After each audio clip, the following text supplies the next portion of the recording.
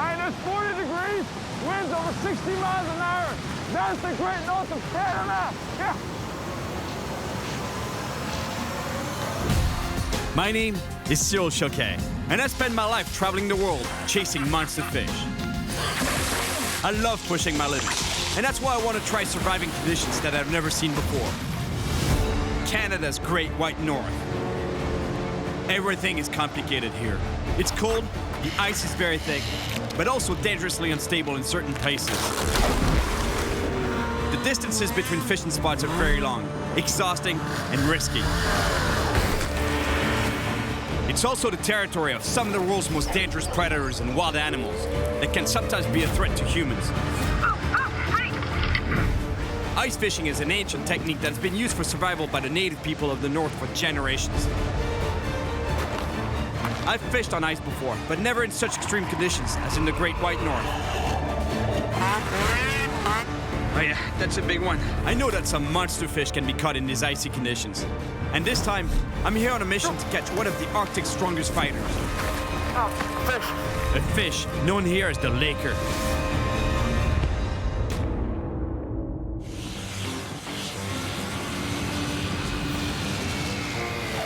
I'm arriving in Schefferville, a small town located in the far north of Canada, more than 1,000 miles north of New York City, on the Quebec-Labrador border. Schefferville is in the heart of the territory of the Innu First Nation, the native people of the region. I fished here before in the summer and got devoured by bugs. Whoa. But I loved it, and I got some beautiful lake trout. Around here, they're called lakers. But this time, I'm back on a mission to catch a real monster lake trout on the ice. It's cold. I'm meeting up with a group of Innu fishermen, but they're already at their camp, and they didn't leave me much info on how to get there. Apparently the guys told me, we left you a pickup truck with a skidoo in it. I mean, that must be this one there, because otherwise, like pickups, that's all that drive here. There's just pickups everywhere. And the key should be in the gas. Oh my gosh, my hands. It's cold. What am I doing here?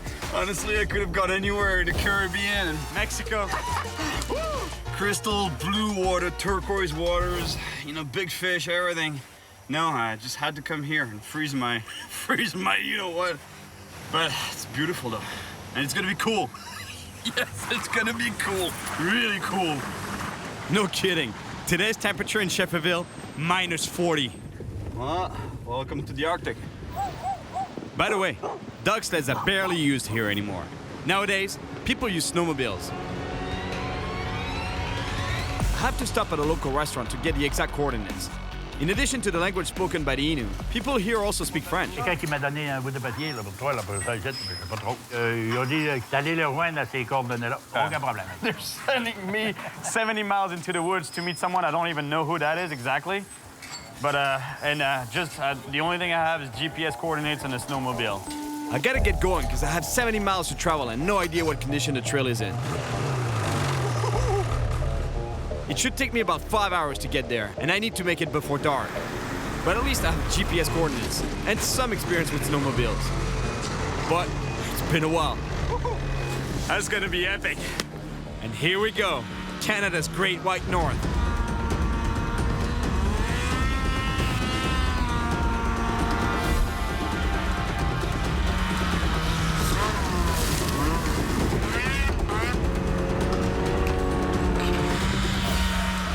Well, let's try to stay on the trails. All right, it's all good. Straight ahead, another 50 miles. Here we go again. I've still got a good ways to go, but I'm taking a beating from this ride, and I'm really starting to get tired. At this point, there's nothing I can do except go forward. I have to get there before nightfall.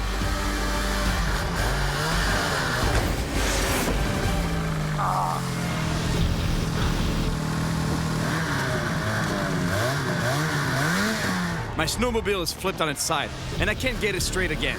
I'm really stuck. And just to make things worse, there's 5 feet of powder, and every time I hit the gas, I just go deeper and deeper. Oh no. I'm 5 miles from the camp. I just did 65 miles, and the total was 70 miles. I just jammed myself right here. Now I know why I got stuck. You see how thick it is? The only thing I can do now is wait for the guys to come and get me. But I have to stay warm. In the Amazon, soldiers build fires to keep animals away. Animais, eles não se aproximam do fogo. Here, it's so you don't freeze to death. Plus, this should help my friends find me.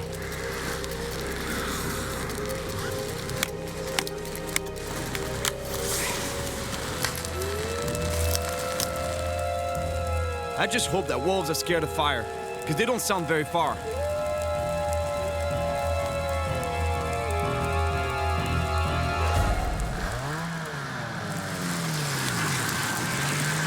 Yes. Let me tell you, I've never been so happy to hear the sound of a motor. Wow. Oh. Hey, venez pas là, vous allez vous prendre. Content de vous voir, les gars. What? I'm telling you, I'm really happy to see these guys, because I was pretty sure I was going to spend the night here. Et là, au moins, t'as-tu des armes? C'est pas avec ça que tu vas défendre des loups, là. Il va s'approcher à l'entour du feu. It freaked me out because they're telling me, I always thought that wolves wouldn't come close to you to fire, but actually they tell me otherwise. They tell me that they will come. Et en tout cas, je suis content de vous voir, les gars. Ouais, nous autres aussi. Merci beaucoup, c'est vraiment cool. Comment c'est ton toit? Johnny. T'avais pas fait ça à moitié, hein? Ok, on va être bon, Cyril, là, ouais. It's clearly not the first time that these guys pull out a snowmobile. They know exactly what to do.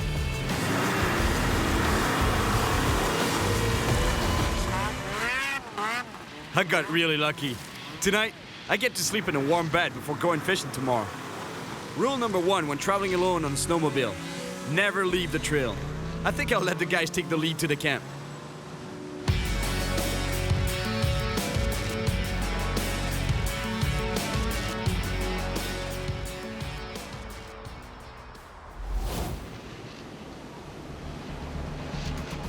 It's actually hot this morning. Minus 30. It's so beautiful. So peaceful and quiet. You can't hear a thing at all. Except for the nasty cold wind blowing in my ears. Cyril, Hi. tiens. Quoi? Ça va être bon pour toi, là. Vas-y. T'es pris. This morning, the guys decided I should have my own gun while I'm here. They want me to have a gun with me because they say it's good for 2 reasons. If you get stuck in the woods like I did yesterday, you can have that for protection. Because you could be attacked by wolves, or even actually surprisingly, they were saying a moose could charge you. And if you get stuck for a long period of time, then you can start hunting for survival purposes. I've fished in remote places a lot, but this is the first time that I actually need a gun. I might as well get some practice.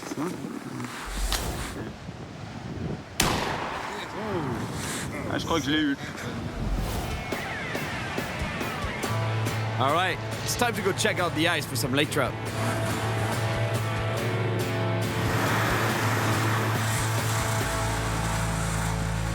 Andre does all his fishing using a traditional technique. He puts beta lines through holes in the ice, and he'll come back later to see what he's caught. First Nations people are the only ones allowed to use natural bait in this part of Quebec. And traditionally, they keep the fish for the community. Check out the size of this laker that he's pulling out of this hole. Yes. And imagine, they get much bigger than that. You see, the technique that they're using is pretty smart. You know, they attach the line to the tree. At the end of the line is the baited hook. And when the fish takes the bait, he's gonna start pulling on that line. And they make that special knot so that first they can tell that there's a fish, because if the knot is come undone, that means that there's a fish that's pulled on the line. But what it does is that when the fish takes the bait, it's gonna start pulling some line. The knot is gonna come apart, giving the fish some slack, so it goes, it takes off, and then all of a sudden, bang, he's gonna reach the end of the line. Bang! Oh, right. Ça marche, la technique. Oh, look at the size of that lake trout.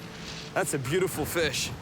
Just barely jigging that piece of bait in the hole. He pulled a little one, The bait stayed overnight, and he dropped that same bait again in the same hole and just barely jigged it. Boom! Hooked that big trout. That's gotta be 15 pounds for sure. Man, that's frustrating to have to fish with this. Plastic bait. Vraiment, ça, si je te claque une 30 livres, là.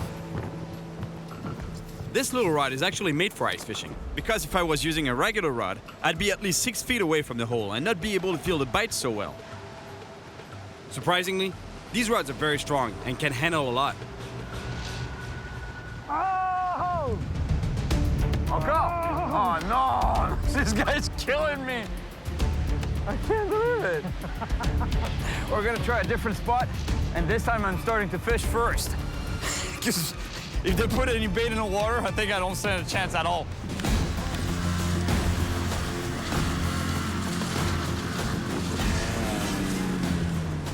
Ce que je devrais faire, c'est faire peut-être plusieurs trous, puis changer, de jigger dans un, tu jigues dans l'autre, c'est ça, comme tu fais? Ouais.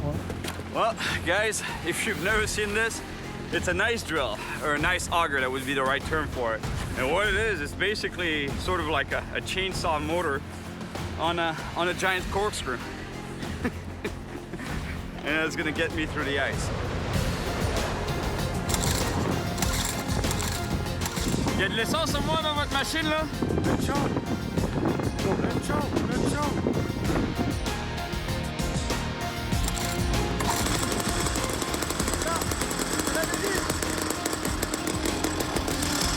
All right, here we go.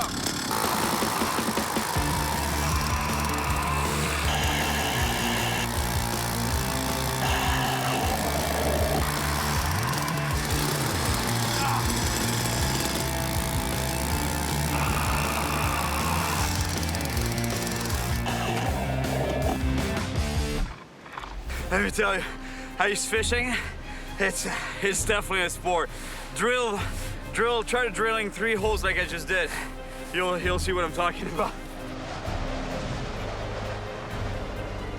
You don't want to leave your hands exposed to the wind too long. Even if the wind is in my back, it's still nasty.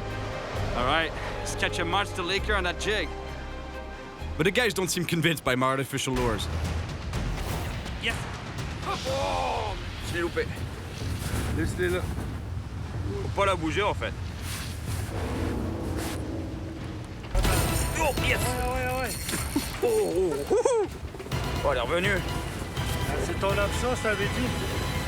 Il est pas assez gros. No wonder. These guys use giant hooks that are normally used for sharks. Let me tell you, the Innus, they don't fool around with their fishing.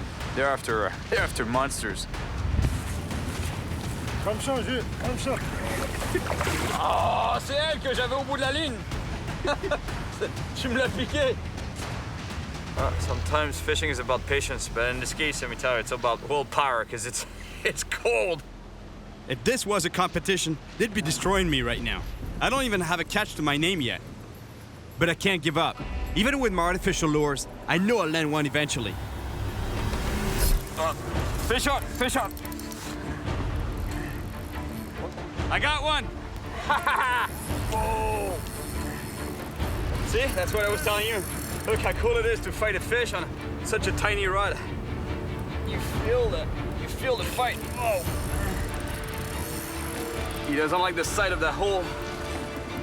Okay, here it is. It's coming. Okay, here it is. Come on, fish. Show me your face. Yes! Woohoo! Yes! Ma première! My first lake trout. Beautiful. Man, that was quite a fight. Ça te dérange pas, t'es sûr si je le remets à l'eau? Nope. I put this fish back as the guys told me they've caught enough for the community. One down. Woohoo! Yes! It was my first trout on the ice, but it's far from the monster I'm looking for. It's not gonna happen today though. It's getting dark and we have to head back to camp.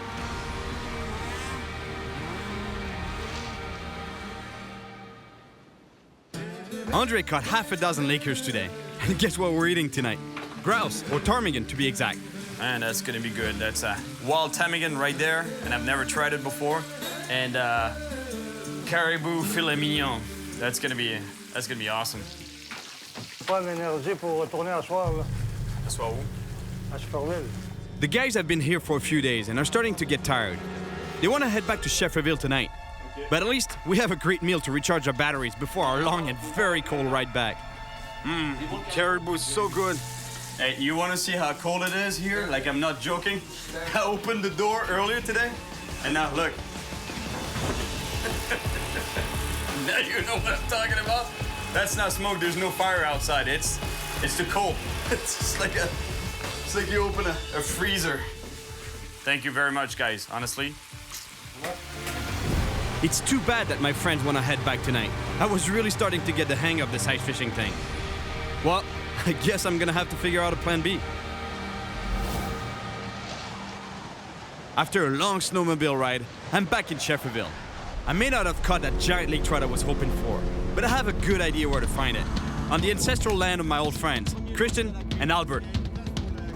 I fished with them during the summer, and the action was crazy. And the flies were even crazier. I got in touch with Christian, and I'll be heading out to their camp by snowmobile tomorrow. So today, I've got a little time to kill. Ouais, on y va maintenant? Ouais. Excellent, ça. All right, the kids want to go riding some powder. Anyway, you want to tie a rope to the skidoo and do some snowboarding in the back, of which I've never done, but that'll be cool.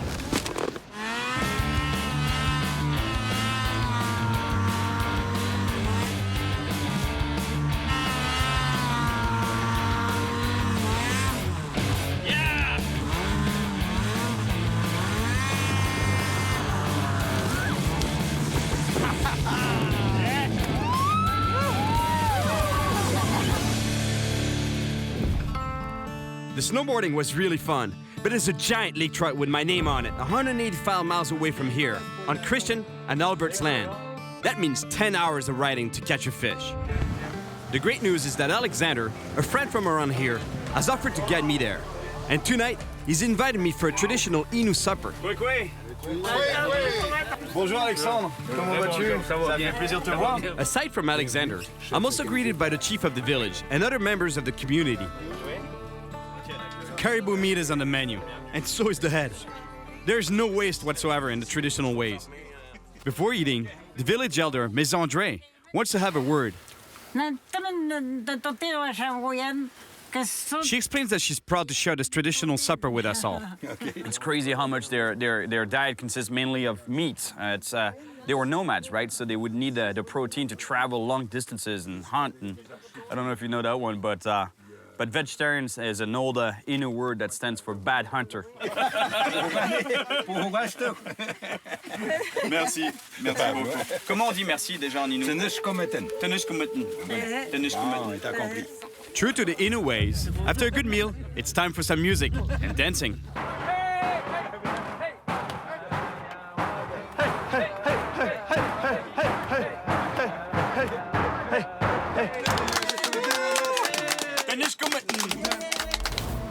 I've got a very big day tomorrow, but I'm also a fisherman. And Chani, one of the guys I was fishing with at the beginning of my trip, has invited me to do a night run for lakers nearby. Yep. It's a laker. All right. Nice fish, man. Nice laker. You're gonna eat it, right? 'Cause the snow is not good for the trout. I'm pretty sure there's another one down there. Come on, man. Come on, give me a chance. Let me jig a little bit. You're getting all the fish excited. Yeah, that seems to be how it works around here, right? I tease them and you catch them. Oh, fish on. Oh man, that's a nice fish too. I hope I shot a 40-pounder or you'll break your line. Yeah. All right. Yes. Nice fish. Yeah, man. Nice laker. Not a monster, but it's the right species. It's definitely a nice fish, but far from the monster trout I want. All right, yeah. Yes. Beautiful catch.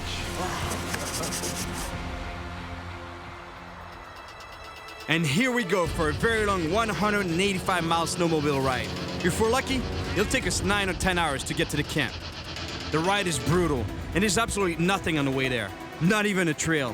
We only have a GPS and a satellite phone, just in case things go bad. Alexander is a great guide and really knows his way around here.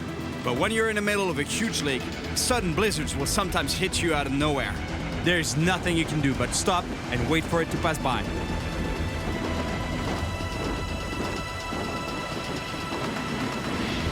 Minus 40 degrees, winds over 60 miles an hour.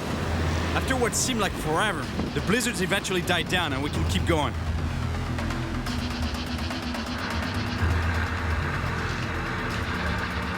I'm completely exhausted from all the non-stop riding, but for Alexander, it's just another walk in the park. Honestly, I'm surprised that we actually made it to the camp. Hey, Albert! Quick. Merci beaucoup. Christian invites us into his tent for some tea so we can warm up. I'm totally exhausted from the trip, and I really need a good night's rest. Merci beaucoup pour l'accueil encore une fois. Tomorrow, we're going out to find some monster lakers.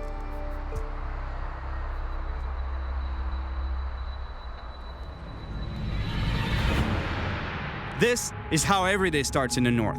6 layers of clothing are needed to create the insulation necessary to be able to spend 10 hours on the ice. This adds about 40 pounds to my body weight. Looks like I'm about to climb the Everest. No, I'm going fishing.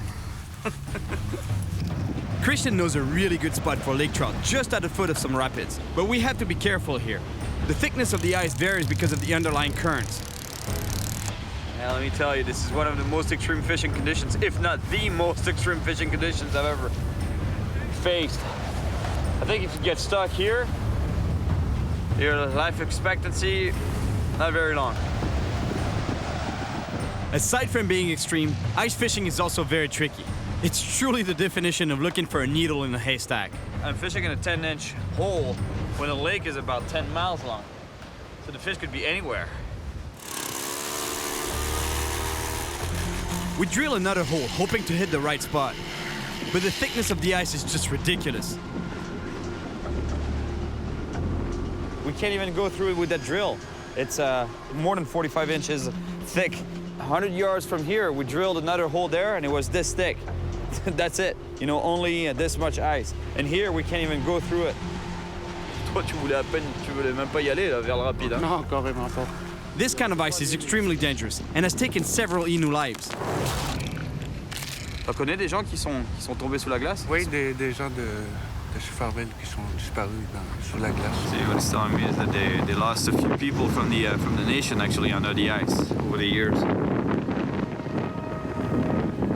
It's scary. My friends have to set up their net under the ice, so they send me upriver to a spot where there should be some huge lakers.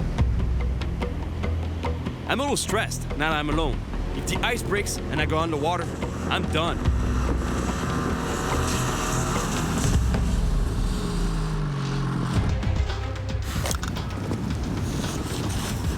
Oh, it's nasty on the hands.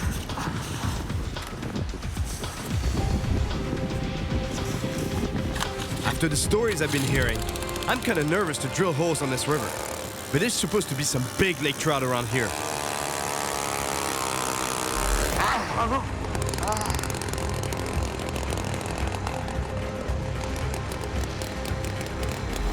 See, that's the snow.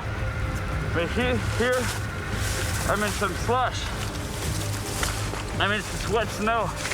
And the ice is right there. So when I drill, the ice is actually underneath the slushy part, the wet part here. So when I drill right through it, that's why the machine almost went under, because he went into the slush. It's pretty tricky, man. I don't even see the hole there. I just see slush. I don't even see where it is, but it's drilled through. Actually, when spring arrives, the snow becomes so heavy that it starts pushing down on the ice. The water is pushed up through the cracks and over the ice from the shores. Then the water mixes into the snow to create slush on top of the ice.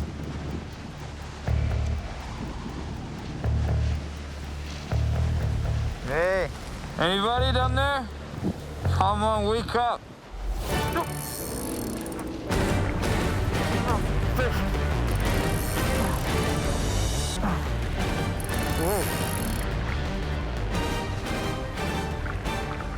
Oh yes, speckled trout. Brook trout. Ah. Yes, beautiful speckled trout. It's not what I was looking for, but It's a really nice speckled trout. It's so cold. I have to get this fish back as quickly as possible. Sorry. All right, back to the water, beauty. Christian and Albert told me that Lakers and speckled trout don't really get along that well around here. So I think I'm gonna go drill some holes a little further downstream to see if I can find some Lakers.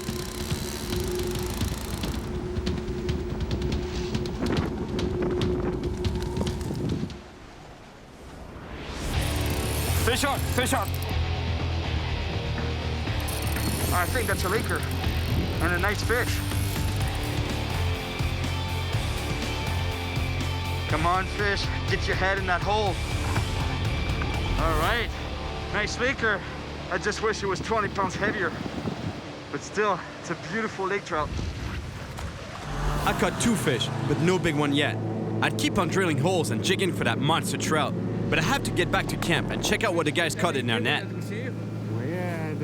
Alexander and Christian are having a serious conversation. They thought they were gonna catch a lot of fish with a net, but only got a couple of small ones. And I released everything, thinking that they would already have enough for dinner. Ok, non, je vous garantis que les prochains poissons, Monsieur Mackenzie, je les remets pas à l'eau. Je les ramène ici. I guess catch and release here, it's a big no-no. They do subsistence fishing, and you know, so they have to have a lot of fish. Plus, they bring it back to the community for people that don't have access to the stand and can't fish. So.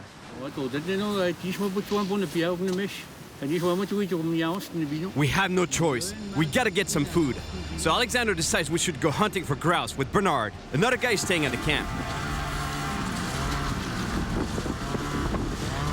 Juste là, elles ont descendu des branches, mais elles sont là dans les branches, juste au bord de la rivière. Ok, super. On the way, I went around the wrong side of a broken tree trunk, and now I'm stuck again. One thing I've learned so far is when your snowmobile is stuck in powder snow, you have to bring down the front end so you can get some traction in the back. I understand the theory, but clearly I'm not quite there in practice yet.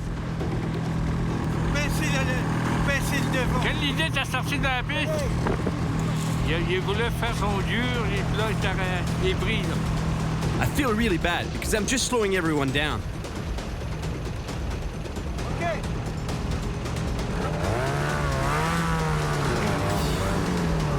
Vas-y! Vas-y! Vas-y! Vas-y! Avant! Un vrai trappeur! Pas le choix. Merci, mon ami.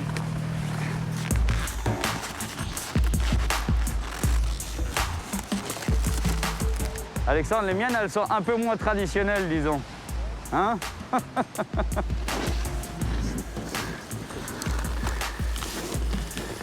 C'est là où mettre tes raquettes, Cyril.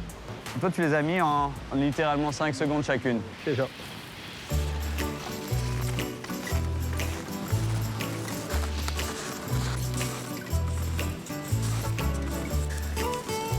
I'm seriously having problems with my little modern snowshoes. How many snowshoes are these? He went right over it and I went right through it. Oh my God. Useless. While I'm rolling around in the snow, Alexander is not wasting any time on the hunt. Man, the old man can shoot. He got 3 birds with 2 shells. Man, I feel a little bad for this bird, you know? Had I kept the fish, it would still be running around in the snow. Now that we have enough for a meal, it's back to camp. Life here is very simple. You eat what you hunt or catch. Nothing's wasted. Life can't get better than this. Good food, good friends, good fishing, good times. Merci beaucoup, les amis. Oui, tu viendras n'importe quel temps. Hein? Ouais, bah, l'été, je pense. L'été, je pense que la prochaine. Today, I'm gonna catch my big laker. But before heading out, we have to do the daily chores. If not, we'll have nothing. Nothing to drink, nothing to burn, and at minus 30, nobody lasts very long. My chores for the morning are pretty straightforward. Chop some wood, and get some water. Usually on fishing trips, I try to stay away from the heat. But on this one, I gotta make my own. Because let me tell you, it's cold here. In the summertime, finding drinking water around here is very easy. It's everywhere. But in the winter, it's a whole different story. I should have drilled a new hole. Because opening this one is a pain. That's a workout. The kind of thing you take for granted at home, you know, when you turn on the tap and you get some water here. Not quite the case. You could do it with snow, but it has no volume. So you gotta go back to the holes, drill a hole, or use the hole that is used by the camp. Unreal.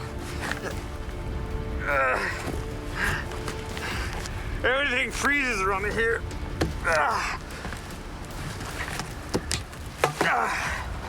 Damn.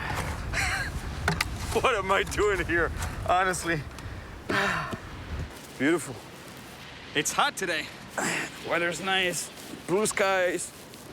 Those are not pine trees. They're palm trees. Albert and Christian also fish the traditional Innu way. And just like André, they use natural bait. Faut faire bien attention quand on fait des appâts. On dit que la grise est fière. La grise est fière, hein? Look at the size of that bait. That is huge.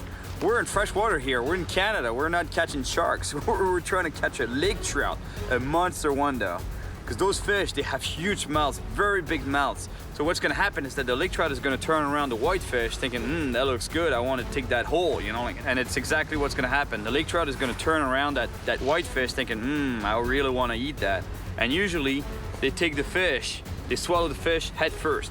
So it's gonna swallow the fish head first, the whitefish, and when it's gonna start feeling some tension, the line, the rope actually, it's gonna wanna try to get rid of that bait that's in their throat. But the problem, that's gonna get stuck by the hook here. And let me tell you, whatever takes that bait is gonna be big. Christian and I head out to one of his favorite spots. While he sets up his traditional lines, I keep on jigging with a spoon.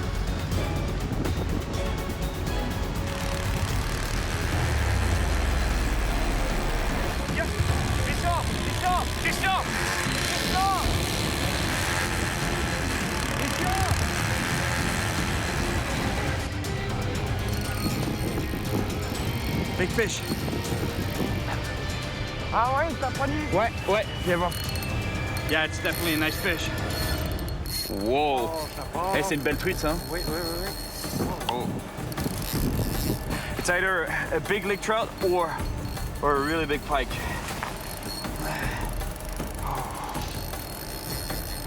I don't like that. You know, it's rubbing against the ice on the edges of the hole.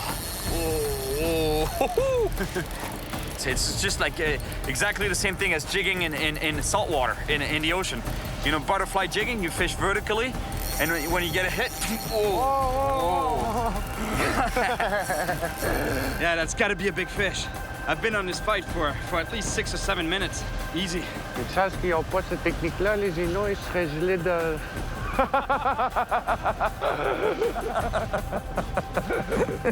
I've been on this fight for so long that what he said that's why my ancestors wouldn't use that, you know, like this technique, because otherwise they would be frozen on the ice right there. And I don't think it would be here to tell me that.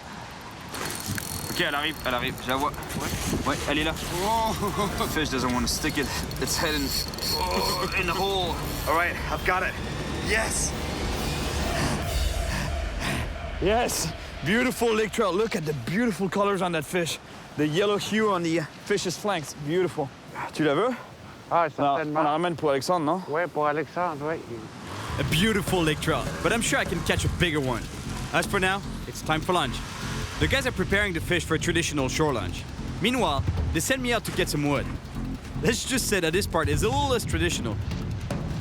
I found a perfect tree that is already dead, dry, and still standing. But to make sure I don't lose an arm falling through the snow with a chainsaw, I have to pack down the snow around the trunk to be more stable. You gotta be motivated here. Put down a tree.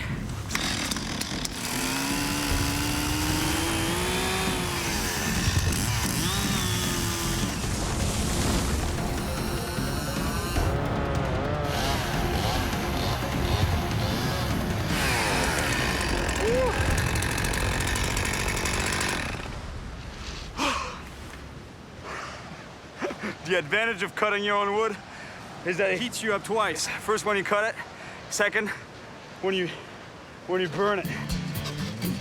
As much as I like to release my fish, it's pretty hard to pass on a nice lake trout fillet. Plus, it really helps to fight the cold. Not bad.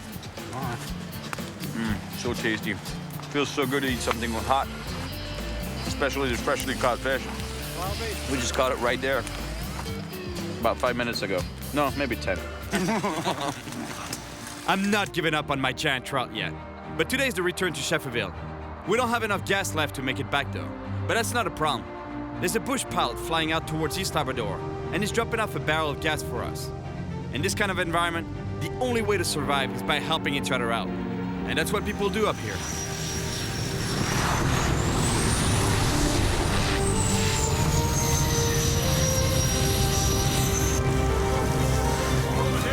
That was the first time I see a plane landing on snow. That was really cool. Really amazing.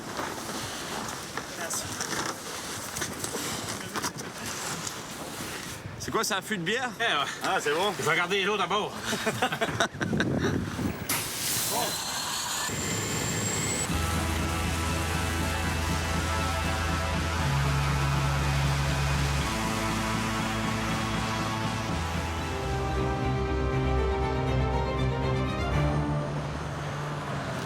Even though I didn't catch the monster laker I wanted, I have to head back to Schefferville.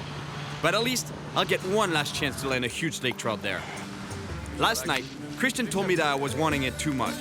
According to Innu belief, it has to be the animal that wants to offer itself to us, not the other way around.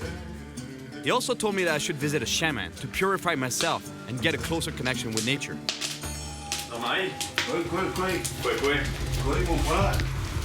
I'm hardly in the door, and the shaman is prepping me for a sweat lodge ritual.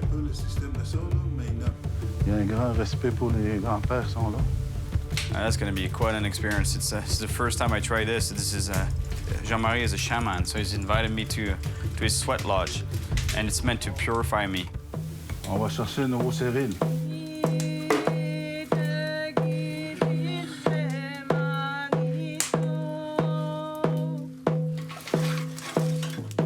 Heated stones are brought into the tent so that the shaman can splash water over them and create a lot of steam.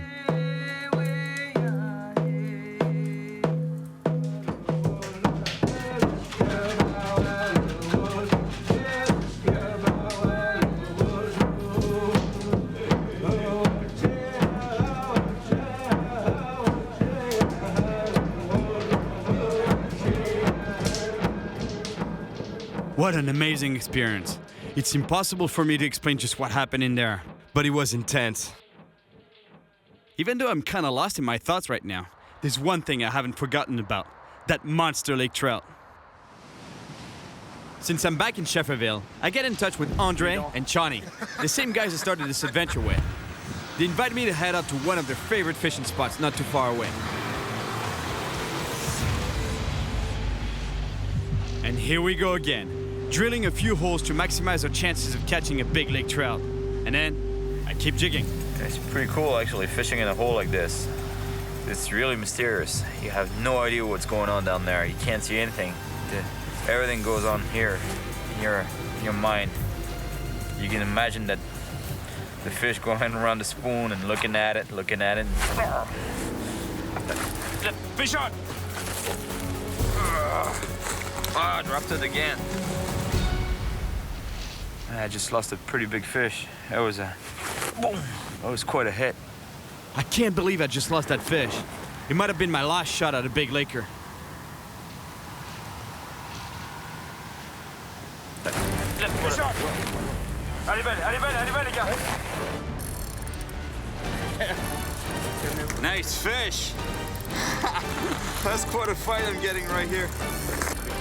I think we got a big trout here. Yeah, the line is only 10 pounds, so I can't really put a lot of pressure on that fish. Otherwise, I might break it off, and that's a big fish. What I don't like is that the line is rubbing against the ice at the bottom of the hole, and it's pretty sharp, so that might cut me right off there. Hey, c'est marrant, hein? J'avais froid aux mains, mais là, je sens plus rien. I think that fish is right there. Yes, its head is right by the hole. I think it's a monster trout, really. 'Cause it's fighting like crazy. Come on, get your head in that hole, fish. OK, c'est beau. Oh, yeah. That's a nice one. Oh, yes. Oh.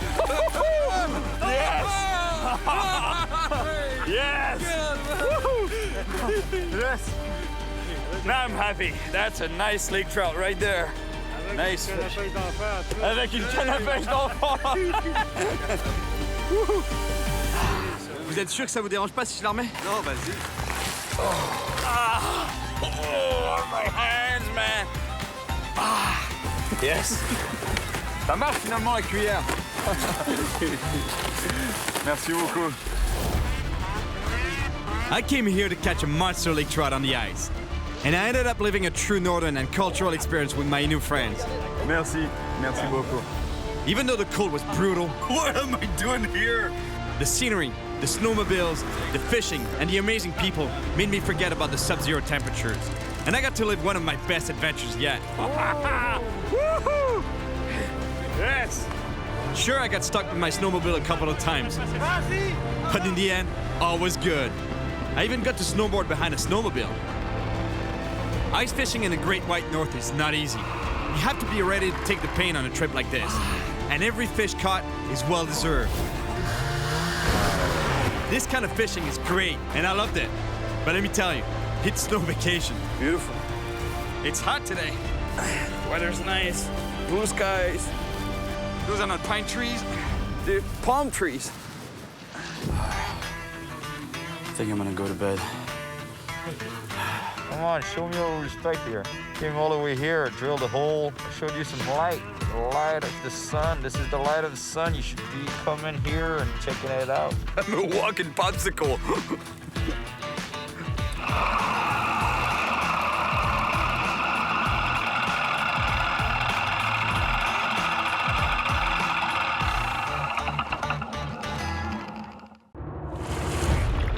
My name is Cyril Chauquet, Oh my God, look at this bull. and I spent my life traveling the world chasing monster fish.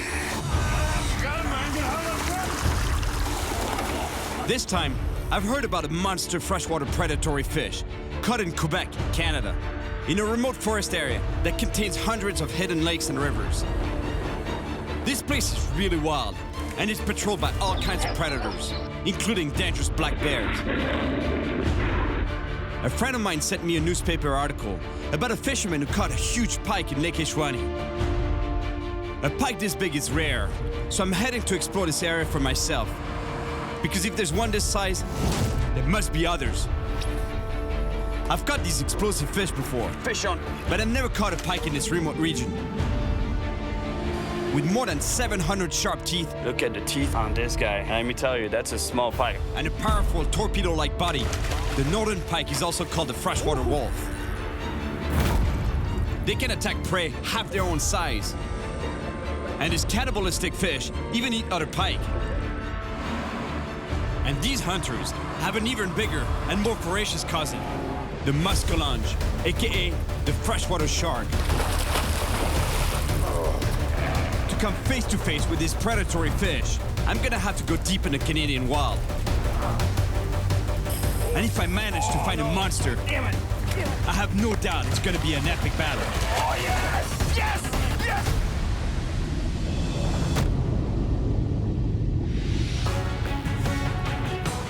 I'm heading to a remote fishing camp, located 6 hours northwest of Montreal, Quebec, Canada. This is the perfect place to catch a huge pike. In fact, at about 30 pounds and 4 feet in length, the giant pike I heard about was caught right here on Lake Ishwani. It's gonna be a challenge, but I'm hoping to get one just as big, and maybe even bigger.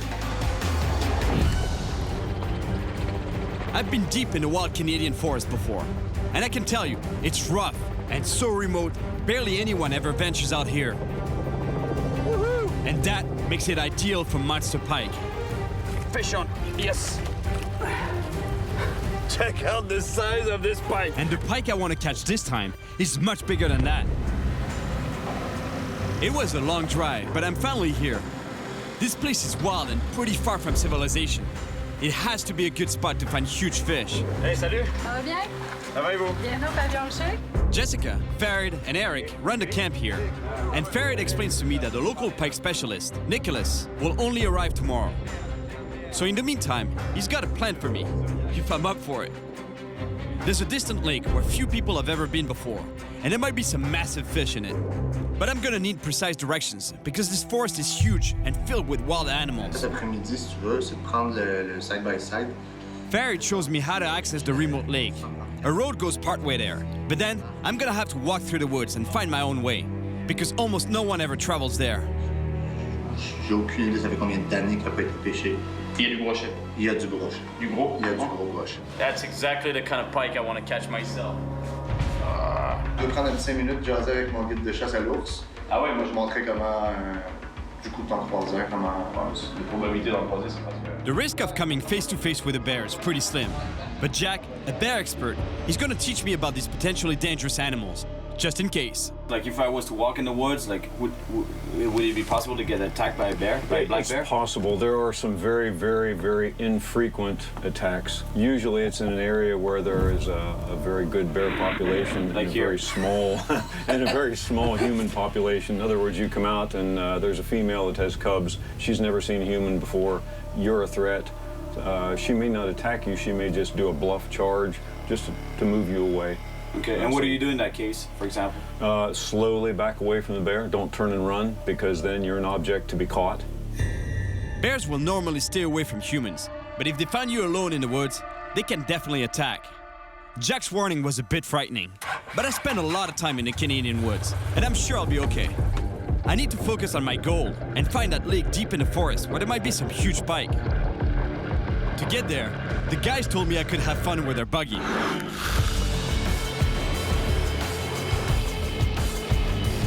But I have to be careful not to have too much fun.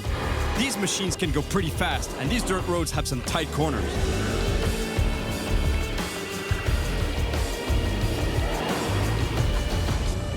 Look, that's gotta be the lake. Now, I have to leave the buggy and walk to get down to the lake.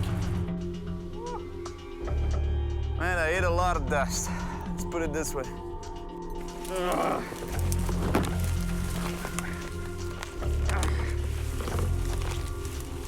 That's it.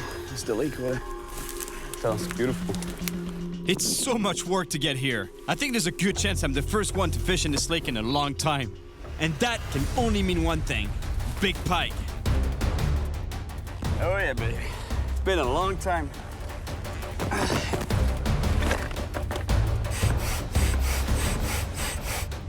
Oh man, that looks pretty good. Because let me tell you, last time I inflated this guy, it didn't look so good at all.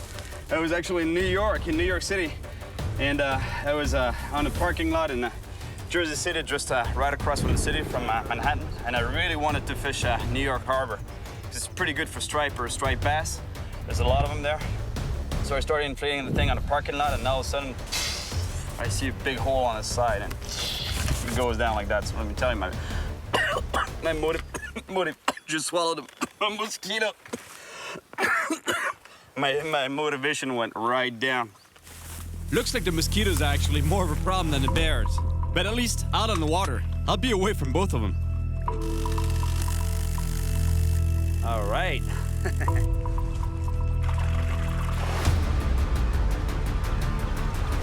Oh yeah, dinghy boy. I've been missing this boat, let me tell you. This tiny boat. I've explored so many lakes and rivers that normally would be impossible to get access to if you don't have a tiny device, floating device like this. Caught a lot of fish from this little guy. Big fish too, but this time I hope I'm gonna catch this big pike. Huh, buddy? And here we go. First cast.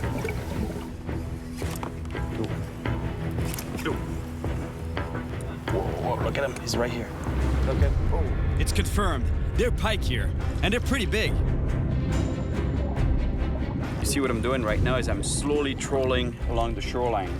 Because the shoreline is pretty shallow, and then all of a sudden it drops down to where the water is cooler. You know, the bigger pike, they tend to like the cooler water. And that way, you know, I'm covering a lot of cooler water. I'm keeping my lure in the best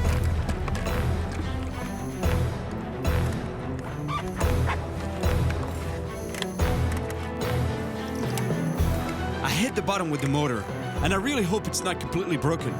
But I'll deal with it later, because right now, I want to cast again. They're pike around. Fish on. What a bite. This feels like a big pike, and I'm in for a fight. I try to follow the fish with the boat, but the motor's not working. Woohoo!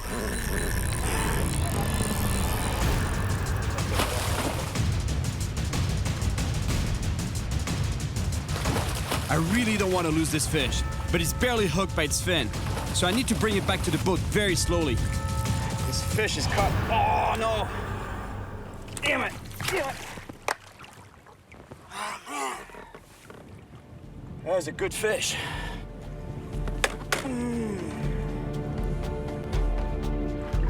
That was a big pike. Honestly, that was a big fish.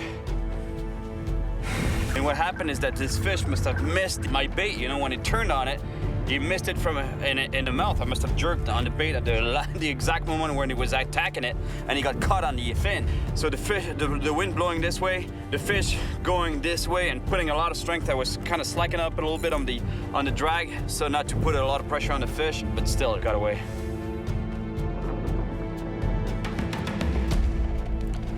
And now I got another problem. You know, look. You hear it? There's power. I mean, there's juice, but there's no power. Look, I can stop that. Stop the prop with my hand. No power whatsoever. And guess what? I'm cutting my oar. Now, the wind is pushing me even farther from where I parked the buggy.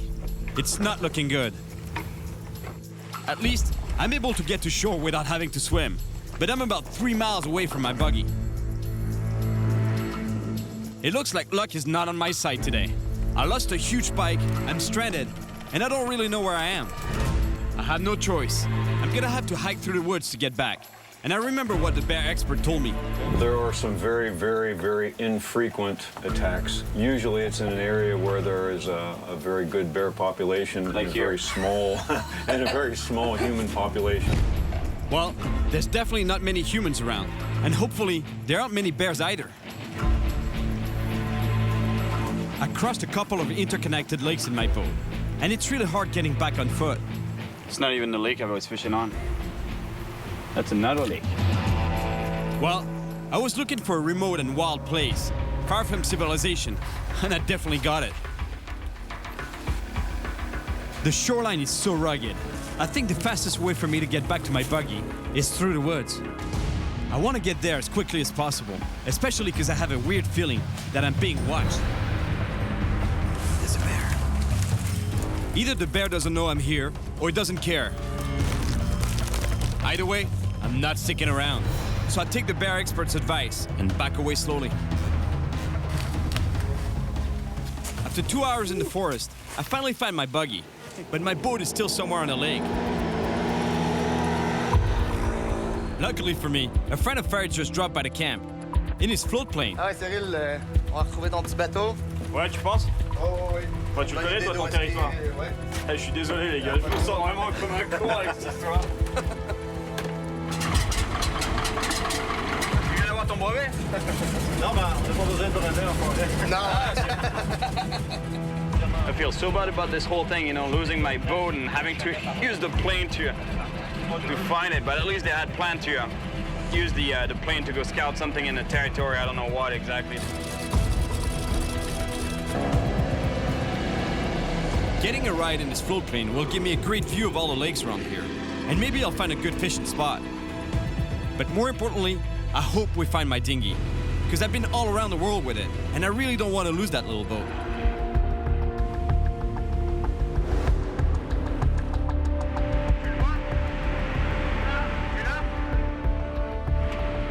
We found my boat, so the pilot circles around to land and pick it up. This flight showed me just how vast the wilderness really is. Huge pike could be hiding anywhere. Bravo les gars, merci beaucoup.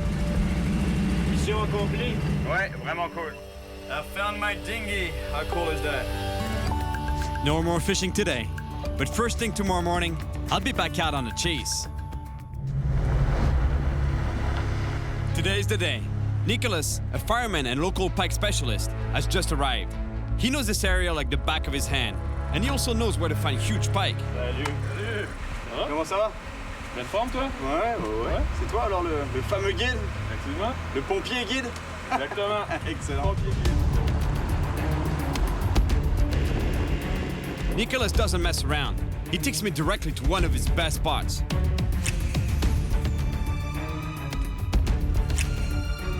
But after fishing for hours, nothing. Not even a small bite. Man, let me tell you, this is the worst possible conditions to be fishing for pike. It's sunny, not a lot of wind, and it's hot. And you need the exact opposite. Overcast, lots of wind, as much wind as possible, even when it's a storm, basically, is what we want. That's not what we have today, though. T'es pas déjà découragé, Cyril? Non, mais je pense qu'on perd notre temps à cette heure-là. Je pense qu'ils dorment. On va t'en trouver un, gros brochet, inquiète-toi pas. Well, you know what? It's the worst time of day. Not catching anything. Not a single pike. So I'm gonna go see if I can find them.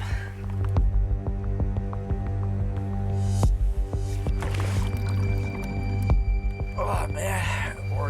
We're in Canada. No doubt about it. The water is very cold, but the visibility is actually pretty good. Whenever I can, I like to dive in and take a look at the fish I'm trying to catch. This can help me better understand where they're hiding, how they behave, and what kind of prey they hunt. Submerged trees like this one are usually a favorite hiding and ambush spot for big pike.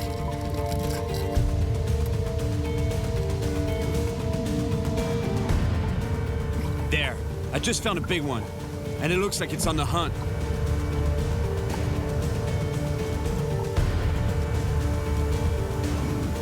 I spot another one. It's way smaller, but it's super fast.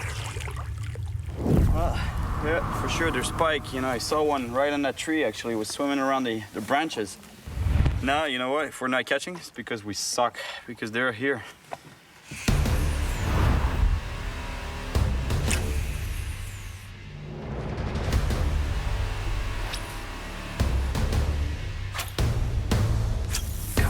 Big 30-pound pike. Bang! That would be so cool, man. Yep. Yes. Good shot. Yep. Nice. Woohoo. Finally, we kept casting and it paid off. You see? If you keep insisting, eventually you catch fish. Although really, you know, let me tell you, it's not the size of a pike I'd like. Woo! Hein? Yeah. La taille moyenne, Exactly. ça ici, hein? Ouais, exactement. I can't believe how much this pike is fighting. He doesn't want to get close to the boat.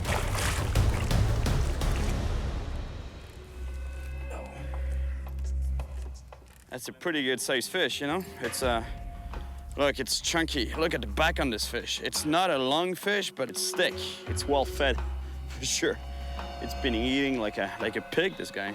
Look at the teeth on this guy. That's a small pike. I mean, it's an okay sized pike, but imagine on a 25, 30-pound pike. The teeth are twice, if not 2.5 times as big as that. So let me tell you, you don't want to get caught in that mouth. Plus, it's said they have an anticoagulant in the mouth. If that's true, whenever they bite the prey will bleed to death. Mais tu vois, regarde, il y a des blessures sur le poisson. La preuve qu'on a les gros poissons dans le lac. I thought this pike was attacked by a heron or an eagle, but Nicholas is sure it was attacked by a bigger pike. I know that pike are cannibals, but I've never actually seen it happen myself. If this fish was attacked by another pike, it's proof that there are monsters around here. Yes, bon travail, Cyril. On est sur la Travail bonne à voie. toi. On est sur la bonne voie. Hein? Exactement, ouais. Ah, c'est bon, ça.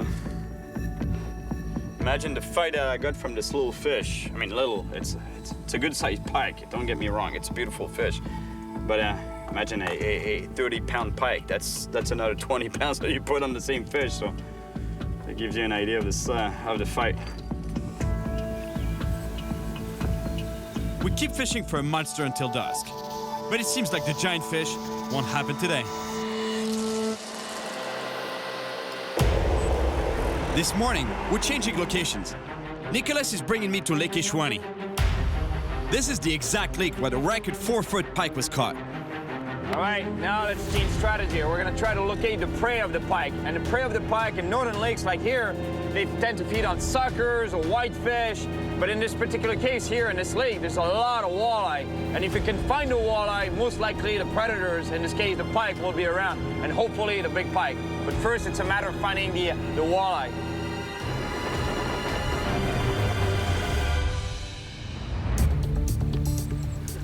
Fish on. Yep. Yeah. Good job, man. Walleye. And imagine the pike, they feed on that. That gives you an idea how big the pike can be. You know, there's one thing that's really cool about the walleye is this, you know, you see the white glow in the eye? It's called eye shine. It's actually the result of a light gathering layer in the eye that allows them to hunt in the dark. That's why one of the best times to fish for walleye is at night, actually, or early in the morning or late in the evening when the light conditions are really, really low. Now that we've found walleye, we're ready to catch a monster pike.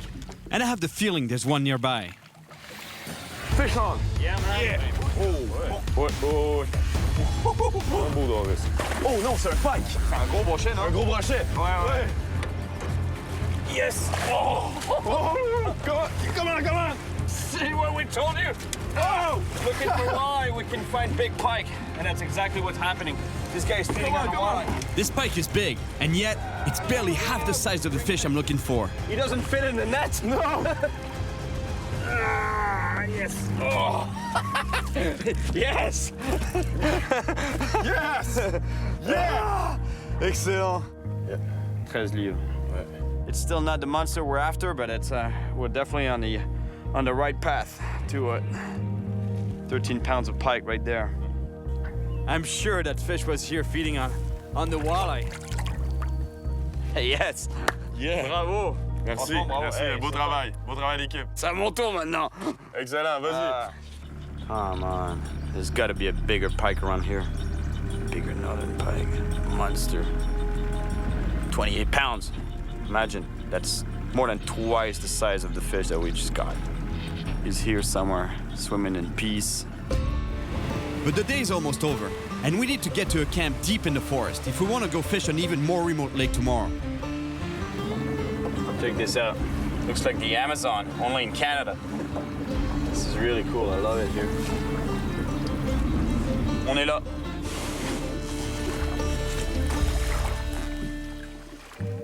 This morning, we wake up in a small camp in the middle of the forest. We spend the night here because we want to fish in a very remote lake that's even deeper in the wild. I'm really hopeful that we'll find a monster pike today. But first, we make a hearty breakfast of eggs and bacon, since we need all the energy we can get for a big day. That's Nico's style of cooking. Crispy, right? Yeah, that's crispy.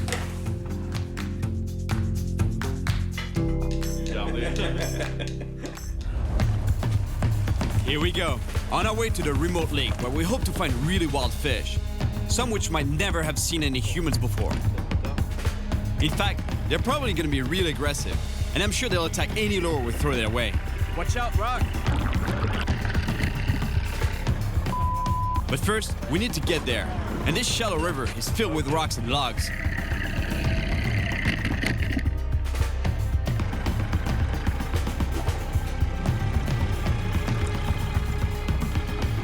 To get to the remote lake, we need to make it through this river. It's not very deep, and that's the problem. If we break the motor here, like I did the other day, we'll never make it to the spot and catch a monster pike. And it would definitely take us forever to get back to the camp.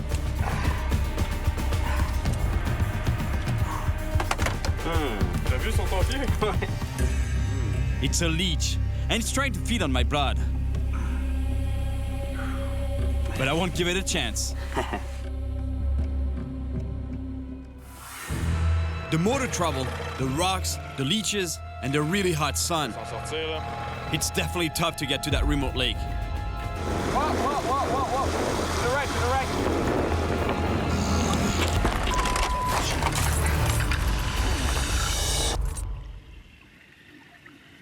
Ouch. That was a serious rock right there. When we finally reach the distant lake, The idea is to find some walleye, because they're prey for the big pike around here. So we get our jigs out and start bottom fishing for walleye. And as soon as we find some, we'll switch to pike lures. Fish on. Un poisson? Ouais. It's a nice walleye. We found the walleye, so now it's time to start fishing for pike. J'ai trouvé les brochets maintenant. Yeehaw. Man, we're looking for pike and we keep catching walleye. Can you believe it? On spoons, spinners, jigs, you name it. Walleye all over the place. The waters are infested with hungry walleye, but no pike yet. Fish on. At least we're getting a little bit of action, and it definitely feels good to be catching something. We can't get away from him. Look, to the size of the spoon I'm using. Look at what he attacked. We've fished all day, and we did everything we could. But no matter what kind of lures we've tried, we're only catching walleye. Since we're so far from the camp, we have to leave without the monster pike. But I haven't lost my motivation to catch a huge one. And to do that, I'm gonna head to a different region. So now I'm on my way even further north. I'm gonna fish another outfitters there. It's called freshwater, which is horseshoe in French. There's a lot of pike there, and that's what I've been told. So hopefully there'll be a monster pike for me. So far, I've caught a few small pike, and only Nick caught a bigger one. Oh non, c'est un pike. C'est un gros brochet, non? Un gros brochet. And that one was only half the size of the fish I'm looking for. 13 livres. But I've heard that the next lake that I'm going to is famous for its big pike. It's even deeper in the forest than Lake Ishwani. And I hope my luck is gonna turn around soon, because I'm not gonna stop until I find a monster. We don't waste any time, and Francois, the owner of the outfitter, takes me to one of his favorite spots for big pike. Francois tells me that there are a lot of small pike in this lake, but there are also huge ones. And the trick is to get to them before the small pike attack our lures. So I try a few different lures to find out which one works best.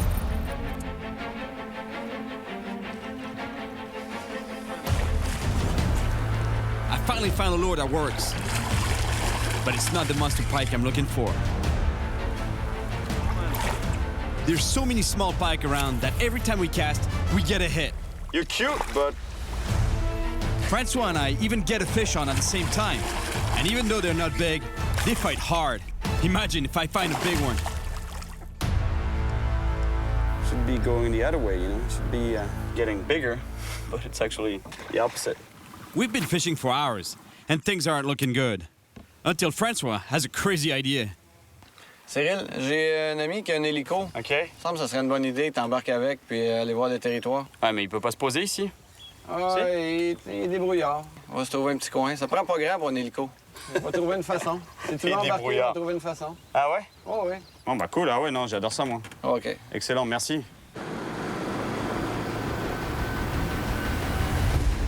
A trip in a helicopter might be a good idea. This place is so huge, we'll be able to cover a lot of ground super fast. And from up there, I'm hopefully going to be able to find the best spot for big pike. Francois gives his friend our GPS coordinates, and it doesn't take him long to find us. Et il va se poser où? Ouais, mais prépare. Mais va au bord, il va se poser là-bas, non? Oh, ça va rien ici. Non, tu rigoles. Sérieux? Dans la chaloupe. Francois actually wants me to get in a helicopter from the boat. The co-pilot has a hard time getting out, and now it's my turn to get in. This is a bit crazy.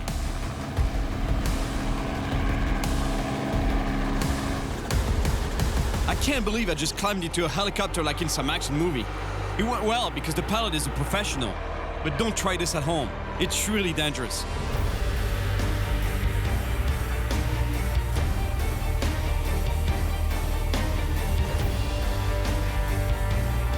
This is it. This lake looks perfect for monster fish. It's super remote, there are huge grass beds along the shores, and it looks like there's a drop-off where it gets really deep. The perfect environment for a huge pike. But first, I have to get safely back on the boat.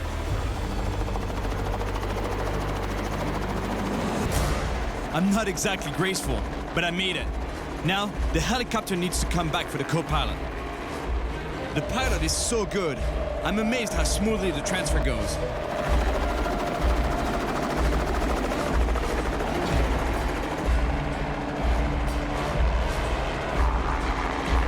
Yes! A James Bond arrival! Let's go fishing! Oh, c'est proche de nous faire rire. Je pensais que ça y était. J'ai failli finir à l'eau. Oh, ouais, c'est bon. We don't waste any time, and we head straight for the lake I just found.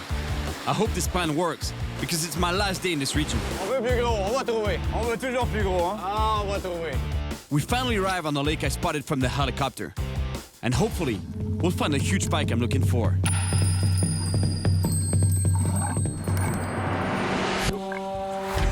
Fish on.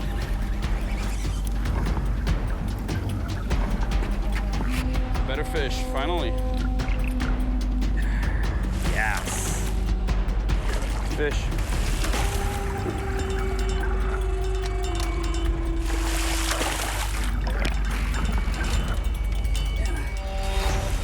It's a good-sized fish, but it's far from the giant I came here for. This fish picked that up right off the bottom. I was barely moving it on the bottom, and the fish came 4 times. I felt boom, boom, then boom, boom.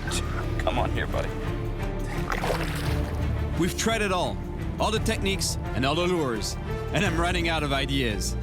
It's not hard to get an average-sized pike, but a monster one, that's another story.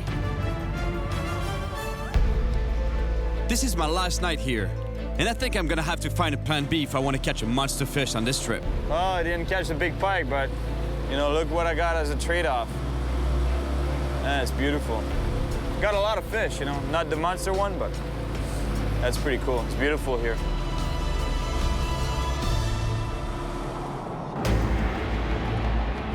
I left early this morning because on my way back, I'm going to pass by a lot of lakes and rivers. And there's a few spots that I saw on my way here that I'm dying to try. I don't want to give up, and there's still hope that I'll come face to face with a monster.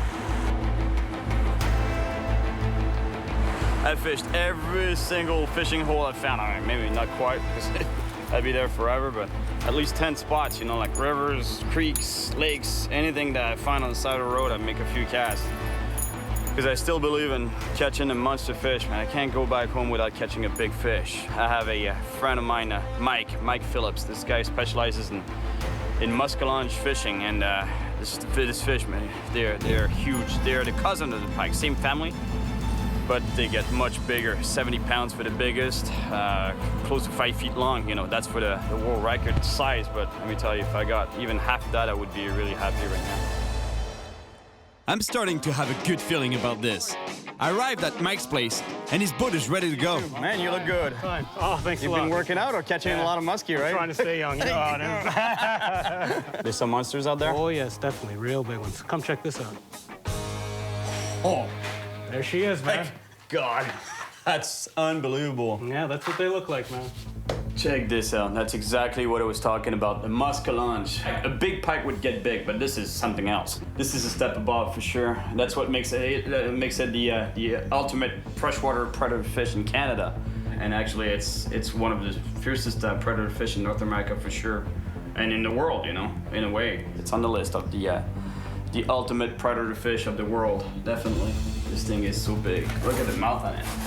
Look at the teeth. Anything that gets in there, there's no escaping. You're done. You're cooked. I could even fit my head in there. Let's go get him, man. Let's get her. All right.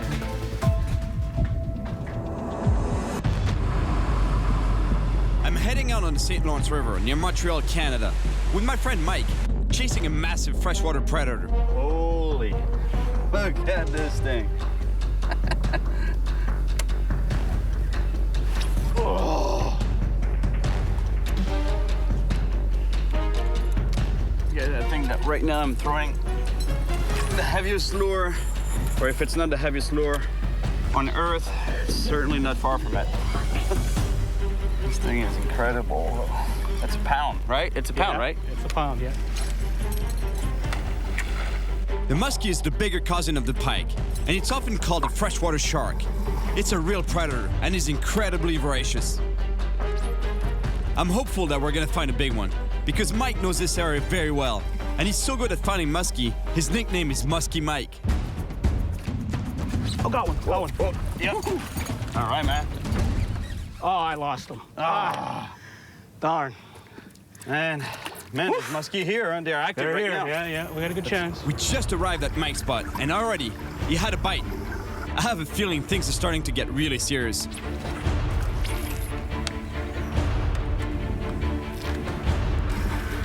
Oh, something there.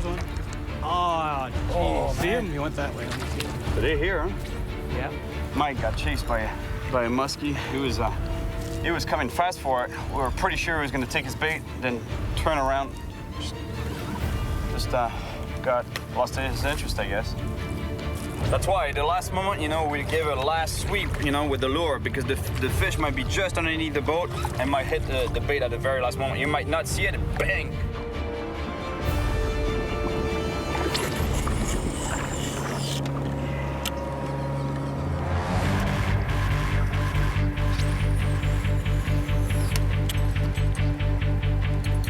All right, Mike, let's catch a muskie, man. Oh, yeah, here we go. Here we go. Fish on. Oh, no. Got away. Oh, my God. Had it on.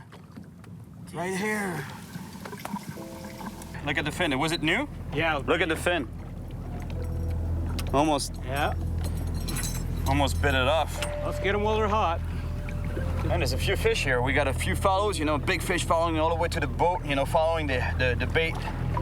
And 2 fish on the line, actually. But we lost them. But at least it's a good sign. There's fish, and some of the fish are active, so hope the next one sticks.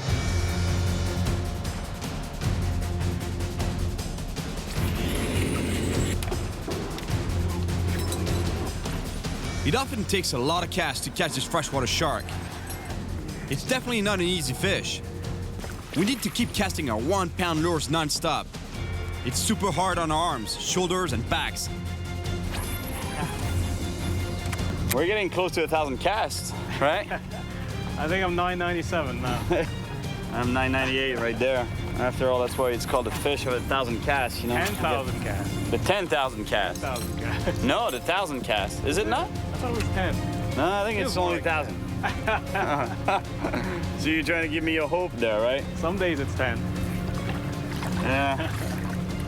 I'm telling you, my shoulder is killing me right now, and my neck is just sore. It cracks all over. You gotta keep at it, it's all about perseverance. If you give up after 20 casts, you're not gonna catch anything. Those fish are monster fish, they're fish of a lifetime. Right, Mike? Yes, sir. Eventually we'll nail one, right? Yes, sir. One will make a mistake. Absolutely. There we go. Got one. Yeah. Oh, yeah, nice. Yeah, I see it. Oh, yeah. Yeah, I think so. Mike's got a nice muskie on the line. Nice fish right there. Woohoo! I really don't want us to lose it, so I quickly grab the net. Yeah! In the net. Muskie! Yeah, man. We call him. Finally, they're like We got the skunk out of the boat. Yeah. Check this out. For a muskie, that's a juvenile. For a pike, that would be a pretty good size. That wouldn't be a monster, but it would be a pretty good size. It's close to 40 inches long. Look at the fangs on that thing. And that's just a small guy, so imagine on a big muskie. On a 50-inch plus muskie. I almost got nailed right there. You ready to go back? Yeah, I think so, huh? It's the first time on the whole trip that I'm feeling really close to my goal of catching a monster. If I keep believing and casting, I know I'm gonna get a bite. All right, buddy. Another one, man. Good job, man. Thanks. It's All your right. turn next time. Let's catch a monster now. Let's hook up. Let me tell you, this fish, they've seen a lot of these lures swim on top of their head. They're smart, that's the reason why they got so big. They've seen all kinds of shapes, patterns, colors. We're talking fish over 4 feet, close to 5 feet long, and weighing up to 70 pounds for the biggest. You know what they say, right? Big bait, big fish. So I'm gonna keep plugging away with that guy here, that big bulldog. Luckily for me, Mike really knows the area, and we're definitely in one of the best spots around here. There's some monster fish beneath us, and now, we just hope they're gonna bite.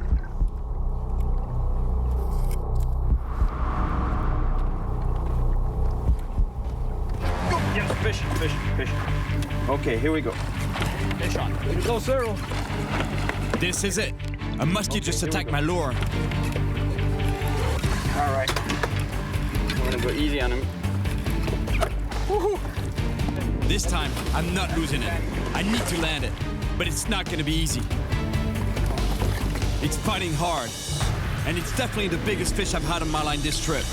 Oh no, he's a good fish. He's a good fish. Oh yeah, he's a good baby. Oh yeah. Oh, that's a fatty. That's a fatty. That's a fatty. The fight isn't over. The fish is hitting hard with big head shakes. Oh yeah. That's usually how they get off the hook. Okay, slip him in there, man. All right. Oh yes, yes, yes. Yeah, man. Oh yes. I love you, buddy. Woo!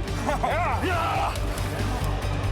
Oh yeah. That's what I'm talking about, right there. Woo! Oh, we can do better, man. 47. It's not a fatty. It's a fat fish. Yeah, it's not that long, but it's close to fat. 30, solid 30 pounds for sure. You think 30 Yes, pounds? You'd sir. say? That's 30 pounds. Easy. Look at the teeth on that. Thank you, man. Almost as long as me. And I'm not kissing her. Give it a kiss, man. Right. Come on. All right, all right. There you go. Beauty. Its head is bigger. It's bigger than mine. Unbelievable. She's prettier too. Thanks, buddy. I want to catch a bigger one now. I couldn't get a big northern pike. They're there, you know. They're there in the woods somewhere in the lakes of northern Outaouais, but you know, let me tell you, I'm pretty happy I have that in my hands right now. Thanks, thanks a lot, Mike. Honor, man. Thanks, It's a buddy. beauty, man. We worked hard for her. Oh yeah. Good job, buddy. Yeah, Thank you all. congratulations, Thank you man. very much, buddy. God. Thank you. I finally caught a muskie, but I know there are more, so I'm not calling it quits just yet. Musky, musky, musky. There's gotta be even bigger fish nearby, and I have a really good feeling that I can do better. Mike spotted a grass bed right next to some deep water. It's the perfect spot for monster muskie prowling on a hunt for prey.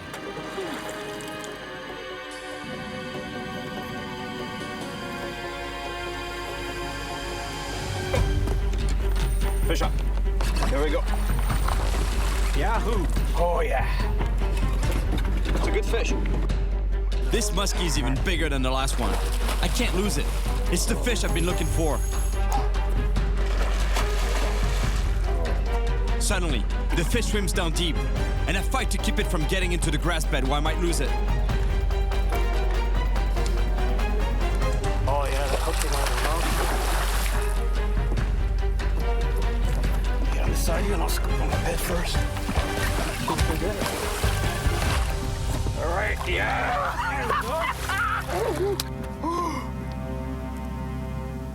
Oh, careful. Oh, man. Oh. Wow, he's a beauty. It's a beautiful Hey, I'll fish. grab the tail. I'm gonna lay him down right there. We'll see how big he is. It's pretty long. 48 and a half. 48 and a half, Yes, huh? sir. Look at That's 50 inches almost. that. That's pretty close. 4 feet, guys. Yes, sir. That's what I'm talking about right there. That's not bad right there, man.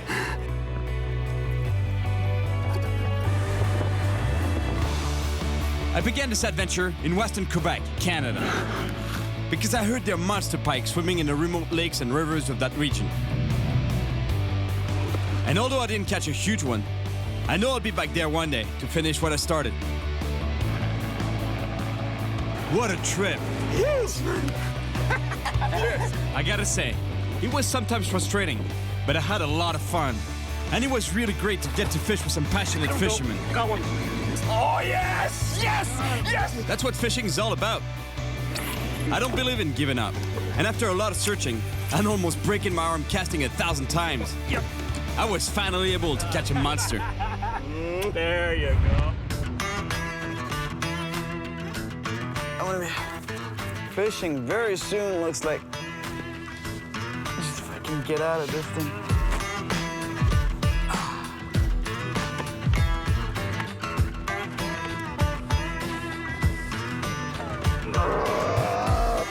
And I'm not kissing her. Give it a kiss, man. Come on. All right, show, right? There you go. Beauty.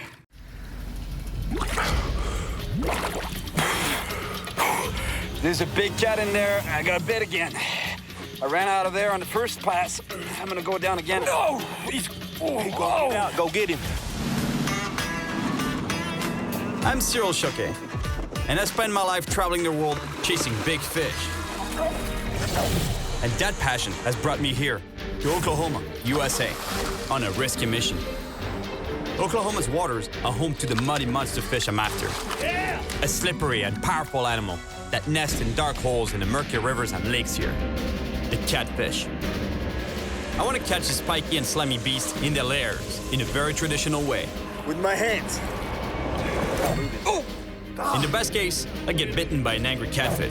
Stay in there. In the worst case, by something even more dangerous. My goal is to catch a 50-pound monster. This is without a doubt one of my most extreme adventures yet. No! Is there a shark down there, man? You see this hand here? Well, for the next few days, this will be the bait. That's the only kind of bait I'll be using to catch a fish. The idea is that I will be feeling around on the bottom of rivers and lakes, trying to find a catfish hole.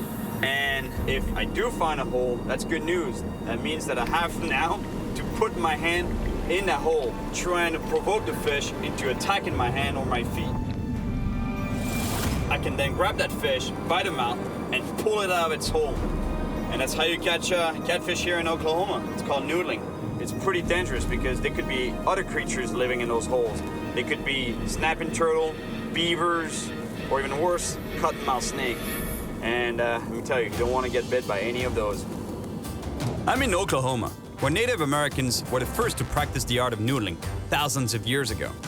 There are still a few purists out there practicing this extreme way of fishing, and I'm leaving my comfort zone of rods and reels behind to give noodling my best shot.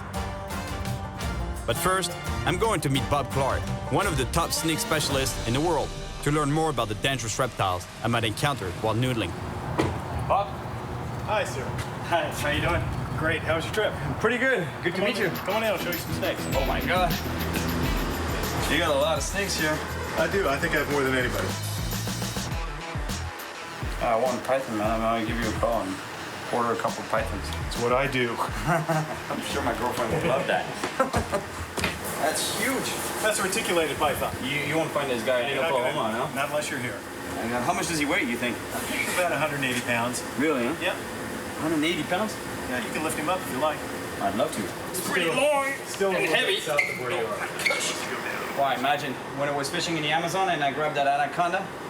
You know, had it been an anaconda the size of this python, that would have been it. Oh, anaconda! Pega fogueira, pega fogueira.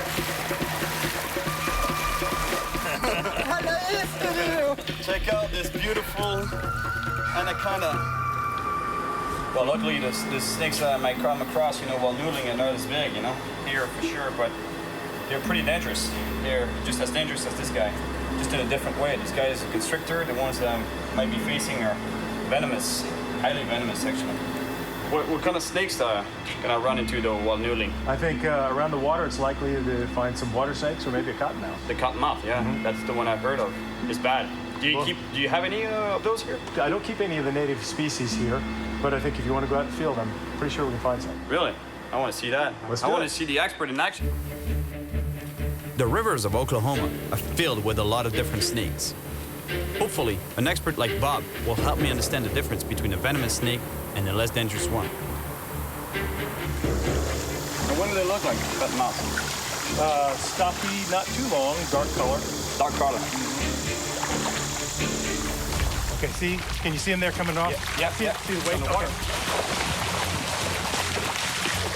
Watch out, you can get bit, don't get bit. I don't care. Oh, it's a water snake. It's not. Yeah, that's a water snake. Okay. It's not a cottonmouth? I can tell. Ah! You got bit there. I didn't get me yet. You got up his head. Okay, watch the sharp end. Oh! He got me. Okay. You grab him good. Here, grab this part. You don't want to grab the sharp end. Trying to grab it behind him. This part here? Yeah. No, this guy is so fast, you know, I was gonna do the snake master thing, but I completely missed my shot, you know? Gonna reach behind the neck, but he got me before I even got close with snack. You smell that musk? Yeah. It's supposed to deter predators. that stick. Really? Yeah. It'll stick with you a little bit. Really? Mm-hmm. It's good before going on a date, right? Oh, absolutely. So that's what I can run into while noodling, right? I think it's almost certain that you will see water snake. snakes while you're noodling. Cut them out? A little less likely, but also possible. Yeah, but that's way more dangerous though, right? It is much more. So don't be doing this when you find a cottonmouth. Stay away from it, right? As much. I'd let him go his own way. All right, buddy. You're going back.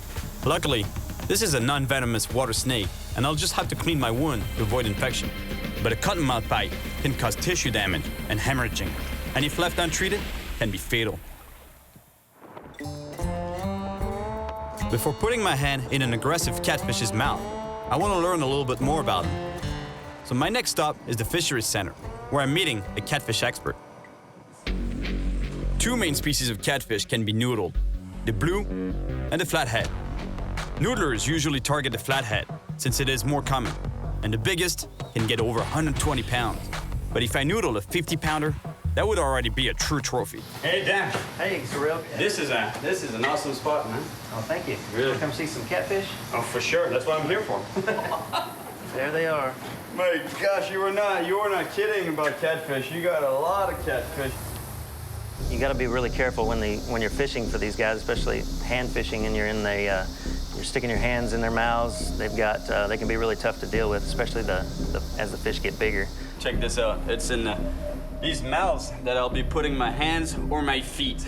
Avoid holes or sticking your hand in any kind of hole that has access to air, because those snapping turtles will sometimes get in cavities that have an air pocket up top, like the alligator snapper can just rip limbs off, and fingers especially. So. These catfish definitely look like they're ready to rip something apart. It's feeding time.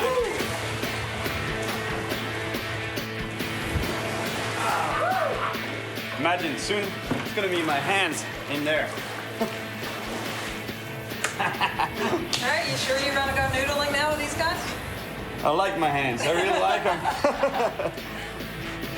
All right, guys, I'm on my way to noodle on my own. I don't guarantee anything, though, because let me tell you, finding holes on your own, in muddy water, I don't think it's too easy, I just can't wait any longer. Even though I know what kind of creatures might be lurking out there, it's time to try to noodle some catfish by myself.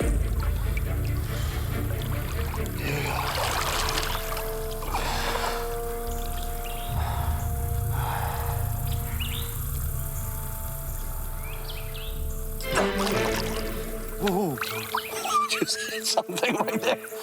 I'm feeling a little reluctant right now to put my foot against that wall there, that ledge, and feel for any hole I could find. It's where the catfish would be hiding, in a hole. Let me tell you, as I'm feeling along the river bottom, I can't stop thinking about the warnings I've heard from the local wildlife experts. Avoid sticking your hand in any kind of hole that has access to air, because those snapping turtles can rip limbs off. So don't be doing this when you find a cottonmouth. Stay away from it, right? During the breeding season, the catfish seek holes along the edges of riverbeds. These cavities are usually dug by beavers and muskrats and can be pretty big. This is exactly the type of feature that I was looking for along the bank, A cliff like this, and then a hole, So basically, think about it, this is underwater, right? So I'm feeling with my foot here, and all of a sudden I find this hole here. When you're halfway there, you're not gonna get bit, so you really gotta go way in and feel all the way into the hole there. Because otherwise you're not gonna get that reaction strike from the catfish. That's the scary part, because your brain tells you, don't go in there, don't put your foot there, don't put your hand there. How stupid is that? Try to get bit.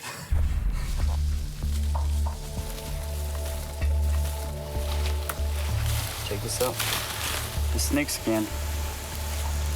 I don't know what that is exactly, but I would guess a rattlesnake. Oh, it's confirmed. They're here.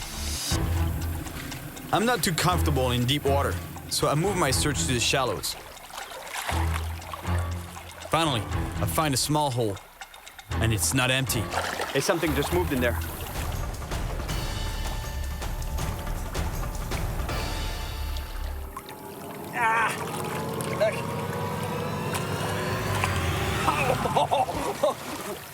That's a common snapping turtle.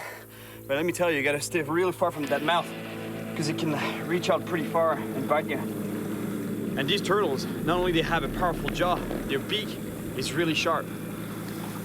This thing is like a dinosaur. So if you reach into a hole, let me tell you, you better grab it by the back like this, because otherwise, if you get the front end, you get bit, you lose a finger for sure. Or a hand, because these guys can grow to over 70 pounds. All right, buddy.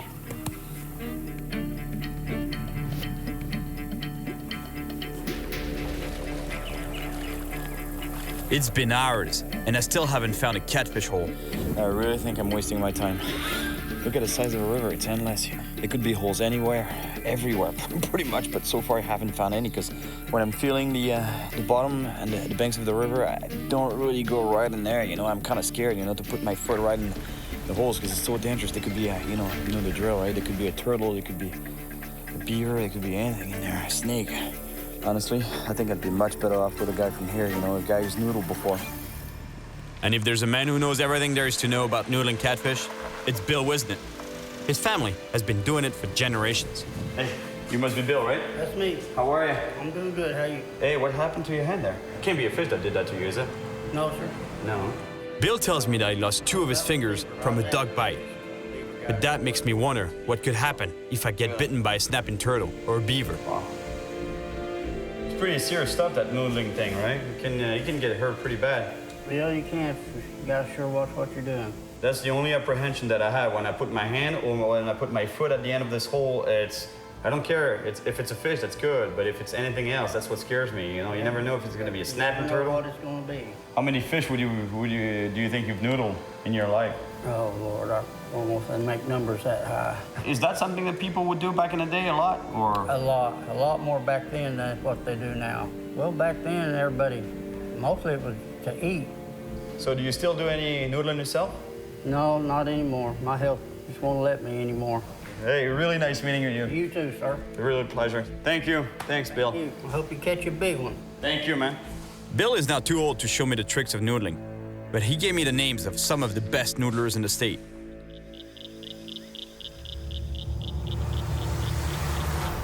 I didn't get much sleep last night. Today, I'm meeting the first noodler on Bill's list, and I'm starting to feel the pressure here.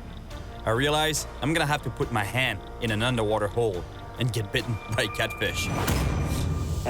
So I just wanted to get a little mental training for what it's gonna be like fishing with those guys, noodling with those guys. And that's what I did, you know, I found a hole and I put a little surprise in it. Not a good surprise. Imagine this is underwater. It's all murky water, so you can't see anything underwater. Feeling around using your feet or your hands, and you're like, oh, there's a hole here.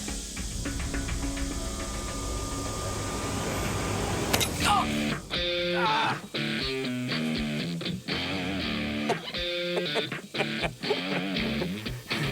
Let me tell you, that stings, that hurts. But I'm pretty sure that a catfish, if I wanted to mimic an angry catfish, it would take a rat trap, not a mouse trap. All right, let's go noodling.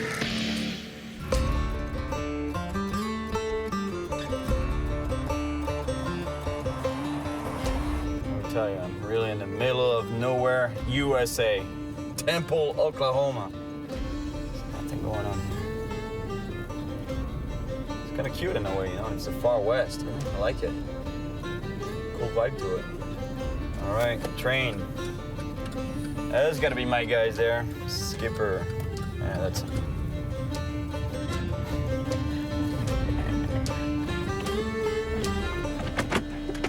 You're Skipper, right? Yeah, I know. I told Joanne, I said, that's got to be him. He looks like he's lost in the big city of Temple, Oklahoma. Man, it's huge. This is like the heartland of America. Joanne? My daughter, Heather. Heather, Cyril. Nice to meet you guys. I've caught so many fish with a rod and reel in my life. You know, there's nothing, you know, like I want to get that direct contact with the fish with putting my hand in its mouth. Right. Well, you know, there's a big difference between standing there on your boat and threading a worm on a hook. You're going to be the bait. Yeah. That's what I wanted. Hey, dude, see that train? It's going to be a train wreck of emotions, I promise you. You're going to tremble. You're going to laugh. and you may cry, and there's going to be some blood. It's definitely going to be Blood, really? Train wreck of emotion. So it's real important that you do this and do it right, because we lose a noodler every year somewhere in the state. Really? Due to drowning, getting bit, or doing it the wrong way. We're going to start you out doing it the right way. You're going to get in with a pair of socks on. That way you still have a sense of touch. You won't be kicking around on a turtle or a beaver. That way if you feel one, immediately you're going to know what it is and be able to get out of there. I put a mousetrap in a hole, you know, and I try to put my hand in there, you know, try to get a feel for what it was going to be. Bing! You know, I got snapped on the... But that hurts, man. That hurts. That would definitely hurt, but that's nothing. That is nothing. Oh, Think yeah. more like pit bull. Woo! He's going to run up, bite you on the foot, latch on, shake maybe. All right, I'm out of here, guys. Hey, no, you didn't come all this way to back out now. I'm going to do some rod and reel fishing. That's what we call sissy fishing, man. No, hey, definitely come to a point or a junction in your life that self-preservation is going to kick in. You're going to have some scars before this thing's all done, but one thing about it, chicks dig them, man. Let's go do it, man. Let's go.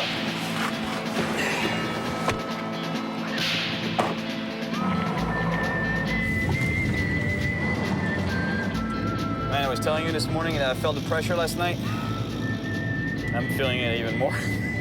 Seeing the scars that the guy has on his hand, you know, like the wounds, actually, they were pretty fresh, you know? And that's the best case scenario, if that you find a hole that has a catfish, but it could be a muskrat, just like a muskrat or a beaver, or it could be a snake or a turtle. I guess you know what I mean. I told you enough times, I think. So you got your socks on? There's a beaver in the hole. Right. You've got to be able to tell. You don't want to be kicking around, agitating, he might bite you. With socks, you still have your sense of touch, so you make can sure. feel the fur. Yeah, we're going to lose the shoes and put on some socks. I can feel the fur here, look. Oh, it's going to be like that, right? All right. Anything else we need to do here?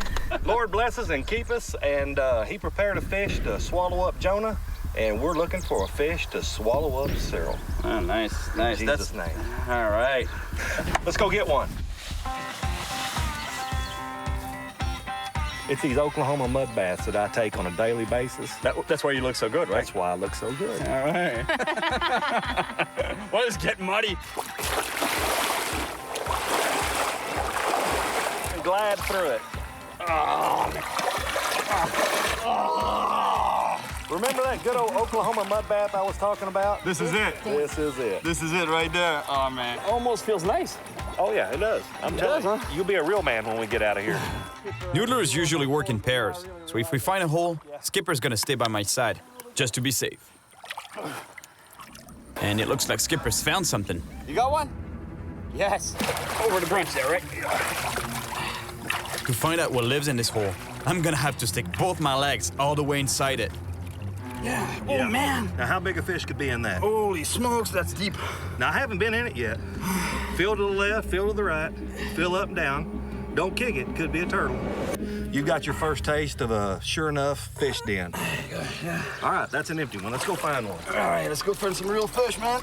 There was nothing in this first hole, but Skipper just found another one farther downriver. And I think it's up to me to find out what's in it. This is a little bit different kind of a hole. It's a little tight. It's a one-leg hole. It's a one-leg one? One leg. This hole is really deep, and the entry is pretty small. It's scary, because I still don't know what kind of animal might be living down there.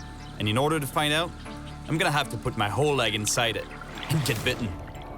Nope, nothing's coming this way. Stay in there. Oh! Stay in there. Stay, Oh. Stay in there. That's a cat, you think? I got bit, man. Did he bite you? Yeah. I got bit. Like that? Yeah, bang, cut, bang, bang. Oh, that's probably a turtle. Catfish would have hung on. Oh, I know, so I'm pulling out there. Stay in there till we know for sure. No, put your foot in there if it's a turtle. We gotta know for sure. That's why you took those shoes off. Push on in a little deeper. No, if it's a turtle, man. I don't want to get bit by a turtle. The catfish, I don't care. All I can think about is a snapping turtle ready to bite. But there's no backing out now.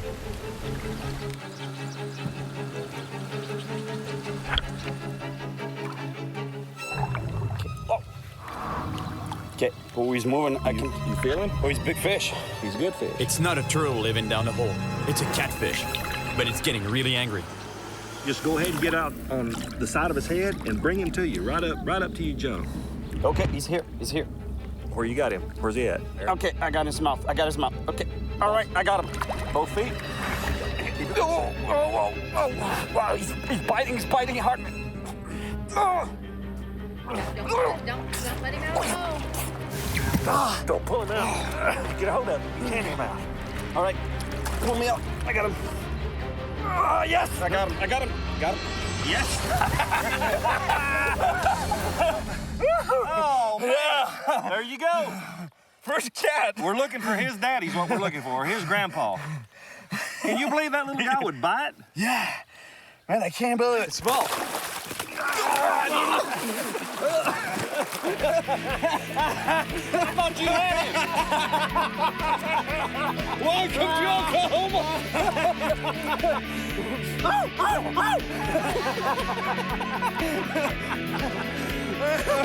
That's awesome. Oh, good Lord. I hope we find a bigger one than that. Yeah. That's a blue cat, That is right? a blue cat. Yeah, you're a man of massive size on the bank, but in the water, now you feel how strong he is? He's pretty strong, man. If that fish was any bigger, you would not be able to hold him. And did you feel him turn? He actually does like an alligator's death row. How he turns. Right. And you'll have a hold of him, and then when he turns, that's when he'll break your hold. Imagine, this fish, I can barely hold him, and it's not even 10 pounds. The biggest one he's caught is what, 111. 111 pounds. Already, you know, my hands are scratched here and there, almost nothing, but if it was a big fish, I would be pretty bruised up with that by now. Longer teeth, bigger fish, bigger bite. Bigger teeth. We'll get there. Yeah? We'll get there. That's just an introduction fish, right? Yep, that's it. Good starter fish. Gotta kiss him bye-bye, right? Yeah, buddy. Hey, man, you've been baptized. You're officially a noodler. All right.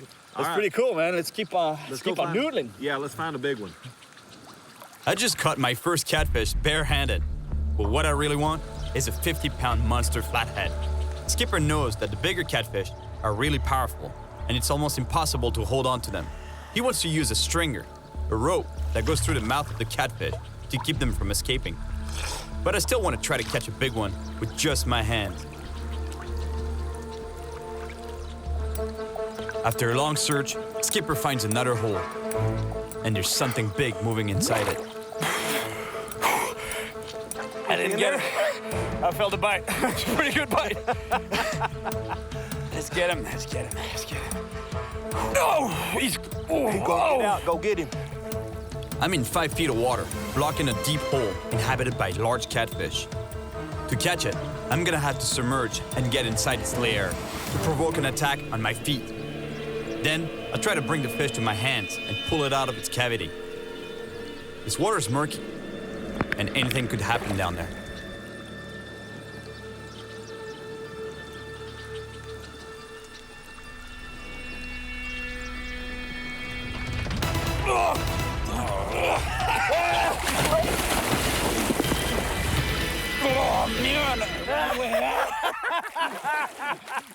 This fish was pretty big, but even though it's not the monster I'm looking for, I wasn't able to hold on to it when I brought it up to the surface.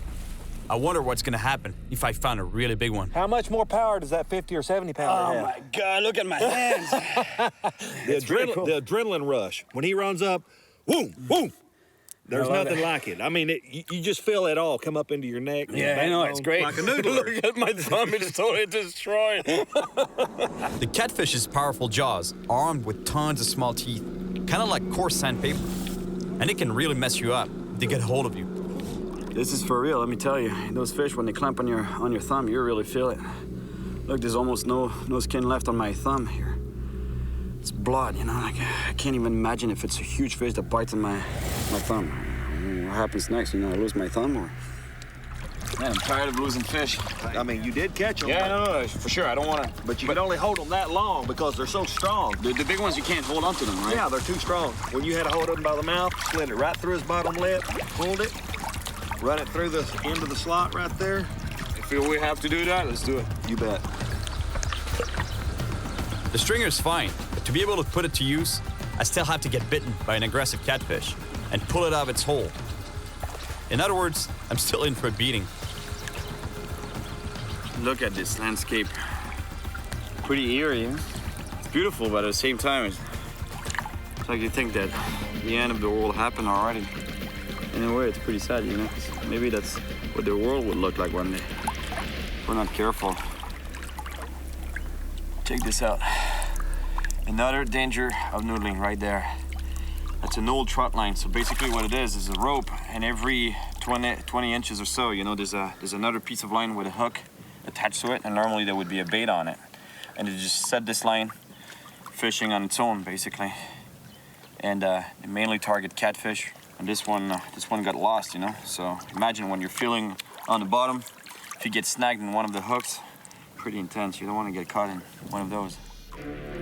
After 2 hours searching for a catfish hole, Skipper finds one with a much bigger fish inside it. This hole goes in there really deep too. Hopefully he'll run up and bite you. We can do everything the same that we done, but we've got to keep him in the hole. If he ever gets his nose this much out of that hole, he's gone. He's going to blow you out of there. Really? Yeah. He's that big? He's 40 plus, 50 maybe. 50 pounds? Yeah. Yeah, he's good fish. So I'm definitely I'm keeping the gloves on that one. Well, what's the best strategy? Stick my foot in there? We want to try. Yeah, we're going to try to catch him with your foot, if at all possible. Now, my friends, let me tell you, there's a big fish apparently there. You say 40, 50 pounds? I think so. He's trying to make the fish move, you know, so that the fish... He's trying to get the fish to actually bite my foot by moving around there. Oh, shit. Yeah, big bite. You know what makes this catch really hard? That the hole is really deep. I have to get this fish to bite my foot. And if it does bite my foot, then I can try to stick my other foot in its mouth and hold it open, and then reach with my hand and hopefully get a good grab on the fish's jaw. Oh, he's there. Oh! Yeah, I felt that. Is there a shark down there, man? He's pretty strong. He's super strong. I'm gonna get a good breather here. I'm gonna go down, and he's gonna push on my shoulders to shove me in that hole, right? Yeah, wiggle in there, wiggle in. Wiggle in. Okay, let's go. Let's get this fish. All right, trying.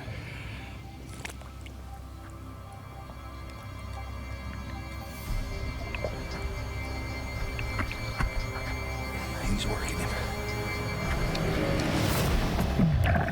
Yeah. Oh, he's thumping.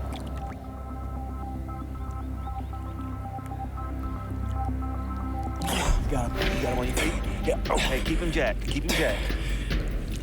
Oh, he's a good one. Keep him jacked. Tell me if he starts to come loose. After an intense battle on the water, I'm holding onto a big catfish. But I won't be able to hold it for long. Oh, you got him? So Skipper quickly ties the fish with a stringer. Okay. Shall we pull him out now? Yes, sir. I want you to pull him out. Get his hand in his mouth. I'm just about to bring the fish out, but it goes into a death roll.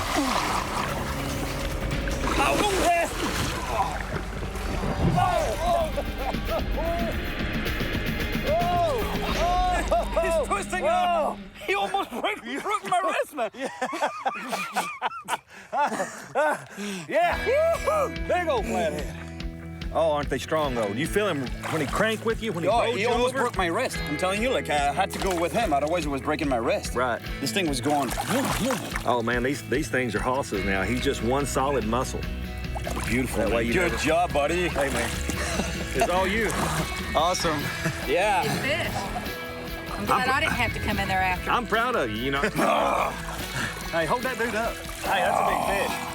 That's what we're talking about right there. That's a good 40-pound fish. Oh, 40, 45. You're right. Big Oklahoma catfish. All right, buddy.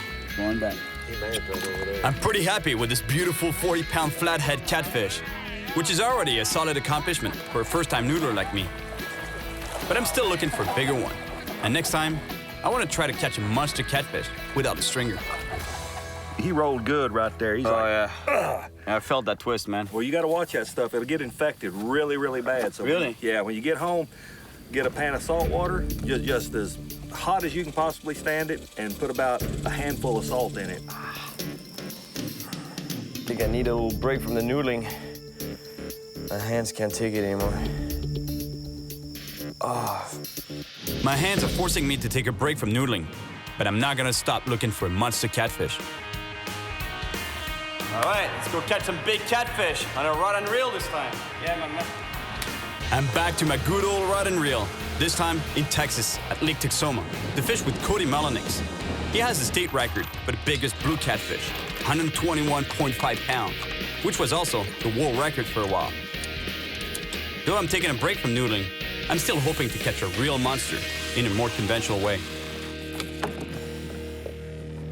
Well, now we just have to wait for a bite. We have 8 rods in the water, 8 bait on the bottom, 8 rods working for us, so 8 chances of catching fish or catfish.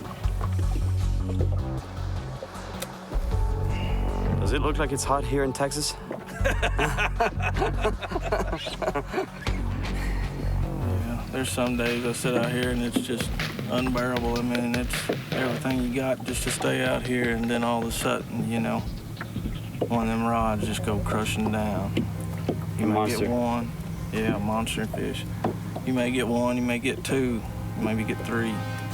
Oh, just get me one, man. That's all I need. One big monster blue. That's what I want to see. Patience is the game. All right. At least it'll give my hands a little rest from all that noodling. After waiting for hours on Lake Texoma, we finally get a hit. There. Yeah, there's a fish after that bait.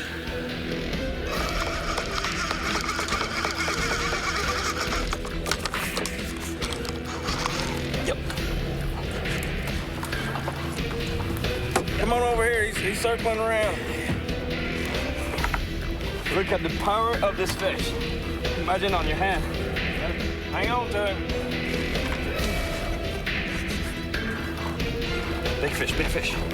Big fish. Hang on, that looks like a good fish. Oh, yeah. Oh, yeah, man. Good fish, Cody. Good job, bud. Yeah. Big cat. Yeah. It's about 50 pounds easy, no? Yeah, it's a good fish. Like that. Oh, my gosh. Healthy fish right there. Oh, yeah. Look at the size of this blue catfish. That's a beautiful animal. That's a monster, actually. That's exactly the size of fish I'd like to be able to noodle. You know, so basically fight it with my hands. No stringer, no line, no rope, nothing. Imagine diving down, getting bit by this fish, and bringing it up to the surface. Fish like that's gonna bring blood. Yeah, well, he's gonna mangle my hands for sure, right? I feel for your hands, brother. They're gonna be mincemeat. I guess so, but it would be cool, you know. I really want to catch one, yeah.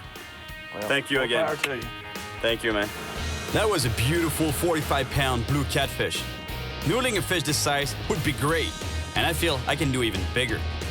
My hands are still hurting, but I think I'm ready to go back to noodling. And it was really cool catching that big blue catfish with Cody. So now I want to catch a fish this size with my bare hands. No stringer, nothing. Just going down into the fish's hole, grabbing onto this fish's mouth and pulling it up to the surface. That'll be pretty intense. This is my last day in Oklahoma. I'm going to meet Nate and Levi, 2 pro noodlers that might be able to help me catch the monster fish I'm looking for. Hey, here's our guy right here. Hey, Nate. Hey, man. How you doing? Ooh. Nate Williams. You're hurting there? Yeah. Levi? Cyril. Yeah. Cyril. Nice to meet you guys. That's some serious noodler's hands there. You ready to catch some big catfish? I think so, man. You can hop in with us. It's about 10 minutes. All right, let's do that then. And that's gonna be good. These guys are pretty hardcore. You know, I've seen some scars before on hands, wrists, and stuff, but these guys, they have scars up to their elbows all the way here.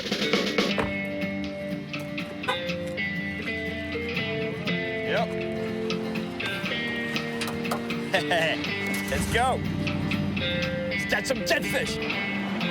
Nate and Levi are taking me to a secret spot far down the river, where they've seen really big fish before.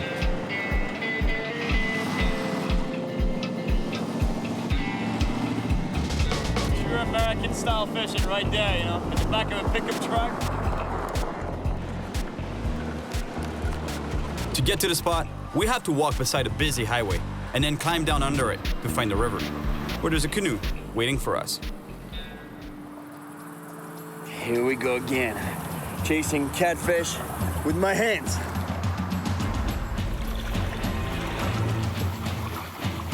This is my last chance to catch a monster catfish without a stringer. This time, it's gonna be even harder because the river's current is pretty strong. We find a beaver dam right away. There might be some catfish living in here. Beaver in there, saw the tail splashing on the surface. It's typically the kind of environment where you could have beavers and snakes and stuff. but no catfish here. We're just gonna have to keep looking. All right, just keep cruising. Noodling is definitely extreme. Once again, I'm gonna have to feel inside every hole in order to find out if they're occupied by a wild animal. And the rivers of Oklahoma are full of surprises. Be a big hole here, Seth? Yeah, this is actually one of my favorite little stretches of river right here. I pull fish over here over 50 pounds all the time. Over 50 pounds? It's a really, really good spot. How does the hole feel? Big? No? Yeah, it's an old beaver den. Can't feel anything. No, you got to run this clay little shelf down here. Yeah, with my feet in it. Oh my, look, right there. Look. Whoa. You see that? That's a snake. That's a rattlesnake right there. Yeah. Oh my goodness. That's a big boy too. That's a big one. They don't ever get in the water, but sometimes they come close to get a drink or to try to ambush small predators. How much time do you get if you get bit by a rattlesnake like that? You can have it's anybody's guess, 15 minutes to 2 hours. At any point, you could become unconscious. Really? So basically, we're cooked. If we get bit here, by the time we get back upstream? Yeah, because it's a good 45 minutes back to the vehicles, and then it's a 45-minute drive to the hospital. So we're done, man. Hey, Levi, watch around here. There's a snake, man. This river is definitely full of surprises, but I really want to find a big catfish. And it looks like Nate just found a hole with something moving inside. Are you guys blocking the hole right now? Yeah, his feet are in it. So you basically put your hand through the mouth, out of the gill, right? Yeah. All right. So I just go down, follow your foot with my hand, and go down as you exit, right? This is it. I'm diving down. I need to fight the current and reach inside a hole just beneath Levi.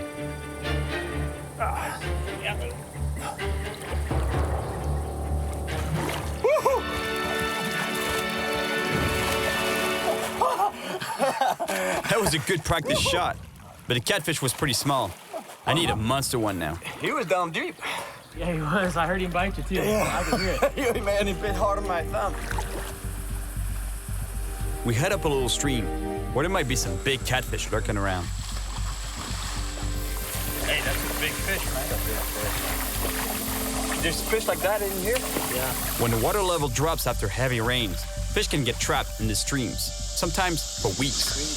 There are really big fish in such shallow pools? Yeah, and really big snakes. Really, huh? Yeah, nice. I was starting to think that there were no catfish in this creek, but now I just spotted one in a shallow pool. Instead of swimming away, it looks straight at me, and it doesn't back down.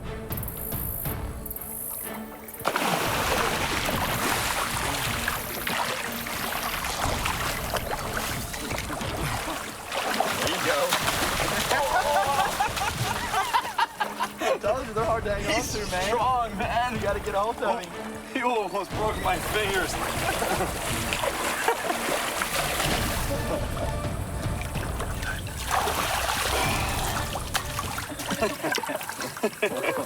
Caught with my hands, no stringer, but it's not quite the size we want. All right, buddy. We head back to the river. I managed to catch 2 small catfish, but I still haven't found a huge one. And if I do, I really wonder if I'll be able to hold on to it. The day's almost over. I need to keep looking in every hole to find the fish I've been dreaming about. We arrive at a spot where Nate has caught huge catfish before. Feel just right down this bank. Yeah. Should be coming up to a hole. Around here? Yeah. Right here. I got the hole. And keep it blocked when you come up. There's a cat in there. Sure. Something bit me. Don't let him Whoa. It's weird, man. Is that what? What's that? Yeah, that's the snake. Hey, toss that. Toss it, man. Hang on to it. It might be twisted. What kind of snake is that? Easy. Hey. Oh, you grabbed that, man. You all right? Are you okay? Did he nail you? Yeah, twice. Levi is lucky. It's the same type of non-venomous water snake that bit me earlier. He got me. Wow, look, you got nailed pretty good right here on the hand and there on the finger. Wow. Told you that noodling can be pretty dangerous. We're just lucky it's not a cut and mouth, just a water snake. Because the poor Levi, let me tell you, it'd be in agony right now. Would have to rush to the hospital to get him a shot.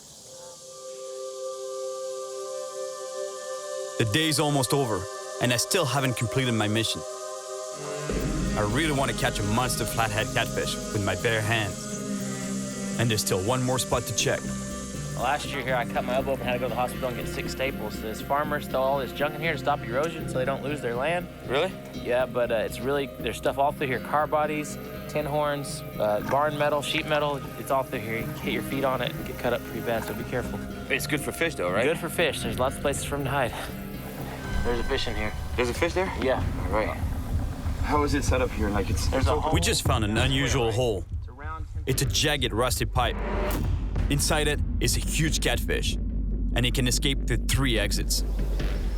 Nate and Levi block both ends of the rusty pipe, and hopefully this will allow me to get the fish out through the jagged hole in the middle. This is it. This is the monster I've been looking for. This fish is all the way in the back of this hole. And basically, we're trying to get it to come close to the entrance of the hole so that we can pin him down. Like I got his tail pinned down. Oh, the tail is there? Yeah.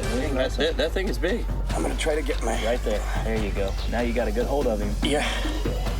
Now, you think we should string him or what? I can try pulling him out. Let's have some fun. It's up to you, man. Are you sure you want to grab him on your own? Yeah. He's gonna be all you can handle. You gotta be ready. I think so. Okay, you can do it. Don't lose him. Yeah, that's it. Ease him out. Ease him out. Oh, yeah.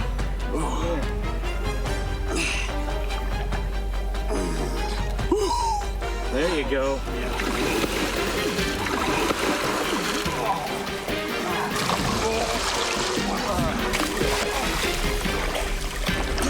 Get it.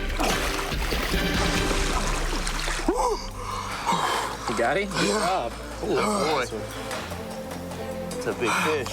It's a monster.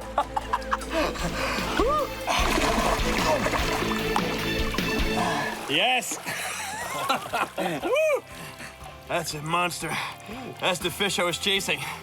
Real big fish. No stringer, just bare hands. Really cool. Man, he's kicking me pretty good. 50 pounds? 50 pounder, yeah. Every bit of it, at least 50. 50 pounds. That's a monster fish. We almost always have to use a stringer. Being able to just grab one with your bare hands is pretty badass. Really? Really. Because they hurt, right? Yeah, they don't feel very good. I mean, you get ate up like that. That's what happened to you? Yeah. Well, you got me pretty good here. Oh, yeah. We're Twinkies now, all of us. Welcome to the club. Had our fun, buddy. See you, baby. Good job, man. Yeah. Awesome. I came to Oklahoma to catch a flathead catfish with my bare hands, one of the biggest fish in the state. I wanted to find them in their own domain. Put my hands in their holes and in their mouths. No more rods or hooks or even bait. This time, the bait was me. Awesome. Thanks to my friends that share their knowledge and passion with me, I now have the greatest respect for this raw style of fishing that is noodling. I love that one. In the end, it was just like Skipper told me.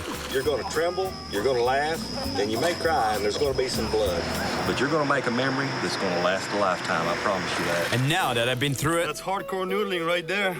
I loved it so much that I'm definitely coming back. You got your big girl panties on? It's a frog, man. No! Don't pull it out. Stay in there.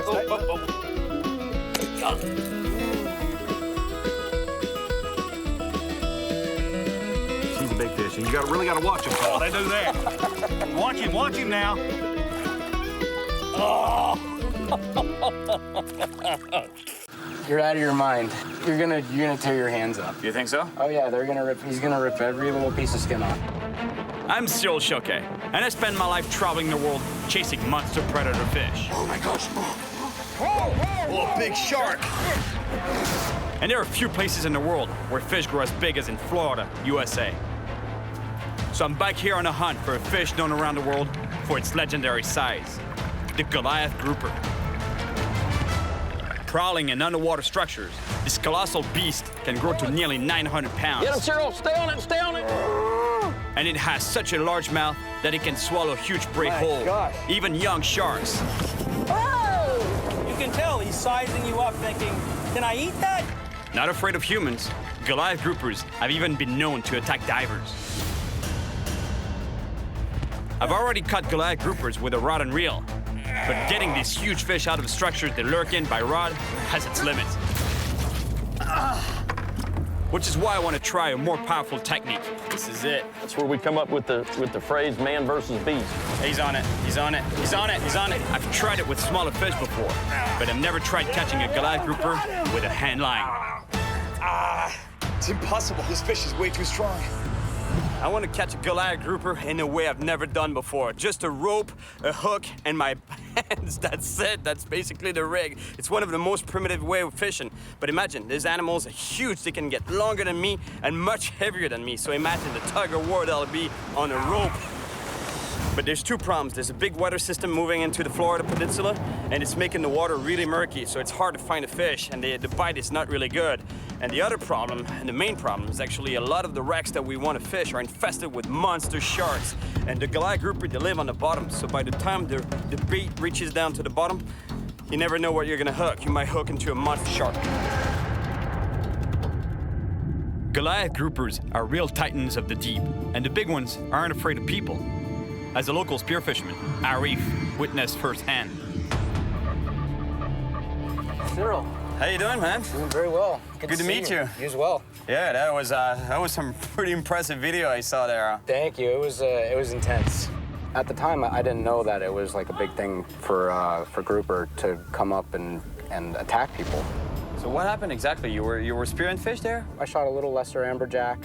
I saw a big grouper coming out off the corner of the ledge. Right. We were just moved in too quickly. He came up, grabbed onto my foot, ripped my fin off, and then went up and snagged the fish off the gun.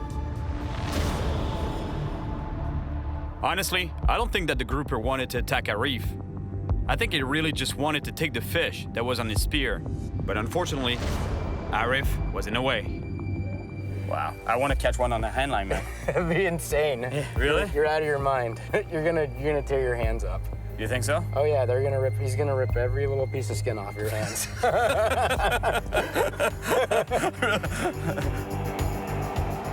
I told you that these fish get huge. They're not intimidated by us, that's for sure. And right now I'm on my way to meet with Mark. He's a good friend of mine. We fished together a few years back for Goliath grouper on a rod and reel. But this time we're gonna build together that hand line that I was telling you about. And it better be strong, because you've seen the size of fish, and also because they live in structures, underwater structures like wrecks. So it's very easy for them to break the line. I arrived in Fort Myers, on the west coast of Florida, right off the Gulf of Mexico. A place known for its large population of monster Goliath groupers.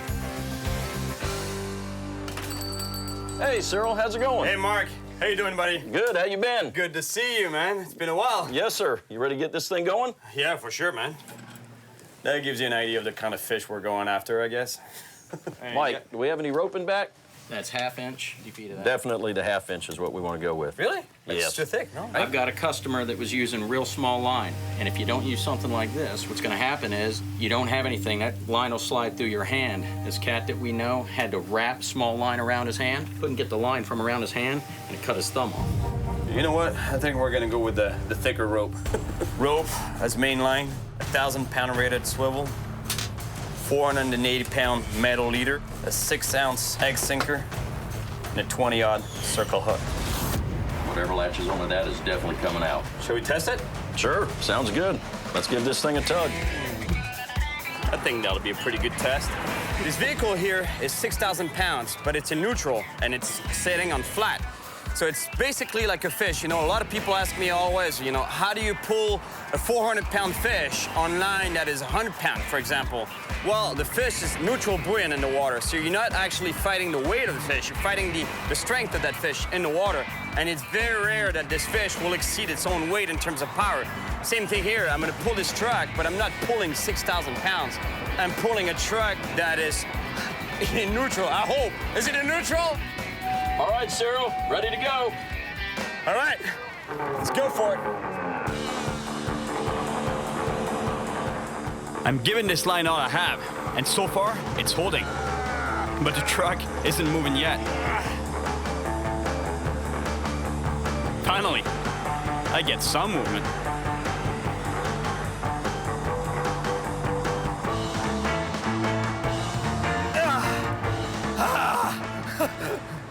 I will let you know, Cyril, I was feathering the brake a little bit. Make you work for it. What? Like it was not enough. Like 6,000 pounds was not enough, right? That's right. All right. Now, let's go put this hand line to the real test on a giant fish. It's on. I'm off to catch a grouper with a hand line.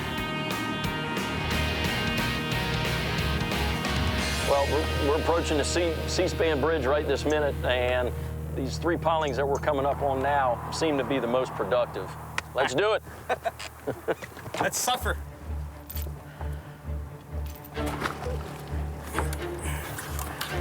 This is it. It may look like a sissy right now, but wait until we got a Goliath grouper on the line. You'll know why I'm doing this now. Hey, Mark, do you think I'm a sissy right now, like warming up like that? No. I think you're smart. You know, you're dealing with rope versus line. You gotta be very careful. You don't want to, because it's easy with all the rope that's on the floor. You could get pulled off the boat in no time, right? Oh, yeah. And pulled down. Yes. That actually reminds me of what Eric told me. You're out of your mind. You're gonna tear your hands up. You think so? Oh yeah, he's gonna rip every little piece of skin off. So you know what? I'm gonna try to keep a bit of skin on my hands. When you're going after the big ones, you need big bait. All right, guys. This is it. Thank you. Hey guys, that was pretty cool. There was a tarpon that just came up to the surface feeding there. That was a nice tarpon too, about 40 pounds, I'd say. That's a good sign. That means that the predator fish are feeding right now. Can you feel it rubbing the bottom at all? Yeah, it's on the bottom right now. Okay. These fish are super strong, and an accident can happen quickly. Luckily, I have Mark watching my every move. If a big fish attacks my bait, there's no rod to absorb the shock. All its power will go straight to my hands. Ooh, I just got thumped. Did you? Yep. Okay, we got a fish on the line. Okay. Go. Hold on.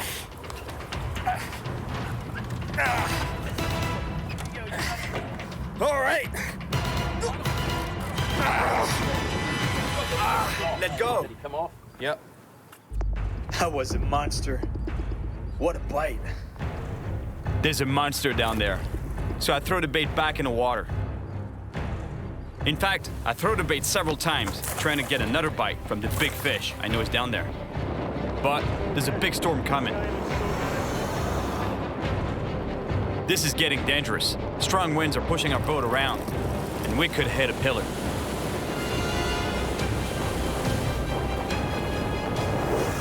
Hey, Cyril, this is the closest thing I've done to hand lining, pulling this anchor.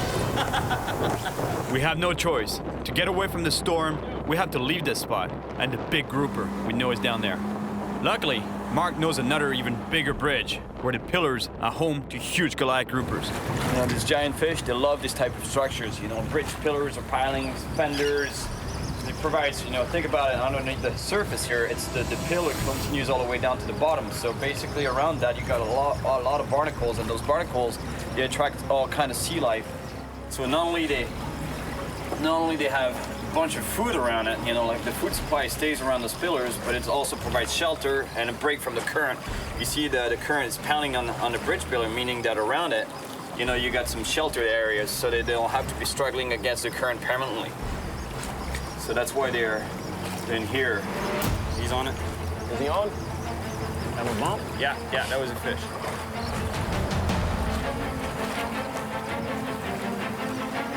Okay, he's on. Yeah, here we go. Come on, Cyril.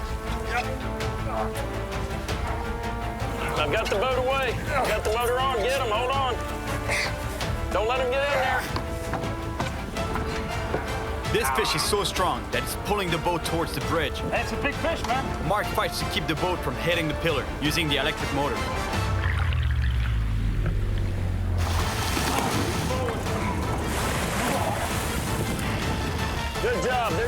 I see color. Yeah. Oh, yeah. There he is. Good job. Man. Good job. Thank you, buddy. This fish is huge. And yeah, they get much bigger than that. But still, that's a big fish. And you know, to show you how big it is, there's nothing like standing right next to it. But I can't bring this fish on the boat because it's not made to support itself, its own weight out of the water. We'll bring him to that sand bank over there, and I'll be able to get in the water with it to show you how big it is. All right, now you understand why I wanted to get in the water with this fish, so you get an idea of the size of the animal. Well, this is it. Look at this. You know, we're guessing 200 pounds. 200 pounds. You know, to get an actual weight on that fish, we'd have to get it out of the water and weigh it, which we can't do. You know, like it wouldn't be good for the fish. Look at the size of that mouth.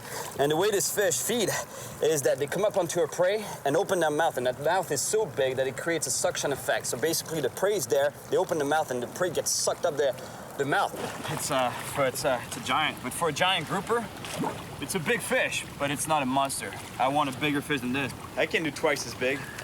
As for now, it's time to send this big boy back to his bridge pillar. Yeah! That's some serious fish. Now let's get a monster! That was a pretty big fish, but I really hope I can catch a much bigger one. Got your back, huh? Yeah, a little bit. There.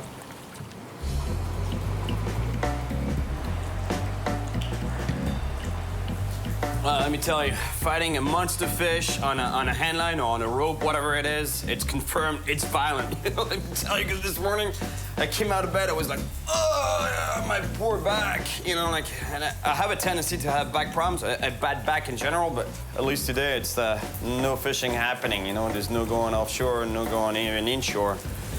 So at least it's gonna give my back a chance to recover from that last fight, so I can go back to handlining a monster Goliath grouper. I can't just sit around doing nothing, though. So I figure I should go pay the monster fish a visit in their own habitat. And a little swim might actually help my back. You gotta be Brent. Yes, you must be Cyril.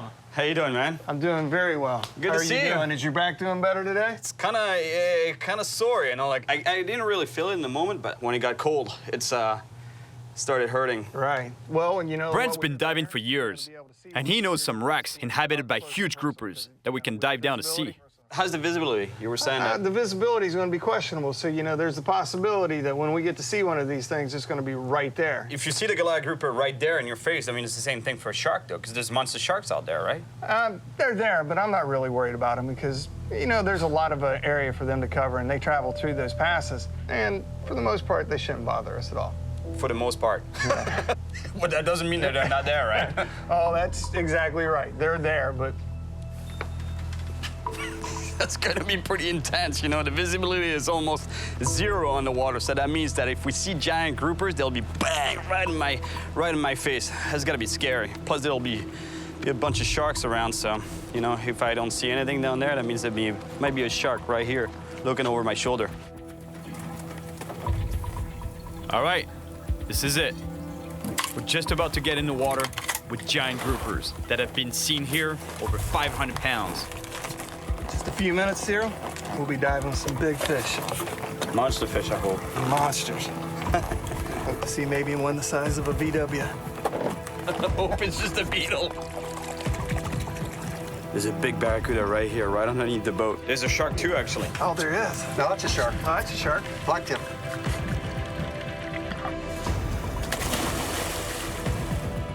All right, here we go. There are all kinds of sharks in these waters. Lemons, black tips, giant hammerheads, even tigers. But it's the big bulls that I'm most afraid of. Brent wasn't kidding. The visibility here is very low. It's impossible to see more than 10 feet away. Bull sharks love hunting in murky waters, so we have to stay alert. To look for grouper more efficiently, Brent goes on one side of the wreck, and I take the other side.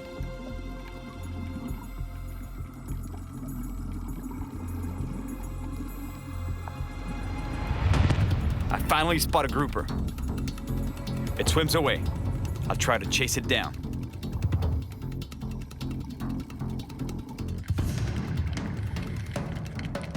Suddenly, it stops and turns towards me, as if it's ready to attack.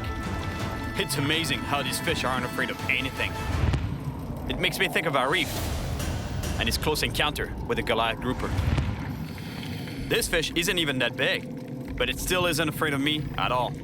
I really wonder what a monster grouper is gonna do if I see one. Some fish here can be more than 3 times my weight.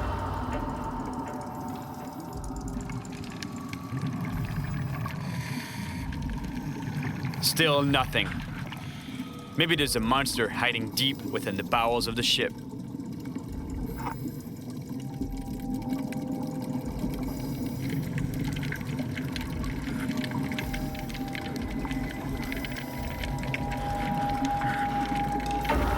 There it is.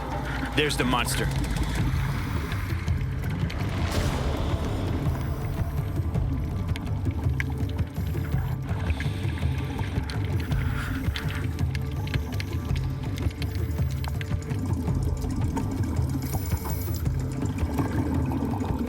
Brent's giving me a sign to go back because he knows the fish aren't afraid of anything. And the giant quietly goes back to the abyss.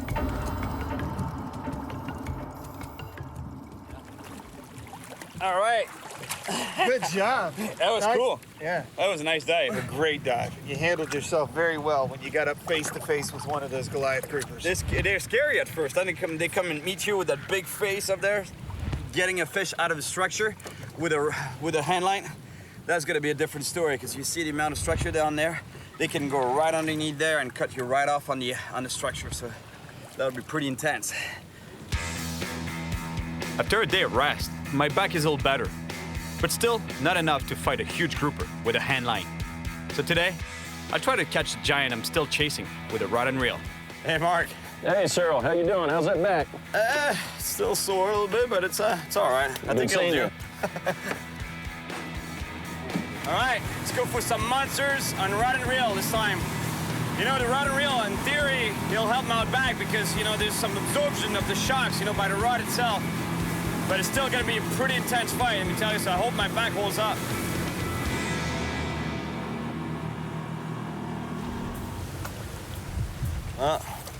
I think it's gonna hurt. Should be some monsters down here. Mark knows that true giants over 300 pounds hide in these old pier structures. But these pillars are gonna be a problem. Once hooked, it's almost impossible to pull the big fish out of the pillars. The rig here is pretty straightforward. An 18-odd circle hook, pretty big hook. A sinker here, it's a 6-ounce sinker, sliding sinker along the line, the leader actually.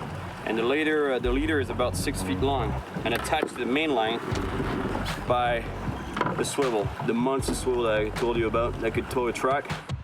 That's where we come up with the phrase man versus beast. Because right now the fish has got everything in his favor. He's got the tide, he's got the structure. You're right in there. We have 2 baits on the bottom. Now we just have to wait for the monsters to come out of the structure. Oh, got one. There's one? Yep, got it. Go get man. All right. Go. Oh, that's a big one, man. No, he's wrapped me around something. Fish is wrapped around a piling on the bottom. There's nothing we can do right now. The only thing would be that it decides to swim away from that piling. Now, he keeps moving every once in a while. He's got himself pinned up in there. The fish has tangled the line in the pillars, and it looks like we're probably gonna lose it. It's in there. Yeah, if you just leave it some slack and you'll feel him try to pull off. He's locked in there pretty good. Yeah, no, he's up in something. Oh, he's coming out. Coming out.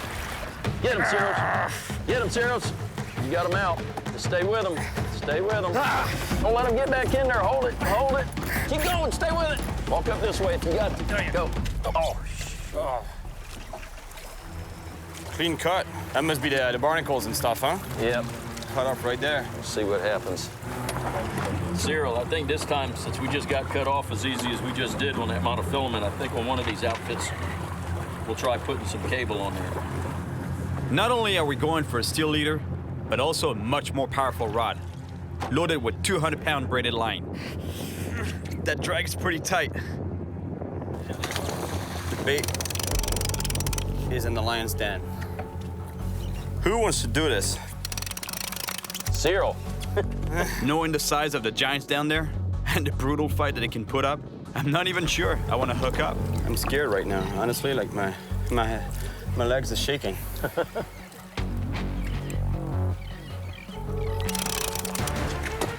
Go, go, go. You got him. Get him, Cyril. Get him. Get him. Hold him. Oh, it came off. You still got your bait? That was a monster fish. You got him on? Oh, he's still on there. Go. Still came back. Hold him, Cyril. Hold him. You got him. He ain't that big jack. Hold him. Hold him. Hold him.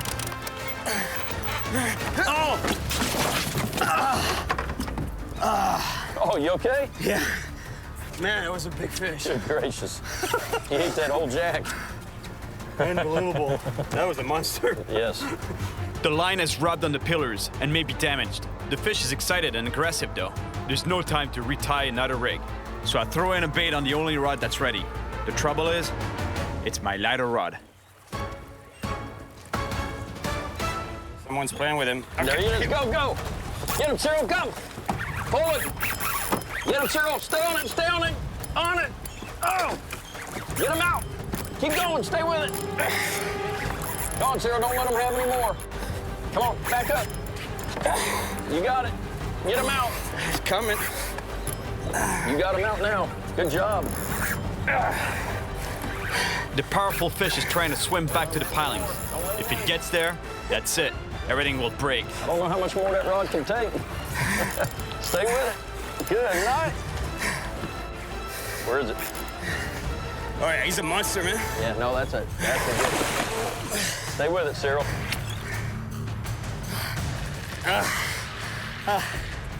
I was supposed to give my back a rest today. Good job. I was sure this rod was gonna break, you know, because it was so bent. Cyril, what do you think we take him over to the beach over there and get some pictures of it? Yeah, that'd be nice. Releasing the grouper near the beach is not only good for pictures, but it'll give me the chance to make sure the fish has properly recovered before letting it go. Some people walk their poodles. I walk my Goliath grouper, my giant grouper. Come on, buddy, pee time. I'm not a poodle kind of guy. I'm more like a Goliath grouper, you know. There you go. Kind of guy. It's actually good for the fish, this, what we're doing right now. It's actually putting, it's airing the fish, it's oxygenating the fish. Yeah. This will be a good spot over here, Cyril. Yeah, it's beautiful there. Now we're in Florida.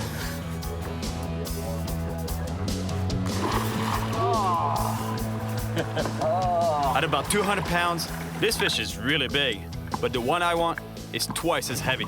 Yeah, there's a feeling of deja vu here, huh? Yes. We've been here before. A few years back, actually, I was fishing with Mark right there by that rounded structure. And Mark got a really big fish. I only got a smaller one, like a 100-pound fish, but Mark got a giant, slightly bigger. But I wanted to get back and catch a bigger one, and that's done. Done deal today, man. Good job.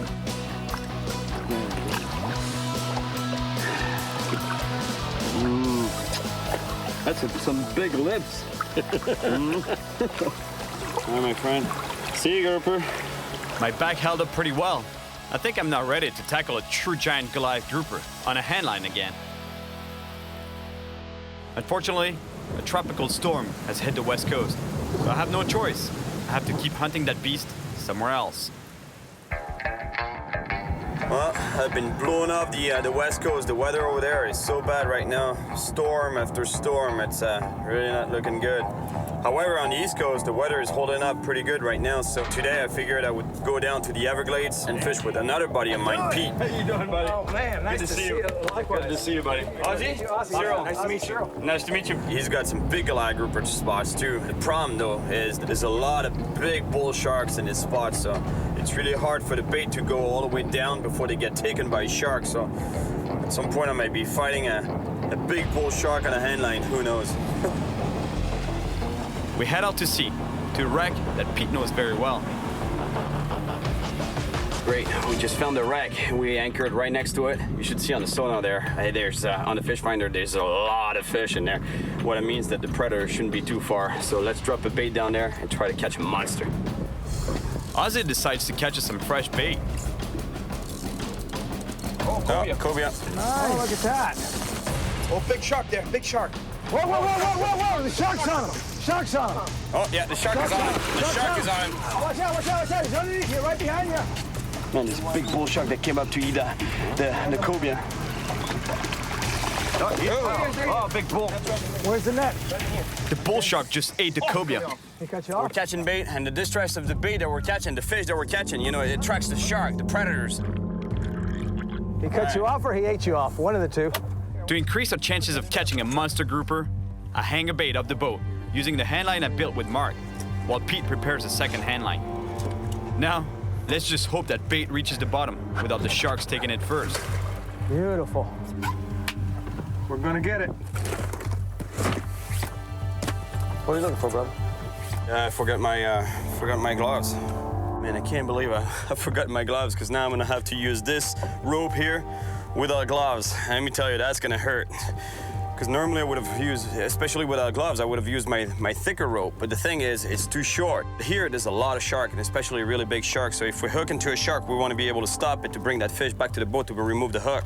I just can't stop thinking about the horror story that Mike told me at the store.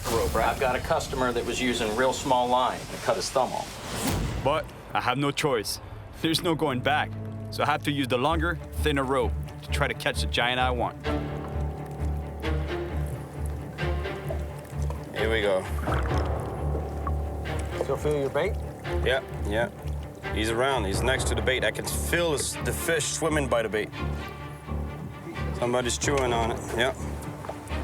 Oh, yeah, I got a bite. I got a bite. I got a bite. I got a bite. Here we go. Whoa, whoa, whoa, whoa! Shark! Man, that's a rodeo! Yeah. Did you see the shark flying out of the water, man? Wow. Holy smokes. Yeah, he came up. Holy smokes. You see that? I hooked that thing that he went flying out of the water. He came out, completely out. All right, some more bait. We need another bait. Here, Cyril. Grab this, because you know somebody's going to take this right away. Still there. Oh, here we go. Here we go. Here we go. Come on, take it. Here we go. You take it? Took him. The bait. We need another jack. Oh, cut me right off. Wow! Man, they cut that. Unbelievable. Well, let's rig it again. There must have been some big fish down there. That's a big fish by the rocks. Whoa! Something just took the bait on the other handline. Because this guy wants a piece of this action. Yeah. There's a big shark down there, man. Yeah. Holy they pulled the hook. Can you believe that? My gosh.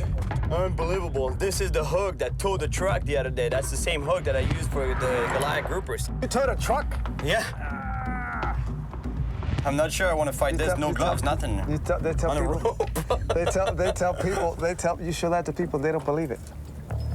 We're starting to run out of bait. So I'll try and catch some more while Pete rigs another handline.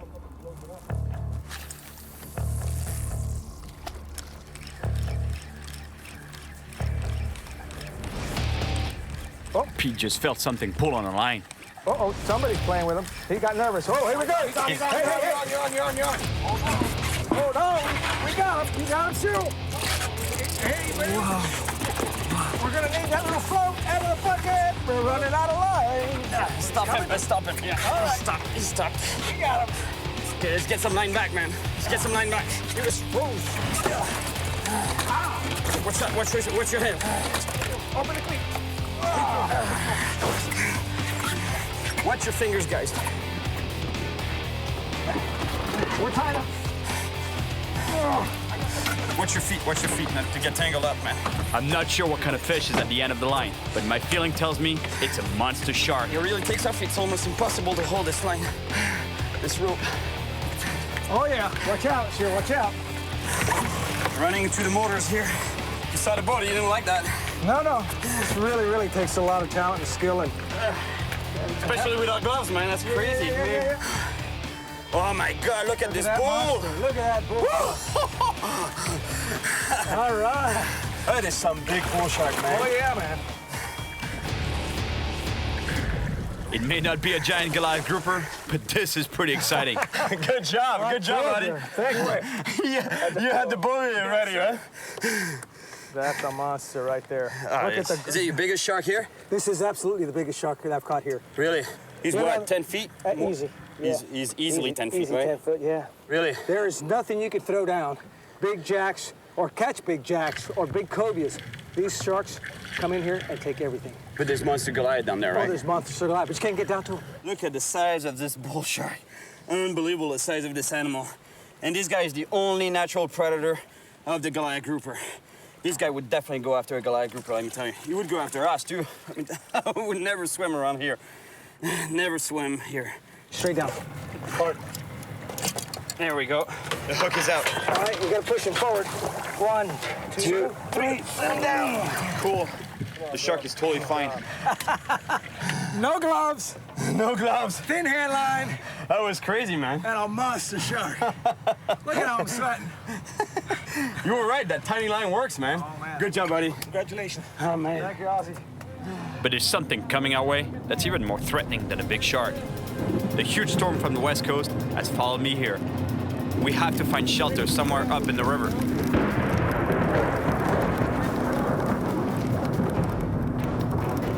Lightning crashes all around us. We can barely see anything.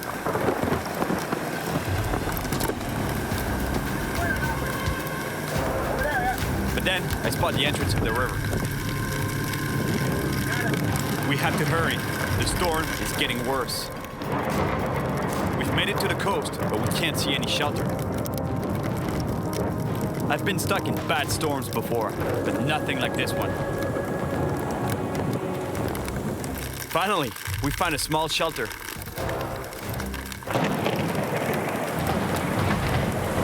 We're glad we found this. You know those little platforms? Yeah.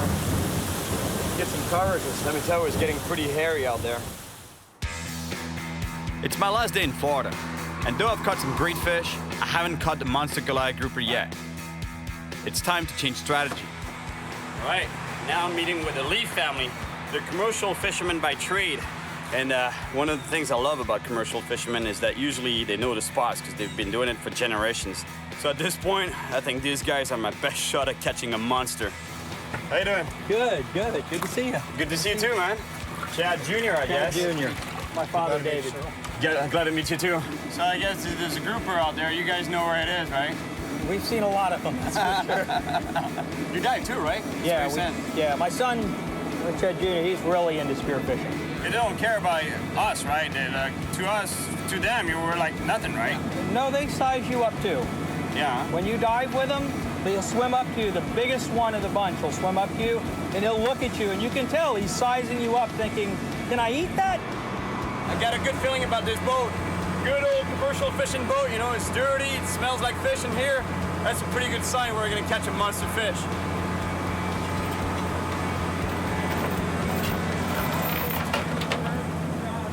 You're gonna hand line this fish. Right. Okay? The reel isn't doing anything but just holding the line for you. All right. What we're gonna do is basically the bait's gonna go to this hook. This leader is gonna come out. No sinker. No sinker. Okay? And we're gonna hook a buoy. This buoy, the fish is gonna take the bait and he's gonna pull the buoy under the water. Okay? That's gonna set the hook into his mouth along with you holding on to it. I mean, it's all you then. Yeah. You're gonna have to pull the buoy in and you're gonna have to fight the fish and try to keep him out of that structure down there. You're gonna pull really, really hard.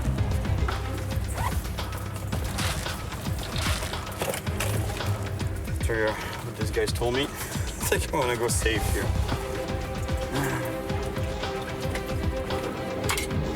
At least like that, if I get pulled overboard, I can just cut the line. To catch a giant Goliath grouper, there's nothing better than a huge fresh bait. All right, good job. Perfect. Cyril, whenever you're ready, Should I do a little warm-up? Yeah, probably. Like when you take, when he takes it, if you take it and you make 2 wraps like that, it binds down. There's no way you can get it off. And that fish is strong enough to take you over, take you down to the bottom. Make 1 wrap like that to where you can open your hand and release it. Have you ever had a close call on them? Pulled me from here back to the corner. I was on my knees like this with the line over the side like this. Finally, the hook straightened out. God, those fish are really aggressive, huh? Look how big that buoy is. And yet, it tells me that if a big Goliath grouper takes the bait, that buoy will go right down underwater as if it was a rubber ducky.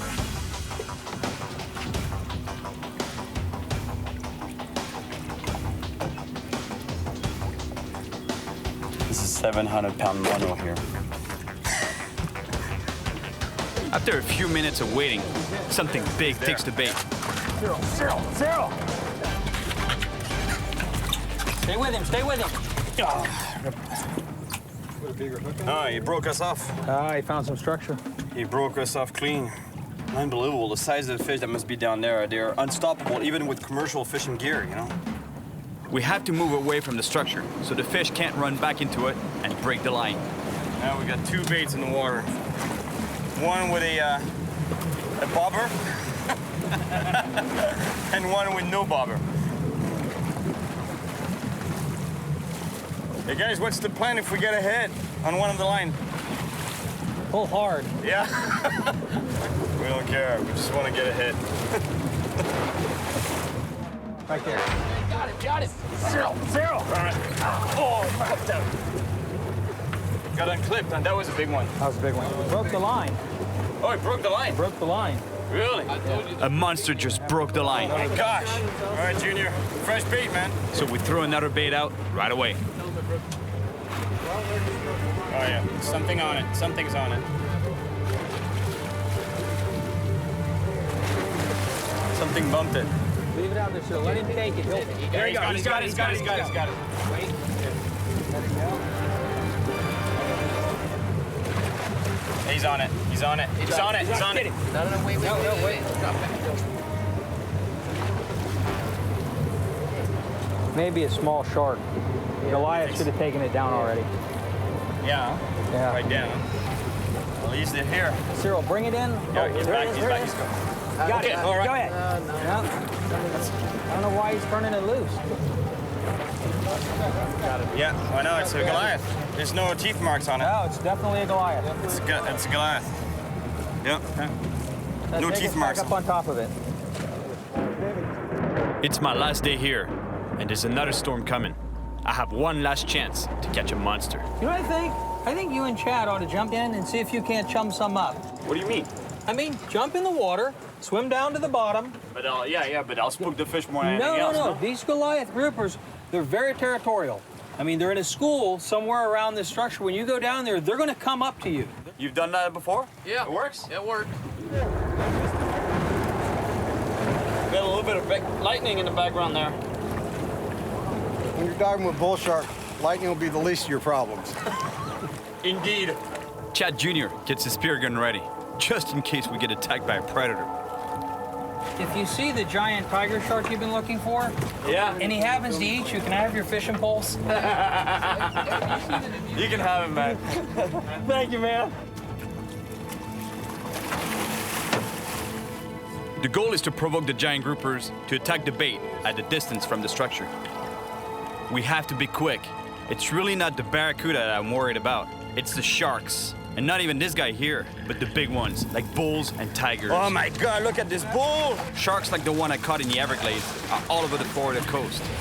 And I've met people who've been attacked. One bull shark shot up from the bottom. It grabbed the leg, and the first bite, I just felt the bones just crunch. I'd better not think about that story though, because right now, I gotta go all the way down to the wreck and hopefully trigger an attack from the monster grouper. The wreck is 60 feet beneath our boat. We have to dive down to it, and I have no idea what we're gonna find when we get there.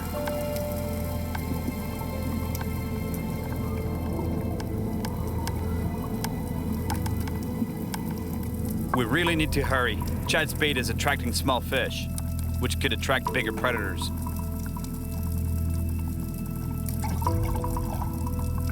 Chad Jr. heads down to the bottom with his spear gun for protection. And I follow right behind him. We find a shipwreck and a huge colony of Goliath groupers. The grouper turns and approaches. But then, we're suddenly face to face with what I was fearing, a bull shark. We have to go back up quickly. Let's just hope a grouper follows us back. It looks like our plan worked. The buoy is moving on the surface. Cyril! We need you, brother! We need you, brother! I race back to the boat. I can't lose this one. That's good. That's good. It's a big one. Good fish. This just might be the monster grouper I've been searching for. You got a sharp prop back there. Easy, don't want to get under the boat. You got a prop. You got a sharp prop back there. You don't want to cut him on the prop. Oh, that's a monster, sir. Oh, yeah, that's a monster. My God. That's what we were chasing. Yeah, man. Yeah, we got him. Hey, we needed was live bait. We did good chumming down there, right?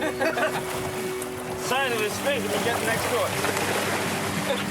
My God. Unbelievable. Look at the size of this fish. Look at the size of this animal. How many pounds do you think he is? I would say he's every bit of 400. Yes. That's what we were chasing. Man, look at that mouth. Yeah, fuck it. Unbelievable. The size of this animal. Look how long it is. And especially how thick it is. This is a true monster. And what's really cool is the way we caught this fish. You know, we're not getting any bites, so Chad said, you know, guys, go down. And it might attract the big fish to come up, actually. And it's exactly apparently what happened. I came to Florida with a challenge to catch a huge Goliath grouper using only a rope, a hook, and my hands. One of the most primitive styles of fishing. This is it. I knew this was a little crazy. All right. But I had to give it a shot. Got him. Okay, let's get some line back, man. And these powerful fish lived up to their reputation. Broke the line. Wow! He broke us off clean. It was quite a challenge, especially for my hands and back. But despite the pain, I had a lot of fun and came face to face with some huge fish on this unforgettable trip. Hey, God, look at this bull! Yeah, man. Yeah, we got him. I think I've been in the water long enough now. I should let it go before a bull shark kicks my leg off. And finally, I got my monster Goliath grouper. There he goes. There he goes. Woo!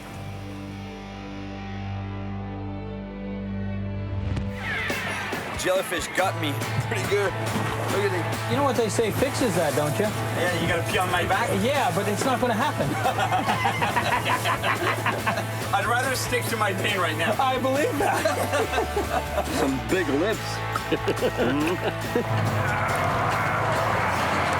I will let you know, Cyril, I was feathering the brake a little bit. Make you work for it. Yeah, man, it's coming, it's coming. Catching you a big fish. My name is Cyril Chauquet, and I spend my life traveling the world, chasing monster fish. Now I should let it go before a bull shark kicks my leg off. Very strong animal, as you can see. Look at the size of this piranha. And that's exactly what I'm doing here in Cuba. I came on a double mission to catch one of the most feared predator fish in the ocean.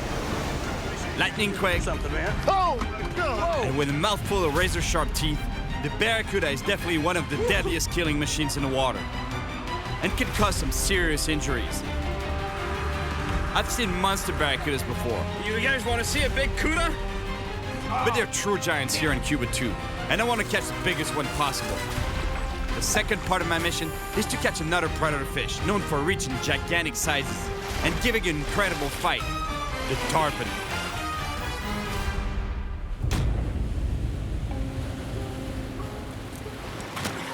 I'm on a mission to catch a monster barracuda. You know, this fish, they are known by most people. They're actually feared by most people for being one of the most aggressive predators out there.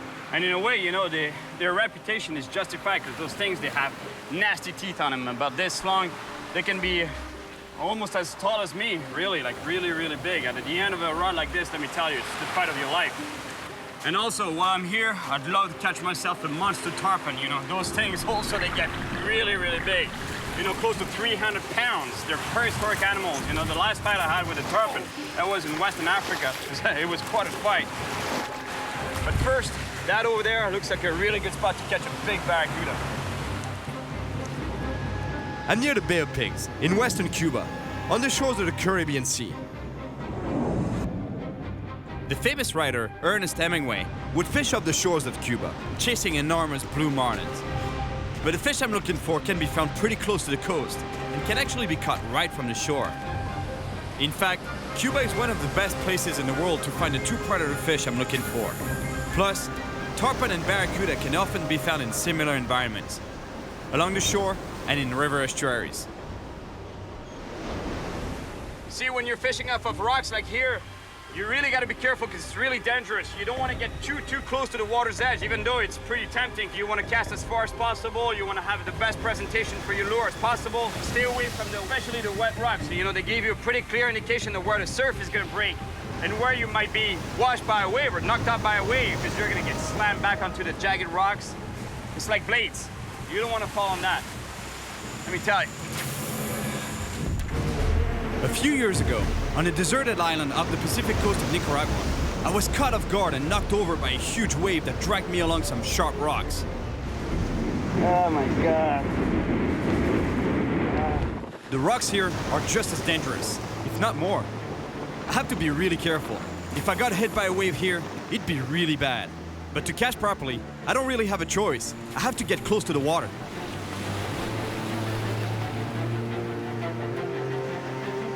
Honestly, where does this wind come from? It came out of nowhere. You know, it was a little windy, but nothing like now. Now it just picked up like crazy.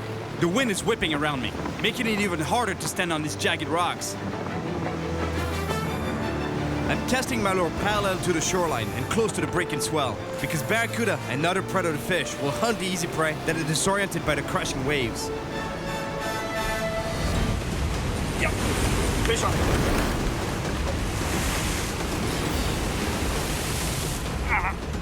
Good fish! It's a good fish. Oh, it's going to the rocks. I don't have a choice. If I want to be able to land this big fish, I have to get closer to the edge. But it's really tough. My footing here is really bad, and again, it's not the kind of place where you want to fall. I don't think it's a barracuda, because a barracuda would be running straight up to on the surface. That's a snapper, I think, or cabera.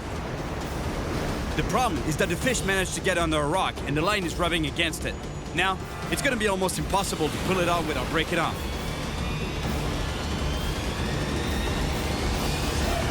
Oh. Ah!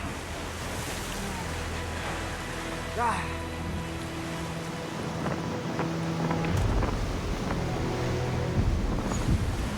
It was not a barracuda, because a barracuda would have been running straight. You know, they're not a dog fighter. They don't go down, you know, they don't bully down. They try to look for open water. They swim straight, stay on top, stay on surface.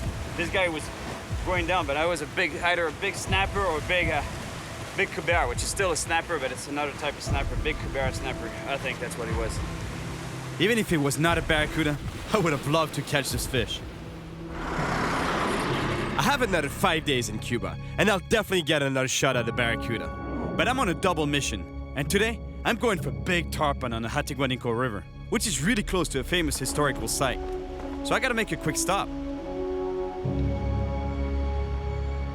Those are old tanks from the famous invasion, the Bay of Pigs, that took place in '61. Exactly where it took place here in Playa Huron, and then this whole area. The Bay of Pigs is right there, and that's where the battle took place. But it's also famous for big tarpon right around here, you know, in the Cienega de Zapata and Rio Hatiguanico. I've been there before, but apparently there's monster tarpon, so that's exactly where I'm headed. I've fished this river before and caught a few tarpon, but they were just small ones. But when I recently spoke to my buddy Felipe, he told me he'd finally found a spot where the really big fish are. Oh, Cyril. ¿Cómo estás? ¿Cómo cuesta, hermano? Muy bien. Mucho tiempo, ¿eh? Y ahora entonces entra grande, Ahora ¿no? han entrado grandes, ¿sabes? Cuando la otra vez eran sábalos pequeños. Sí. Ahora son sábalos Sí, de los 50, que escuche. 60, 80 libras, sábalos mucho más grandes. Entonces lo vamos a buscar. Vamos, vamos.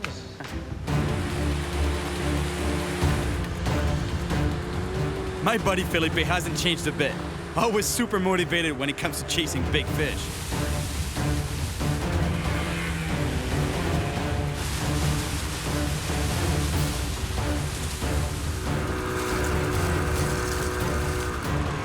The Hatiguanico River runs through one of the wildest areas of Cuba. And here we are, right in the heart of crocodile country. I'm gonna try to catch a tarpon with a bucktail jig, tied onto an 80-pound leader. Sábalo allá, que están roleando. This is it. This is the spot where they've been seeing and actually catching some pretty big tarpon. I always heard that this river was known for, it's actually always been known for smaller sized tarpon, baby tarpon we call them, but apparently there's monster ones as well.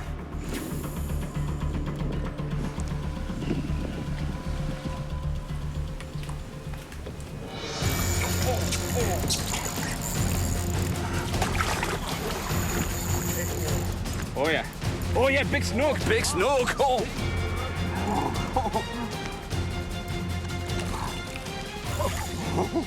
Huge snook. Man, I'm chasing tarpon, but let me tell you, when I catch a snook this size, I'm a happy camper right there. Look at that. Grande, grande. I think it's a snook, yeah. Oh yeah, yeah. But it's a nice fish. Oh, But it's a nice one. Big fish. Cuidado, Cyril. Okay. Yes. Oh, you got it, man. Size of this snook. Oh man. Look at the size of this snook. It's the record of the river. Really? You think so? Sure. That's a very big snook. That's a huge snook. My friend Felipe, I love you, man. Right there, check this out. I was chasing a monster tarpon. Felipe says, you know, it's a good spot here for tarpon usually. Make a cast there, make one cast, and this massive thing, this massive snook comes out of underneath the mangrove trees and bang, hits my jig.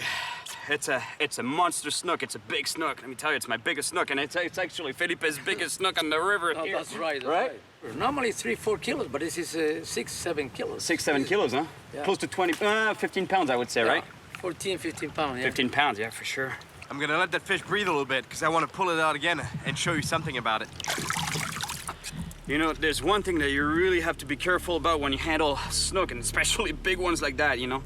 This part here of the gill plate sticks out, and it's a blade. It really acts as a blade. It's so sharp, you would cut your finger. For sure, it would cut the line. If the line gets wrapped around that, it'll cut it. But trying to grab the fish, you could put your fingers in underneath the gill cover here, like you can do for certain fish, but those fish especially, it's really dangerous because of that blade here. And here underneath the fish, that fin here, it's a needle. If you get caught by that, it'll go straight through your hand. And obviously you get that spike on top, you know, like those 5 spikes actually that act as a dorsal fin. You don't want to be cut by that either. Look, I'm telling you, it's all needles. So those fish, you grab them by the mouth. They don't have teeth. That's a monster. All right, buddy, I'll let you go back in there, right? Back underneath your mangrove tree.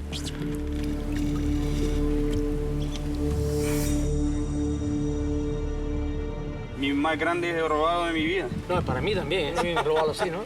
Gracias a ti también. Qué bueno. Ahora un sabalo gigante. Vamos. I really lucked out with this beautiful snook. It's not the fish I'm looking for, but I'm so happy I caught it. Now, I just hope I'm gonna be as lucky with a tarpon. Last time I caught a tarpon, it was in West Africa. Big tarpon. The fish put up an incredible fight. I managed to get the big fish right to the boat, but we lost it. So I just hope to be a bit more lucky this time. Cyril. Oh, you got one? Yeah. A snook. Snook, man. That's a regular size of the snook in the river. Yeah, that's what you catch most of the time, huh? It's good for compare with the other we're going to catch. Nice fish, man.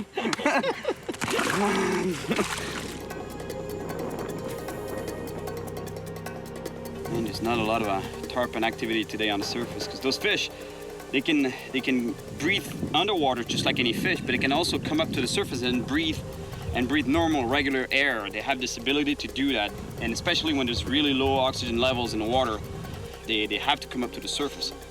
But today, you know, like there's not much happening. And the good thing is when they come to the surface to gulp air, that shows you where they are, you know, so you can lead the cast, you know, you can see where they come up to the surface, make a cast in front of them, and hopefully, you know, hook into a monster fish. So what we have to do is blind cast, we call that, and just cover some water. And hopefully, you know, we'll... You got it? Oh, yep. It's a tarpon? Yep, tarpon, yeah. It's a baby one. Okay. All right, tarpon. Okay. Okay. Right. Woohoo!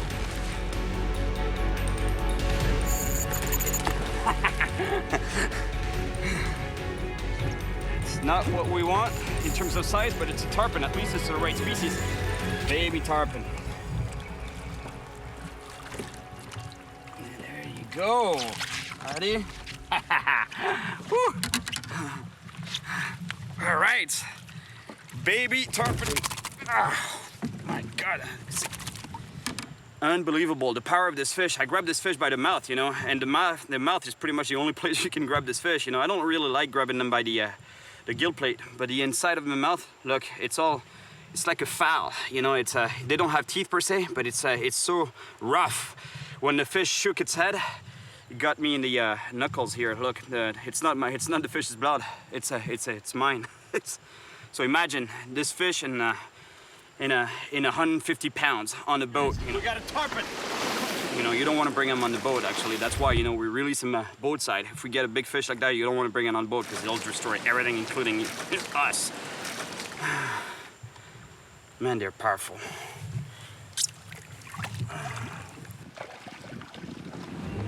That's it. It's already time to head back. We have to get going since it's a long way back to the docks. It's too bad I didn't catch a big tarpon today. But catching that big snook is a good sign that I might get the monster fish I want. Third day in Cuba, and still no barracuda, nor big tarpon. But huge crabs though, redland crabs. In fact, it's hundreds and hundreds of them, migrating in order to reproduce. Millions of years ago, there were no roads. They could go back to their woods easily, and now they get crushed on the road. It's pretty sad. Yes, made it. Oh yes, still alive. I don't even... You hear the crushing sounds of the shells on their tires. Poor crabs. It's a rough trip getting back to their burrows in the mangrove forest. I'm now headed to another area of Ciénaga de Zapata. I heard that it's really good for barracuda. This is a huge wetland area, and barracuda love taking advantage of these warm, shallow waters to ambush their prey. I'm tying on a metal leader because this fish, let me tell you, this barracudas, as you know, they have nasty teeth, especially in the back here. They have sharp teeth. It's like razor blades. And if you don't have a metal leader at the end of your line, forget it. You know, they'll go right through your line and break you off, or cut you off, actually. ¿Y barracuda es grande? Sí, grande. ¿De qué tamaño lo más grande que viste? De un mes. Pequeño eso. Sí. Quiero así, ¿no? Sí. ¿Se busca? Sí. A ver si quiere picar. Grandes las hay, pero son más malas para picar. Son difíciles, sí. Porque ya fueron picados, ¿no? Sí, tienen mucha experiencia. Suerte. Gracias, amigo. Nos vemos. Nos vemos a la noche. Ciao. What I really want to catch is a true monster fish. A huge barracuda like the one I saw in the South Pacific. You guys want to see a big cuda? A fish this big is pretty rare, but I know there are monsters here. But fish are not the only predators around. Crocodiles have also been seen in these marshes. I spent quite a while looking for a kayak and lost a lot of fishing time. In 3 hours, the sun will go down on these flats and my day will be over. The barracuda, they love those channels. You see that channel, that deeper channel between two flats? That's a flat here, so it's pretty shallow areas. And between shallow areas, usually you have a channel. In barracuda, they're ambush predators. So what they do is they sit there waiting for the small bait fish, and bait fish in general, bonefish, to pass by and ambush them. Bang, and they hit them. So that's exactly what I'm gonna do right now. I'm gonna giving them an easy prey.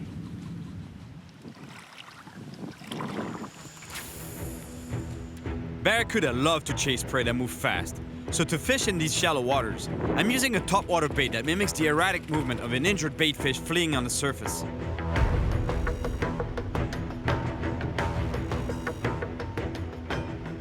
I'm gonna put this lure on, a popper silver color. Yeah, usually barracuda, they react to silver like crazy. They love that color because it mimics a prey, you know, a bait fish. When they show their flanks, it's silver flashes, and anything that silver flashes, bang, that's what they go for.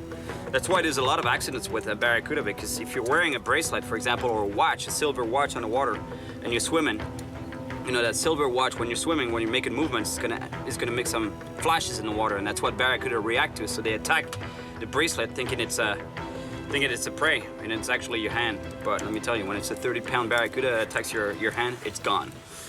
I lost a bit of skin on my knuckles with the tarpon yesterday. Baby tarpon. And it was just a small fish. But here, I have to be really careful, because while handling a barracuda, I could lose way more than just a bit of skin. Although rare, barracuda attacks on humans do happen, and the resulting wounds can be pretty severe.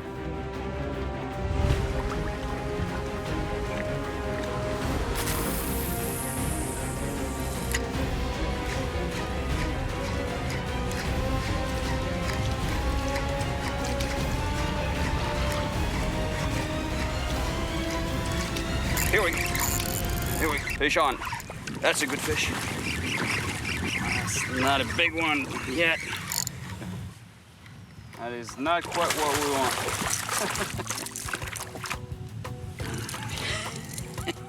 want. Nice fish. Not quite, you know, for a barracuda. It's pretty much the same thing as for the tarpon, you know. That's a baby barracuda. Just no size to it, but that just shows you how aggressive these fish are. Look at the size of the lure compared to the size of the fish. It's 1/3 of the length of that barracuda. And look at the teeth on this guy. Nasty teeth. This first barracuda is so small, it's like a joke. But the good news is, they can only get bigger from now on.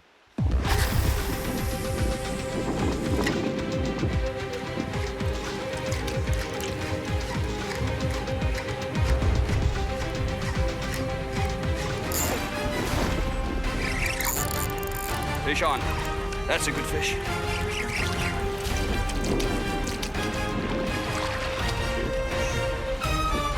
Right. It's getting a little more interesting. Still no monster, far from it, but that's a good fish. Second barracuda. Just a little bit bigger this time. At this rate, I should find a monster out one by the end of this trip. Hey, come on, buddy.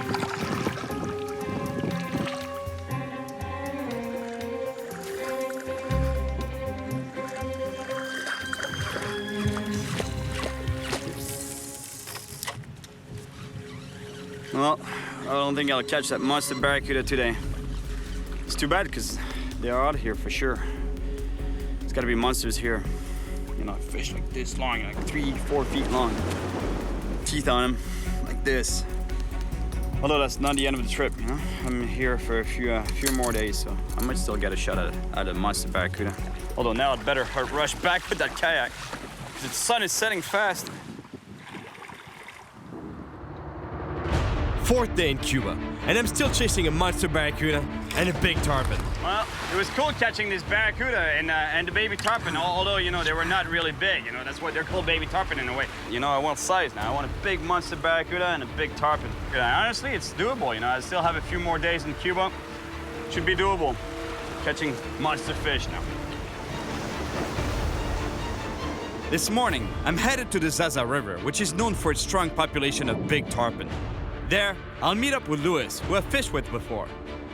It's pretty exciting to be back fishing on the Zaza River, especially since Louis was telling me that he's been seeing really big tarpons in the last few weeks. Hola, Luis. ¿Cómo está, amigo? Tranquilo? See, the way we're fishing right now is we're trolling along these mangrove trees, and the way those trees are made is that underneath the surface, you can't really see it from here, but there's a lot of roots, and fish love that. They hide in there, it provides shelter, there's a lot of food too. So when you troll parallel to the trees, fish, what they do is they see these lures, bang, they come out, ambush them, take them, and go right back to where they belong, right to where they live, underneath the trees.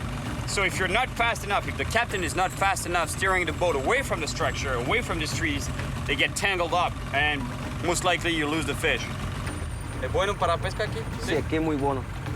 Aquí se ha aprendido tarpon de 170 libras. 170. Y cubera de 70 libras. 70? Sí. Cubera? Cubera, sí. Fishing stories or fisherman stories. It's always the same thing, you know. He's telling me about a 170-pound tarpon that was caught here. Monster cubera snappers, 70-pound actually.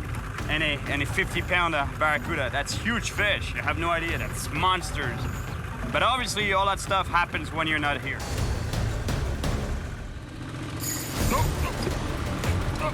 Oh, good fish. Stop. Incredible. Fish on. Just to contradict me, I just got a huge hit.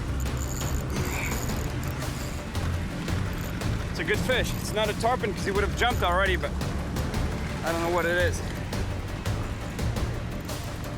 It's really a really good fish. This fish, the fish wrapped himself around a log on the bottom or a mangrove tree. It's stuck. I don't want to lose it because I'm going to tell you it's a big fish. Under a log or something. Ah, no, it's not going to happen twice. Ah, damn it.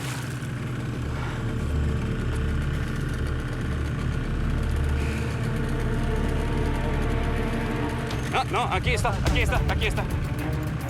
It really felt like the fish broke me off. But in fact, it went around a branch or a log on the bottom, which created some slack in the line. But the good thing is, the fish is still on. Cubera buena. That's the cubera snapper. Hey, that's unreal. For a minute there, I was sure I lost this fish. And yet, it's still here. And it's a big cubera snapper. Sí. Coño, es buena. Qué bueno, amigo. Se dio la vuelta. Es por eso que piensa que había cortado la línea. Look at the size of this cubera snapper. Beautiful fish. Man, I was sure I was going to lose this fish because he got wrapped up on some mangrove trees on the bottom. Finally managed to get it out of the tree it was hung up into. Beautiful cubera snapper. See, now I have a fishing story for myself. Look at the fangs on that thing. Oye, qué clase de cubera. Bueno. Muy bueno. Gracias, amigo. It's unbelievable. I caught some beautiful fish like that huge snook and that nice cubera snapper. But no big tarpon, no barracuda yet. And I only have 2 days left in Cuba. Anyway, my buddy Luis has an idea. He knows a guy who knows another guy who apparently can take me to some really good spots. ¿Son dos pescadores? Sí, pescadores nativos de Casilda. Para agarrar algo grande, ¿no? Sí, exactamente. Está bien, amigo. Bueno, salud. All right, I have a couple of names of guys to go fishing with. The plan is to go out for tarpon later today with a guy named Innu. And tomorrow, I'm supposed to hook up with another guy, Guillermo.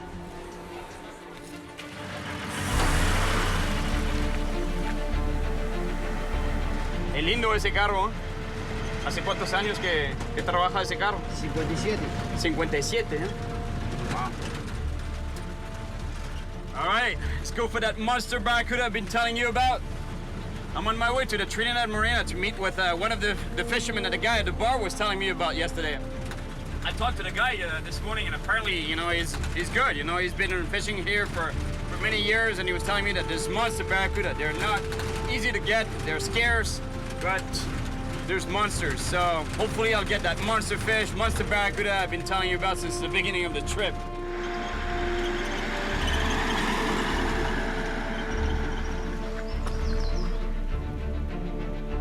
Hola, amigos. Hola, ¿cómo está la cosa? Hola. ¿Cómo está? ¿Cómo está el sabalo? Siempre se puede probar. Se puede probar, a ver si está, ¿no? Looks like the tarpon is going to be a tough one here again, you know. From what he was telling me, it rained a lot last week, and what happens when it rains is that all the dirt gets washed down to the main rivers by the smaller streams, smaller rivers and stuff. And what happens is that the main rivers, they're all dirty. And here especially, apparently from what he was telling me, that when the water is dirty, the tarpon, they shut their mouth. They don't bite, they don't eat. We can still go and give it a shot, but for now I might give myself one more shot at tarpon and then barracuda. Apparently they've been spotting some really big tarpon rolling up to the surface. That's what I was telling you the other day. They've been spotting them, not catching so many, but looks like they're here. Nino is taking me on the Agabama River to try and catch a tarpon. The conditions are not ideal as it's rain and the water is kind of murky, but it could be one of my last chances to catch a tarpon on this trip. Eso le gusta aquí, ¿eh? ¿Es bueno eso? A ver.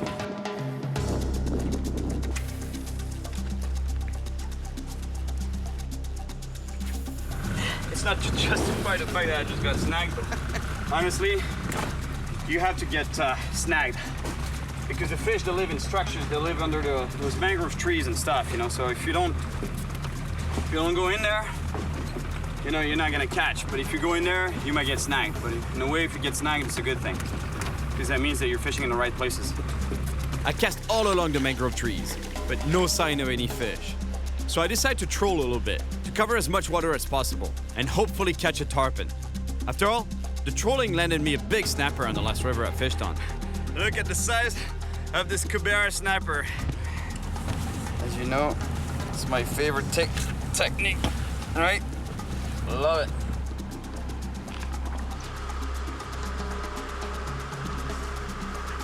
I just want to be woken up at...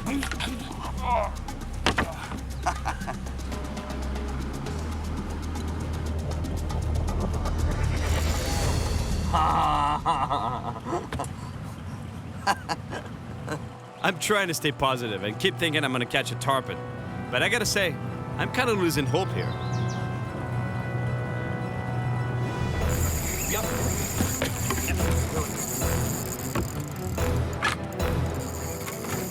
Jack. Look.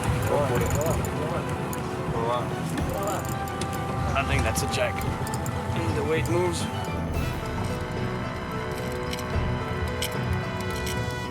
You know, a tarpon, I would know right away. Was a tarpon? Tarpon, as soon as it's hooked, pretty much it goes airborne. It jumps out of the water to try to get the hooks off its mouth.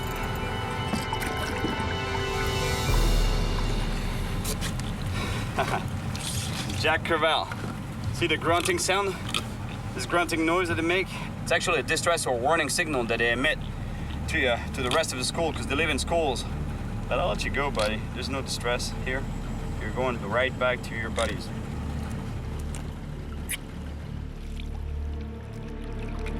Bueno, no es el sábado, pero por lo menos un pez. Ahí voy ya. It's getting late, and still no bite from a tarpon. Nino proposes a change of plan. He thinks conditions in the river are not ideal, and we should go offshore to meet up with Guillermo. He's already fishing a spot that's apparently really good for big barracuda. Tiempo. Oh, ahí, mira, ponte a dar la vuelta por ahí, mira cómo está ahí la... The day's coming to an end, so I make the most of it. I keep trolling while we look for Guillermo.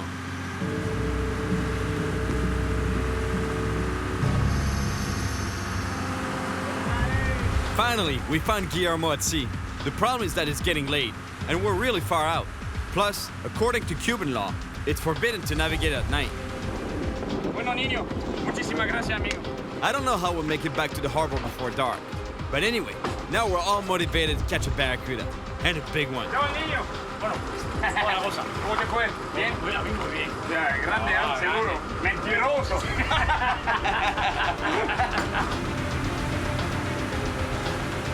Guillermo never goes out at sea without his friend and first mate Alberto.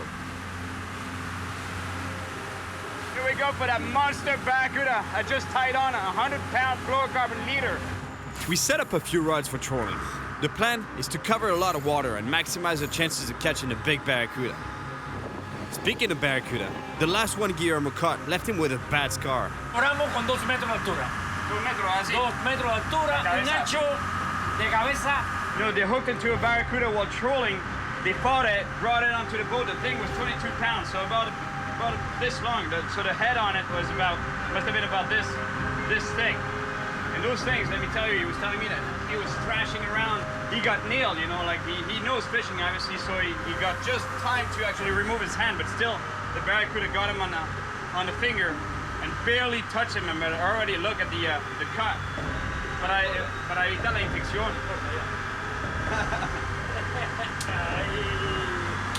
Ahora a pescar. A pescar ahora, eh. The last barracuda that Guillermo caught almost took his finger off, and now he's very nervous at the idea of bringing one on board. Oye, Daddy! Yeah, pronto! Fish on. No, necesito. Está ahí. Es pequeño.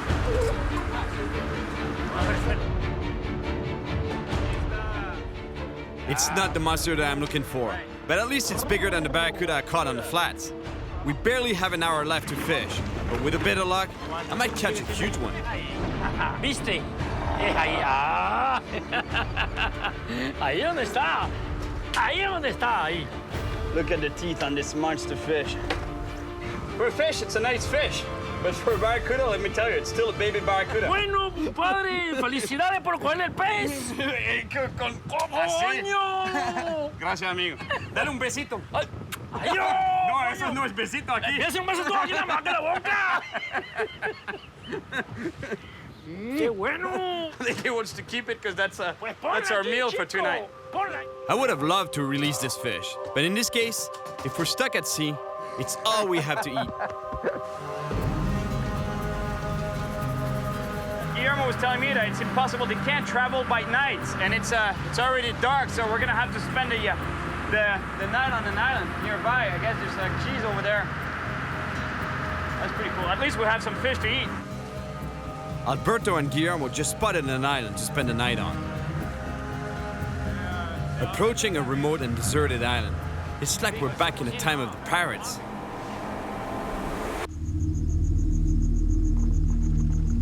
Guillermo and I decide to go explore this island to see if we can find something to eat, and more importantly, to see if we can actually sleep on it somewhere.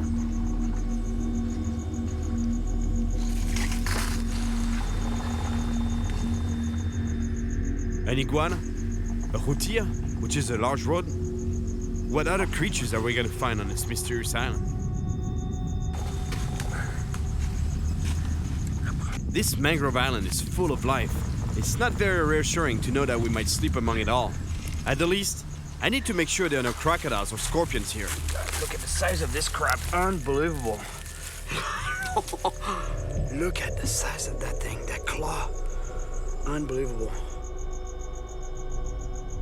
I don't want any of these guys crawling up into my bed. Actually, this is not even a bed, you know. I barely have a blanket to sleep on the ground.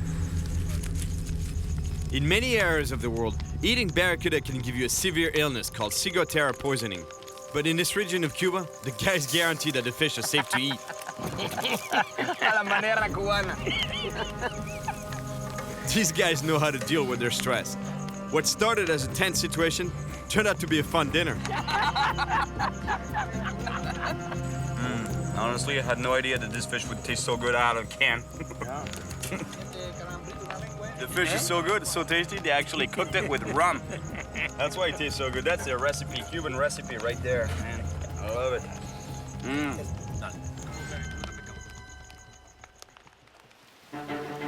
Waking up on a deserted island is pretty cool. But last night, when it came down to choosing between adventure or safety, we chose to sleep on the boat. Sleeping on the ground of a mangrove island where you're not sure what kind of creatures are around is not the smartest thing to do. You really thought I was gonna sleep on the island? With the crabs and whatever other animals live on there? Iguanas and stuff? Nah, I mind it, but come on.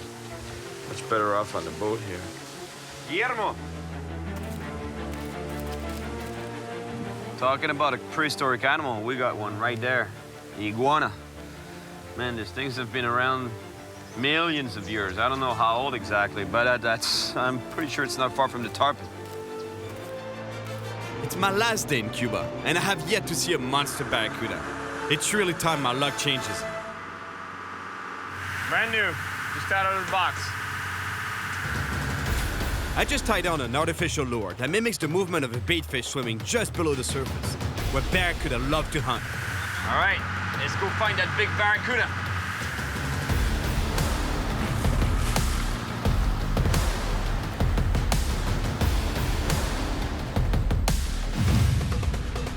Woohoo! Fish on, fish on.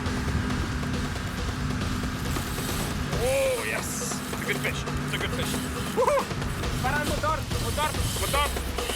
We've been trolling for a while, and finally, we have a bite. But it's not a barracuda. Ah, barco. Barco. Snapper. Barco. Bueno, barco. Ah, yes. Man, that's a beautiful snapper. Those fish are so good eating. It's one of the best eating fish around here.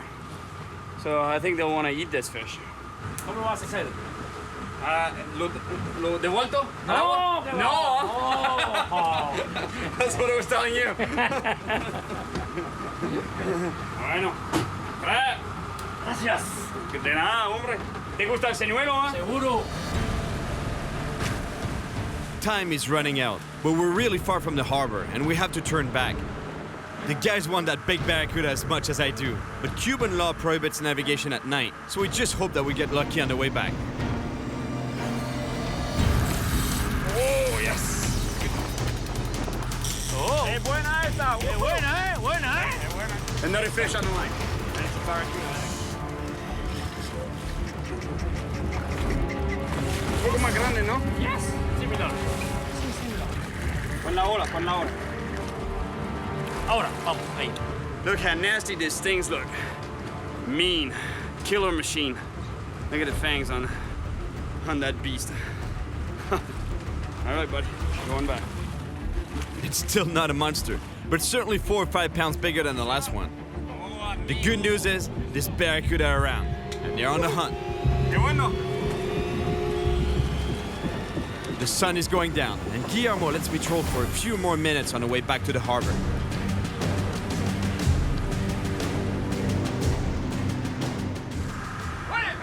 Ok, otro. Otro, sí. Oh, despacio, relate, despacio. Fish, fish, fish. Fish on. That's a big fish. That's a big fish. That's the big barracuda we wanted. Right there. I think we got it. I get a little bit of line back, but I can tell this fish is heavy and powerful. And the fight is not over yet.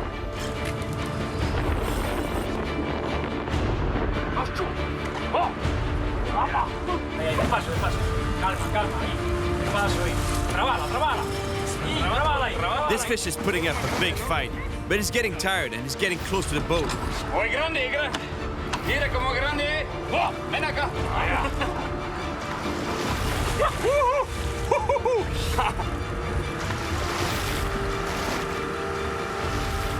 That is one big barracuda right there. Qué grande, ¿eh? Oh, vamos. No, tú toma la caña, lo tomo. Dale, vamos, arriba, vamos. Arriba, vamos. Yes. Now we're talking.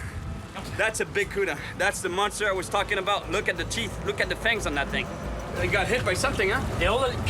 Otro, huh? Yes. Otro que lo atacó, ¿no? Otro que lo atacó, Aquí. Now imagine this thing going for your bracelet or your watch. When I was telling you that you'd lose a hand, now you know what I'm talking about, right? These fish are lightning fast, and they usually strike at full speed with that mouth full of teeth. So imagine, their prey don't stand a chance. 24 libras. Oh, es bueno, huh? 24 pounds. Look how nasty it is down there. This is a bite mark. This thing got attacked either by a barracuda, another barracuda, or a shark. But it should be fine. It's not a deep one. Bye-bye, my friend. Unreal. The teeth marks on the lure. The tooth there, the fang, right through the plastic. And check this out. Look at the hook. Totally bent it open. That's a strong hook. Normally I change the hooks to even stronger hooks than that, but I didn't have time. ¿Ahora lo quieres? Muchas gracias. Pero regalo, Sí. ¿lo querías, no? Claro que sí. Está muerto, disculpa. No importa. No tengo otro. No importa, pero que buen saco de buen pez, Qué grande ese Qué barracuda. grande barracuda. Es bueno. Te felicito. Gracias, amigo. No hice nada, solo puse el señuelo en el agua. No importa, y pusiste el amor del corazón. El amor del corazón. I came to Cuba to catch a big tarpon and a monster barracuda.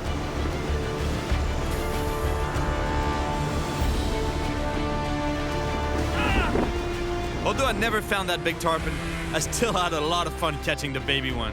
All right. Plus, I was lucky enough to catch a monster snook. Check this out. a beautiful Quebec snapper, and in the end, a big barracuda. That's the monster I was talking about. Look at the teeth. Look at the fangs on that thing. This is what fishing is all about. You just never know what you're gonna catch. 100% sure. I love this trip, and I'll definitely come back one day.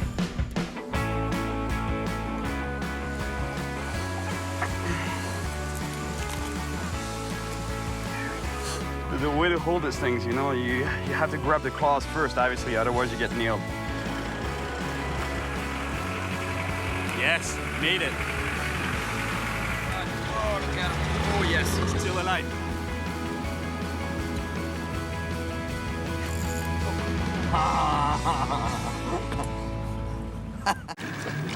Oh no, the line is wrapped around my foot. Aguas, aguas, aguas, aguas, cuidado. My name is Cyril Chauquet, and I spend my life traveling the world, chasing monster fish. And that's exactly why I'm here on the west coast of Mexico. The water in this region of the Pacific Ocean is known for its great population of billfish. Yeah. Anglers from around the world come to Zihuatanejo, hoping to land a monster sailfish. Pica, pica, pica, pica algo. But this comes with its own set of problems. Cuidado, cuidado. Having been clocked at 68 miles per hour, sailfish are known for the explosive speed and amazing jumps that sometimes put fishermen in dangerous situations, especially for the locals, who fish with nothing but a hand line. Injuries, cuts, and even lost fingers are all part of the risks of this technique, and the fishermen from around here have seen it all. Esto que vemos aquí es como un cuchillo. I want to fish like the true local fishermen do. And even if I know the dangers involved with handlining for sailfish, I'm gonna take my chances. Cuidado, cuidado.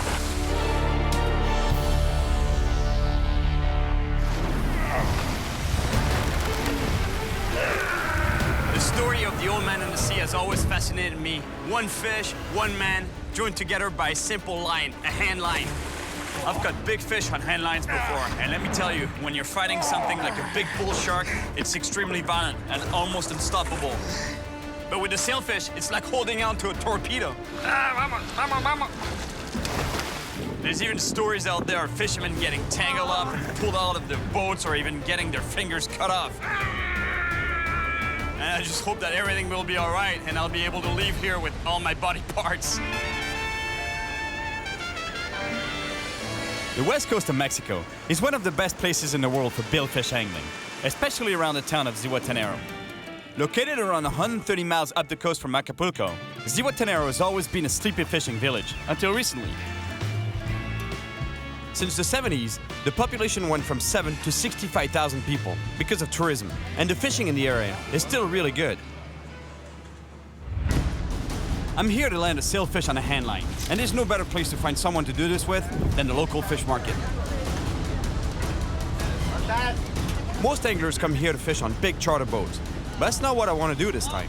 I want to fish like the locals do, with a strict minimum, a small boat known here as a panga and a hand line.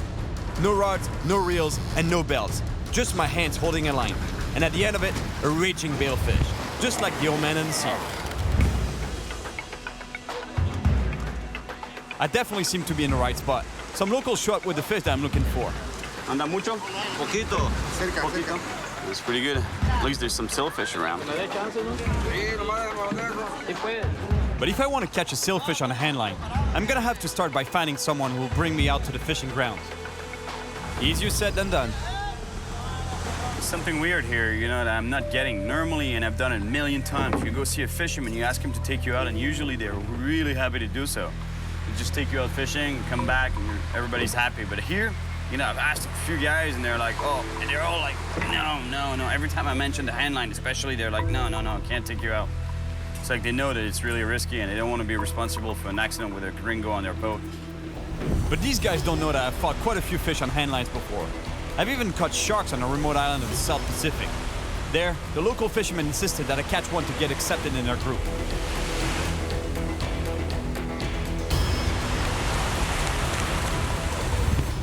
After a bit more searching on the beach, I find a man who tells me that the fishing in this town is controlled by a group of elders, and I need their blessing to be able to fish like the locals do.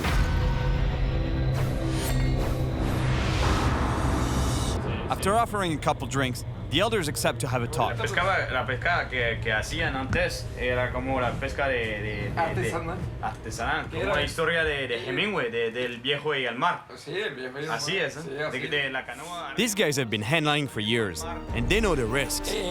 Esto que vemos aquí es como un cuchillo. Esto te corta un dedo, una mano, te puedes perder hasta la mano entera con este tipo de...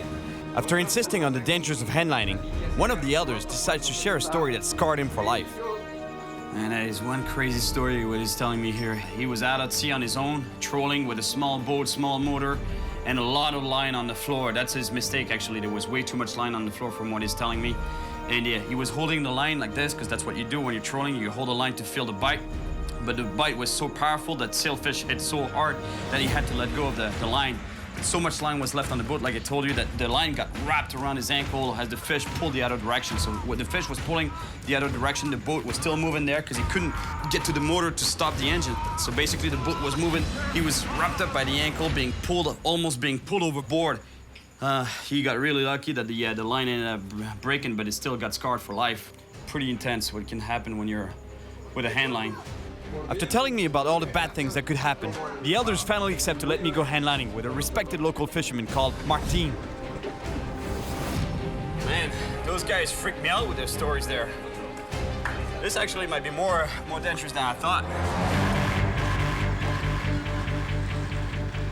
All right, this is it. Sailfish on a hand line. Let me tell you, there's something weird about going fishing without fishing rods. Just a backpack and my hands. Getting on the water with no fishing rods actually reminds me of the time that I went noodling for catfish in Oklahoma, and my hands took some serious punishment. God, look at my hands. Martín, eres Martín, ¿no? Sí. Hola, ¿cómo está? Los viejos me dijeron que quieres sacar un vela a mano. Sí, a mano, vela. Eso es. Once in the boat, I get this weird feeling of emptiness. Oye, ¿te molesta si voy a buscar mi caña? Bueno, pero si nos vamos a pescar a mano, es un día de pesca a mano, ¿no? Sí, pero... I really want to handline a sailfish, but it's just too weird for me to go out without at least a rod and a few lures. Ahora sí. Ahora sí, listo. Sí. Ah, bueno.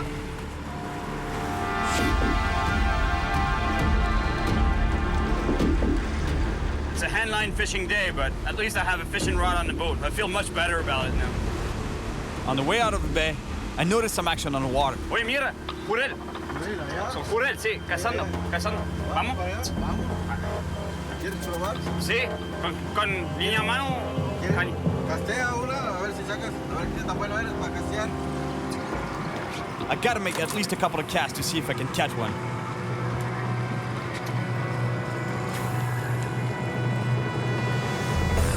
Fish on.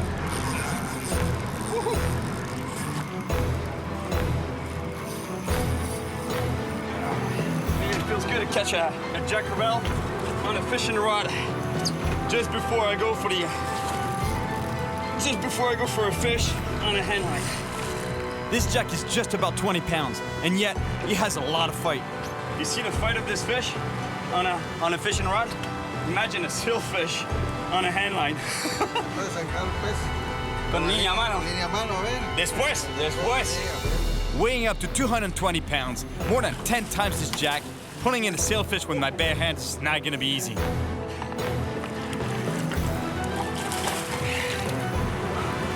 Not ready yet.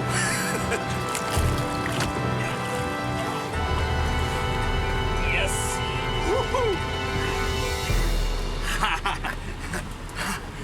¿Es buena esta? Sí. Buena caranga.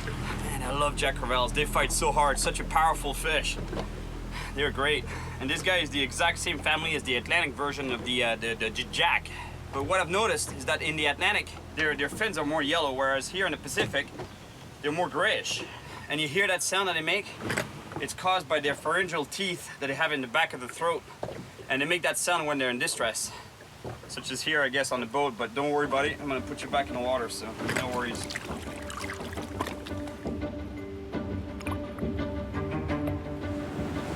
Once we're back on the way out, I quickly realized that we're actually following the shoreline instead of heading out to the open sea. And I know that we won't find any sailfish following the coast. These fish are pelagic. That means they live in the open sea. Pero ¿por qué no vamos ahí? Al mar, ¿no? No, vamos te voy a llevar primero a sacar un burel o un gallo a mano para que practiques. Pero después al vela. Después al vela. ¿Me furras? Vamos a sacar un burel. I'm pretty sure I was set up by the elders here. He's telling me that he wants to test me inshore with some roosters or jacks before he can take me out, you know, catching a sailfish on a hand line. And in a way, I understand though, because, you know, like sailfish, catching a sailfish on a hand line is pretty intense, you know, so I understand why the elders would have told him to actually take me catching a rooster or a jack. But even those things though, a jack crevalle or a rooster fish on a hand line, let me tell you, it's going to be quite a fight. Well, I guess I'm gonna have to prove myself before I can go for a sailfish on a hand line. It's gonna be pretty intense. Fighting a jack crevalle or a rooster fish on such a small line, you know, that's gonna be quite something. But at least, I think we found a good spot. There's a reef here, and there should be some predators around. Oh, that's pretty impressive. These islands are white like this because of the guano. Millions of years of guano deposit on the islands made them entirely white. Martin is very confident about this spot, so we start trolling around the island. And it doesn't take long before I get my first bite. All right, here we go. Yeah. Aquí tengo. Aquí. Oh, yes, fish.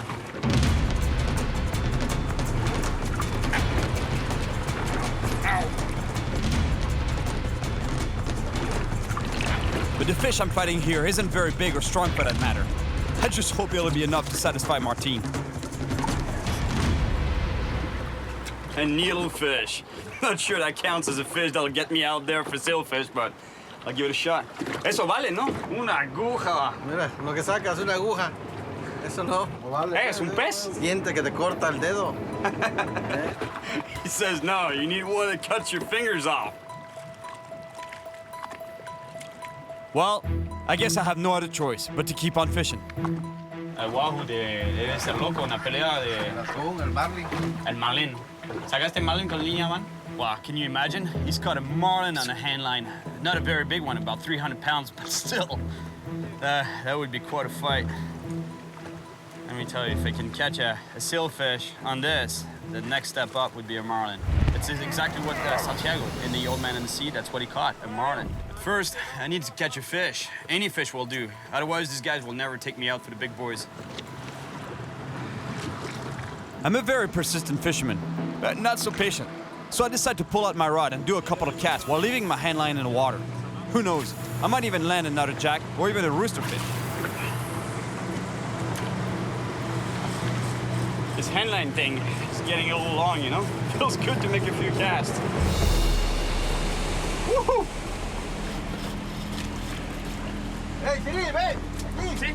¿Tienes uno? Rápido, rápido. Hey, a la caña, hey. With all the excitement, I missed the rod holder, and my rod fell out of the boat and sunk straight to the bottom. I don't like losing gear, plus this rod and reel have been around the world with me, and I consider them priceless. There's no way that I'm losing them. No la ves, ¿no?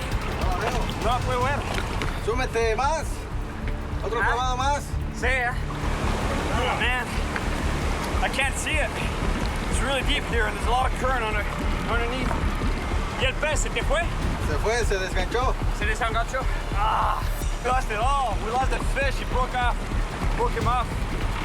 But I'm not losing this rod. There's no way I'm leaving this rod here. ¿Las caras no tiene? No? No traigo. No tengo. No. At about 25 feet deep with no mask on, it's really hard to see. But all of a sudden, I see something shiny. It's gotta be my reel.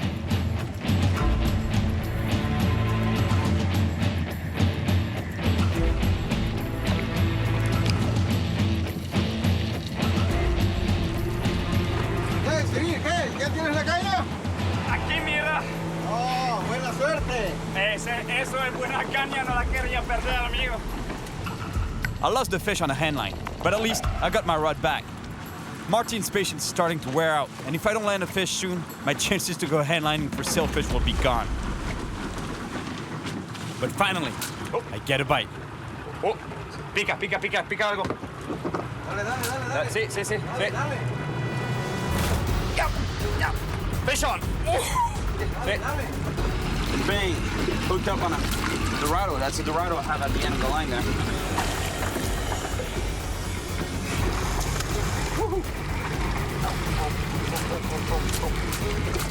The whipping sound is actually the line going through my hands and burning my fingers every time the fish tries to get away. Really gotta watch out not to get tangled up in the line, the loose line on the boat there. If you think this fish is pulling, that's nothing compared to a silverfish. Yeah. Dorado on a hand line. I don't care about the pain. It's a good-sized Dorado, and I'm gonna bring it in no matter what. This fish is what I need to prove to Martine that I'm ready for a sailfish on a hand line.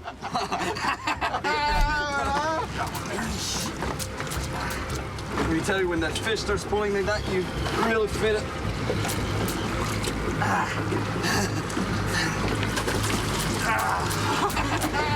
That cracks him up. Every time I feel the line ripping through my hands, I can't stop thinking about what it's gonna be like with a sailfish. After all, it's only the fastest fish in the ocean.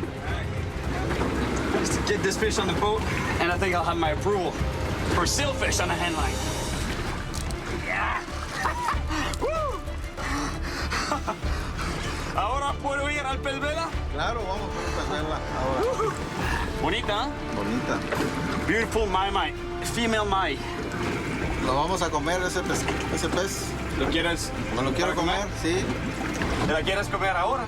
Claro. He wants to eat it right now. Vamos a comer right now. Dame 5. Gracias, amigo. I never even realized that my finger got caught on the line during the fight. But who cares? It was worth it. I'm pretty sure that the others will give me their approval to go out for a sailfish on a hand line tomorrow. I would have loved to release this little Dorado, but Dorado mai, it's almost impossible to release in front of people that love to eat this fish. It's one of the best tasting fish.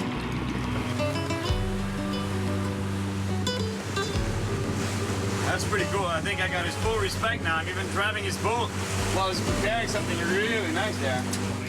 A good fresh ceviche isn't hard to make. Strips of fish, onions, a little salt, some peppers, a lot of lime juice so the citric acid cooks the meat.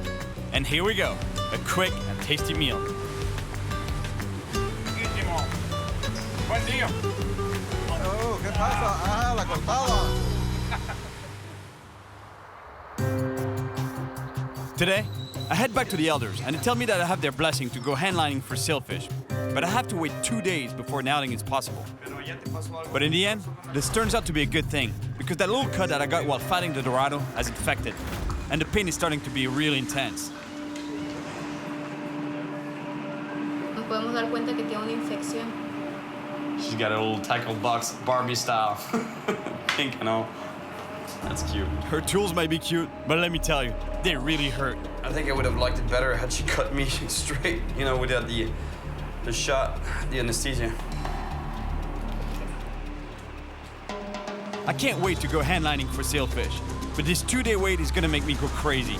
I think I'm gonna have to find a charter boat to bring me out so I can try to catch one on the fly rod and show you just how fast and strong these fish are. Even though you've been in a car at 60 plus miles an hour, let me tell you, it's really hard to imagine how fast a sailfish is.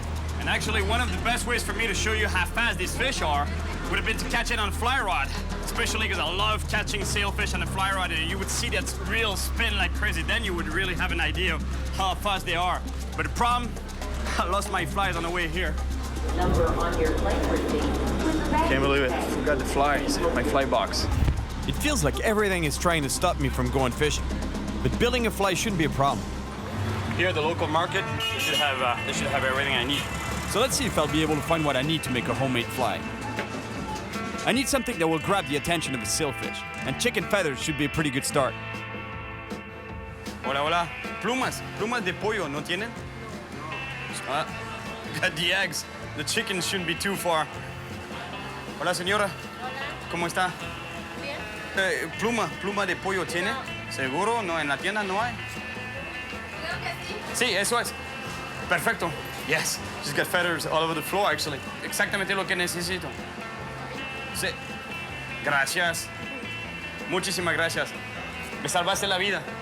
Ciao. One more stop at a local bar, and I should have everything I need. Generally, sailfish hunt prey close to the surface, and corks float. So you see where I'm going with this? I think that now I should be able to build a fly that will work just fine for sailfish.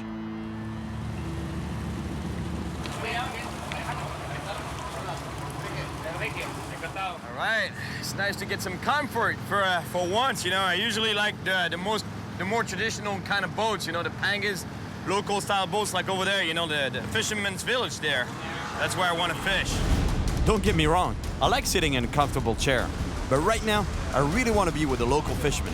I respect these guys. The conditions and equipment they fish with, and the fact that fishing is all they do, makes them true hardcore fishermen. Just like Santiago in The Old Man in the Sea. I've already caught a huge sailfish on a rod from a small boat, and I can tell you one thing, it's not easy. The boat is rocking non-stop, it's hard to stand up, and you can easily fall overboard. I can just imagine how it's gonna be with a hand line. So today, I'm gonna kick back, relax, and enjoy the comfort and safety of the charter boat. At least it'll give me a chance to catch a lot of fish here on this boat, I hope. And show you the speed of the fish, show you how fast those fish are. You'll see the reel spinning like crazy. I'll give you an idea of what I'm gonna get into later on while handlining. Today's conditions are perfect. The sky is beautiful and the wind is calm. But that doesn't mean it's gonna be easy. Hooking a sailfish on a fly is one of the hardest things to do in the world of fishing. Everything has to be perfect. The fish has to follow the teasers right to the back of the boat, and the fly has to land just in front of its bill. Sounds easy, but it's not. Come on. I really want to show you the speed and power of a sailfish. But before anything is gonna happen, I need to build a fly. The feathers that I put here and through some slits in the back, they add some texture. So basically it's like the tail of the animal, the squid or the fish that I'm mimicking. It's not mimicking much, but I hope it'll catch a fish.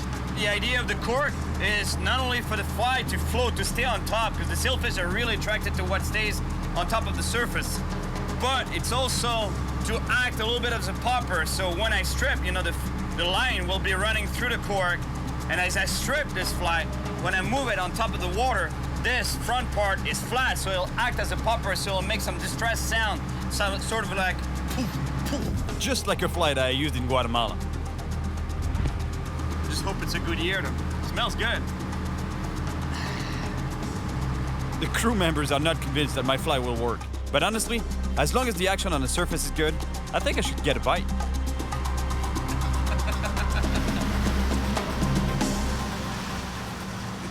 Just like the pros, except for that. They just put another set of teasers in the back of the boat right here. Big, big teasers. The idea is to bring the sailfish attention to the back of this boat. Because until they come and attack the teasers, I can't do anything. They gotta start attacking the bait so that the guys can bring me the sailfish here for me to be able to cast a fly and hopefully hook it. And then you'll see that reel start spinning like crazy. Last time I caught a sailfish on a fly rod, things went great, but I had a real fly. Sailfish on. Come on. I am so ready, you have no idea. After 3 hours of trolling, there hasn't been the slightest sign of a sailfish. Ven, ven. ¿Dónde está? With a full moon 2 days ago, what was worrying me seems to be happening. Most predator fish feed during the moonlight and become less active during the day. I just want a sailfish right here so I can... Oh, yeah. Even with the intense heat and no action at all, things could be worse. Last time I was in Guatemala, we ended up stuck in the middle of the ocean. Look, we're stuck in a long line. Long lines are very long ropes to which many baited hooks are attached. We had to untangle the line from the propellers among the sharks. They were attracted by all the bait, and let me tell you, this was a bad situation. Prueba esto. Chile serrano. Pero muy fuerte eso, ¿no? Muy poquito. Muy poquito. Pruébalo. Yeah, right. Un poquito. Through my travels around the world, I've tasted some weird things, even worms that grow in nutshells. Esse tem coco adentro. Muito bom, mas o gosto. Muito gostoso. And now, the crew wants me to eat a pepper for good luck. At this point, why not? Muy poquito.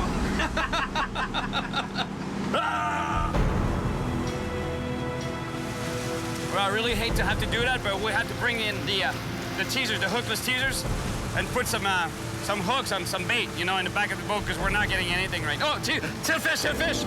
Mira, mira, mira, mira, mira, mira, mira, mira, mira, mira, mira.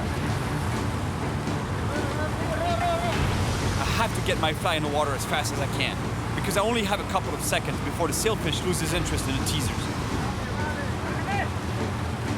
Oh, he's going for it. He's going for the fly. He's going. Ah! Come on. Eat that. Take it. Come on. Woo-hoo. Yeah. Woo-hoo.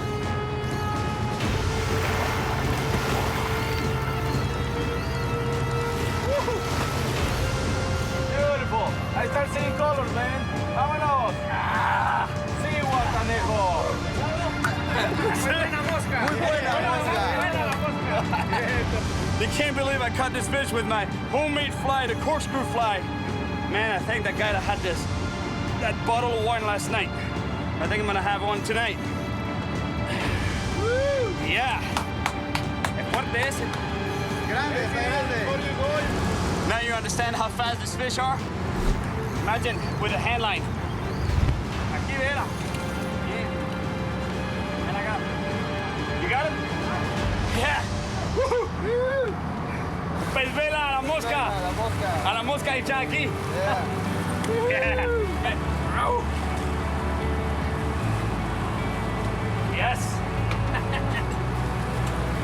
Sailfish caught on a homemade fly. The corkscrew fly. Let's put him back. Gave it a lot of its energy, so that's why right now it's a little tired. He looks good. He's good to go. After a long day in the sun, I finally caught a sailfish on a fly rod, and I'm really happy that I was able to show you the power and speed of this fish.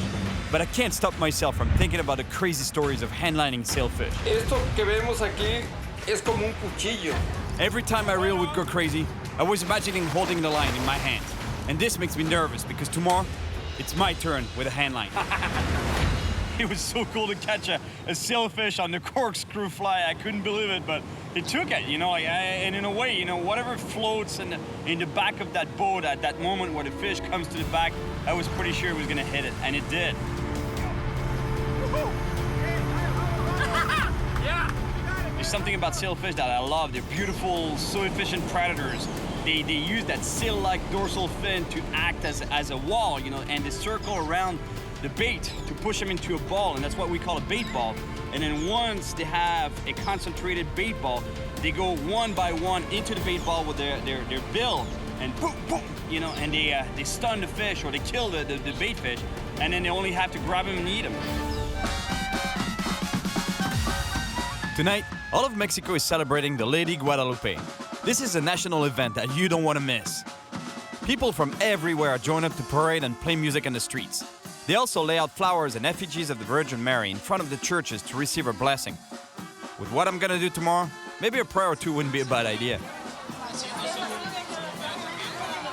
There's something about street food I love. For some reason, it's the only place to me, in my opinion, that you get the real taste of the country's food. Muy rico. After a little bit of street food, it's straight to bed for me, because tomorrow is the day that I catch a sailfish on a hand line.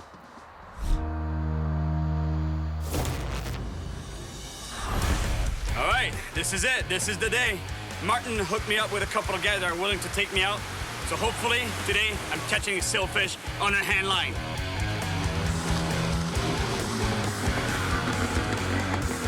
Hola, ¿cómo estás? Bien, ¿cómo está? Tranquilo, amigo. Todo bien, todo vamos muy bien. Hola, ¿cómo estás? ¿Cómo te llamas?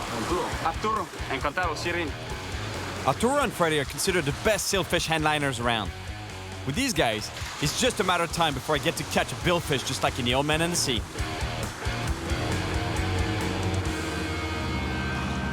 Even if we're just getting out of the bay, I can't wait to get a line in the water. And it doesn't take long before I get some action. Oh, bonita. Sí, ¿eh? Sí, ¿qué viene? Aquí está.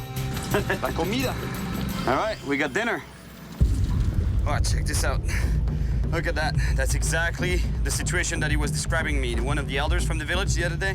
La línea sigue roto para donde está. Y yo desesperado. Y el motor acá. Y ni una cosa ni otra. When there was a lot of coils of line on the bottom of the boat here on the floor. That's exactly what just happened to me. Imagine if my bait was in the water right now, I get a hit, I get all tangled up, and I go overboard.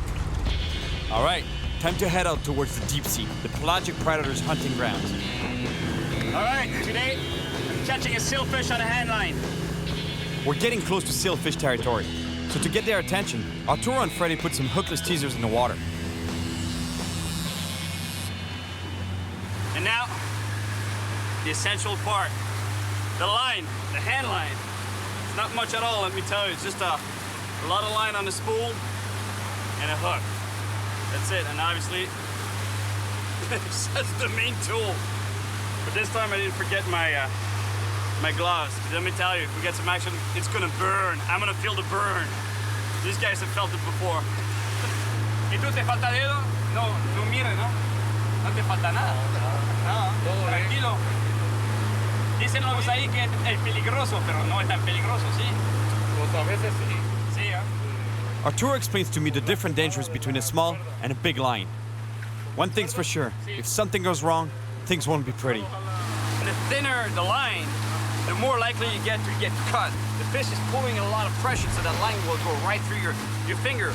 But eventually it'll break because it's less, resistant than a thicker line. A thicker line will not necessarily cut you, but if you get cut up, like tangle up around your finger or your hand, the problem is that it won't break.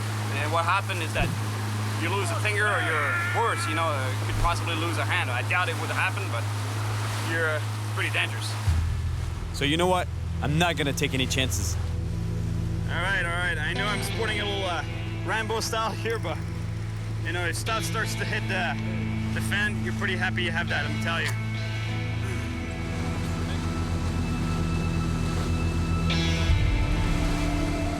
The conditions are perfect, but the heat is brutal.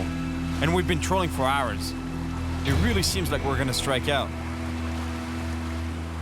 But suddenly, we spot what we're looking for. Vela, sí. Toma esta línea, esta tiene mucha cuerda, mucha línea, esta tiene mucha línea. It's pretty rare to see a sailfish with a dorsal fin out of the water like that. This is my shot. I have to move fast.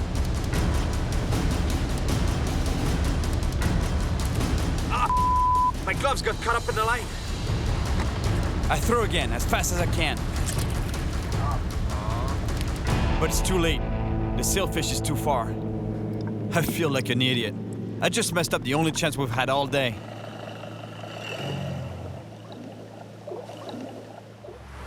Ok, Cyril. Ni modo, lo siento mucho. No fue un día de mucha suerte, muy poca suerte. Eso es la pesca, Es la amigo. pesca, Sí. es la pesca. Es lo que la hace excitante. Bueno, pues así. The guys are really cool, and they want to help me live this traditional fishing experience. So they come up with another plan. Está alejada. All right, well, at least there's a plan B, and plan B sounds pretty good because what he was saying is that there's another beach that they know that we can spend the night at and leave from there to some better, more remote spots for sailfish, apparently, because here there's a lot of pressure. We're pretty close to town, and they were saying it's not the best fishing waters here for sailfish. So we're going to sleep on a beach and leave from there tomorrow morning to get to a better spot and hopefully catch a monster sailfish. Look at this spot. It's a beautiful beach. Freddy prepares the skipjack that I caught earlier. Meanwhile, I dive in to help Arturo properly anchor the boat so the waves don't push it into the rocks during high tide at night. Now, we just need to set up camp and then it's dinner time. Or I guess I should say snack time, since we only have one small fish for everyone. Aquí está. Si paso el test contigo, está todo bien. Tequila. Tequila ahora. All right. Gotta take care of my Mexican friends here. Oof, that's gonna hurt. Freddy!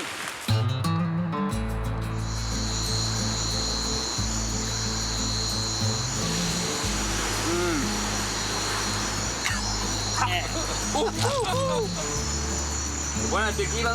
Sí.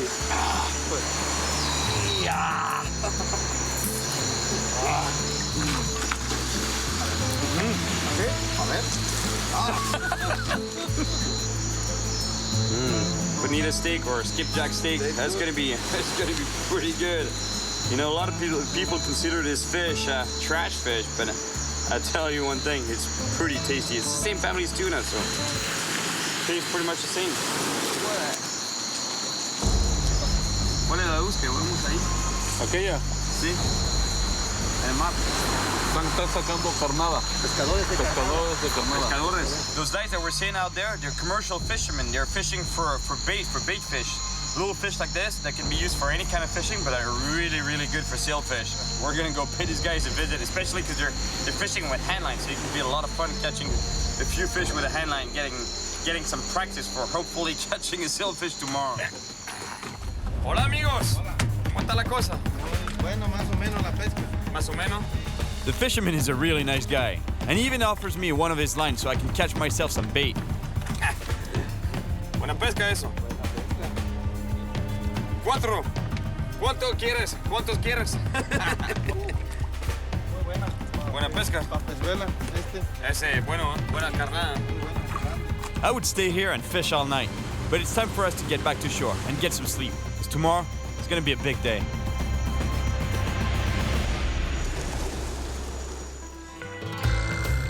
It's my last day in Mexico, and even if yesterday was a total fail in terms of fishing, today I'm more psyched than ever. Hoy es el día. Hoy es el día, ¿acaso? Hoy sí. We head out towards the secret spot, and the guys are convinced that this will be the spot where I'll catch a sailfish. And we even have some great bait fish that I caught last night. Buena vibra ahorita. Sí, buena vibración. ¿Lo sientes? ¿Se siente que viene el vela? Ahora sí nos vamos a... Ahora sí. All right, today is the day. We're getting really far from the town of Zihuatanejo. And what that means is that, in theory, we're getting to some areas that have almost zero commercial fishing pressure whatsoever. On my last trip to Guatemala, I witnessed firsthand just how damaging commercial fishing can be, especially when they use long lines. That's pretty sad. It's mainly the product of bycatch, on long lines. It catches anything that's out there, really, because it's baited hooks. It's a bunch of baited hooks on the line, and whatever's around will take it. So mainly dorado, obviously, but shark and sailfish. Arturo and Freddie are convinced that I'm gonna land a sailfish around here. I hope they're right, because today, my last chance.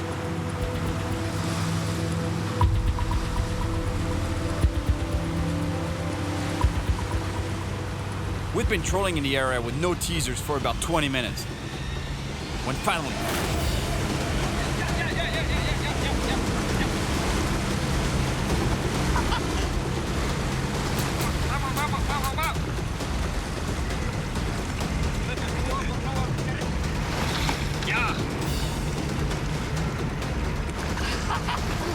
This is it, the old man in the sea.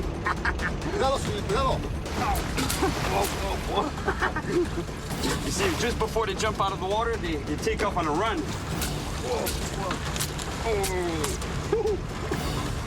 Cuidado. Es muy peligroso. Sí, ya tenemos uno. Told you it was better fishing around here.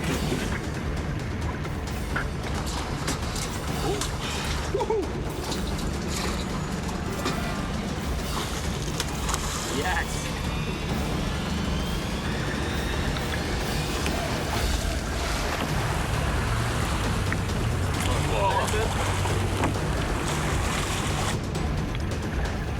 Yes, we're seeing it. Here we go. Sailfish on the headline. Woo! Just when I think the fight is over, the fish goes for another run. My wrist gets caught by the line. I have to follow the sailfish so the line doesn't cut through my flesh. I managed to get the line off my wrist, but I get caught again. Tengo al niño pegado en el pie. Se viene, con cuidado, con cuidado. Listo, tengo en el pie. Aguas, cuidado. That's it, I'm free. But I gotta keep tension on the line to control the sailfish so I don't get tangled again. Or worse, stabbed. Cuidado.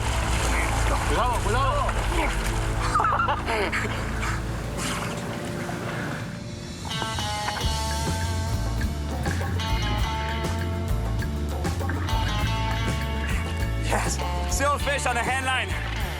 The old man in the sea style.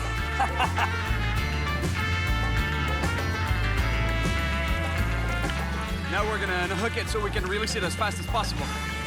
Un poco de miedo tuve, yo preocupado cuando saltó. Brincó y saltó cerca de ti, muy preocupado, un poco de miedo. Sí. Pero todo bien. Now I'm reviving the fish before I let it go, and the idea to do this is to have the boat in gear going very slowly to get water to flow through its mouth and out its gills. And as soon as I feel that the fish is kicking and ready to go, I'll let it go. But I just hope that the same story that happened to Santiago, the old man in The Old Man in the Sea, is not gonna happen to me right now, because this marlin that he was bringing back to the village got devoured by sharks. I was towing the fish alongside the boat. So right now it's just not a good position to be in where I am.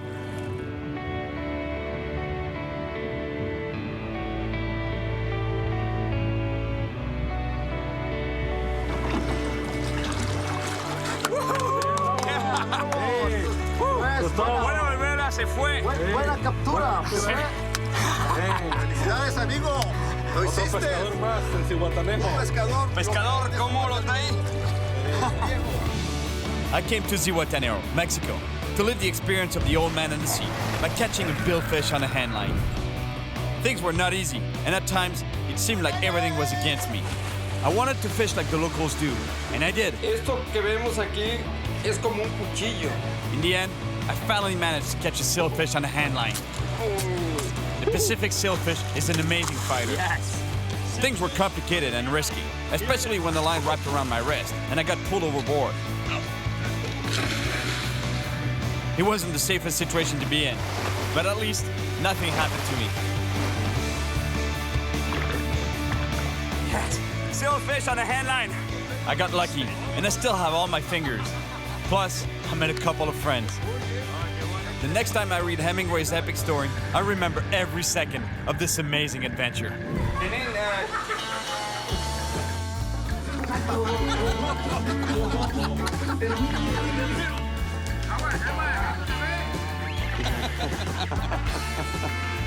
Hey, Cyril, I think you got a scorpion on your shirt. Yeah, he's my buddy, man. And with this, kills everything. You need a little bit of a bacteria, gone.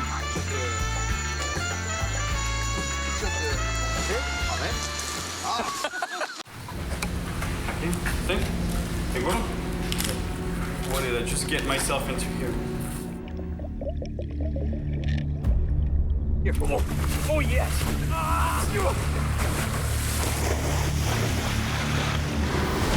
My name is Cyril Chauquet, and I live for adventure. I travel around the world looking for the biggest, most powerful, and potentially dangerous fish.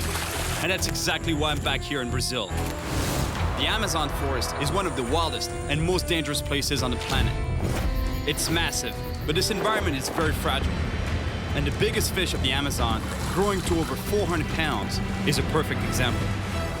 The arapaima, also called pirarucu, has been overfished for centuries. And today, this prehistoric fish is still in peril. I've been invited by the Brazilian government to help me protect wild arapaimas from poaching by collecting DNA samples from these monsters.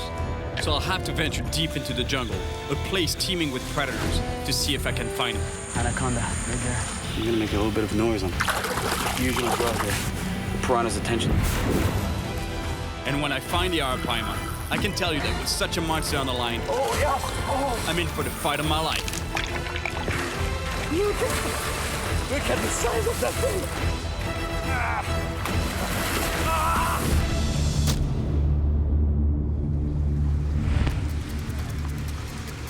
I'm back in Brazil, in Manaus, a city with a population of over 2 million people, right in the heart of the Amazon forest. I've been coming to Brazil for many years because the Amazon is home to some of the biggest and most powerful fish in the world. Like the vampire fish, the explosive peacock bass, and a massive shark-like paraiba. It's a paraiba! Yes! But as wild as this place is, pollution, deforestation, and poaching are putting a lot of pressure on its ecosystem. And the arapaima is one of the most affected species.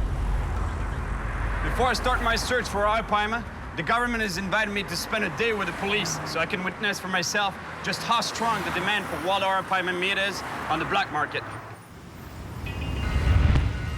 In 2001, the government passed a law making it illegal to commercially fish wild arapaima.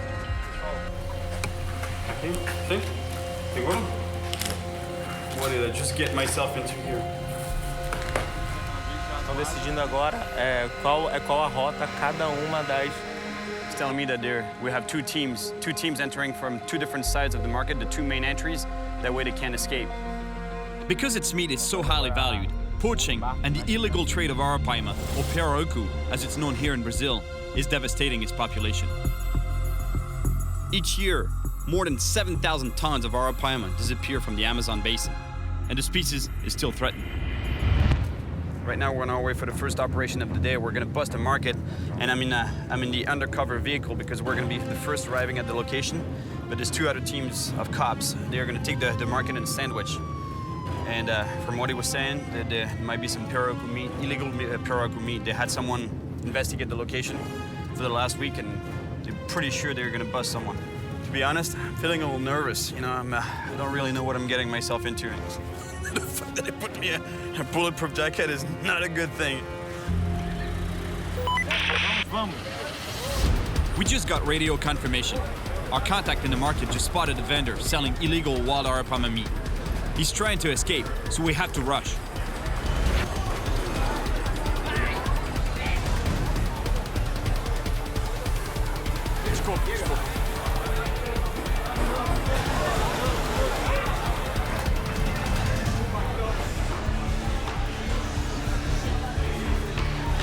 See? Illegal. That's illegal pirarucu meat right there.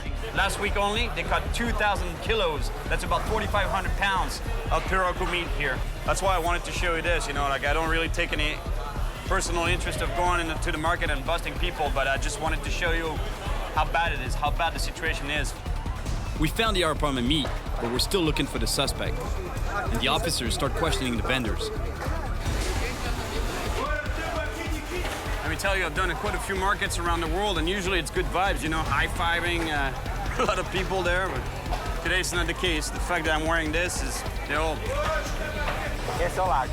Essa guia, ela fala o que ela autoriza, que é o pirarucu. You see that tag there? That means that it's legal. It was raised in a fishery, in a farm. If it didn't have that, that means it's wild fish, and that's what they're trying to find here. After a long search, the officers finally find a suspect, and while they arrest him, we collect the illegal meat. Muito pesado. It's actually a lot of bags, and those bags are really heavy. They're at least 100 pounds each. Instituições de caridade que vai fazer a doação. Okay. At least the meat is not going to get lost. They're going to use it in hospitals and daycares and a lot of good things. It's too bad that people don't realize the consequences of their actions, especially when it comes to killing wildlife. Tomorrow, I'm meeting with a scientific research team that is working to save the arapaima, and I'm going to help him in any way I can.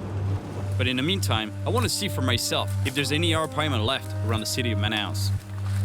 I hiked to a remote section of river, where the police told me there might still be wild arapaimas.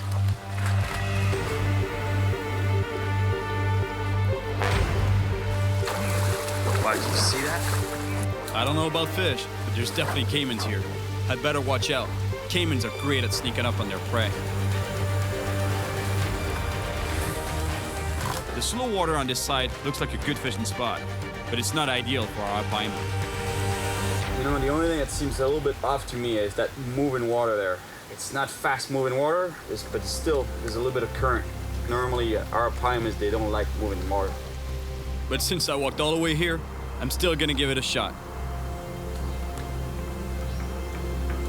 Oh.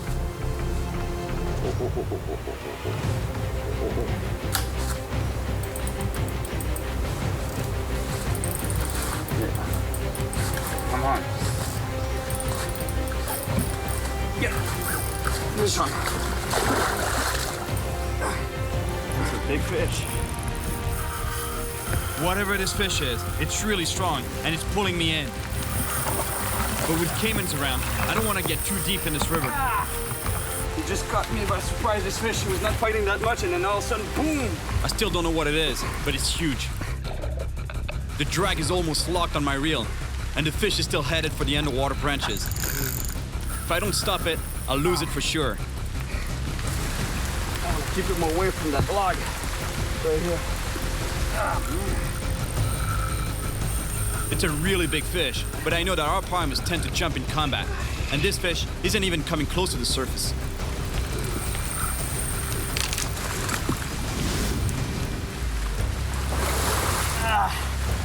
It's a filioche. It's a small paraiba. It may not be an arapaima, but it's a big fish, and all this splashing around might really get the caiman's attention. I need to bring this fish in quick.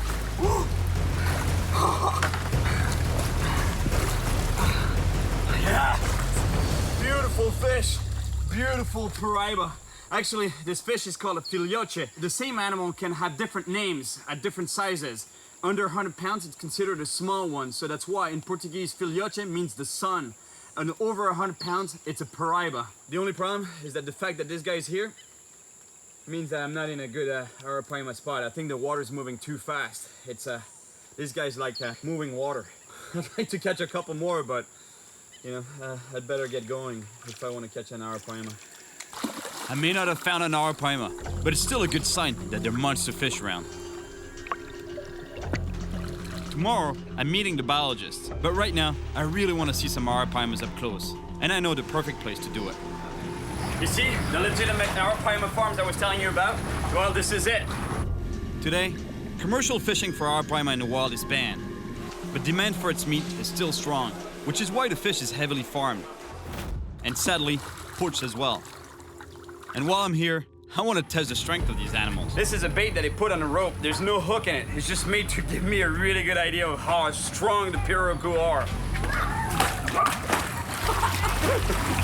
My gosh, the strength of the animal. Look at it, doesn't want to let go. Check this out. Look at what it did to the bait. It literally crushed it. That's exactly how our arapaima feed. They have a really big mouth, and anything that it can fit through their mouth, they do. And once it's in the mouth, they use their huge bony tongue to actually crush the bait against the roof of their mouth, and then they swallow it. And that's exactly what these guys did to this poor bait.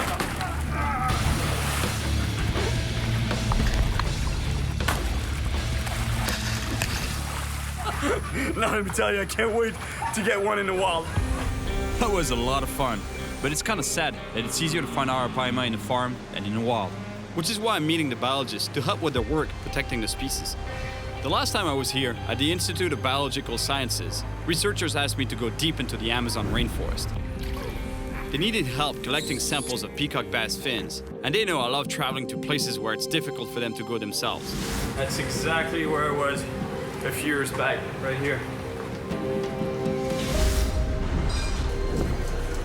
Isini? Hey, Cyril! ¿Cómo estás? Estoy bien. Mucho Nice tiempo. to see you again. Come here, I was waiting for you. Let me introduce you to someone. This is Thomas Herbert. You're Thomas. Nice to finally meet you. Nice to finally talk to you too. Thomas is an expert specialized in the collection and study of data from the arapaima population in Brazil. And he briefs me on what the team needs. So close to Manaus, there are some lakes which have apparently natural populations of arapaima, and they're supposed to be really big. Okay, and so what we would like to do is we'd like, if you can, go out and basically sample some of these arapaimas. All you need to do is take just slow fin clips. So just a fin clipping, right? I cut very a little bit of the caudal fin. fin. So if we can determine that the animals are wild, that they're not just escaped captives, okay, then I think it's better that it's much easier, or at least for the government, it's much easier to implement some sort of a conservation program.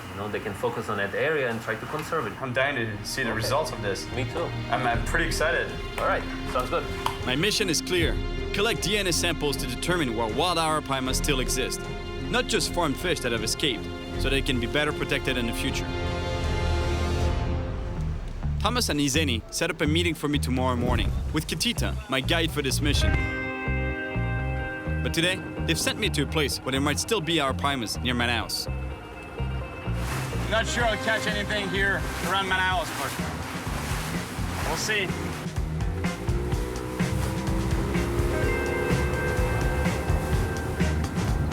Pretty good in there. like it would even be a good spot for arapaima. It's pretty calm waters. I'm tying on a thin but strong leader to help my odds of getting a bite. The best way to catch an arapaima is using bait. The thing with bait is, once it's in the water, there isn't much to do but wait. It's so hot and humid right now, you have no idea. And then I'm telling you, I think it must be 100% humidity in the air. And it feels like 200%. Really bad. Aqui tem pirarucu? Tem, mas é um rio cheio, né?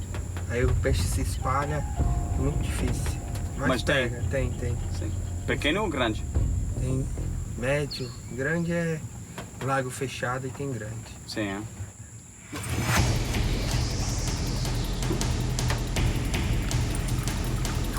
Yep.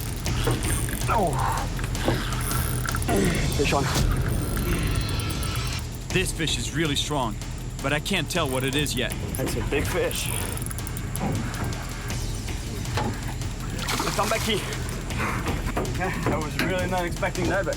These fish are really strange. They're part of the same family as piranhas, but they barely eat meat.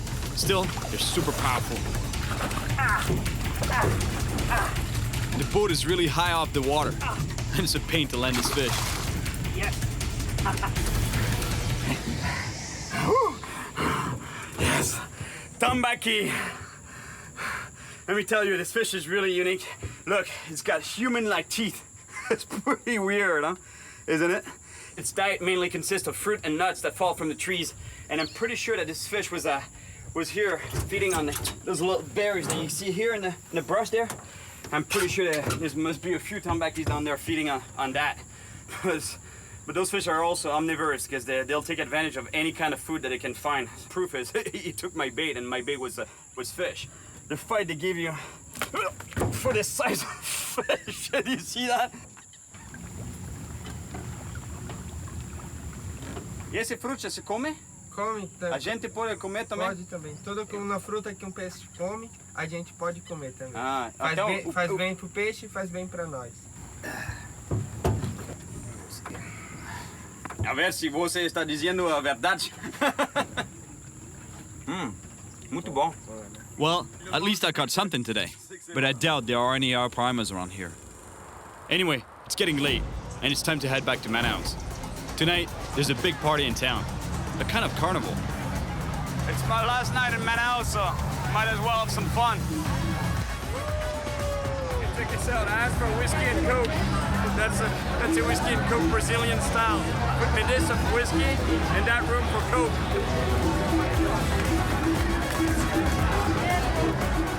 Yes, Brazil! I'm telling you, it's like dancing in a sauna here.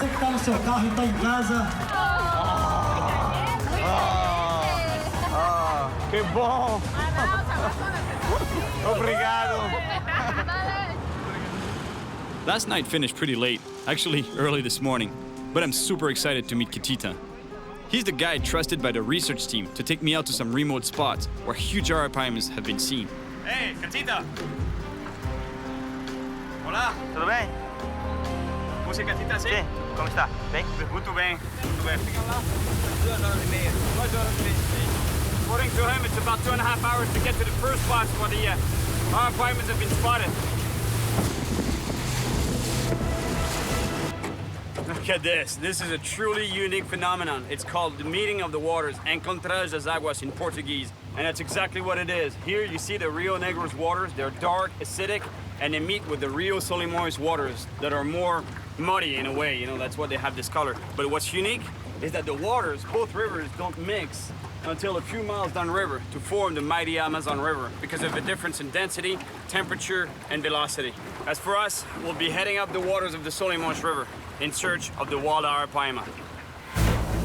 Here we go, on a mission to catch the wild arapaima. But before we start, Catita explains that we have to get permission from a local village chief to access some remote lakes on his territory. Samuel, boa tarde. Tudo bom, Samuel? Olá, Manuel?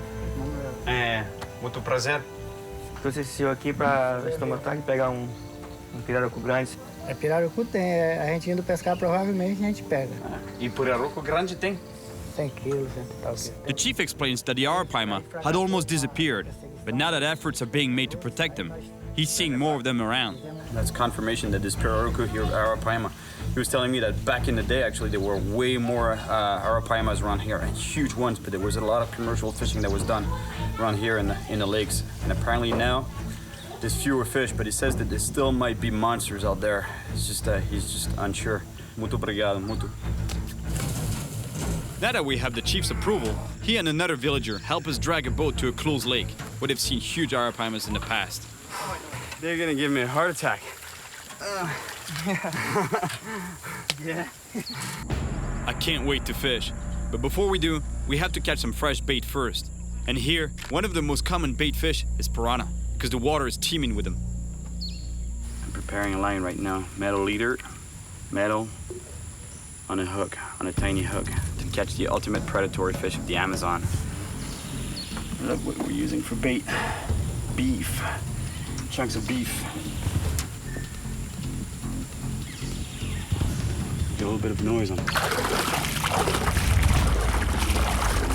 the surface like that. It usually draws the piranha's attention. They think it's a prey in distress on top of the water, or fish or bird or whatever, and usually draws their attention. That makes them really aggressive.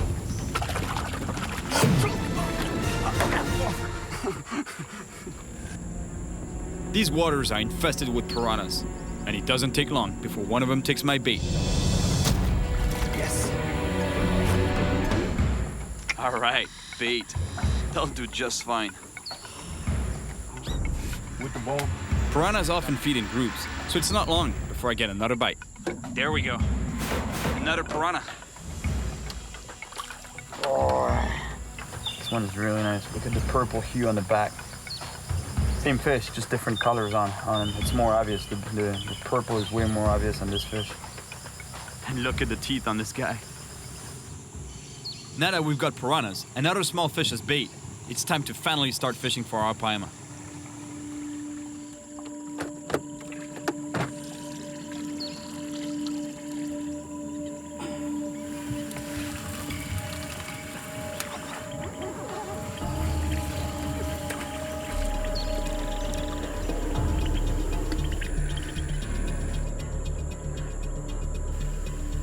To know that there's some piranha, live piranha in the bucket there, and I totally forgot, and I put my hand right in there looking for another type of bait. O piranha come? See? Check this out, what the piranha has done to the bait. It was you who did that, right? No good. Mean guy. Mean little guy. I think I'd better let this piranha go before he eats all the bait in the bucket.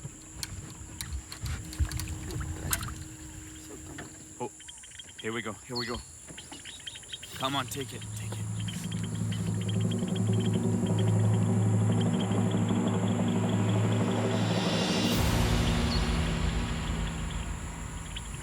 False alarm. I really thought there was something on this line. That's exactly what I thought.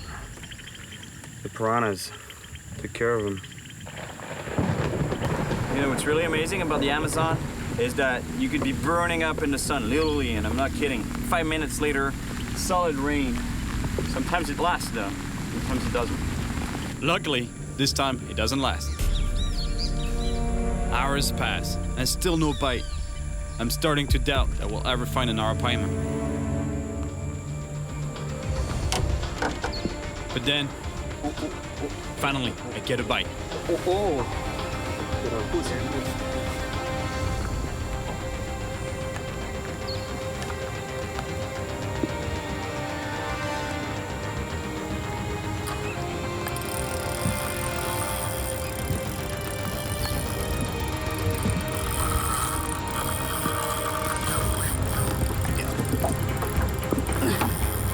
There we go.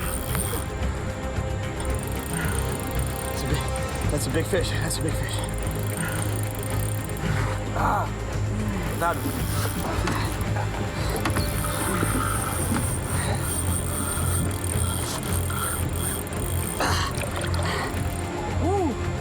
Hey, bon, check it. Oh, yeah. Oh. Woo.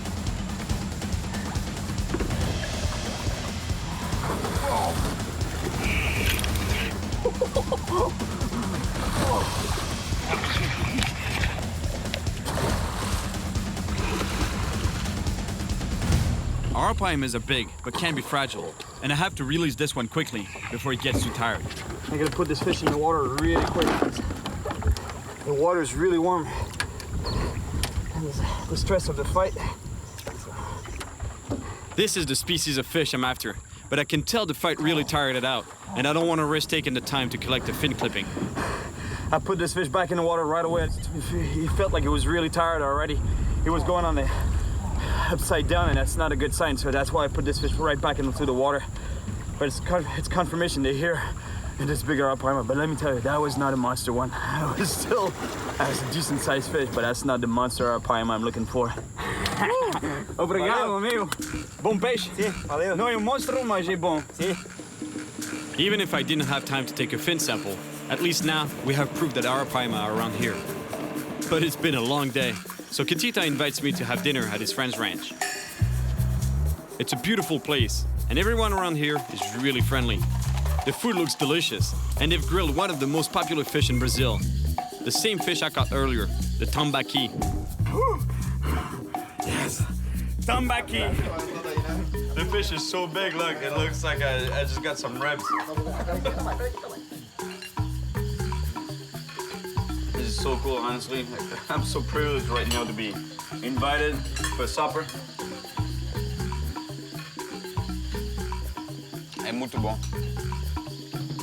We've barely finished eating when the owner of the ranch, Norberto, wants me to try one of the local products. Guaraná? Sim.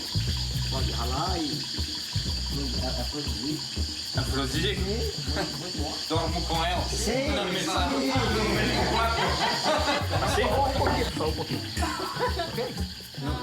Guarana is a natural stimulant, but I didn't know it was also an aphrodisiac. So I'm not sure why they're insisting that I drink it.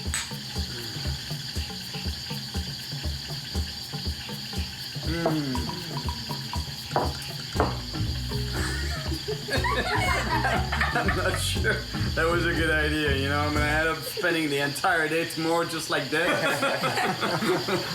I got a situation here.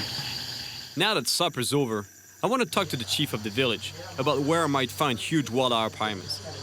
The chief tells me of a distant lake, feared for its gigantic caimans, but he also knows that huge Arapaimas hide under thick vegetation there.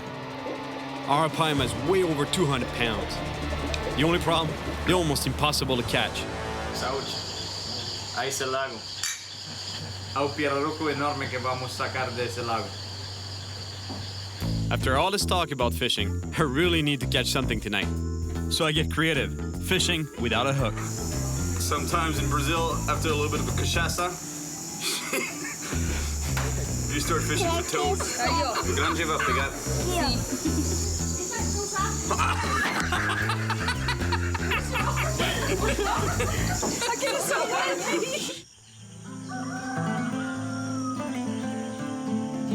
This morning, I realize how quiet and beautiful this place really is.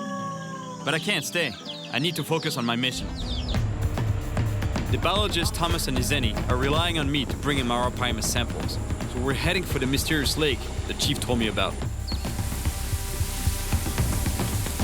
We go as far as possible in the main boat, and then pull a smaller one through the forest. Guarana works. I didn't sleep all night. Today I feel strong. Considering there are big caimans here, and the Arapaimas are almost impossible to get to, I'm beginning to understand why hardly anyone ever comes here. That's the mysterious lake they were telling me about. I love isolated lakes like this one. Since they're barely accessible, they're usually the places where you find the most fish, and especially the big ones. Can you see? Did you hear that splash? They're telling me that this monster Arapaima is in this lake. The problem is that they're not in the open water of the lake. They hide. They hide always underneath that mattress. You know, like here, it's an island made of vegetation, but underneath they can swim underneath all the way to those trees there. I'm still gonna try to catch a monster, but it's gonna be really tough. The fish are hidden under thick vegetation. Even if I get a bite, I'm not sure how I'll be able to get a huge fish out of there. Now I understand why the locals can't catch this fish. It's just almost impossible, honestly. It's just unreal.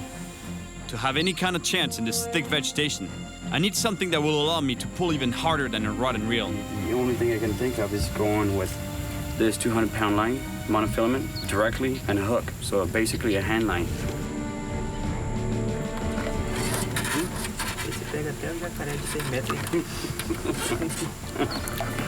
Yeah, I was thinking of going with my shark hand line, or my giant grouper or shark hand line, whatever you want to call it. And they were like, maybe that's a bit overkill. Yeah, it's the same line I used to catch a huge bull shark in Florida. And the arapaima here can grow to the same size. We're moving deeper into the grass beds, but the guys are getting really nervous. And I quickly understand why. Aquí pasa o caimán, o jacaré. Jacaré. I never actually thought a caiman would be able to attack people in a boat, until one of my last trips in the Amazon, when a villager told me a crazy story. Na beira da canoa. Na beira da canoa. Pegou na canoa. Pegou quase, pegou na beira assim.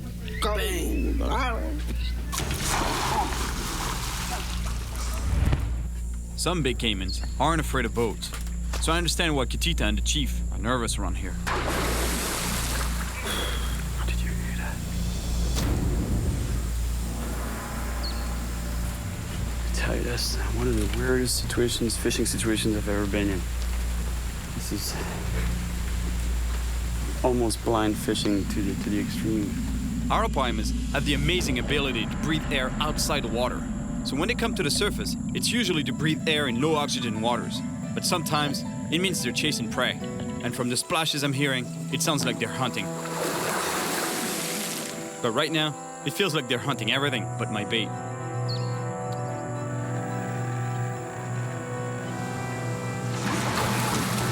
Here we go, here we go.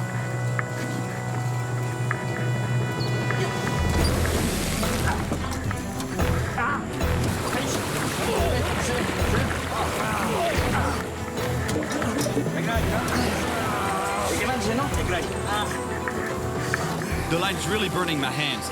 I don't know if I can hold this fish much longer.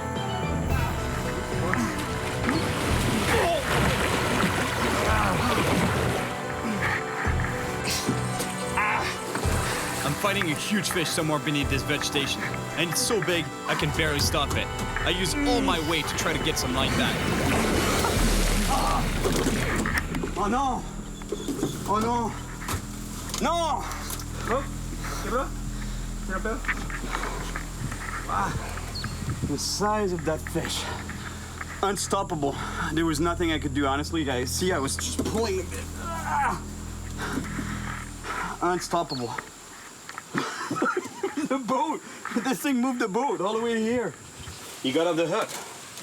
I was pretty sure the fish broke the line, but no, he got off the hook, which is a good thing, because he's not swimming around with a hook in its mouth. I don't think they're farmed fish. They're definitely not farmed, those fish. Look, this is as wild as it gets. It's pointless to try to catch an arapaima in these holes, because they're almost impossible to get out. These fish can be well over 300 pounds, and that's probably why people rarely catch them here. Yoroku, I'll be back.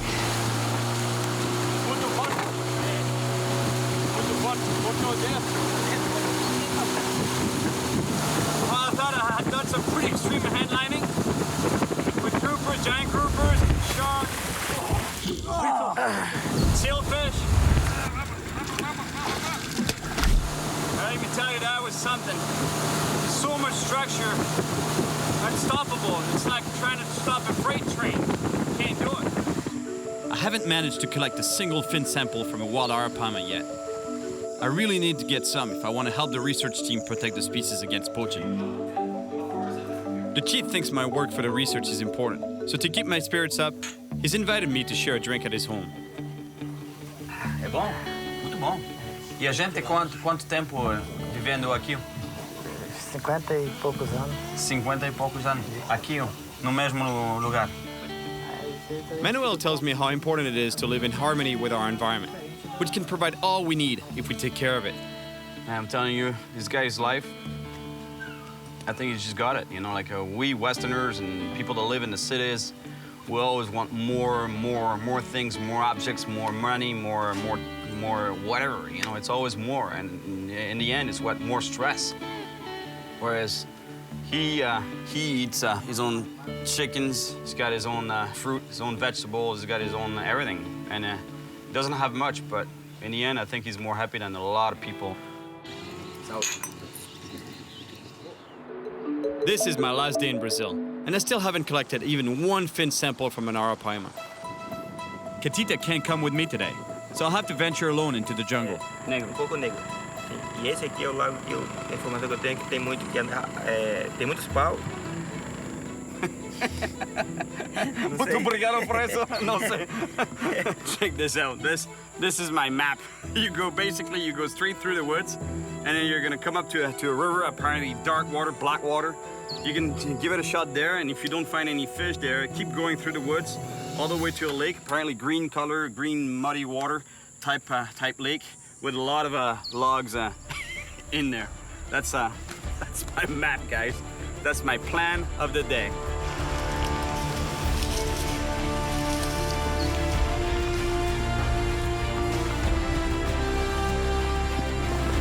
Just to show you how hostile the environment is here.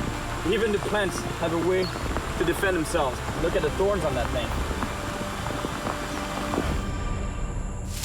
Luckily for me, the storm doesn't last long, and eventually I found the river Catita told me about.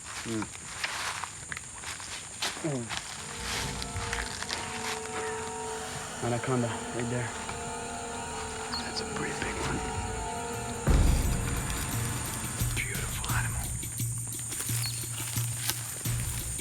I've caught an anaconda before in the Amazon. It was a bit smaller than this one.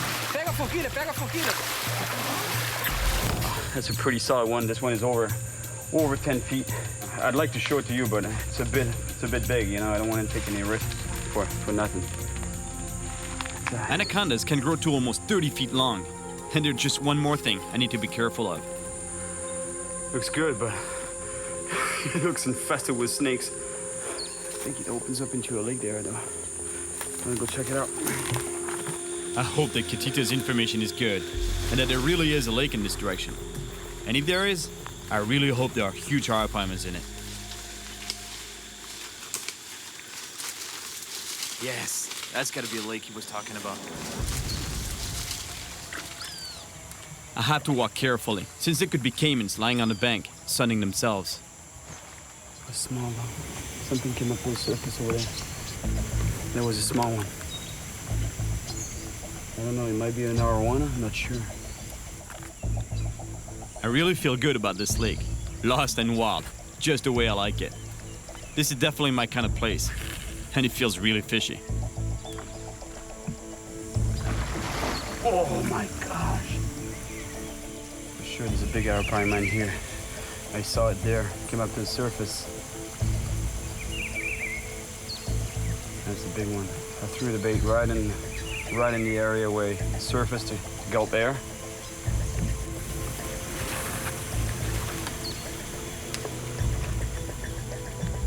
I keep throwing my bait in the spot where I saw a fish breathing on the surface, but no bite.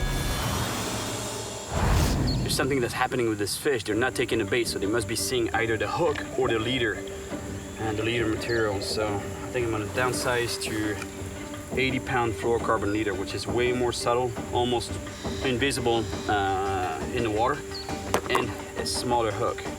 So I'm going from this to that, and a much smaller line, much less resistant line, but at least I'm pretty sure they won't see it.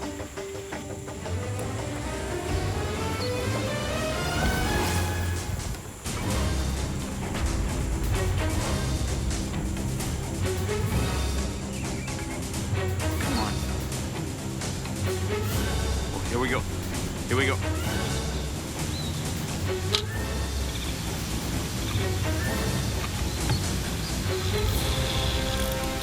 There we go.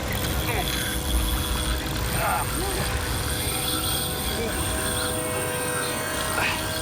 right here. Oh yeah. It's a big fish, but there's a problem. It's stuck under a tree over there. But it's a monster fish. The fish swam around a branch, and that's bad news, because the line could break or the fish could spit the hook. I know there are more than just fish in here, but I have no choice. I have to wade in and try to unsnag the line.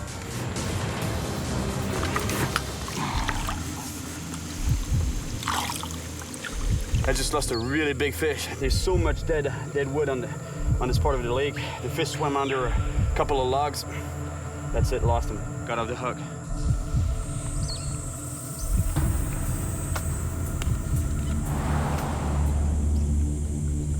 After waiting for more than an hour, I finally get another bite. Yes, fish on. Oh yes. It's amazing the power this fish has, and yet he's just a small arapaima. This one may not be that big, but I'm sure that there are enormous ones in this lake. That's a baby arapaima, but I've seen a much bigger one there surface. This one's still nice, you know? At least it's confirmation to hear. It might be small, but at least I'll be able to take a DNA sample for the research team. That's a baby arapaima, let me tell you. His grandpa is swimming around in this lake somewhere. That's what I love about circle hooks. See, he's hooked right in the corner of the mouth. No harm to this fish at all. I'm taking a tiny sample from the tip of the caudal fin, which is painless for the animal. The little thing there, that's the fin clipping. He's gonna be really happy. That's exactly what they needed. Yes. I've got one sample, but I need more. And I know there are monsters in here somewhere. The forest is dense along the banks, and I'm forced to walk in the water. I know there are piranhas, caimans, and anacondas lurking around, but I have to get closer to where I'm sure I saw a big arapaima. There's a big arapaima that came up to the surface over there to breathe. I think he's heading to the left. I'm aiming right where the fish is headed. Now, I just hope he's hungry. My God, look at all the dead wood in this part of the lake. Branches, trunks, laid down on the bottom everywhere. Even if I hook up, it's gonna be a challenge to land the fish.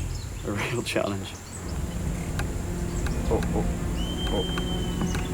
Fish. Yep, he's on. He's on. Oh yeah. It's a big fish.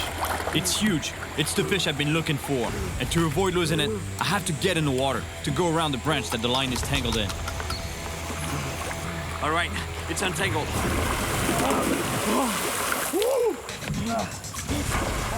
Now, I can't give this fish any room to maneuver, or it could get wrapped around a branch again. But the problem is, it's super powerful and pulls me in with it. Oh yeah.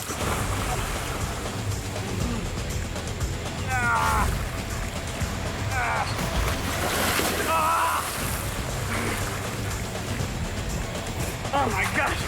I can't believe it. Look at the size of this fish. With all the splashing, I can't see a thing. And knowing what could be swimming in here, I'm dying to get back to the shallow water.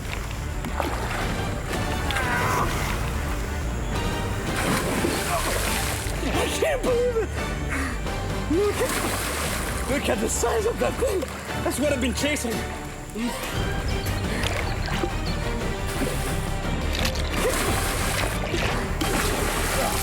All right, let's take a fin clipping on this fish real quick so I can get back in the water. Beautiful, beautiful. I can't believe it. Such a spectacular animal. It's literally armored plated. Look at the scales. They're like an armor that was used in medieval times, sort of like a scale mill.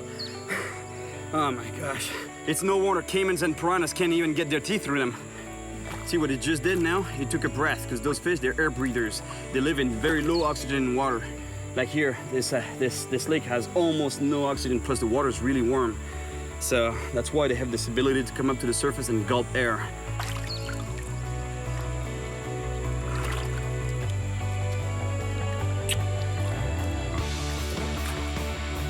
Right.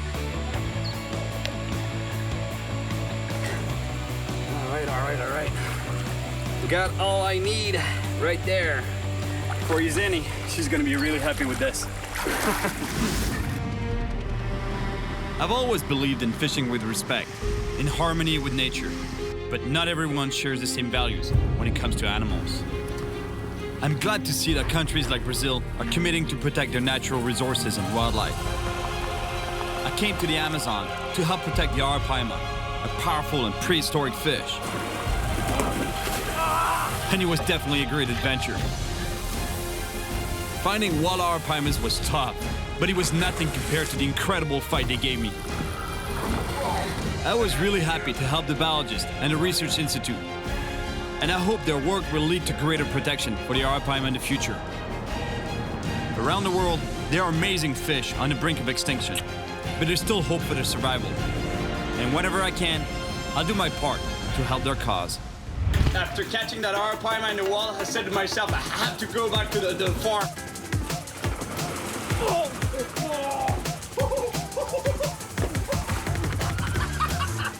Man, that Piroku just came ballistic right for my face.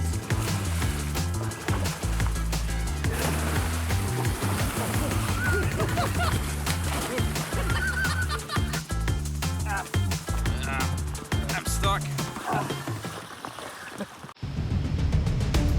We gotta swim across, and there's a lot of current. Então vamos? Você primeiro? Oh, that's not a good sign. He doesn't want to go first.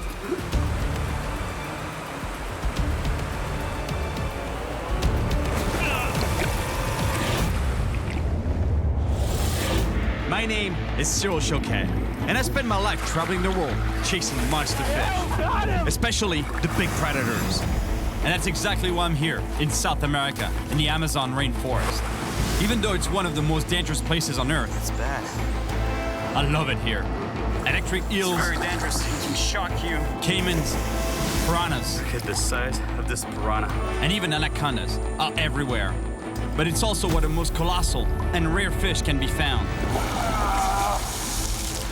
I want to go on an expedition for several days in indigenous territory, where I heard that they're real monster fish, capable of pulling fishermen and even their boats down. And it's so remote, I'll need to learn new techniques in order to survive in the jungle. I've already traveled to the Amazon several times. Here we go. But this time, my goal is to find one of the biggest and most powerful predator fish in the world. He's not coming up. A beast that grows to over 300 pounds. Yes! The shark-like paraiba. Oh my gosh!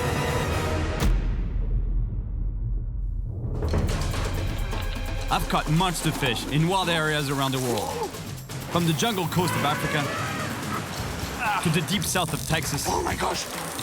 And the lost islands of the South Pacific. But this time, I'm chasing a fish so deep in the Amazon jungle that I need to refresh my survival skills before I begin. Before I start my quest for the mighty paraiba, I'm here to spend a day at the Jungle Warfare Training Center. I'll be learning specific survival techniques of the Amazon.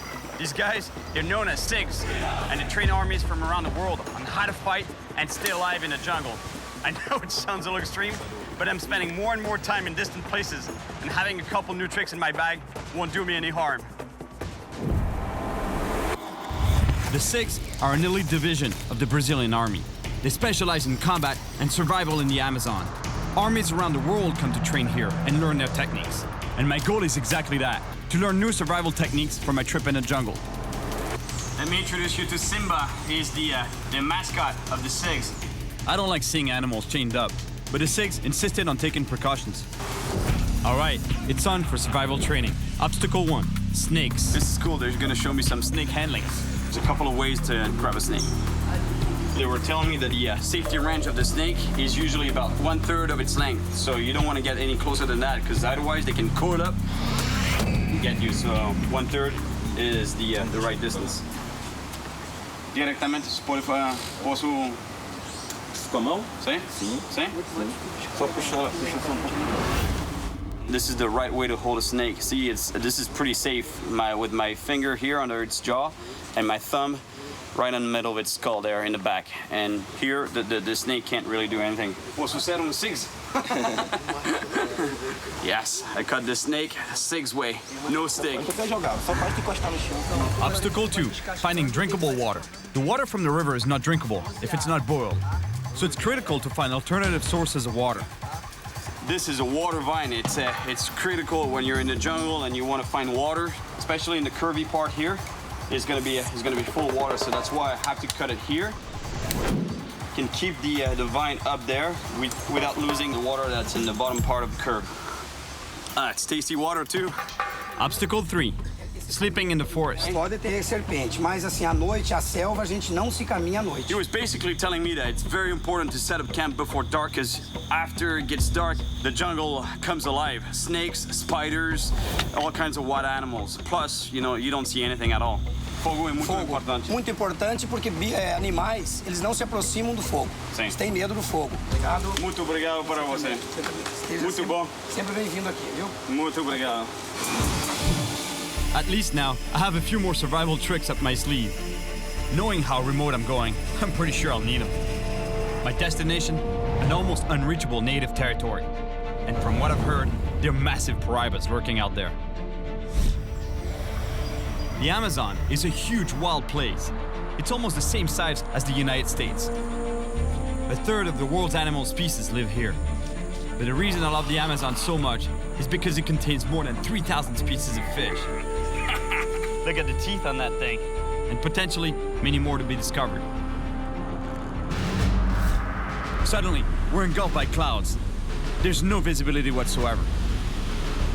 It's crazy how fast the weather can change in the Amazon. The weather keeps closing in, and we have to drop close to the ground to see where we're going. Oh, it's very reassuring to know that you're flying over the Amazon with zero visibility and you're flying with minimal instruments. You know, they have a radar, but it doesn't work. Our plane is practically skimming the treetops. And finally, we see the river where we're supposed to land. Out here, there's no room for error. I have serious respect for these Amazon bush pilots. These guys are real pros. Como vai? Wellington, Tanto tempo. amigo. Nice to see you. Como está, amigo? I've fished many times with my good friend Wellington. Last time, he even pulled a hook out of my leg. Piraiba grande. See? Wait on you, man. I was worried on the way down because I could see the water was brown and kind of muddy and the water had gone up, but apparently he's telling me that the Paraiba, they're still on, they're still hitting. That's a good thing. I have to admit, seeing how high the water is after all the rain, I'm a little concerned, but I still believe we have a shot at finding a monster Paraiba. Wellington takes me to his base camp. From there, we'll plan our expedition deep into the forest. It's pretty cool here. Wellington and his family have built a quiet little fishing camp in the middle of nowhere. Welcome to my island.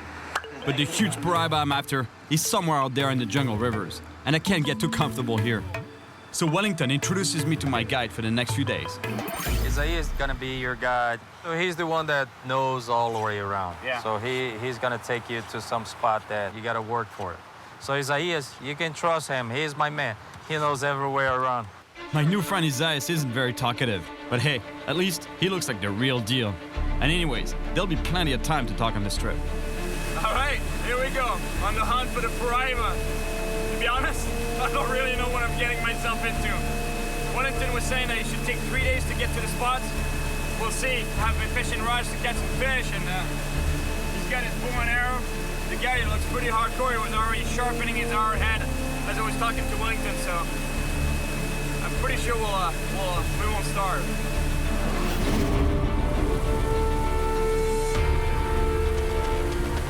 After an hour on the boat, I spot a rocky point by a large pool.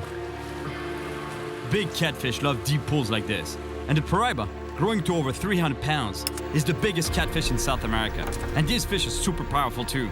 So I can tell you, to get him out of deep holes like this one, you'd better build strong rigs. The rig is pretty straightforward. A sliding sinker on the main line or running line that is attached to a swivel.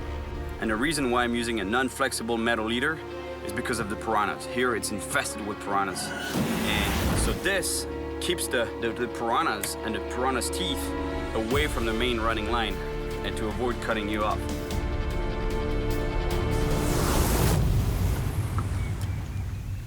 Isaiah seems to be expecting a long wait. But then... Fish on. Ah, this fights like a piranha. That's a big piranha.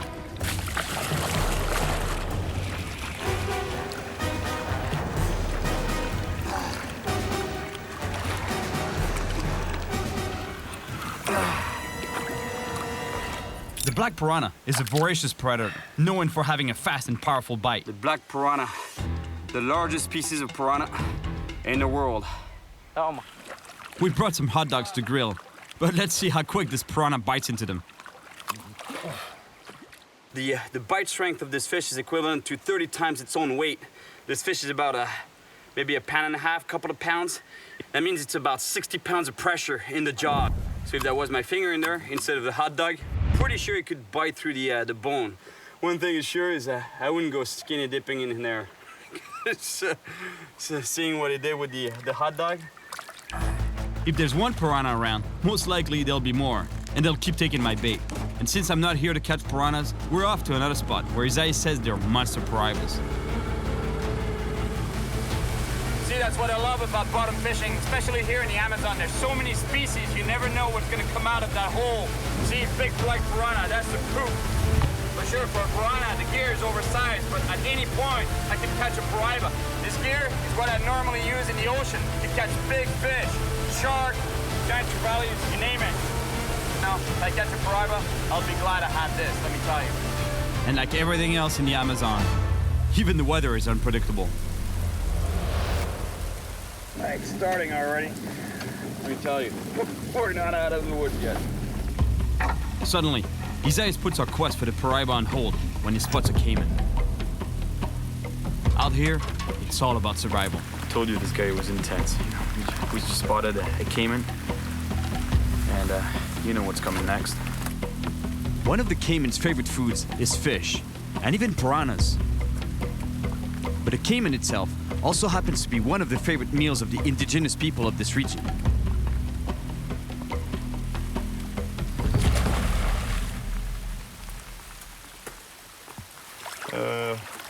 Feel bad for him. He wanted to get his shot, you know, but I don't want to kill a caiman. We'll catch a lot of fish. We won't starve. Vamos pegar peixe. No problem. We get moving again. Isaiah wants to show me a spot where he knows huge piraibas have been caught before. Okay, that's good here. You can see that there's a bit of a rapid there. So here there should be a deep pool, and the catfish, they love that. Either they sit on the bottom of the deep pool, or in the case of the piraiba, they can hunt in the water column. It should be a good spot.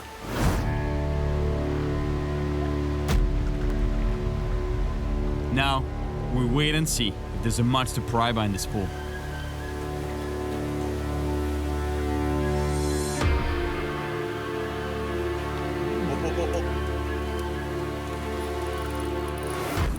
Here we go.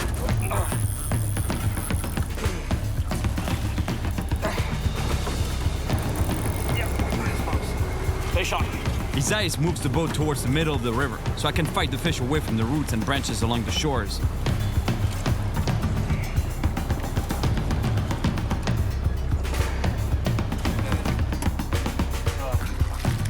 É grande. Sim, bom. Big fish, big fish. It's a big fish. Levanta aí. É bom, hein? É bom. Whatever it is, it's got some power. Jundia.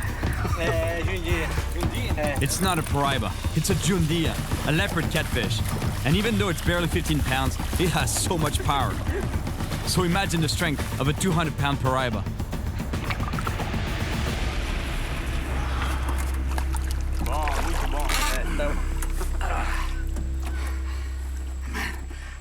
Honestly, this fish, I can't believe it. The power that they pack, it's unreal. I think pound for pound is the strongest freshwater fish I've ever fought. It's just unbelievable. And he bent my rod as if it was nothing, as if it was made out of rubber. Unbelievable. This guy is so powerful. Man, you're strong. The Jundia leopard catfish. Well, seeing the power that this small catfish had, I'm glad I brought my heavy rod. Because Paraiba can be more than 20 times that big. Muito bom. At least Isaias and I are starting to get along great. We're not far from the native village where we're spending the night, but in order to get there, we have to navigate some big rapids. These rapids are too big for our small boat, so we need to find a safer spot to cross them. The bottom is a minefield of big rocks, and we can't risk breaking the propeller. We have no choice. We have to get out and push the boat upstream against the current. It's really hard to walk safely in this current. It's much stronger than it looks, and it's full of holes between huge slippery rocks. Very easy to get hurt here.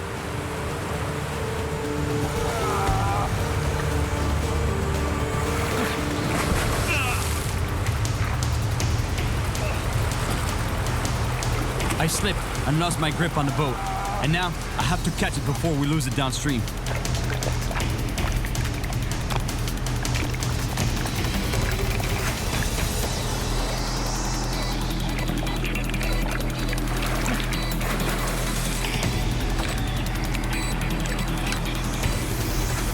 I just hurt my leg real bad, but we have to keep going and get through these rapids.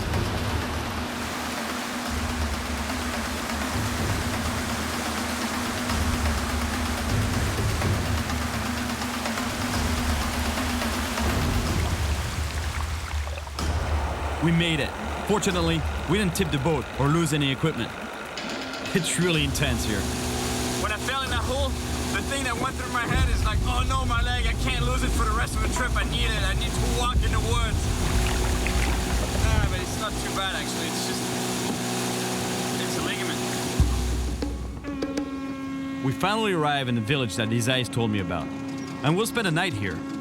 In the morning, we'll leave on foot, in survival mode, hiking to isolated fishing spots in the jungle. I love visiting remote villages like this one. The people here live so peacefully. And guess what? I must be getting closer to my goal. They're cooking a small paraiba, also known as a filioche. Onde pega?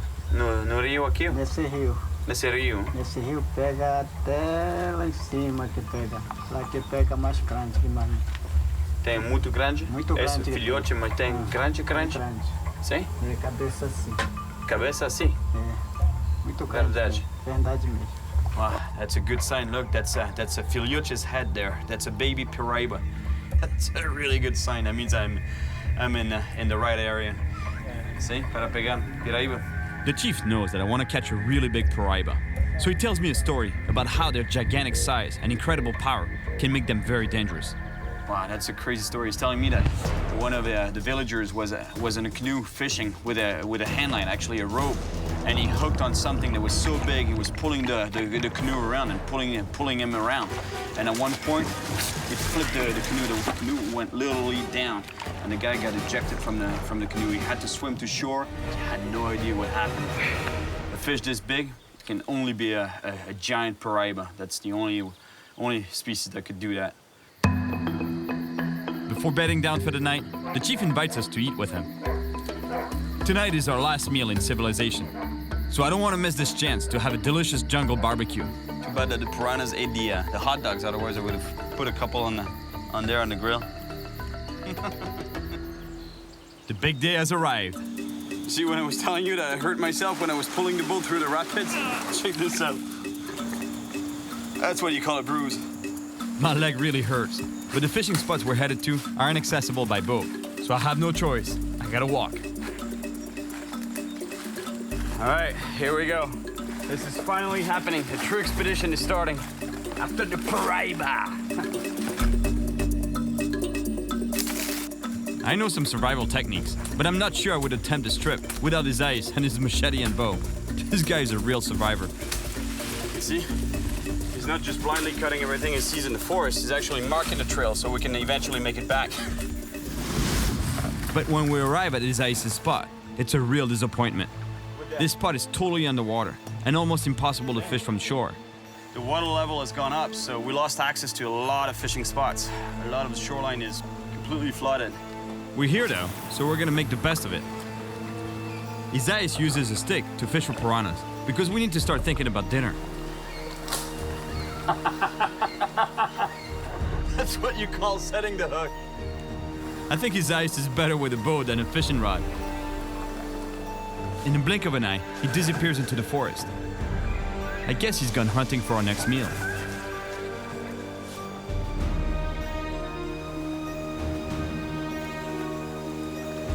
Look at the piranhas. Tack, tack, tack, tack, tack. Fish on. I think it's a piranha. What is it? Electric eel, electric eel. Man, I gotta get out of the water. This thing is really dangerous. It can shock you and knock you unconscious. Isai, can you por aquí, Akeo? Por aquí. Releasing this eel could be dangerous. And his eyes clearly thinks it's not worth the risk. Huh? Para comer? Yeah. I knew that eels are dangerous, but I barely told him. I barely said the name of the fish. He was running down here, boom, boom on the head, killed it right away because they're so scared of this animal. Pega aí. Tá agora. Não, você pega. Você pega. Não, você. This game's good. See? É. Yeah? No. É, peraí. Experimenta.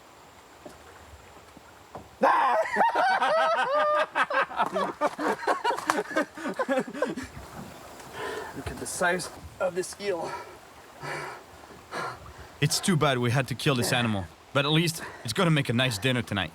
Although, I wonder what it tastes like. It's getting dark, and we can't make it to the next spot, so we're forced to set up camp. On the menu tonight, electric eel. You know, normally the advantage when you're surviving in the woods with a fishing rod is that you eat good fish. You know, you don't have to eat bugs or weird stuff, weird food. In this case, the only fish I managed to catch is an electric eel. It looks pretty disgusting, but it should be pretty good. I'm sure it's gonna be all right.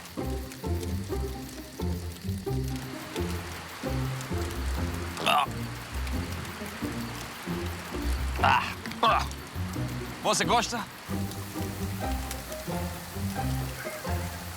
Não é bom,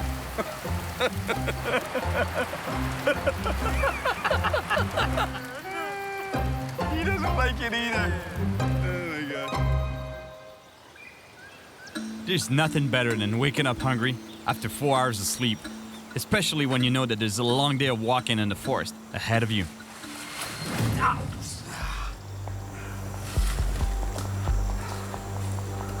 Tudo bom?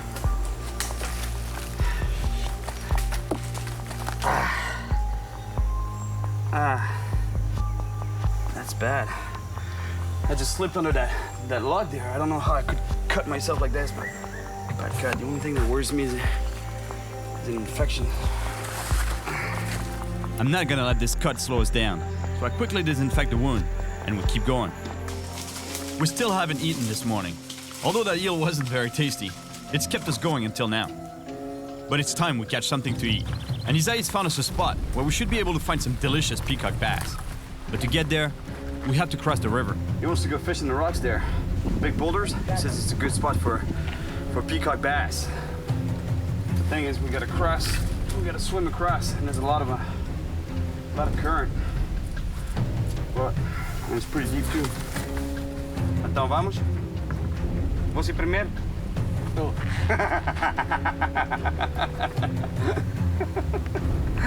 Not a good sign. He doesn't want to go first. I'm always a bit apprehensive before getting in the water in the Amazon. I know what's swimming in there.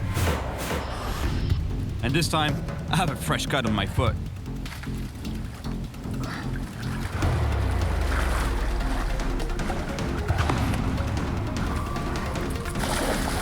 I'm hungry. My leg is sore from when I fell, and my foot is bloody. Let me tell you, I don't feel like staying in the water too long here.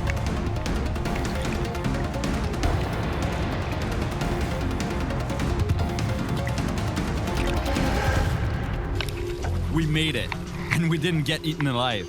But we lost our metal pot that we used to boil water for drinking. That's gonna make finding drinkable water a challenge. But first, let's try to find some food. I tie on a jig to try to catch a peacock bass. Isaias goes fishing also, but he doesn't bother with a rod and reel. And I barely have time to make a second cast when... Pode ver? Yeah. Tupo na areia? Yeah. Hey, bom. He doesn't mess around. One arrow right through the head. That's it. That's pretty efficient. Now that we have a peacock bass for lunch, and since we're already out here, I'm gonna try to catch a paraiba. I'm gonna try a cast right there in the pool. Because you see the moving water? The action of that moving water digs a hole. Catfish, they like holes, and especially paraibas. After a 10-minute wait, I get a bite.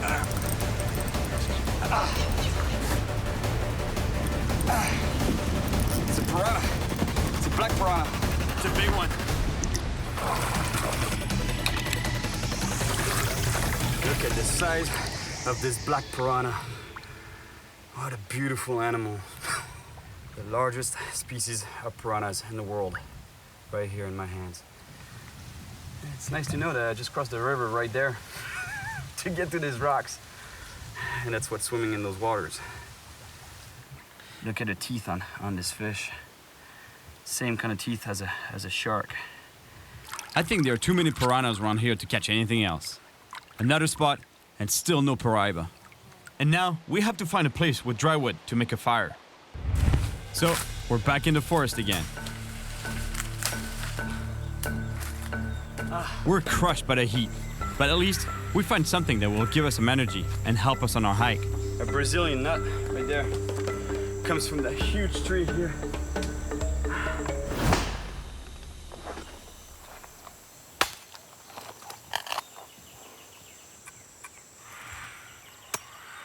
That reminds me of another time I was in the Amazon, in Brazil actually, and ate some nuts in which there was a worm. We had to eat the worm.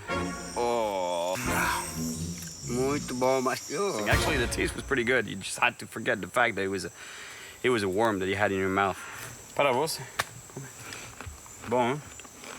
A lot of work for a little nut. It was worth the effort though, because apparently these nuts have so much protein that 2 of these will keep you going for the entire day. Bom, muito bom. After 2 hours of hiking through the forest, we come to a river crossing, and this one is easily 300 feet wide.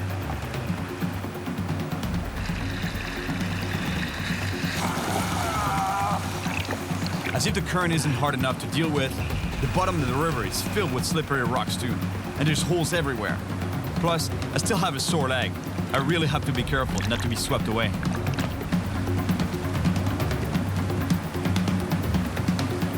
Isaias is always in hunt mode, and he spots our next meal.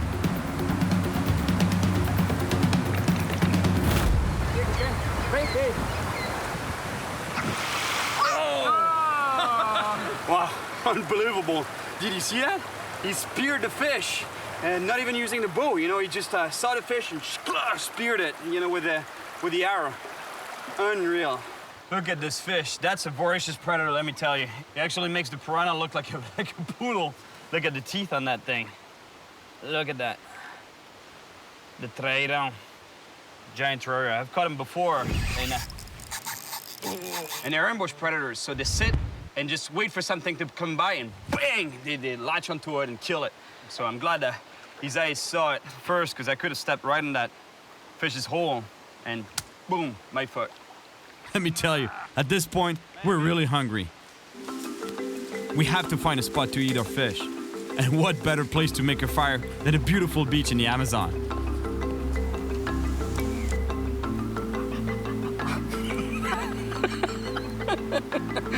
The peacock is delicious, but not big enough for the 2 of us. Luckily, the Trout that Isaias caught, he's there to finish the job. Isso é bom, hein? É. Não é por aqui, hein? Não. É gostoso. This makes surviving really cool. It's really hot, and when we crossed the first river, we lost a metal pot that we used to boil and disinfect water. So now, we need to find safe drinking water. But these water vines aren't very generous. I'm so thirsty right now, looking for water vines, but they're all pretty dry, the ones that we find. Suddenly, Isai sees his next prey, a spider monkey. His hunter instinct kicks in, and he takes off after it like a jaguar on a hunt.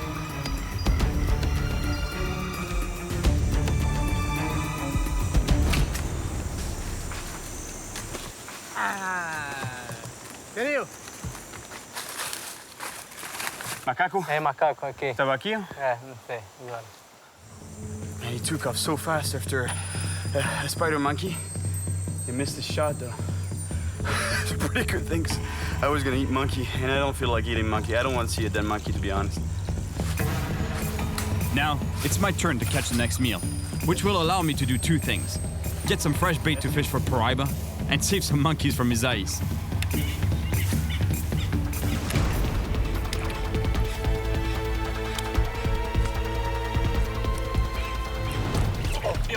Oh, fish on. Oh, nice big cut.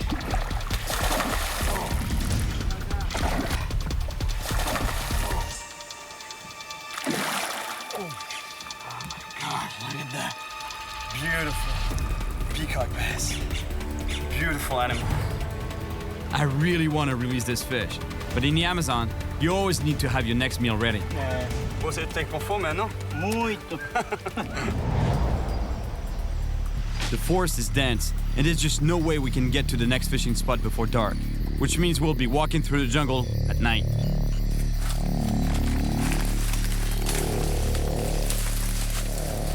So, we have to travel at night, which is not recommended, because the whole jungle wakes up at night usually.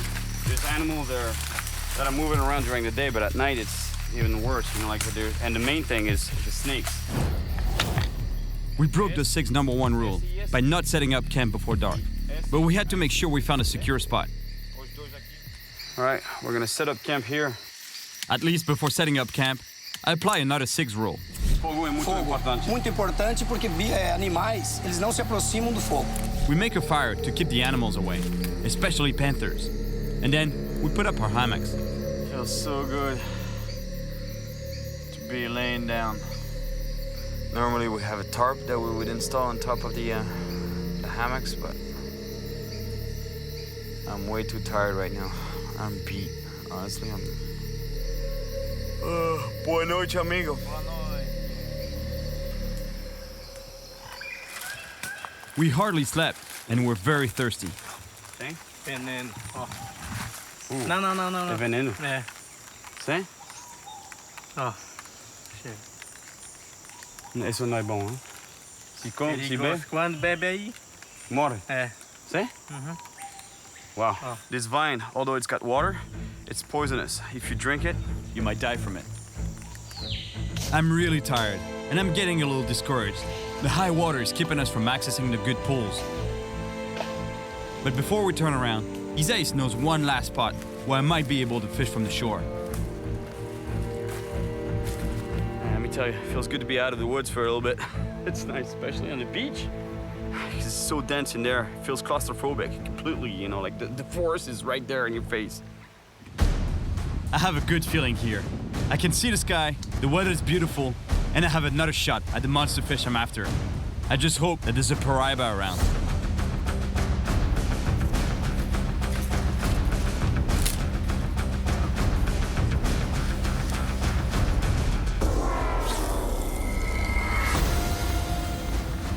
And once again, the wait for a monster begins.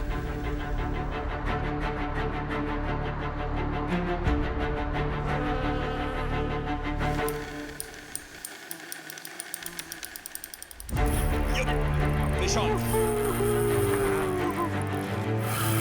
I hope it's a Paraiba. Woo. Big fish. I don't know what it is. Could be, could very well be.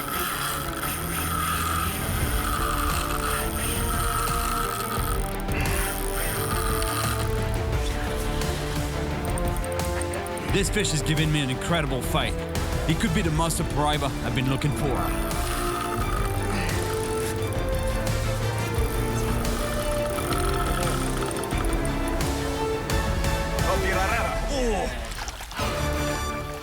I was hoping for a Paraiba, but no, it's a red-tailed catfish. That's a beautiful type of catfish. The red-tailed catfish, or pirarara in Portuguese, in Brazilian actually. And the entire head of the fish is bony. Look, this is bone, all the way to here. And this fish is completely armor-plated. About 1/3 of the fish is pure bone. And this fish, it has all the attributes of a bottom feeder. It has the barbels here that he uses to probe the bottom for food. A big, wide mouth to be able to swallow whatever it finds on the bottom. And tiny, tiny eyes, because they're not used to feeding with their eyes. They're used to feeding by feeling the bottom, so they don't really need their eyes. Look, this is a big catfish already, but what I'm going after is at least 4 times as big as this guy. Nice fish. All right, buddy, back to the water for you. See ya.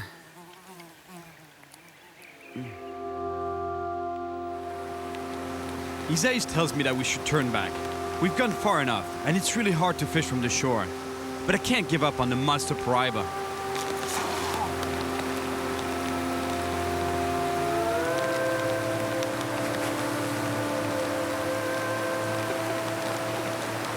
Honestly, fishing from the shore here, I didn't think it was going to be this tough, to be honest.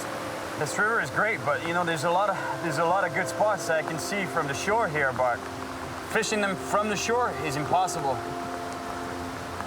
I'd need a boat or at least a canoe or something, you know, to get access to them, but...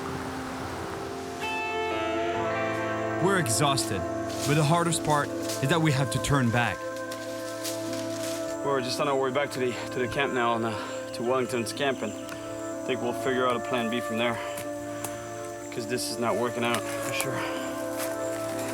We're on our way back to the boat to head back to Wellington's camp and figure out our next plan of attack. It was great, you know, I caught some nice fish, but maybe not a lot, but didn't catch the paraiba. I'm feeling tired and discouraged, but there's no chance I'm leaving here without catching the fish I came for. Acampamento! Acampamento!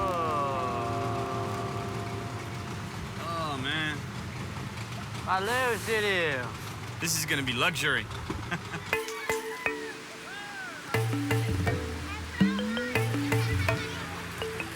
Hola, amigo. Hey! Tell me, how was it? It was quite a trip, man. I'm beat. Really? Yeah. Yeah, it was great. It was great. We caught some really good fish, nice fish, but no paraiba. The water level is so high. Yeah. We can't get access to a lot of spots. Yeah. Man, you know what? Just relax, have a beer, take a shower. I think you deserve. Do I stink? I stink, hey, man. I even smell myself. Yeah, That's you know, just relax. I took a nap in a tent, pretty luxurious compared to what we had for the last 3 days. And of course in Brazil, even in the depths of the Amazon, we play soccer.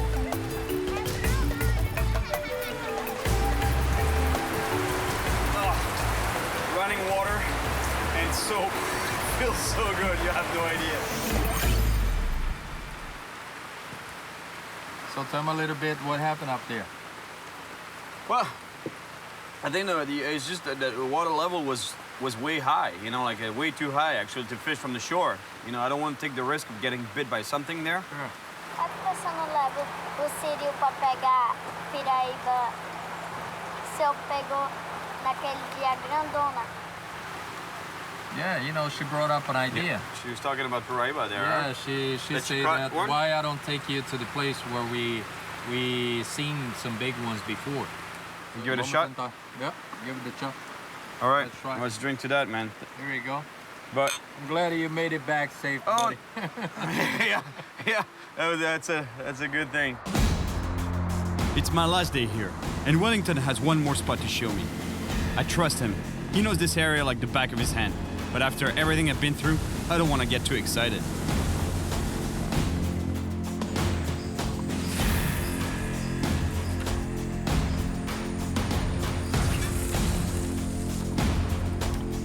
Wellington, pensa que vale a pena pescar aqui?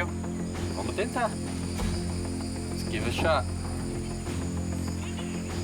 can't believe it. Went so far to catch a monster fish. And didn't get it. Caught some nice fish, but that's not what I wanted. And once again, the Paraibas are just not biting.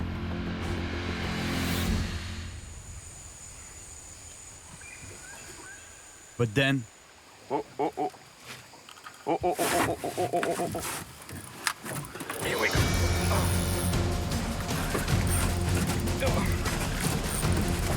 Yep, fish on. Wellington, fish.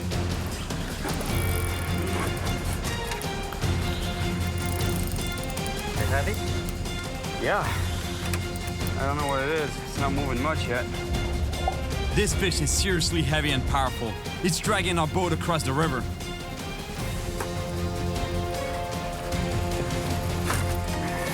Man, he's not coming up. He's not gonna give up. He's not gonna give up. I'm telling you, it's not easy. No, he's there. Oh, you see it? Yep, it's a good fish. Hey, honestly, even if it's a red tail, it's a pretty big red tail, and I'd be really happy right now.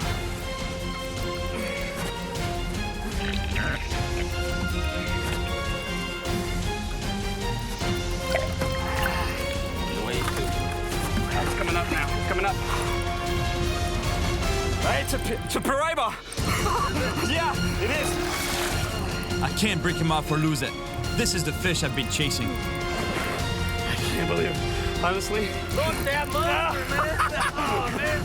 Yes! Size of that fish. Look the size of that fish. Oh my God. Unbelievable. Hey, Wellington, hey, boys, hey, patient. Hey, grande. We're gonna bring this fish to the shallow water there to release it. Not let it go in deep water, because it's pretty tired, so we want to give it some time to breathe, reoxygenate, get some strength back before we let it go. And you're gonna see the size of this fish when I get right next to it.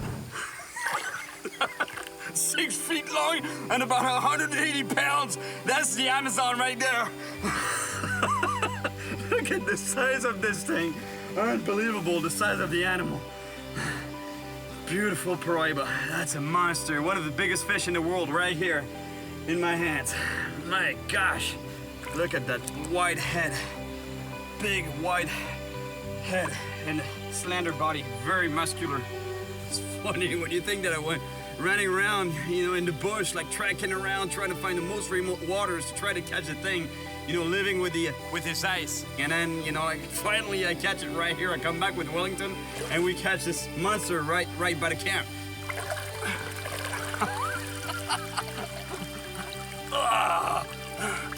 That's great, man. I'm glad I came back here. You saved the day, man. Oh, he's ready. Look at him swim.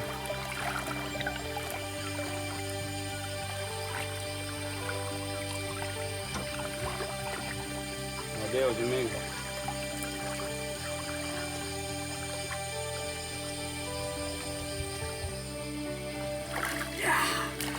Yes, Wellington. Muito obrigado, amigo. Muito obrigado. O melhor você. O melhor você. Muito obrigado, amigo. This quest for the Paraiba was really something. I went on an expedition deep in the Amazon forest to catch a huge fish.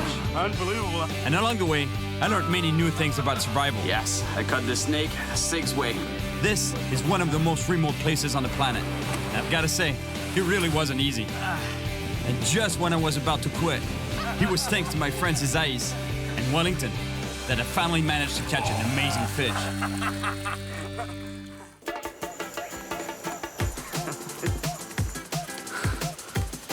I'm pretty sure he doesn't like the taste of turtle, because otherwise he would eat it.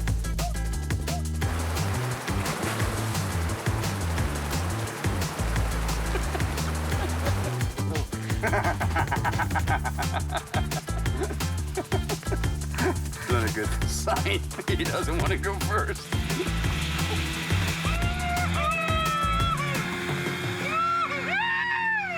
But these things are like 100 kilos. And then when it's grabbed you and decides to swim off, you're not coming up, mate.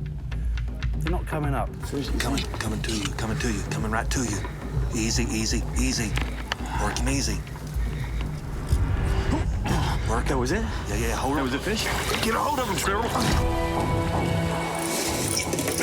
My name is Cyril Chauquet, and I travel the world chasing monster fish. But there's one monster that I really want to catch. A giant of more than 200 pounds and almost 9 feet long, the Wels catfish. I came to track this beast in France and Spain, where it's an invasive species and has earned itself a pretty bad reputation. When he grabs you, he can take your whole arm in. These cats are huge scavengers and predators. It's 100 pounds of dog that got attacked by a fish that's... And some say they'll devour almost anything that gets in their way. The smart thing to do would be to catch one on a rod and reel. What's going on at the boat? But I want to push the challenge even further. I want to grab one of these monsters with my hands. It's a dangerous fishing technique called noodling I learned from a real pro in Oklahoma. We are the bait. Literally. But catching a 200-pound giant just with my bare hands, no one really knows if it's even possible. The fish is destroying my hands, but I got it biting me hard, man. It's biting.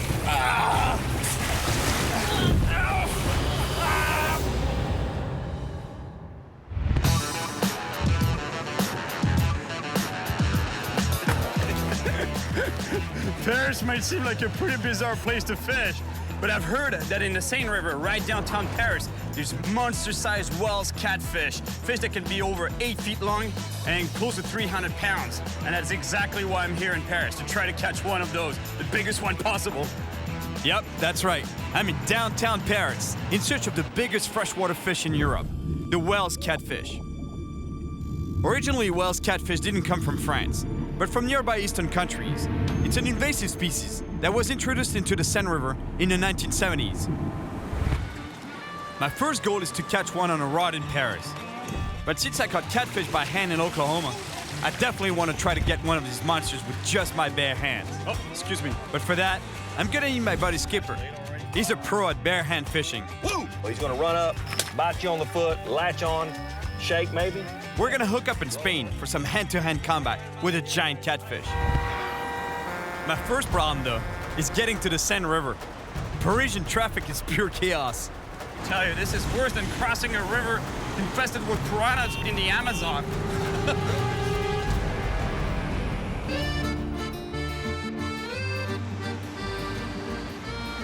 It's really hard to imagine that it could be monster fish living in this river. And yet, it's true, it's not a myth. There's giant fish down there.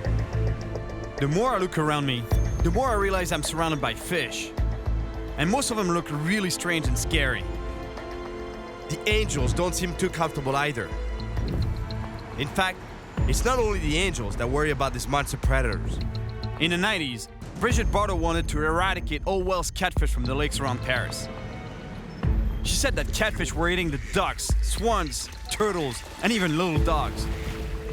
While doing some research, I came across an incredible Spanish news story. Como los siluros cazan literalmente a las palomas que se aventuran a refrescarse o a beber agua. Estos peces pueden... The Wels catfish silently stalk their prey. The pigeons have no idea of the danger they're about to face. And then suddenly, the pigeon's gone. Je croyais même pas. A friend of mine in the south of France told me another crazy Wels catfish story. Il promenait son chien, il balançait des bâtons. Then he tells me that all of a sudden, the dog gets attacked by big whales that pulls it under the water. That's hard to believe. The story that he's telling me, it's 100 pounds of dog that got attacked by a fish. That's unreal. It just blows my mind. Pour moi, c'était conneries, voilà. Sauf que c'est arrivé à mon pote, voilà. The good news, the dog survived the attack with no injuries. Now I really want to catch a monster Wels catfish. Salut Olivier. Salut Cyril. Salut, comment vas-tu? Ça va nickel et toi? Super. This morning I'm meeting with Oliver, a local fisherman who always has a few tricks up his sleeve. And this time, it's got something to do with pet food. I thought he meant, you know, like grabbing some cat food for a catfish, but no, it's dog food.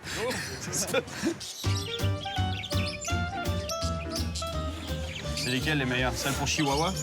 Ouais, je sais pas, en tout cas, ce qu'il faut, c'est celles qui sentent le plus fort, quoi. That is great. He tells me it doesn't matter which kind, you know, as long as they stink. The more they stink, the better. 36 euros? That's $50. There's no way I'm buying $50 worth of bait. Or actually, not even bait, it's to chum the waters. All right, I'll just take the small pack. In theory, the smell of the dog food should attract the catfish. Let's just hope it works. Donc là-bas, c'est un spot, ça?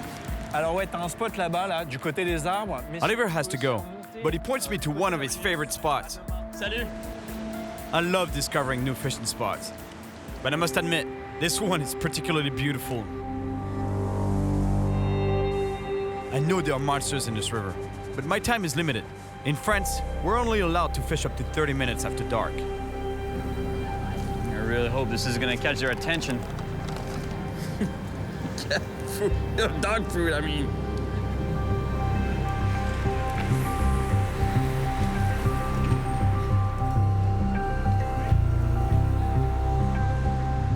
I tell you, we're getting into prime catfish fishing time because dusk, getting towards night, and actually nighttime is when the catfish really wake up. They start going on the hunt. Because those fish, they're both scavengers and active predators. And when they scavenge, they don't really use their eyes to find food. They use their baubles to probe the bottom for any decaying matter. So that it would be dead animals, dead fish, dead birds, dead whatever. When they go after a prey, they're using their baubles to feel any movement in the water, any vibration in the water, and pounce on it.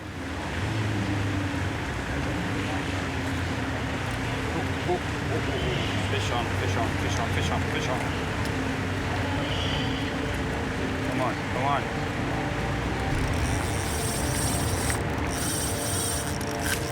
Yeah, fish. Fish on. Stop. Yes. He's going under the boat there.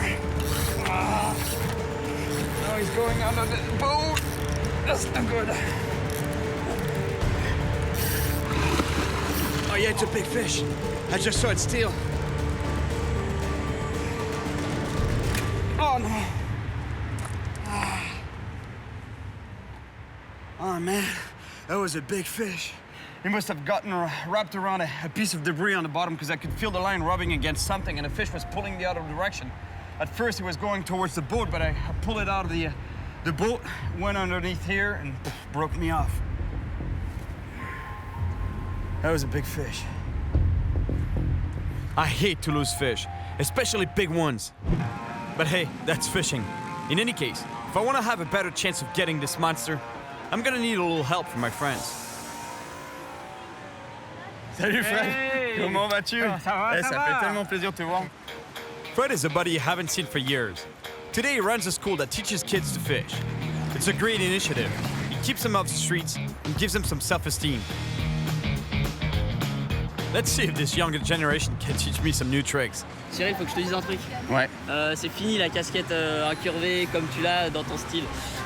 Pretty much telling me that I'm a total has-been right now. You know, like basically the way I should be wearing this hat is like this and it should be flat in the back. You know, like the visor should be...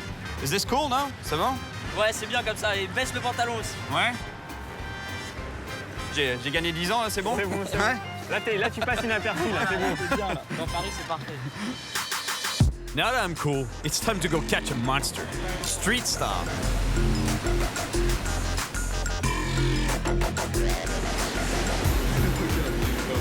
Eh mais c'est pas des poissons que vous allez pêcher ici, mais c'est des cadavres.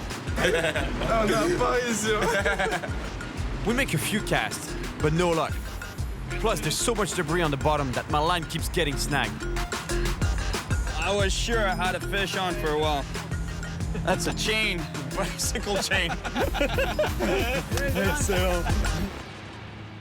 All this debris on the bottom is starting to really intrigue me. In an old city like Paris, there must be thousands of weird objects at the bottom of the river. And those best placed to find them are the police divers of the river patrol. I've also been told they've seen monster whales catfish during their dives. And they might even show me where they hang out. Alors regardez, on trouve toutes sortes d'objets insolites en scène. Wow. Le bateau d'eau. Une bombe à tonneau. Voilà, celle-là, elle date de la guerre de 1870. Et pour l'anecdote... Sandrine Bergeau is commander-in-chief of the river patrol. a special police unit of divers created in the 80s to monitor everything that touches the water in Paris. That means they have hundreds of miles of shoreline and waterways to patrol. But the role of this patrol is not just enforcing the law. They also save more than 200 people from drowning each year. And they bring up some pretty mind-blowing stuff from the bottom of the river. Interesting.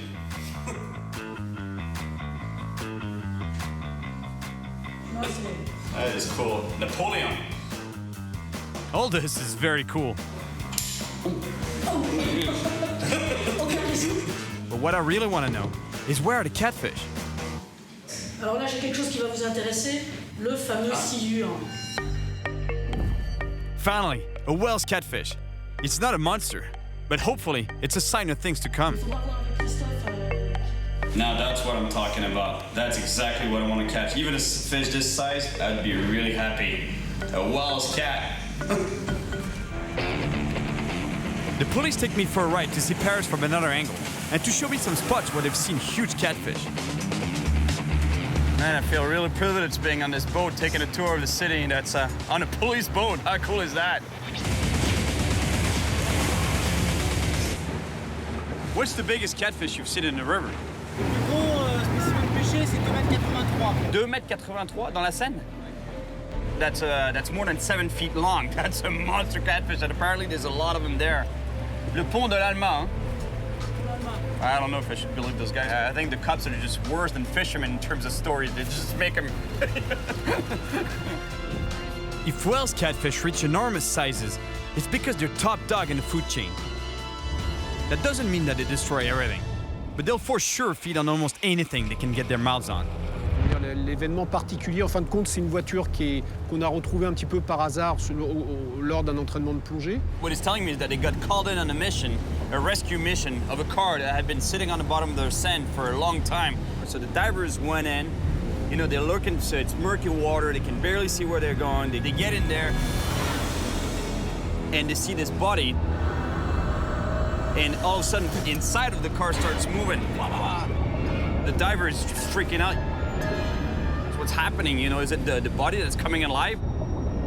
Et en fin de compte, on s'est rendu compte qu'il y avait un poisson, donc un silure, bloqué dans la voiture avec le corps. So apparently he got in through the car when it was small. I don't know how exactly, and got bigger and bigger and bigger in the car and got trapped in the car.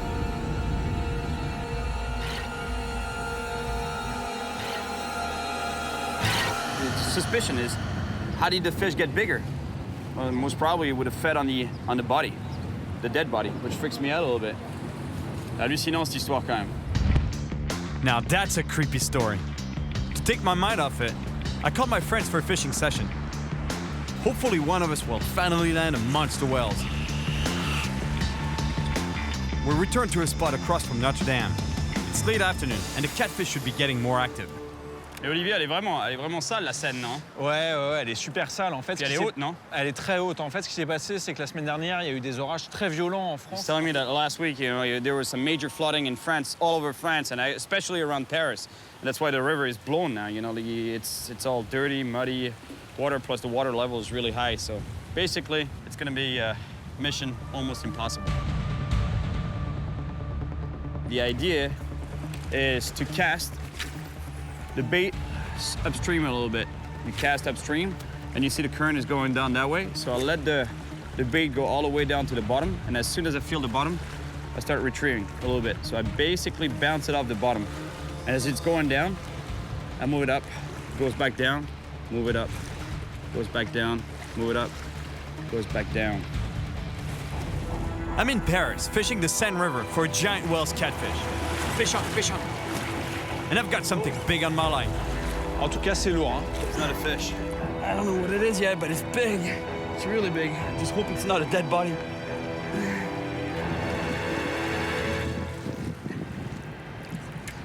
Oh, yes! Woohoo! Woo! Yes! Fish on!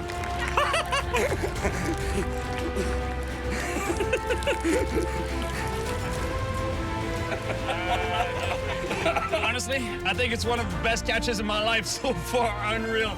A bike ride downtown Paris in front of Notre Dame. Bike on! Fishing in Paris has been real nice. And getting to fish in some amazing spots has been great. But apart from landing bite parts and losing really big fish, I haven't caught much.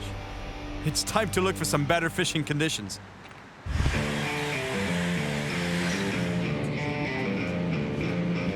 Let me tell you, fishing in Paris, that was hard.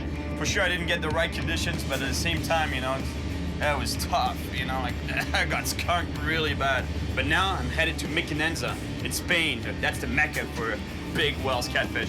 Plus, I want to catch one with my hands. Let's just hope that my buddy Skipper can still make it to Spain, because I don't think I can handle a Wells catfish on my own. We could barely hold a catfish in Oklahoma. He almost broke my wrist, man. And those only weighed about 40 pounds. How much more power does that 50 or 70 pounder have? Well, my friend, they're actually 5 times bigger in Spain. Man, it's so nice to be in Spain. The heat, the sun. I just hope the catfish will be more cooperative than the ones in France. I'm off to Mequinenza, a small village in Aragon, in the north of Spain, just a little west of the city of Barcelona. Mequinenza is a small village of 2,500 people. It's the mecca for fishermen who come from all over Europe to try and catch monster fish. The hydroelectric dam built in 1966 created warm, slow-moving waters, ideal conditions for Wells catfish. Once introduced into these waters, they not only multiplied quickly, but got to enormous sizes in the blink of an eye. I really want to get underwater with these fish to see how they behave in their environment, but especially to see how they react when I approach them. If I'm gonna grab a Wells catfish by hand, I have to get really close to its mouth. So I'm meeting up with Marcus, an expert diver, to help me better understand these fish. I tell you, my friend Skipper, he's coming from Oklahoma. He's a professional noodler. You know what noodling is all about? Yeah, it's catching fish. I heard about it. And what do you think about it? Crazy, absolutely crazy. I never saw it before, so it would be nice to see it, yeah. How you do it? How big can you up make? To 200 pounds. 200 pounds? Yeah. Really? So maybe I can even grab him with my hands. Yeah. We check it out. Hopefully we'll see some monsters. I've heard that most Wells catfish attacks are triggered when an intruder gets too close to their nest. But they're not spawning right now, so we should be pretty safe.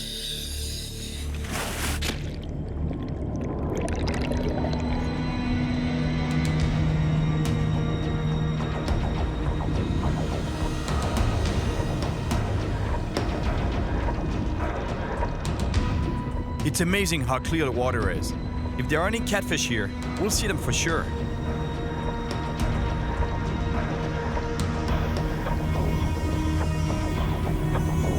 There's a fish. It's a nice carp, but no catfish yet. I think I just saw Wells hiding in some branches. Here it is. It's a nice fish, but it's not the monster I'm looking for yet. I find another one. They're not scared at all. They come right towards us, even though these ones are not very big. It's like they're defending their territory, or sizing us up for an easy meal. But wait, Marcus just got rattled by a huge 200-pound fish that came up behind us. This fish was not intimidated by us.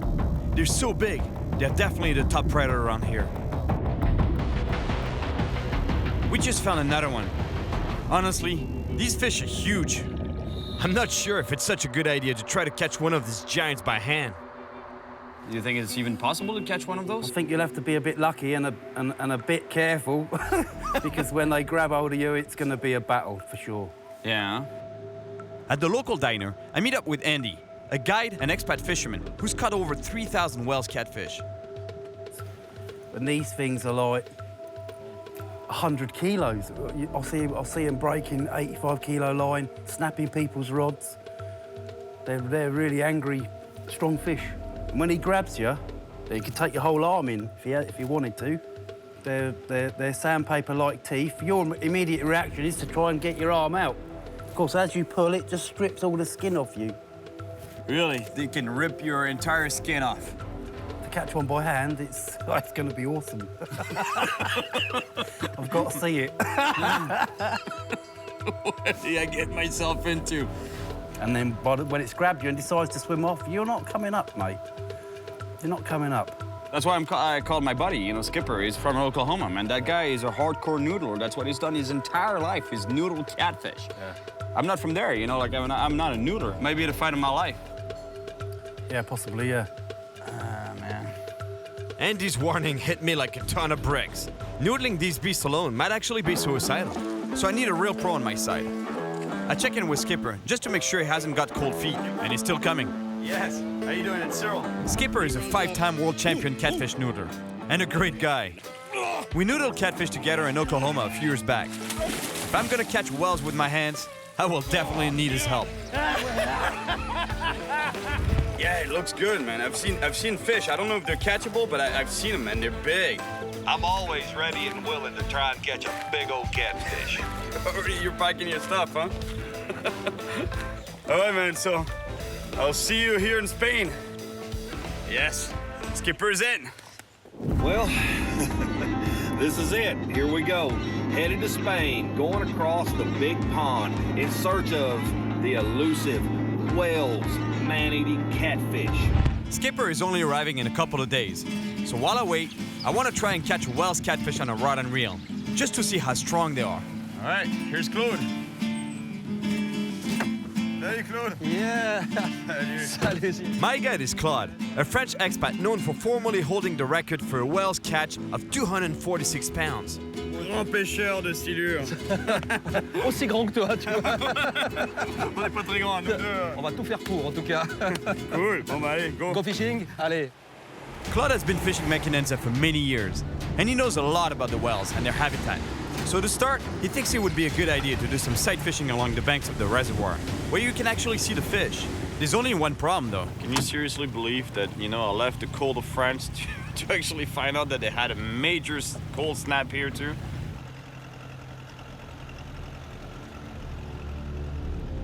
Right now, what we're doing is slowly cruising through the shallows, looking for monster whales catfish, because what Claude was telling me is that at this specific time of year, huge catfish come after the spawning carp.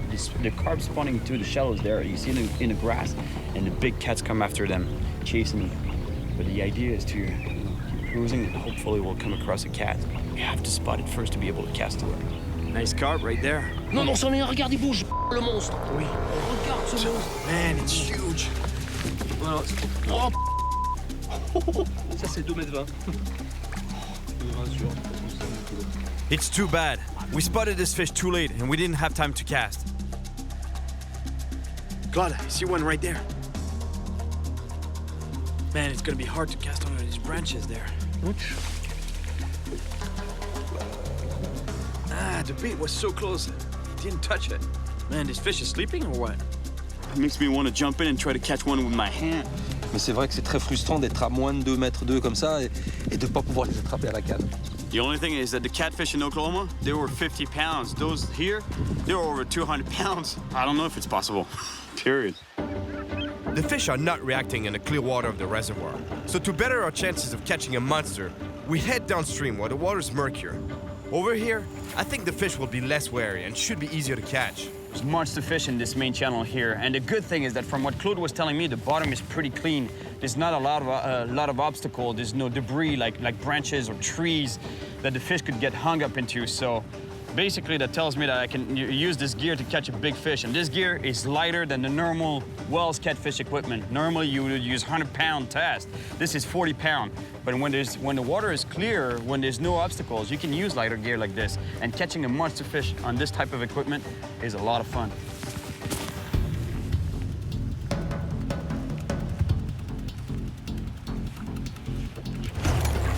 Fish up. I think it's a big fish.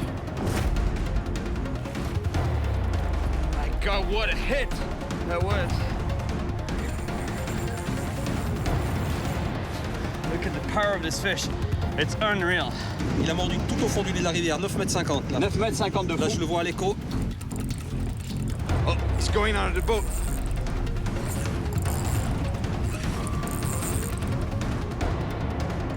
Here we go, here's the fish.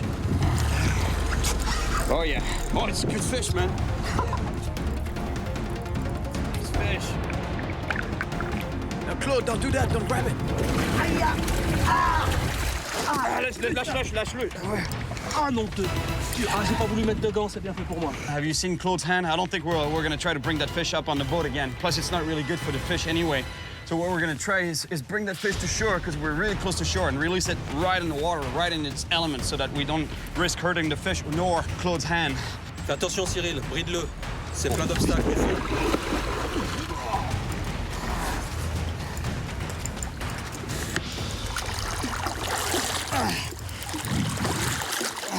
Yes! Yeah! Wells catfish! Finally! And now imagine catching one of these by hand. Look at the size of this animal. And yet, for Wells, it's not even a monster. This fish grow twice as big as this, even bigger. Look at the size of this mouth. And then way down at the back of the throat here, they have crushing pads. I don't know if you can see them, but they use that to crush their prey down their throat. This thing is an eating machine, let me tell you. And you see that lateral line that they have along the body? It's an organ that they use to feel the vibrations in the water. It's filled with thousands of sensors that can pick up any kind of vibration in the water. And once they locate their prey, they go towards it and boom, and attack it.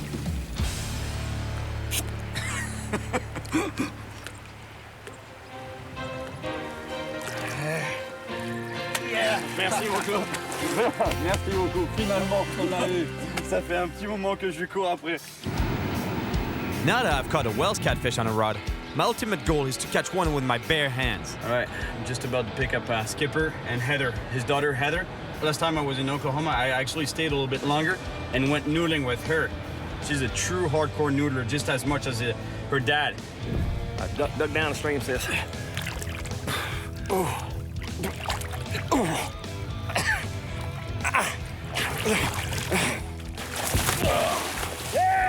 Here we are walking the streets of Mequinenza, Spain, making it happen, American style.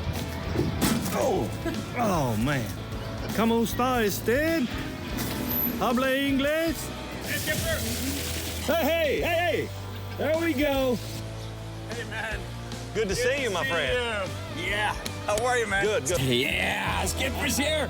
That's awesome. I was just trying How you doing, Heather? Good to see you. Really cool. You guys made it all right? Yeah, we made a good trip. Yeah, a little bit of a language barrier, huh?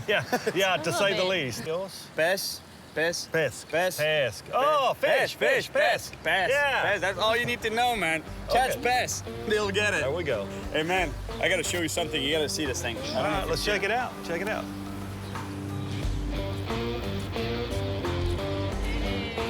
Holy smoke! That's what we want to catch. That is a huge monster. But that's a record for here. Yeah, I mean, if we caught that, it would smoke. be... Golly! Good lands. Look at the size of that. I've got to get my hand in that fish's mouth. Oh, yeah! I mean, from here to here, like the fish back at home, but from here back, I don't know about that. Let me tell you, I'm so glad they're here, because noodling a fish this size alone, it would be way too dangerous. I wouldn't have done it, but even the three of us, I think we'll get pounded. Even with Skipper's help, grabbing a Wells is going to be a challenge. But with this group of experts, I think we can make it happen. Oh! Golly! What a grip the man's got. Skipper, Andy, that's the guy I was telling you about, the noodler from Oklahoma. Yeah, this is Heather, his daughter. I think you're a little bit crazy to come here and try and catch a Wells, but it's your choice. A fish is a fish, no matter where he's at. Yeah. I don't think you've ever dealt with anything as strong as these fish. I know two sure things about Skipper. He's not afraid of any fish, and he always has a plan. Float your body right in beside it. I mean, a lot of times he'll never even move. Get him around the head, swim him to you, right into your stomach, bow over and turn him down, and step over and around him and put a hand in his mouth. I think it's doable. I think it is. We'll give it a shot. I don't think Andy thinks we're serious. Yeah, cheers. Cheers. Some cats. We get the team together and head out to the reservoir to try to catch a Wells catfish by hand. We want to start in the reservoir because we've seen fish here, and big ones too. I'd like to make some noodling, and I said, I don't like to miss that, sir. I don't like to miss that. Remember those? Yeah, I totally remember those. Nice for bringing them. Those are your dirty. You never even washed them. Those are your good luck socks. Those socks have never failed me. I'm going to let you wear a pair of mine. That's cool. Now we're gonna catch a monster fish with that. Never washed socks. Is that water cold? That water's cool, man. It is cold. It's a good thing I brought my fur coat with me. Oh, you're not gonna be cool with that, man. I remember the fur there. It's the deer still fur. Claude, elle fait combien? 20 degrés à peu près? That's pretty cold. If you stay in that brings down your body, your core temperature pretty quick. Yeah, you can't noodle for too long. Being this cold, I don't know how skittish these fish are gonna be. We wanted to come up, put that smack daddy bite on us. We are the bait. Literally. We are the bait. We've talked about it enough. Let's get in. All right. You first, man. Oh. Woo. Ah. Woo. It's cool, though. That water is cold. Yeah.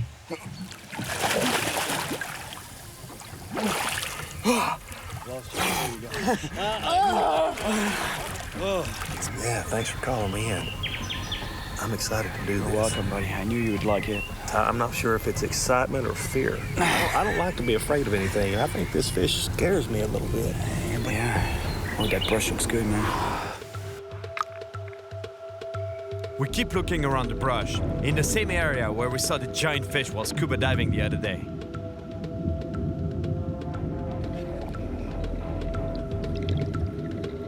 Here, we might come face to face with the monster whales.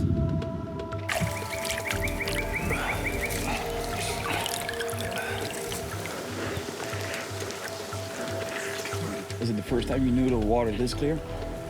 Yeah, I've never been in water this clear before in my life. No. Back home, our water's brackish, dirty colored everywhere you go. Here the whales seem to prefer to remain in sheltered locations like brush and branches. But I have a feeling that with water this clear, we're gonna have a hard time sneaking up on them.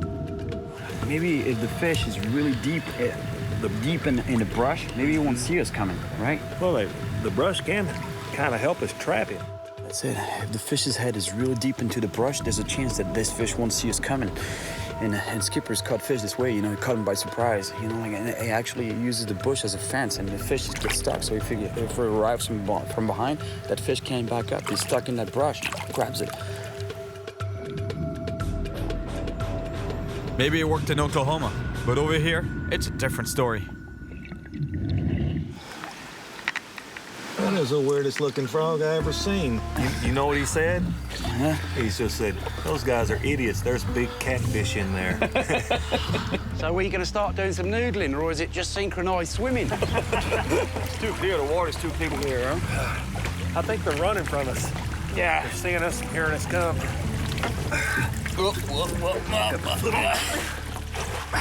You guys didn't have to pretend to be noodlers. You could have come to Spain for a holiday anyway. The problem here is that the water is too clear, you know. If we see the fish, they must see us first and take off. Oh, we got to change clothes. Let's get somewhere, get dry, change clothes, and we'll make another go at it.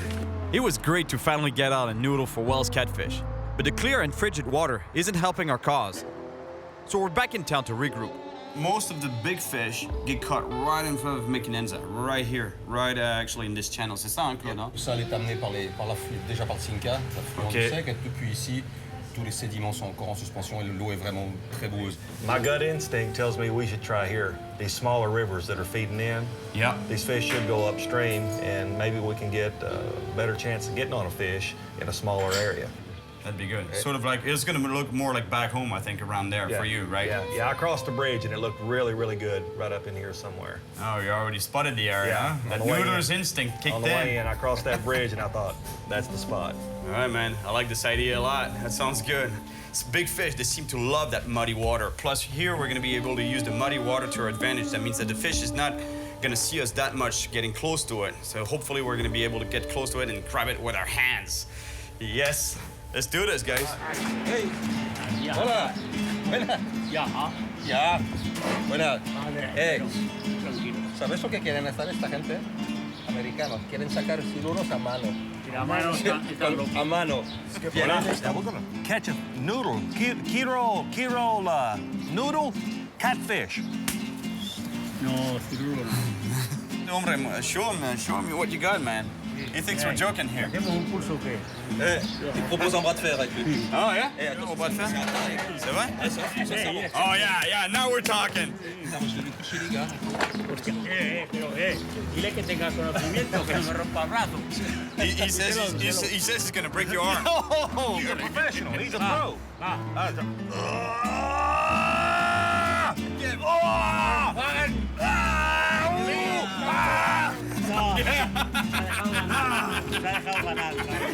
He's scared. This man is strong. That's what. Hey, we got to take that guy noodling.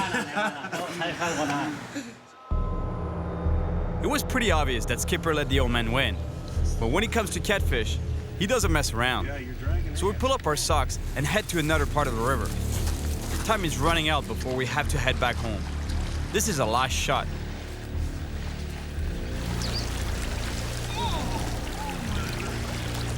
The fish are in the water. Yeah, I know. Yeah, but they're in the water. I'm just about to get submerged to where it hurts the most.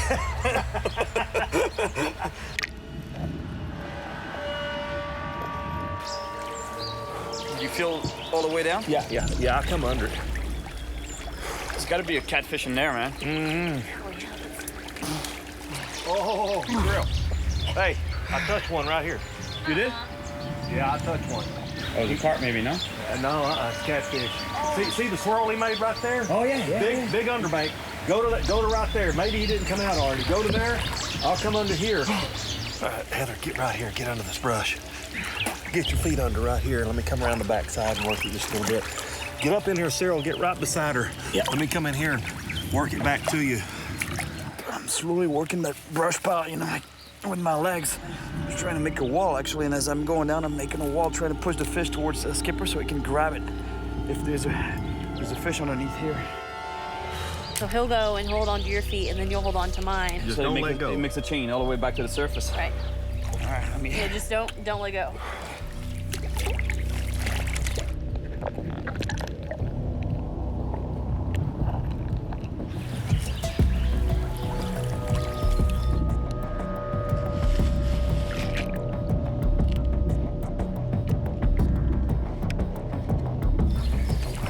If a big fish catches our legs now, I really don't know how we'll get back to the surface.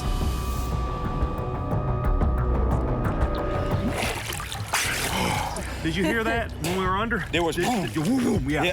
We spooked one out somewhere. There's something spooked. Yeah, I heard there was something in there. I never touched him, but I got close to him because he thudded the bottom. Boom.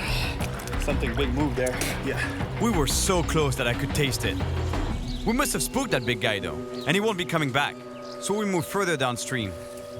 These waters are full of whales, and we're pretty close back there. Now we feel like catching one by hand is actually possible.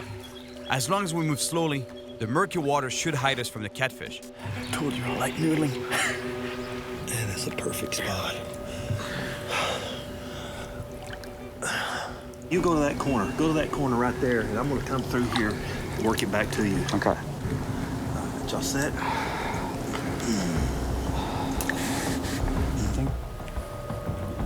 Oh, yeah. Oh.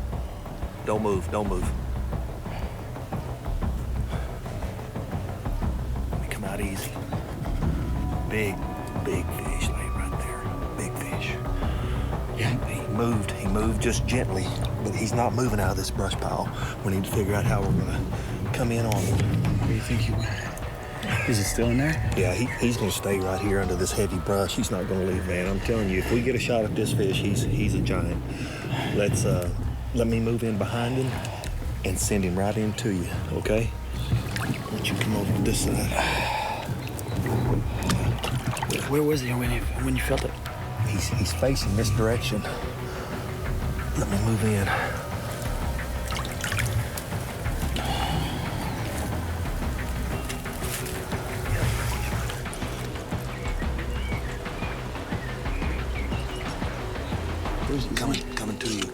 Coming right to you.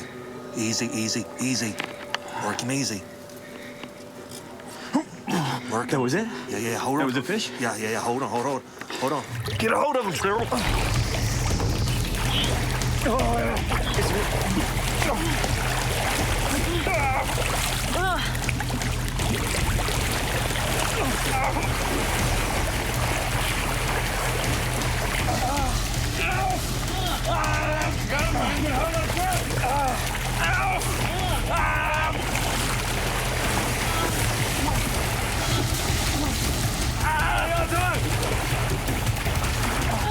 hold of his tail, sis.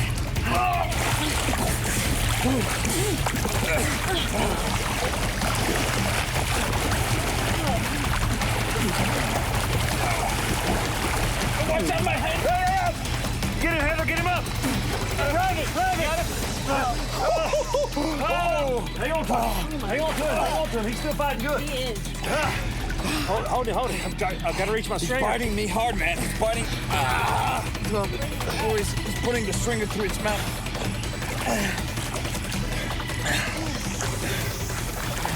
All right, I've got him. Skipper, we did it, man! You boom! Heather! Look at the size of this catfish! I cannot believe I'm this far away from you. And I'm touching the tail while you're touching the head. Hey, not a tail, a whale. A whale. A whale. 7 feet? Yeah, good 7 foot, 7 foot or so, 7.5. Jack his Look mouth. at the mouth! Oh, yeah. Whoa, baby. Whoa. It's like a snake. He's so strong. Unbelievable, the strength of that thing. I mean, I'm telling you, this fish is unreal. You could be holding the head here and getting slapped in the head by the tail. They can twist around like 180 degrees, like a snake. Only handhold you got's in the mouth. You can't hold on to him. It's all tail. Yeah, it's all. He's feeling good. He's feeling good. So long, pussycat. Yeah, there he goes. There he goes. Yeah, there he goes. All right. Yeah, man. Ooh, we did it. Yeah, Heather. Frozen Heather. Oh my gosh. That's the coldest fishing trip I've ever been on, Cyril. It was not supposed to be that cold, man. I'm telling you. What's up, Vato?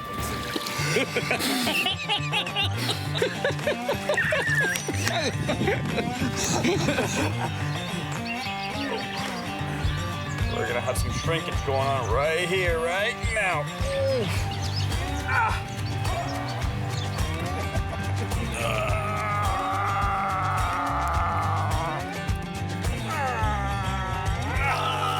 This guy's strong, man.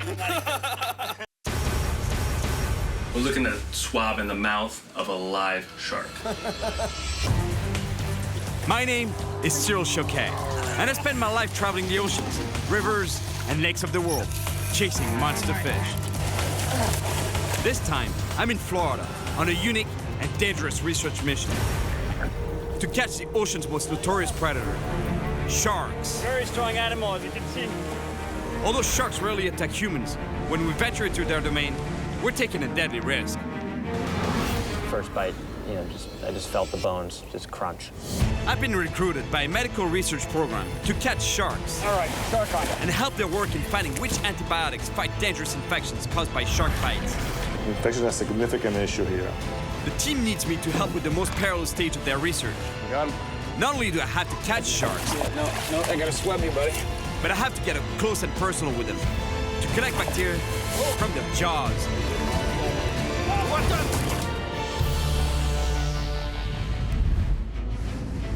Usually when I catch sharks, it's by accident while I'm fishing for something else. But in this case, it's not, and it's for a good cause. In the past, I've caught sharks for different reasons. In the South Pacific, I caught them to win the trust of some local fishermen. Here in Florida, I caught a monster bull shark while handlining for Goliath groupers. Watch your fingers, watch your feet not to get tangled. Oh my God, look at this bull! Look at that bull. And in Tahiti, the sharks were so plentiful that it was almost impossible to catch the reef fish I was after before the sharks would shred them to pieces. That is a huge jobfish. This guy took one bite at it. I've even come really close to getting bitten before while releasing a shark. And like everyone else, I usually try to avoid sharks' mouths. But this time, I have to get as close to their jaws as possible to get the bacteria samples the medical research team needs. And to do it safely, I need to learn more. So I make my way to West Palm Beach, to St. Mary's Hospital, to meet Dr. Robert Borrego, director of the hospital's trauma center. Cyril. Doctor. Hey, thanks to you. He's the one who recruited me to join his research unit to help identify the bacteria found in the mouths of sharks. So this is where you treat your shark bite patients? I had a recent one not too long ago that was real bad. Once he got here, we did with him real quickly. Fixes the vessels, fixes his muscles, his nerve, everything. But yeah, he stayed 5 weeks in the hospital. And the main part of that stay was dealing with infection. I thought that a shark bite was mainly a trauma situation, but it's way more than that. The infection is a big deal. Infection is a significant issue here. Because you just don't know what bacteria are present in the mouth We of never sharks. knew that. And the reason why I started this study is a patient's family asked me, Dr. Borrego, what kind of bacteria are in the shark's mouth? That patient, a little boy attacked near the beach by a black-tip shark, almost died from the infection. You know, in this area, black tips inflict a lot of the wounds because people are swimming at the beach, that's where they are. I mean, by you coming and joining our team and helping us out to swab sharks, catch the sharks, you're part of an incredible study. We're trying to save people's lives. So I guess if I get bit during the swabbing thing, that's where I'll meet you again. You'll be seeing me here. I hope not. You want to see that. Wow, let me tell you, seeing these wounds, I don't really like the sight of blood, and open wounds like that, it's quite intense, but at least it gave me a lot of motivation to help these guys. Dr. Borrego, he put me in touch with a pharmacologist by the name of Nate. Yes. He works with Dr. Borrego, but he's gonna be able to give me the swabbing kit and show me how to swab. We're looking at swab in the mouth of a live shark. This can get pretty messy. You know, we're catching sharks off the boat's rocking, the sharks are fighting. We're trying to get a good, clean swab in there, right in between the teeth and the gums, and that's where all the bacteria can be harbored. The mouths of all animals contain bacteria. When a shark bites, bacteria enters the wound and multiplies, unless it's stopped. The samples I'll collect will help the team determine which antibiotics will stop these deadly infections. Over here is our shark model that we're going to practice on. It's actually a mako shark, the mascot of Nova Southeastern University. So one of the first things is that our swab is sterile. And you don't want to put your mouth just like I did, right? Right, you want to, you're gonna end up with the wrong bacteria. There's some goo on that. Oof, there's a lot of bacteria right there. All right, so show me how it's done, man. Again, this is sterile. You cannot touch any of the Q-tip parts because that's going to contaminate it. Nice and tight. So when we're swabbing, we're going to make sure we get both the teeth and the gums out of the top and the bottom of the shark. Here I'm demonstrating getting the bottom teeth, again, back behind the teeth along the gum line. I'm pretty good at flossing normally. Yeah. You know, my dentist tells me I'm pretty good at it. So, I'm impressed. yeah, see you. I think we found the right man. All right, let's do that on a live shark now. Let's do this. That's all right. All right. Hey, you have more swabs for me, though. I got 50 more for you. Practicing on a fake shark is one thing. Now, it's time to try my swabbing technique on the real predators. Here's the list of sharks I need to target while fishing. At the top is the black-tip shark, because according to Dr. Borrego, they are responsible for the majority of shark attack injuries that he treats. I really want to catch some sharks for these guys and help them out with their research. And if there's one place where I'm pretty sure I'm gonna find sharks, because I've been there before, it's in the Everglades.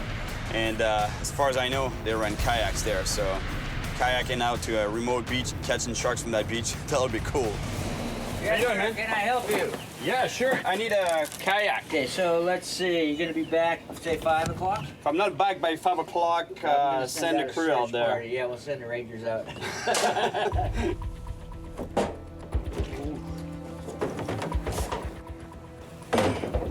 It's a lot of rods, but that's what I need, though. One small rod to catch bait from the shore. I have bait, but fresher bait will be better. And 3 big rods to set out for sharks. So three rods, 3 times as many chances of catching a shark. However, that's gonna be a real pain paddling with this. Hope I'm not gonna lose me. With so many rods in the kayak, I have to be very careful not to tip over. Sharks are not the only predators out here. I haven't left the docks yet, and already a huge croc is blocking my way out of the canal. Look at the size of that croc.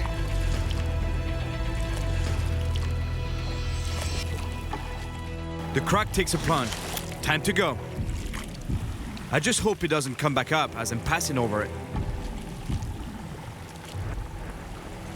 To reach my planned fishing spot, a remote beach on the ocean side of the Everglades, I have to paddle 5 miles into the wild. It's not the kind of trip you want to take too lightly.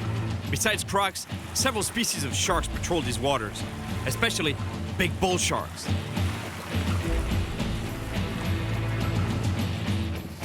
This beach is perfect for landing a shark and making sure the swab does not get wet. This is exactly the beach where I've caught a bull shark before. Right there. Big bull shark. Beautiful bull. Watch out, watch out. And with Pete on a rack offshore, and we caught a monster bull shark. Is it your biggest shark here? This is absolutely the biggest shark that I've caught here. Really? He's what, 10 feet? Easy. I would never swim around here. For sure they're around. Let's just hope they bite right now during the day. They're usually more aggressive towards the evening and night. There are sharks out here that can weigh over 400 pounds. So I'll start with a big circle hook, a special hook made to avoid hurting the animal. And then it's time to bring out a big juicy bait. That's what we want. The redfish head. I know for a fact that there's monster bull sharks here, but hopefully there'll be some lemons. The bait and sinker combined are too heavy to cast, so I have to go in a kayak to drop them in deep enough water. I gotta be careful paddling out in such choppy conditions. I really don't feel like falling in, because I know what swims around here. I check if it's deep enough to drop the bait, and it is. Now, I need to quickly get back to shore to get ready for a fight.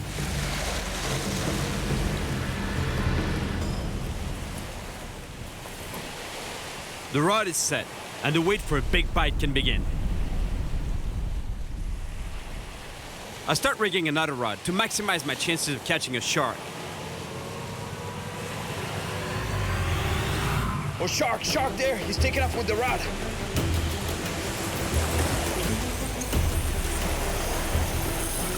Here we go. Oh. Yeah, here we go. Here we go, shark off. Oh no, I lost it. I can't believe it. This shark broke me off. You know what? That fish must have wrapped around the line. Oh yeah, he turned around on the line and cut it off. He must have bit the line right off. That, I'm telling you, that was a big shark. It's clear now. There's definitely big sharks patrolling this beach. I have to get back in the kayak and drop another bait out there. Just what I needed. The wind is picking up, and the water's getting really choppy. Ah, damn! I just tipped over, and now I'm the bait.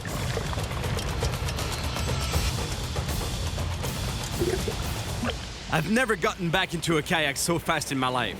But when you know what swims around here, you don't mess around. That was pretty intense. I finally get out to deeper water. Time to throw in the bait and rush back to the beach for some shark action. It's clear there are sharks here. Now, they just have to find a bait. I hope they don't take too long, because I have a long paddle to get back, and I don't want to get stuck here after dark. Here we go, another bite.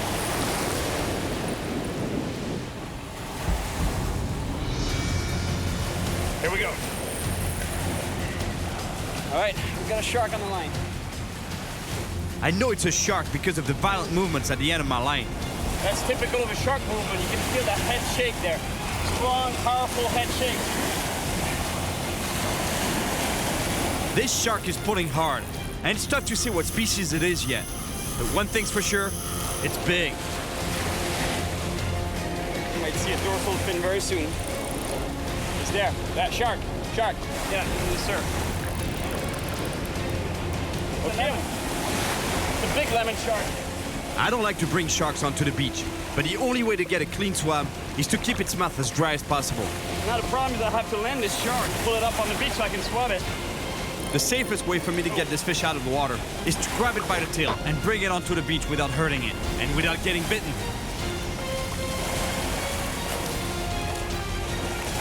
This fight is almost over, but now the real battle is about to start. getting the shark onto the beach.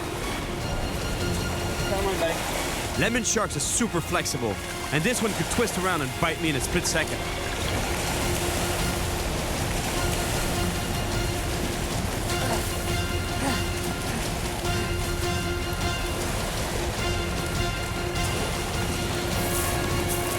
This is what you gotta be really careful. They're so flexible they can turn and twist on a dime and bite you. The shark is heading back to the water. I have to stop it. Just stay here, buddy. I have to swab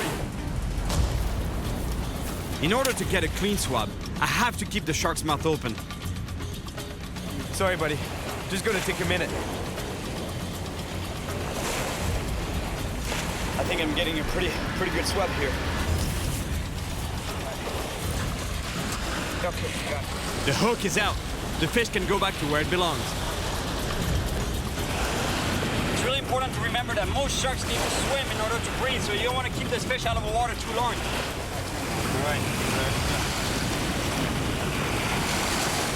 All right, finally, I think I got a really good swab on a lemon shark. Yes. I just spoke with the team and they were pretty happy that I got a lemon shark sample. Hopefully it's good. It was my first swab. We'll find out soon enough because I'm dropping it off with Dr. Borrego. They'll be able to tell me if it's good or not. I got something for you. Oh, so we're working, huh? Yeah. Beautiful. Not a lot, Thanks. but that's Awesome. a lemon from the Glades. Lemon shark, they all count. Yeah, big one too. Thanks very much. About 200 All right. pounds. Hey guys, get that to the lab right away, will you? Yes, sir. Make sure that gets right away. Thank you so much. You're welcome. Appreciate it. I'll get more. Okay, bye-bye. Thank you.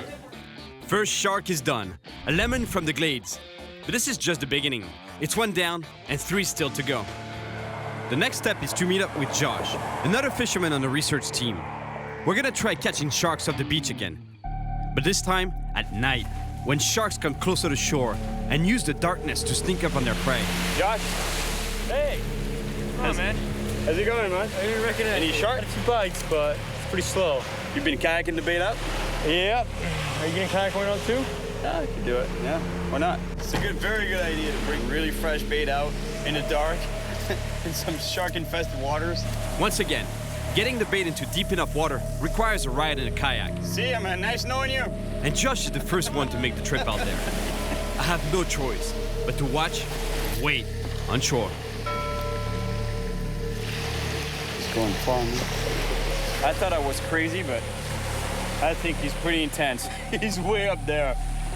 It's shark-infested waters. It's the best time of year to catch monster sharks from the beach. There's monsters that have been caught here. You're talking fish that are over 1,000 pounds. And yet, he's kayaking the bait out. It's pitch dark. He's not seeing anything. He's going, I don't know. I can't even say where he is. Josh makes it back safely. And now, it's my turn. What's the biggest shark you've caught out here? Over 1,000 pounds. Over 1,000 pounds, huh? Hammerhead? Yeah. Gosh. It wasn't me, it was my friend, but it was a very impressive catch. But he was caught here, in the same spot. He was caught, yeah, near here. Yeah. Where I'm kayaking the bait too, right? Oh yeah. I think we hooked a great white here once. We fought a fish for 50 minutes. Couldn't move it. Really, huh?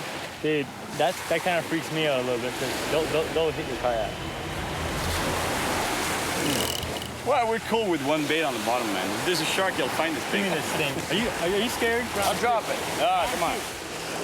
It was stressful enough in the Everglades when I had to take the bloody bait out in the kayak during the day. But now, in the darkness, there could be a shark right under my kayak, and I wouldn't even know. Here we go.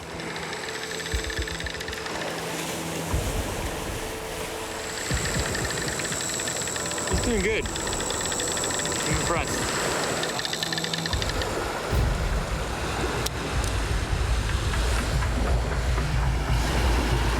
He's still struggling with the rock.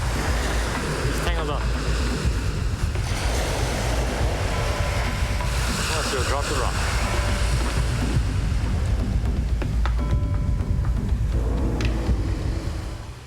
Impressive. In one piece. Still alive. We did it. Things were tense on the water, but at least I was doing something. I was bait. Now, it's just a waiting game. It's pretty tough to catch a shark, isn't it? Yeah, it's not. You got to put that time to it, right? I found here many nights never got a bite. So much work, you know. Yeah. Bring it back out, drag it all out But here. then you see someone catch a nice fish, you're like, I gotta go back. Yeah. We now have 2 baits in the water, but why not another one? So I make a cast with one of my lighter rods, just to see if there are sharks even closer to shore. And they are. Oh, gosh, unbelievable. There's some weight to this fish, too. Here he is again. Oh, he's on there. He's chewing.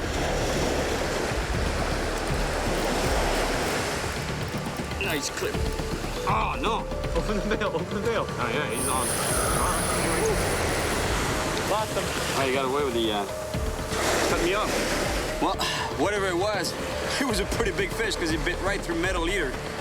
Man, that's one of the things I love about fishing is that it's so mysterious, you know. You don't know what was on at the end of this line. I'm guessing a shark, but it's just a guess. And you know what? It'll remain a mystery. After a few more hours without any action, it's time to pack it in. It's always another day. I wish I could have swum, man. You know what? We got a pretty good schedule ahead of us. I think we're gonna have that opportunity. Yeah, Dr. Borrego was telling me that we might go to the Bahamas to swab there. Oh yeah, there's a lot of sharks over there. That was a long night, and my list of sharks to catch didn't get any shorter. I still have 3 left, but I get a call that puts me in good spirits. Oh, good news. The lemon shark sample was good. All right, finally we're gonna get a swab today. That's a relief because I was not sure about it. The only thing is no black tip, no bull, and no reef shark. But that I knew there was no reef sharks. And the good thing is that we're leaving to the Bahamas with Dr. Borrego. He invited me on that trip. But from a boat swabbing, that's gonna be hard though. Dr. Borrego. Hey, Cyril. How you doing? All right, man. How are you? Good to see you again. Seeing you. All right. We got the crew here. All right. Josh, Nathan, you already know them. Josh, how you doing? Johnny. Johnny. Cyril, Nice to meet you. Nice to meet you. Exactly. Yeah, we're gonna go find some nice reef sharks. Big reef sharks Oh over yeah, there? big 6, 8-foot reef sharks. Dr. Borrego is an avid fisherman and owns his own boat, which comes in handy for his research. All right, here we go. On to the Bahamas. The trip takes us about 4 hours to get to the Bahamas, the mecca of sharks. But we only have a short window to fish. Heavy storms are expected to hit this area in just a couple of hours.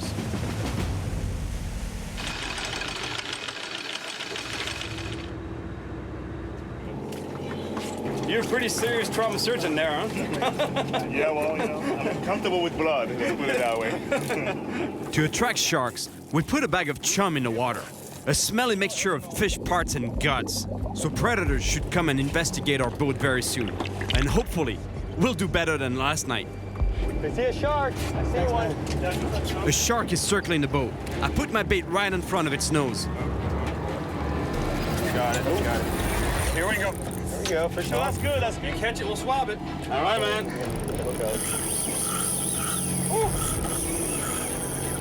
You be real careful, you know, when you handle a fish around the boat like that, because the line wraps just a little bit against the hull. It could damage the braided line. Good job. There you go, you got him. The shark is at the boat, but now the dangerous part begins. Getting a usable swab is really tough, with the crashing waves, the rocking boat, and the shark thrashing around. He's not cooperating so much. The shark is thrashing around too much. Nate can't get a good angle, so he passes me the swab. But then... Oh, cut us off. What happened? Break you off? Yeah. At least you got a little bit of something there. Yeah, something. No problem. We'll get the next one. All right. The shark broke us off. He broke the cable. Shredded the cable right here. We don't know if our first swab is good, so we throw out another bait. Here we go. And the shark takes it right away. This one's really not that big. Mr. Borrego, do you need a swab on that one? Cyril, the more samples we get, the better off our study's gonna be. This is a small shark, but every sample is valuable for the research. I know that even small sharks are dangerous though, because they can move really quick. In order to calm the shark down, I'm trying something I've never done before. Holding the shark by the nose and turning it on its back to put it into a kind of hypnotized state called tonic immobility. But obviously, I don't quite have the technique down yet. You gotta be real careful, you know. As small as this shark is, you know, one sharp movement, fast movement, just like that, gets your hand, moves a finger or two. All right, Doc. Absolutely. No, you have to be careful the whole time. All right, buddy. You're going back. Okay, he's good. After battling 2 sharks, we're still not sure if we'll have a clean swab or not. So we have to stay out until we get a good bacterial sample from a reef shark. I would so jump in the water right now. You have no idea how hot it is here. Unbelievable. I don't think it's a good idea though. The boat is anchored first, and there's quite a few sharks down there. Hey, you guys, that storm is packing tons and tons of lightning. We gotta get out of here. The storm is catching up with us. We don't have much time.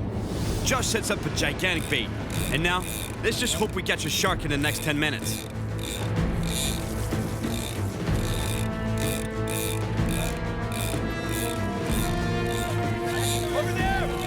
Johnny spots a big shark approaching the boat, and it's heading right for the bait. All right, here we go. He's on. It's a big reef shark. We have to get a good swab on this one. But with the dark clouds closing in fast, I have to bring this powerful shark in quickly.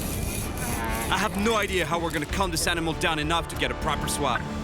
That's it.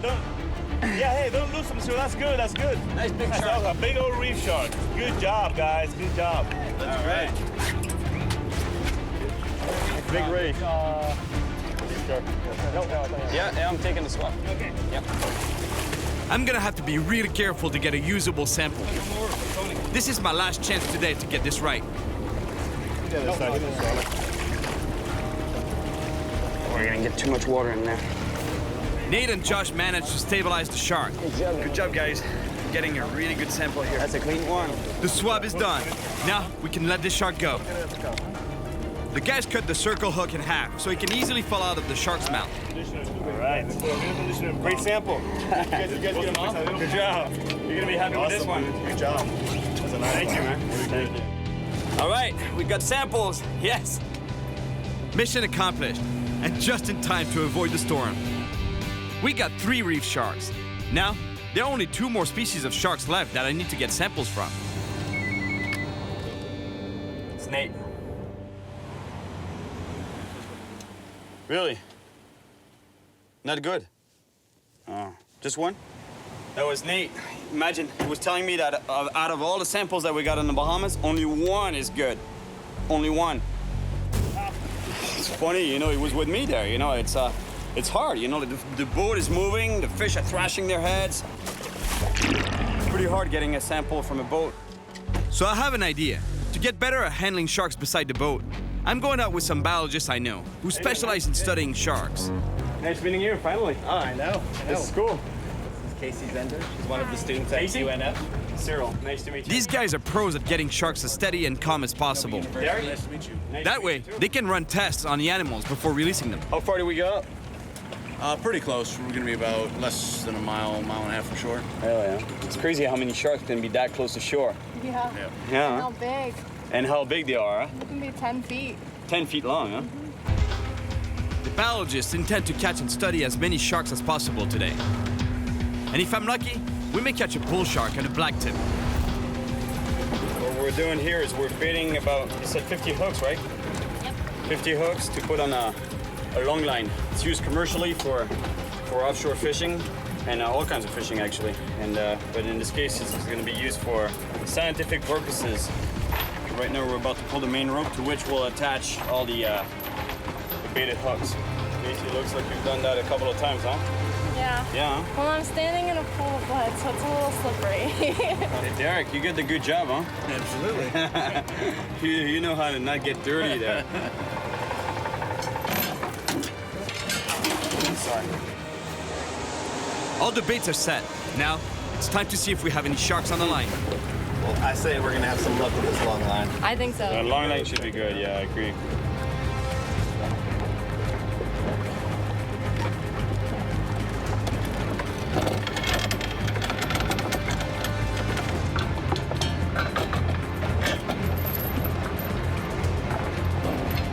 But then, each line comes up empty, one after another. It's almost as if the sharks know what we're up to.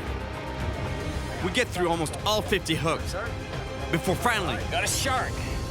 Shark, yep. Shark? Yeah, we got one. All right.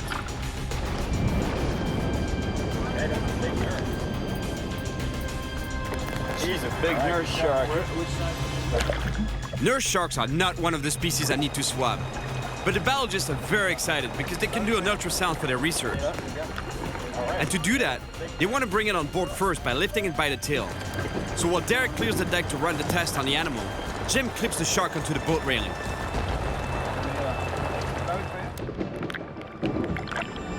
But then... Oh, no! He snapped the line. We're going for the rope to tail wrap it, and it just snapped the line right off. That was a big nurse shark. We continue to pull up the long line, but no more sharks. Gentlemen, we're officially skunked. And lady. Hey guys, it's okay. Happens. They call it fishing, not catching, huh? Right, yeah, exactly. Hey guys, I know where the sharks are. Somewhere over the rainbow. Yeah. Let me tell you something. I'm starting to feel a little discouraged about this whole swabbing thing. It's not easy, you know. First the trip to the Bahamas, only one good sample, and then now with the biologist, 50 hooks in the water, and we get one shark. Plus it's a nurse. It's not really the species that we wanted. Plus we lost it anyway. So I was talking to Dr. Borrego, and he was telling me, Cyril, don't get discouraged. Meet with Anthony. He's the shark bite victim that I treated, and he's gonna crank you right back up. So that's what I'm doing now. I'm gonna meet with Anthony. Anthony. Hey, how are you? I'm pretty good. Yourself? Yeah, good. Nice to meet you. Nice to meet you too. Is that the scar there? Yeah, it is. Here, I'll show you. Wow. It's, So how did it go? How did it happen? well, we were actually right out here, about 3 miles offshore. There's a number of wrecks that sit in around 200 foot of water. Around April and May, all the cobia come through. The cobia follow the bull sharks and they follow the big rays. So when you're out spearfishing with the cobia, you're going to see the bull sharks. And I was with 2 dive buddies, and they each shot their cobia and moved off the wreck.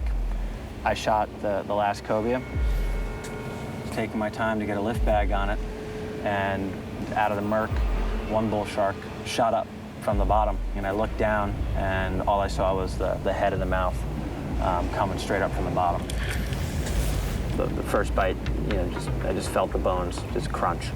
Its whole mouth was about that wide. Eventually let go. I mean, the water just went red. Somehow, with his friend's help, Anthony was able to get out of the water and eventually to Dr. Borrego's operating table. But his 5-week ordeal dealing with deadly infections was just beginning. You know, I grew up fishing my whole life. I never really thought about an infection from getting bit from a fish. But it doesn't take much to kill you with a blood infection. I know I wouldn't really be here in the state I am if it wasn't for Dr. Borrego and his team. The work that you guys are doing, it saves lives. I mean, I'm living proof. I'm glad you're here to tell me the story today. I'm glad I'm here too, and thank you. Hearing Anthony's story makes me realize just how important this work is and how much I want to help Dr. Borrego catch those last 2 sharks. A bull, like the one that attacked Anthony, and a blacktip, like the one that bit the little boy. So it's time to head to the West Coast to meet Sean, a local fisherman. He knows a remote spot in the Everglades with some monster sharks. Hey, Sean. Hey, great to meet you. Great to meet you too, man. How you doing? Good, doing great. Well, I'm gonna have to get really close to that mouth, like I was telling you, right? I need to swab the mouth. Great. You handle the business end, I'll handle the tail rope, and we'll drag them up, so. All right? All right, let's go do it. Let's do it. No time to lose. We're headed to a remote beach near the Everglades. This brackish water environment is ideal for finding bull sharks. And Sean says he's seen blacktips here too. I don't think I've ever used that much natural bait on this trip. Unbelievable. I guess that's what it takes to catch sharks. Here, we don't need to take the bait out by kayak, or by boat for that matter. The water drops off immediately, so the sharks should be patrolling right along the beach.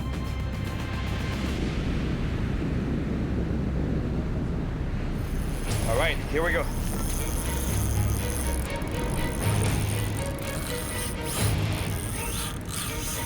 Here we go.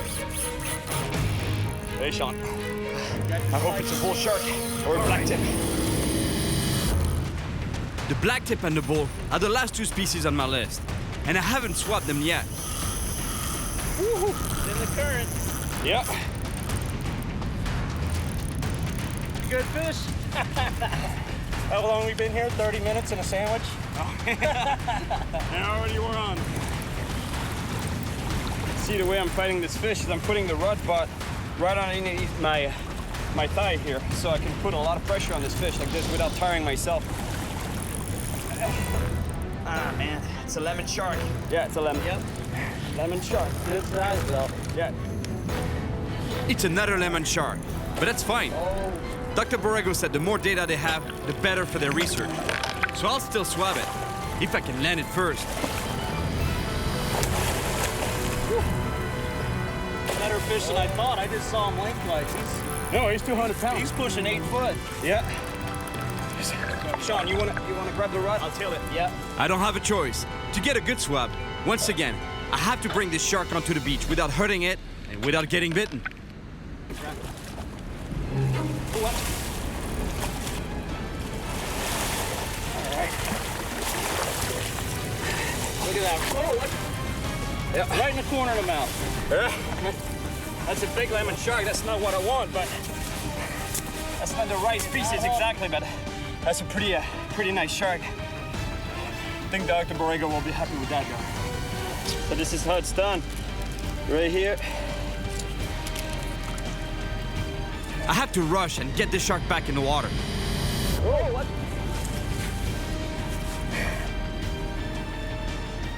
Oh yeah, it's gonna be a nice clean swab. All right, I really gotta rush to put this fish back in the water. It's gotta get swimming. Thank you. I didn't grab the de-hooker. This should be fine. Got it? All right, buddy, just gotta remove that hook and you're good to go. He's barely hooked, huh? You see that? Yeah, he's right in the side. All right, there you go, here we good release. Let's get him swimming. You think he's gonna be pretty healthy, so watch out, he's gonna flip around on you. All right, bud. Just hold it. Man, I love these animals. They're so beautiful. All right, he's good. Yeah, he's ready to go. All right, there you go, buddy. Woo! Need a hand out of that deep hole there? Yeah, buddy, we made it happen already. We're on one already. Yeah. Got the rest of the night, so. I'm glad I got another swab from a big lemon shark. Now, I have the rest of the day and the night to find the two final species we need for the research. Now we know there's monster sharks out here, so I just tied on a bigger metal leader. This one is 500 pounds of resistance. And that jig works so well as a sinker, it's unreal. While we wait for the sharks to show up, we need to prepare for the coming night. So we put up a tent to protect us from the swarms of mosquitoes and no-see-ums that will eat us alive if they get a chance. It's not a tent you brought here, it's a house. Any girlfriends of yours that you're planning on? Don't tell my wife.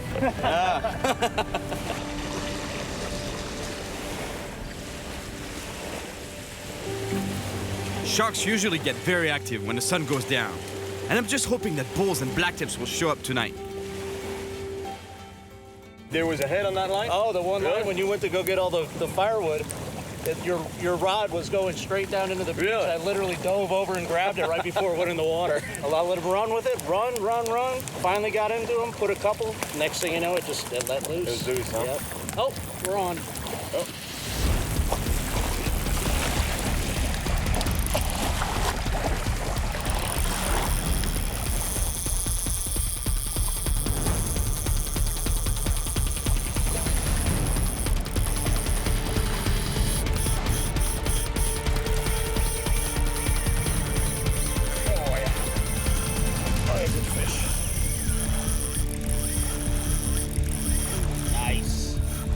We got a really nice shark on the line.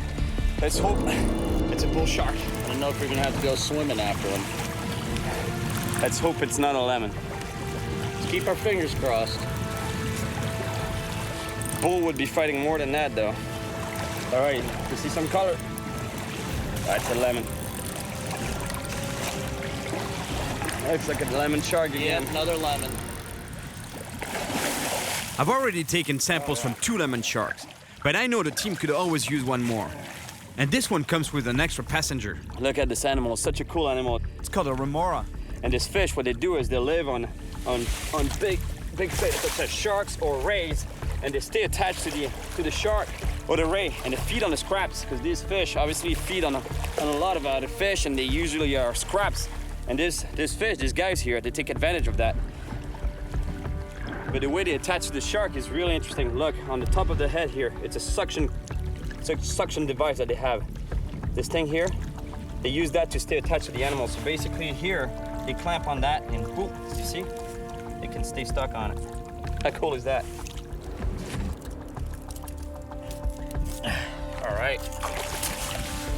No, don't go just yet. I gotta swab you, buddy.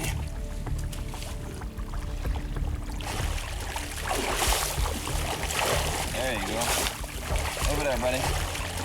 That's the third swab done on the lemon shark. Still no sign of bull or blacktips though. Two of the most dangerous sharks off Florida's coast. According to Dr. Borrego, although the blacktip is generally smaller than the bull shark, it's responsible for most of the shark-related injuries that he treats at the trauma center. Here comes Captain Kevin Bellington. So he's coming to our rescue here, maybe take you out the rest of the day and get some of those bull sharks that we missed last night. Morning, fellas. How you been? Good to see you, bro. Thanks for getting out here. Hey. Hey, this is Cyril. Cyril. Nice to meet you. How do you do? I'm pretty good. And we're off. I'm feeling the pressure here. This is my last chance to get the sharks Dr. Borrego and his team need for their research. Kevin prepares a huge bait, hoping for a bull shark. Okay, you're not fooling around. I'm using a slightly smaller bait. I hope to catch a blacktip, as I know it's the priority for the research. The baits are doing the job. Predators are showing up. Oh, a big barracuda. Oh, you got it. You got your bait. The barracuda goes for the bait, but he's not alone. There's a shark with it. Yes, it's a blacktip.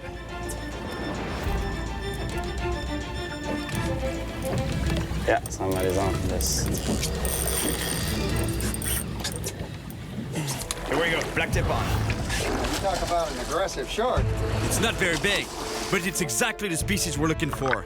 A blacktip shark. Get his head up. Yeah. My God, look at the teeth on that shark. It's the same kind of shark that attacked the little boy. I have to get this sample. This might be my last chance. I'm gonna go get a swab. I'm getting my swabbing kit ready, and Kevin tries to bring the shark on board so I can swab it. Watch your hands, man. Oh, I know. Oh, you lost it? Just bit the hook, huh? Hit the hook. I can't believe we lost a blacktip, but there's gotta be another one out there. Right, fish on the big rod. Okay, he's hooked. I think he's hooked. It's a super powerful fish, but it's not fast like a shark. Big fish.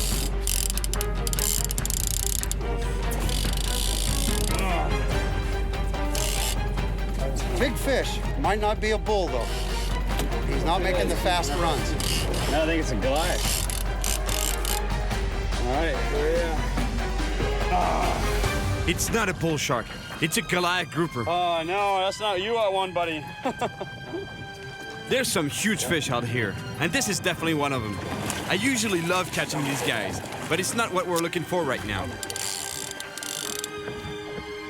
We have to set him loose as fast as possible so we can keep fishing for a blacktip shark.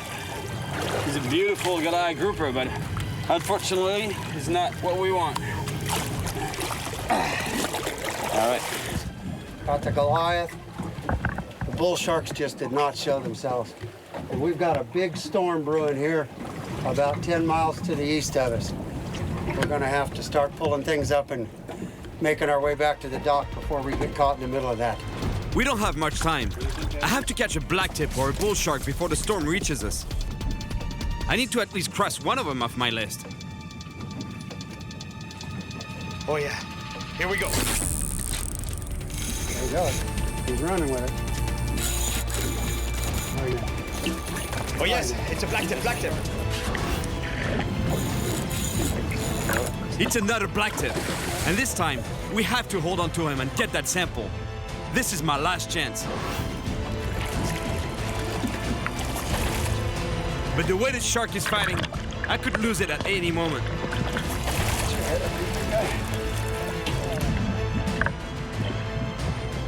Get your swell. Yep. This blacktip shark is fighting ferociously. I don't know how we're gonna get this swab without getting it wet, but we have to try. Almost there. Almost there, Kevin. Almost there. All right, here we go. The shark stops fighting. Now's my chance. I lost one. It's ruined. I need to get another swab super fast. The line could snap at any moment. I don't want to take too long because he's not happy. I know, Kevin, I know. All right, shark. Keep steady, just like that. All right, that's a good swab. Good swab, man. The precious swab is sealed. Two of us all leave. There you go. All right. Good job. Swab. Good swab. I came to Florida to find the most notorious predator in the ocean and to help with a research project on antibiotic treatments for shark bite victims. I had to put my hands right next to the jaws of live sharks and almost got bitten a few times while I was at it. Even though I didn't catch a bull shark, I caught all the other sharks on the list and definitely helped Dr. Borrego's research. Along the way, I made some good friends. Good job. And hopefully, future shark bite victims will have a better chance at recovery. The work that the guys are doing, it saves lives. I mean, I'm living proof. Now it's a matter of knowing if I can bring you a clean swab. Worst case scenario, I'll do my own. Bring you. Ah, man, come on. You won't see the difference, really. Yeah, we might notice the difference. You're a pretty serious trauma surgeon there, huh? Yeah, well, you know, I'm comfortable with blood, let's put it that way. Big, chunky, bloody bonito. Out to sea on a kayak in the dark when you know there's monster sharks out there. That's a brilliant idea right there. You guys saw that? Big gator here.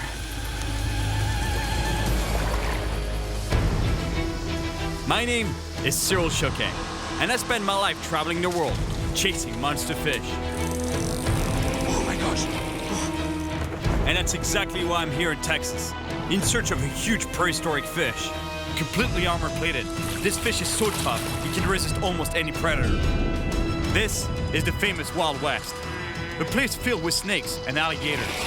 Once they start eating large mammals like that, it would be anything from being a man also. And to catch this living dinosaur, it's gonna be a serious adventure. With scales so sharp, they were used by Native Americans to make arrowheads. And super sharp fangs. The alligator gar is definitely at the top of the food chain in the rivers of North America. Watch your feet when I bring him on board. I'll stay between you and the fish, but they will bite you, and I have the scars to prove it. This fish has survived over 100 million years. When I was telling you that those fish are dinosaurs. But in the past century, it was almost wiped out by another top predator. Feared and misunderstood, the alligator gar was hunted down and massacred without pity. I've heard stories of alligator gar becoming so big that they've been confused with real alligators. I don't want to spend too much time in this river. Big alligators. I want to see these monsters up close. I can't lose this fish. And my ultimate goal is to catch the biggest one possible, alone and from the shore. Look at this monster. I'm here in Texas on a mission to catch a huge prehistoric fish, a beast that can grow bigger than me and actually longer than me. Imagine catching a fish like that in a river from the shore alone. That'll be the fight of my life. I've been to the south before, chasing monster catfish. With my hands. It's called noodling, and let me tell you, it was pretty intense. So intense that my hands got mangled really bad. My hand is totally destroyed. But that's nothing compared to what an alligator gar could do. So if I catch one, I don't want my hands anywhere near their mouths. These fish can be pretty dangerous, but they're also endangered themselves, and I want to help protect them. So my first stop is the Texas Fisheries Science Center to meet with an alligator gar specialist, Dan Doherty. You must be Dan. Nice to meet you. Nice to meet you too. Welcome to the facility. In order to help with the preservation of the species, I've been asked to tag some monster alligator gar. But first, I need to learn how to do it without losing my fingers. Dan's assistant joins us to try and catch one of these giants. Elana. What we're doing is setting the net so that we can catch an alligator gar, because he wants to show me how the tagging is done, so I can tag myself later on. Now it's a waiting game, right? There are 5 types of gar in America, and the alligator gar is the biggest, with record sizes of 300 pounds and 10 feet long. So why do you think that they have such a bad rep, you know? What makes them such a terrifying fish, you know, like in the mind of most people? I think it's the teeth. The teeth, huh? And the size. And size, because yeah. they get humongous. In the early 1900s, they were considered a nuisance fish or a trash fish. They weren't any good for market meat, and there were actually many programs in a lot of places to eradicate gar from systems. Yeah, it's crazy because this fish, they've been around for what, 100 million years or so, right? And yet, in the last 100 years, we've almost decimated the species. Yeah, it's crazy how fast things can happen. It's pretty sad, I'd say. Oh, we got something. Oh, we got. Yeah. Looks like it. I think there's some movement in the line there. There, you might get a splash. Well, I think we're just about to see an alligator gar. It's a gar, but just a baby. And it's a typical size they can catch in our nets. But Dan wants me to catch monsters, hopefully 10 times bigger than this one. All right, first alligator gar I ever see. Alligator gar can live outside the water using their air bladder to breathe, sort of like a primitive lung. Whoa, look at the teeth on that thing. Obviously, the bigger the fish, the bigger the bite. You gotta be careful handling these. Everything on them is sharp, poke you, stick you, or cut you. Wow, that's an amazing looking creature. Yeah, very prehistoric. It's almost 2 feet around and almost 4 feet in length. 4 feet in length, huh? And yeah, that's still a baby. Still a baby. Pretty good sized fish would be a 100-pounder. Oh yeah. That's what you want me to tag, right? Big fish, bigger the better. The bigger the better, huh? So how do you tag this guy? We tag it right here at the base of the dorsal fin, just above the scales. Just insert the needle. Push in. Pull the button, pull the needle out, and the fish is tagged. Shall we put him back in the water? Yeah, let's let him go. There are 2 reasons for tagging this fish. To help keep track of their growth rates, and to find out where alligator gar travel throughout their lives. Oh, you're a pretty slimy fish. Just put a lot of pressure on me. He wants me to catch a monster gar, not the little guys, you know? This is it. I'm heading to the famous Trinity River. 700 miles of muddy water that still hides some huge gar. Some of these fish could be more than 7 feet long. But these wild animals are tough to find, and even tougher to catch. All right, let's go catch a monster alligator gar, alone. The path is long and really rough along the river. And I have to keep in mind that while I'm looking for alligator gar, there's something else in the muddy water, watching my every move. Hey, buddy. I brought 3 rods with me in order to maximize my chances of catching a huge gar. But I only have 1 pair of hands, so I have to improvise some real fancy rod holders. A good old carp head. Still have the brains in it, the eyes for maximum juices and odors.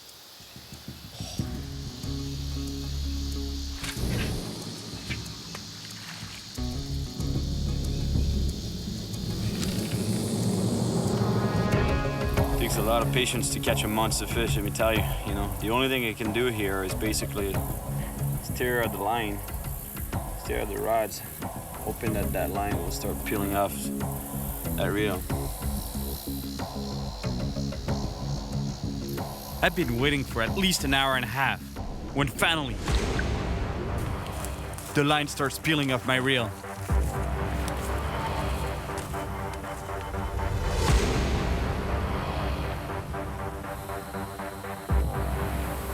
I'm getting a good hit here.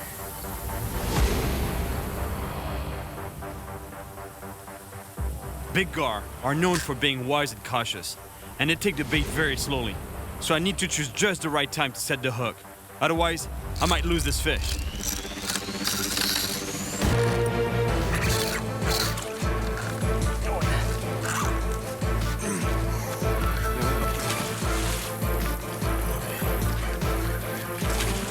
Here we go.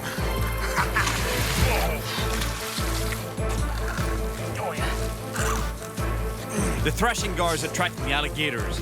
I need to bring this fish in quick.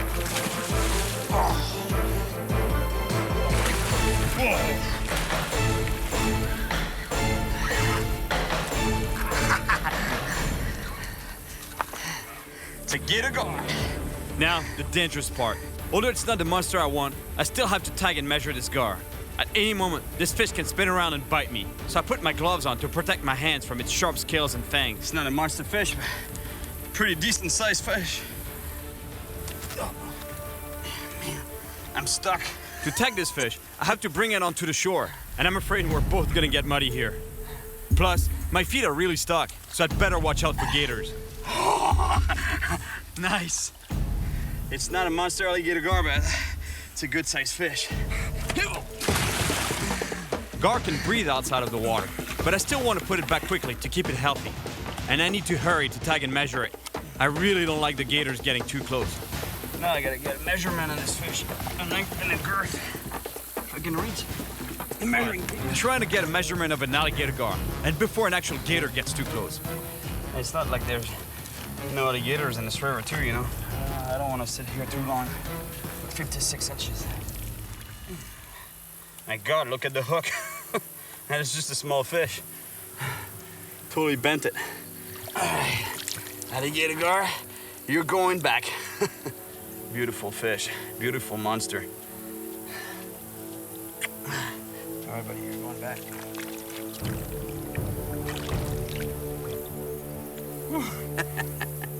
That was something. What a catch. That's my shoe right there.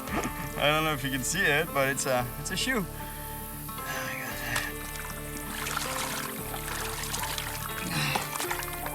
What a mud bat here. I caught a nice alligator gar, but after being hunted for so many years, the monster ones have become really rare. So I've decided to go to Crockett City, named after the famous trapper Davy Crockett. I'm here to meet a professional gar fisherman who has the perfect boat to access the most remote stretches of the river. There, I really hope to find the real monsters I'm looking for. Steve? Hey, How you doing? great. I'm Cyril. I'm Steve Barkley. Nice to meet you. Nice to meet you, sir. Hey, that's your boat? Yes, sir, that's my boat. My God, that's a beast, man. I hear you fish stretches of the river that basically no one else fishes, yeah, right? some very remote stretches of river. Has some really big gar on it. Not many people get to fish it, so we've been catching some big ones. You want to come in and see some pics? Steve's father, David, is also an alligator gar fisherman. They show me the huge gar I might encounter in the most remote stretches of the Trinity River. In the 230, 240 range. 230 pounds. I believe this is either 8.1 or 8.2. And That is a monster. That's the biggest gar I've ever seen in my life. and I think it's on exhibit in the Dallas Zoo now. That's what I want to catch. I know. David hunted alligator gar back when the fish was relentlessly slaughtered. Before I head out fishing with his son Steve, I want to ask him a few questions about this brutal period of gar history. So, David, I heard you used to hunt for alligator gar? Actually, we did more to eradicate them than we did to hunt them. We shot them with shotguns, and we caught them on hooks, and they caught them in nets and what have you, to the intent of diminishing the numbers to where the game fish were not so in peril, so to speak. So now you like them? Yes, we like them now because they are considered valuable. David explains that although the alligator gar is still sometimes frightening to the locals, it's now respected as an apex predator that balances the ecosystem it lives in. Here we go. Steve's taking me to a spot so difficult to access that the only way to get there is by airboat. And out there, away from everyone, we're hoping to find some huge alligator gar. That's a steep ramp there. And that's one of the reasons I have a really exclusive access to this piece of river up here, is because I'm pretty much the only one that can get launched here. No, I don't think anyone would want to launch here besides you. Yeah. Yeah, you're my style. I like that. Let's go, baby. All right. True cowboy style. That's great. I can't believe we're gonna launch a boat here. It's so steep, but at least it looks like Steve has a plan. This will get you to get in the truck. Yep. And hold tension against it. When you hear me powering up, the easier put off the brake, and I'll just gradually put the truck in reverse and I'll pull it backward. Well, let's see if this will work. All right. All right. Now you're gonna understand what I'm talking about when I tell you that it's a powerful machine. Here we go.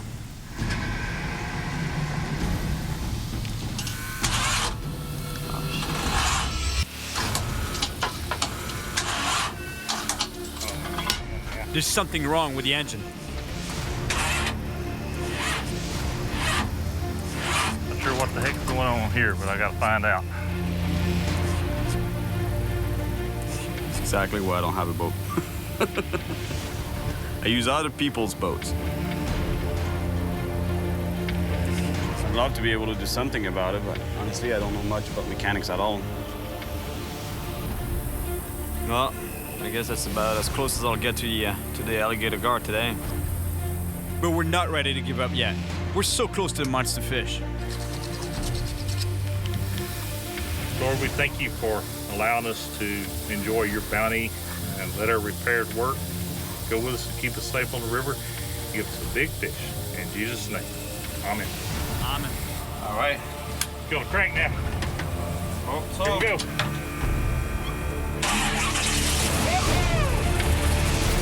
Thank you, God.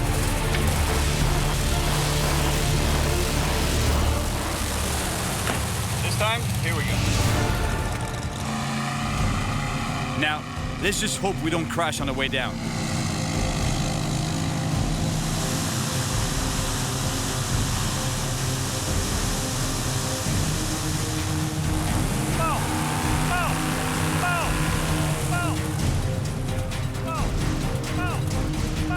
We're almost there. All right, Steve, we're in. Well, we made it. I had to put my shades on because this thing, was blowing so much dirt, twigs, branches, everything. I couldn't even open my eyes. I couldn't see where I was going. The best spot for huge alligator gar is far down this rugged river.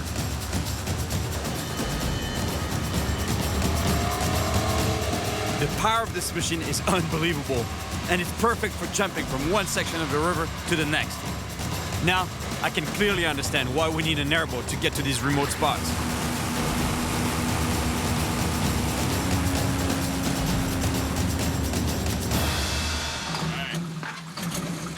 I told you it'd be quite something.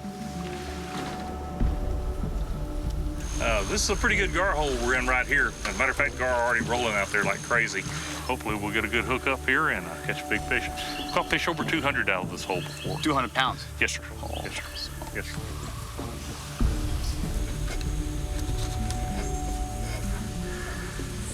Turn a B-minute twist. That allows you to double the end of your braided line before you actually attach it to the metal leader. I tell you, it's not gonna go anywhere. You know what? Even if I was lost in the middle of the desert, I have nothing else to eat but this. I don't think I would touch it. It stinks so bad, you have no idea. It's awful. But the stinkier the bait, the better are the chances of getting the attention of an alligator gar. While we wait for a big gar to show up, Steve tells me how he got bitten by a gar right after he brought it on the boat. I had her on the deck of the boat, and I was standing there. I had just boated the fish for the client, and she just slung her head around and grabbed my leg, and only her top teeth penetrated my leg. So if she had actually been able to grip onto my leg with both jaws, then would have lost a large chunk of flesh there without a doubt. When we get a big gar on the boat, we want to really handle that head with care. God didn't give them those teeth to eat moss. Yeah, I know for sure. They're not vegetarian, right? No, they're not. No, they're not. There's some movement on the line. Look, guys, I've got a gar on the line. Look, the line is peeling off my spool. He's taking off. He's taking off with the bait. We don't want the gar to feel any pressure on the line, so Steve slowly drives the boat to the middle of the river. He's under the boat. There might be around some structure right there. Now, I'm worried that the line might get cut by the prop of the hull, but the fish has already let go of the bait. Yeah. Oh, yeah, he chewed on it. Oh. Look at the puncture marks. Big puncture marks there. Look at that. That was a big fish too, right? Looks like it was. We'll look up another one, or maybe that one will be back and pick up, Oh, yeah? He's hungry. He might have got a taste of it. He may be ready. Some stinky carp fillet. I really need to tag a big alligator gar, but they're pretty smart fish. This is not gonna be easy. Oh my God, look at the puncture marks on that one. Oh my God. We're gonna catch him. Yeah, he chewed on it pretty good, you know? Had it for a long time. He just left us the skin. Ah, he got all the good stuff. Just left you the skin. These fish are pretty smart, man. That one beat us at our game, I think. All of a sudden, I feel another gar on the line. It's actually the first time I feel some tension on that line. There's a fish on that line. I'm about to set that hook. He's getting brave. He stole a bait last time.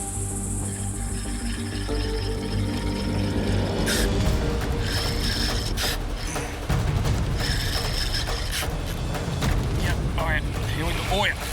All right, we're on, Steve. Oh yeah, it's a good fish. Friends, we got a good gar on the line here.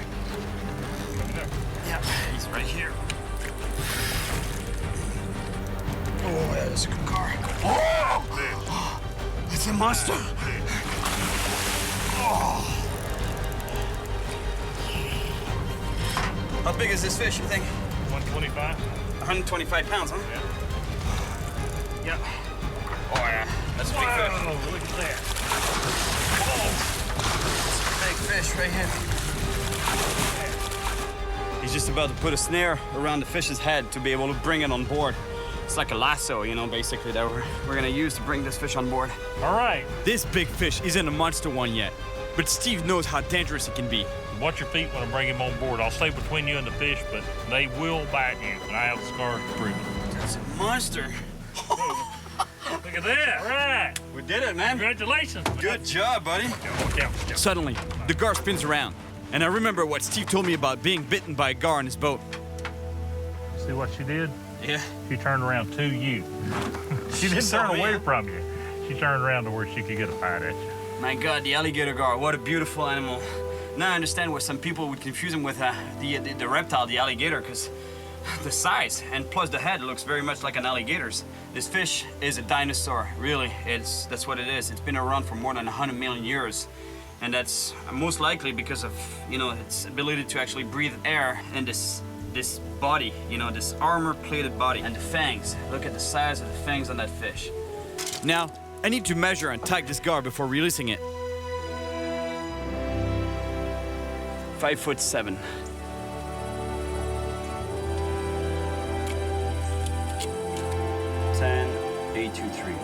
Let's put this fish back in the water now. Yep. Pretty healthy. Good job. Man, good job to you. Good job to you. That was a beautiful gar, but I know there are even bigger ones around here. But for now, it's getting late, and since there was a problem with the engine earlier, and also because we're really far down the Trinity River, we decided to call it a night and come back tomorrow for the monster fish. And now that we've made it back, we still have to get the 5,000-pound airboat up the steep slope. Let me tell you, now now we're gonna bring that boat up. You see how steep it is? He's gonna go full blast on the props there. I'm gonna help him with the truck. The cable is hooked up to the boat. Steve's asked me to give it full power, but the airboat doesn't move an inch. It's stuck in the mud.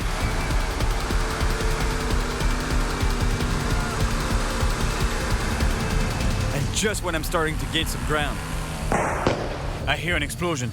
That's no good.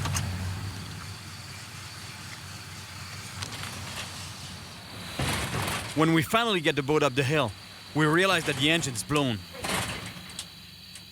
There's oil all over the bottom, and the airboat is definitely out of commission for a while. Steve is a great guy, and he wants to take me out again to find monster gar, but he won't be today. There's where the rod hit the oil pan from the inside. You can see where it knocked the hole in the oil pan. Actually, a piece of the rod came out, laying in the bottom of the boat right there. While I wait for Steve's boat to be repaired, he's put me in touch with another fisherman who knows where I can find some huge gar. On my way, I decide to stop at an alligator preservation park to meet with the owner, Charlie. How you doing? I'm good. How are you? Good to meet you. Good to meet you. I want to see if it's actually possible to mistake a gar for an alligator, like David told me. Have you ever heard of anyone mistaking an alligator gar for a gator, for the actual reptile? Yes, I have heard of a few instances where people thought they saw an alligator and it turned out to be an alligator gar. Are we close the gate or shall we leave it open just in case we need to run? I think I'm gonna leave it open if you don't mind. That's all right. I'm actually pretty excited. Charlie doesn't let many people inside the fence to feed the gators. Look at this guy. Man, Charlie's pretty hardcore. Hand feeding gators.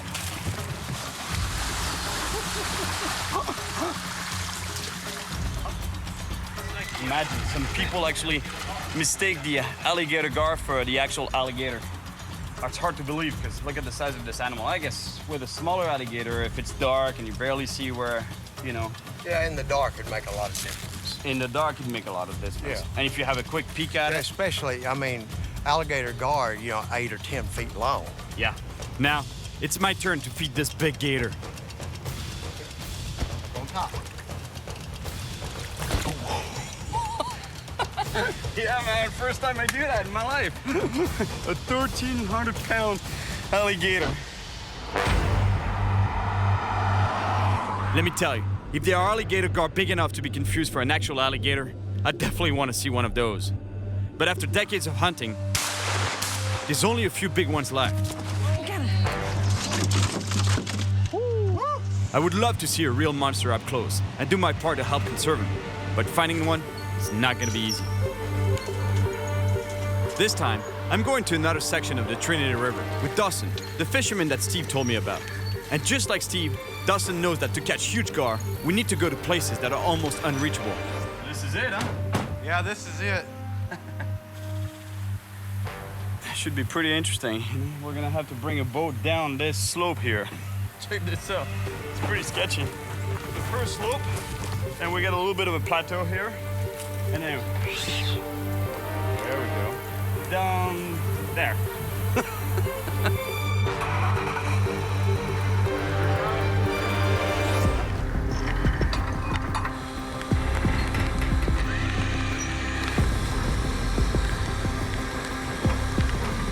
Once again, access to the river is steep and rugged. And we gotta move slowly so we don't tip the trailer.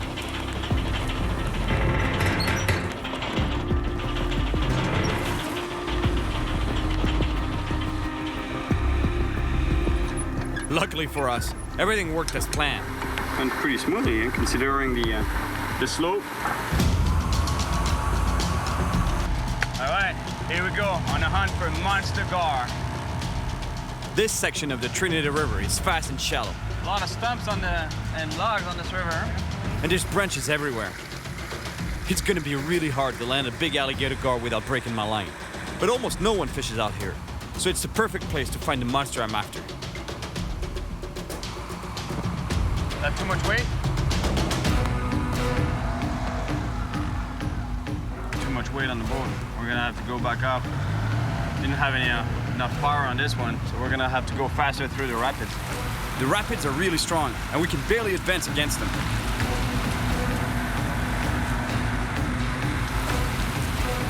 We get pushed back again, so we have to take another run, with more speed this time. We made it through, and we're finally at Dawson's favorite gar spot. Let me tell you, it's pretty remote here. There's gotta be some big gar around. Well, I think his rod holders are a little bit more advanced, technologically speaking, than mine, you know, like just the stick as a V-shaped stick, you know? That's what I use. That's what we use for carp fishing, actually. Yeah, that's a carp fishing rig. Just lay the rod there and you have the line going through it, and as soon as there's a bite, you know, the fish starts pulling on the line. You get that noise, and that's the kind of noise we want to hear today. If that fish is not big enough to swallow that head, it's not the fish we want.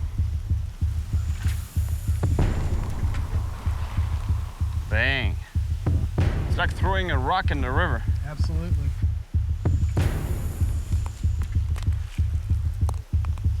All right, I'm ready. Now, we just have to wait. But not for long. Fish on there. Yeah, fish on. Very big fish. This fish is big, but it's not an alligator gar.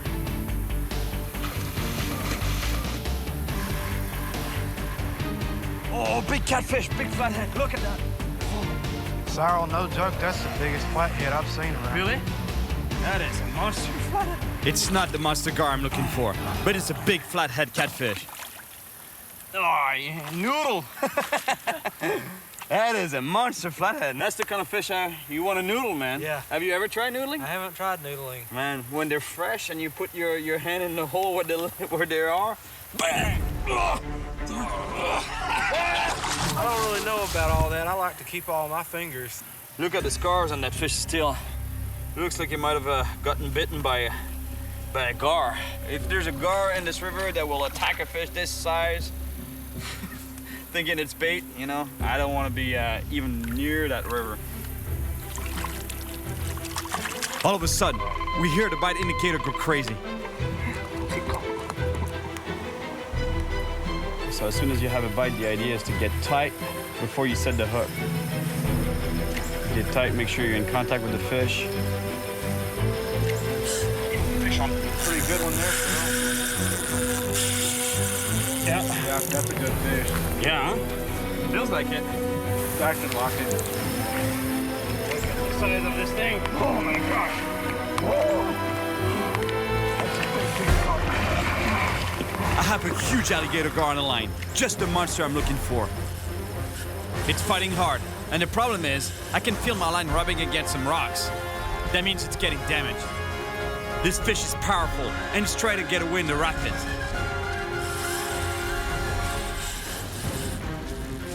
My line is pretty damaged. I don't want to put too much pressure on this fish because I'm afraid of breaking up. I gotta find a good place to land it. The line has rubbed against a rocky ledge on the bottom and has weakened. And now, the gar is using the rapids to get away. If I don't stay with it, I'm gonna lose this monster. Yeah, I might lose it there. I don't want to lose it, man. My line is damaged, and now I can't put too much pressure on it without breaking it off. This fish is smart, and it's trying to escape down the rapids, which is putting even more pressure on the line. We're gonna get this fish, Dawson. I don't have any choice. I need to follow it down the fast water. I think it's good now. I think we should be able to land him here. I know, man. I've never seen anything like running down those rapids after that. I can't really do too much, man, because this line, I don't trust this line. No, that's no! No! Damn it! Damn. That was a big fish. After all that, we knew it. That really sucked. You know, the important thing is to keep a positive attitude about it. And, you know, still, it was a pretty cool fight. In a few years, I'll come back here and I'll say, Dawson, we gotta go back for that monster that's out there. I just lost a monster gar. I'm running out of time. I really need to find and tag at least one big gar to help the biologists with their conservation work.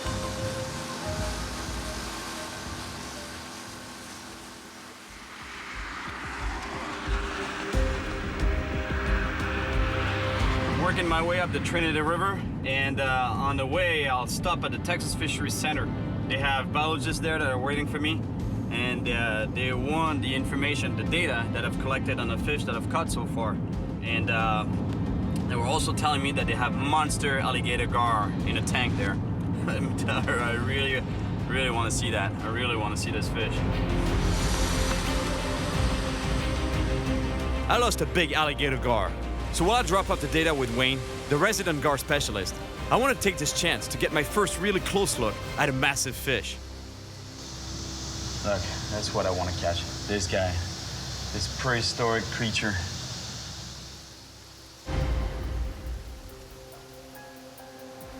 Now, there's some pretty big gar in here. You sure you want to do this? Yeah, they won't attack me, right? No. We haven't had any yet. Before I get too close, Wayne feeds the gar, just to show me how fast and aggressive they can be.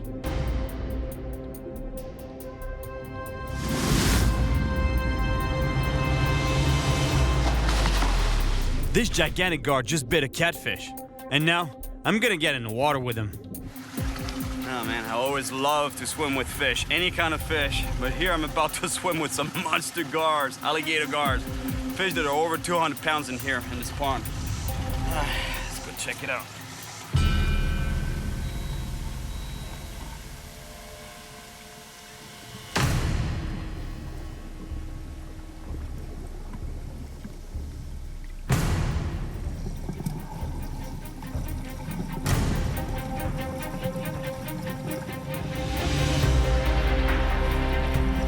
These fish are big enough to really hurt me if they wanted to. But in fact, they're not aggressive at all.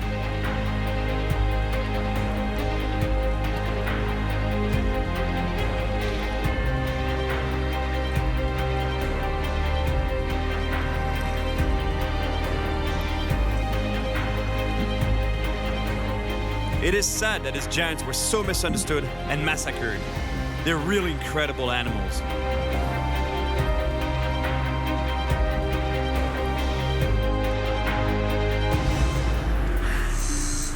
What a great feeling swimming with such large predator fish. Unbelievable. And yet, not a sign of aggressiveness from those animals. They just swim around slowly, do what they have to do. I'm actually capable of getting really close to them and pet them. They have a tendency to stay away from me and swim away from me. So in a way, they're more scared of me than I'm scared of them.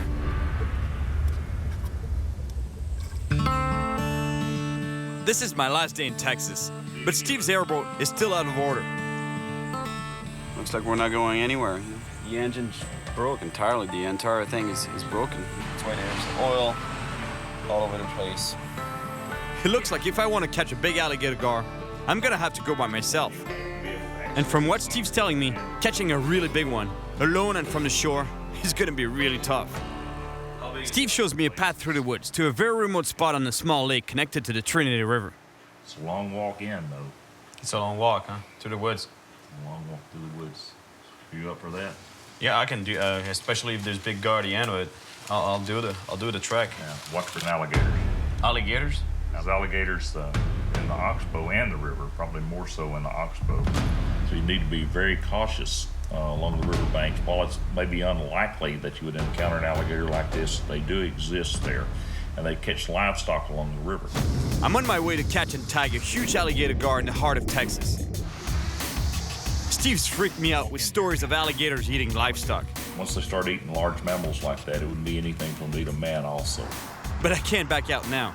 And to make things even tougher, the recent rain has overflowed the Trinity River, which means it's gonna be really hard to reach Steve's fishing spot.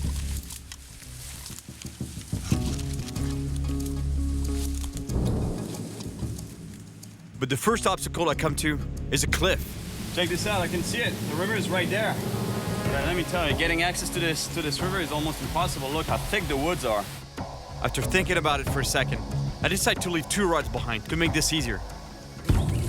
Now that means one thing though. I only have 1 rod, so just 1 chance of catching fish. I'll get the rods on my way back. Ah!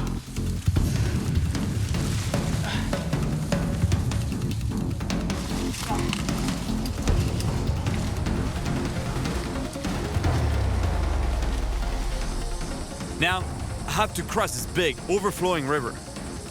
I'm not looking forward to it, especially since I know there are alligators around here. And it's not just alligators I need to worry about. It's the current, too.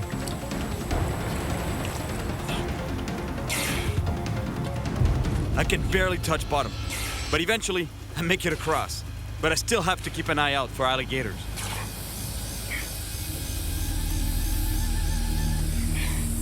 I don't want to spend too much time in this river. Big alligators. I'm out of here.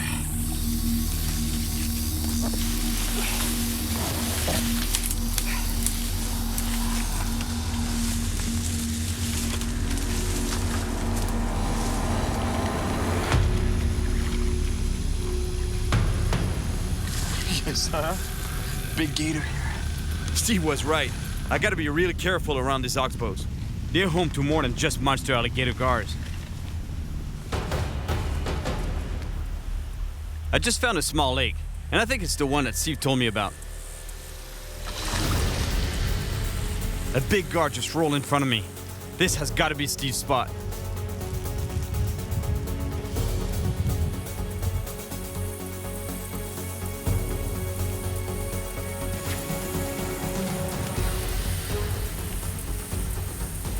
Looks like there's some monster fish in here.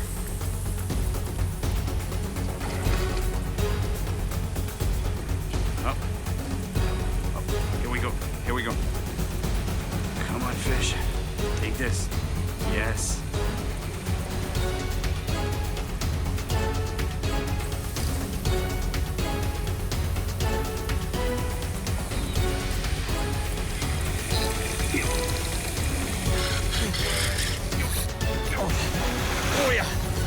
Oh man, it broke me off.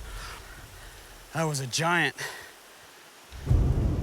There's some monster gar in this lake, but catching him is gonna be a challenge.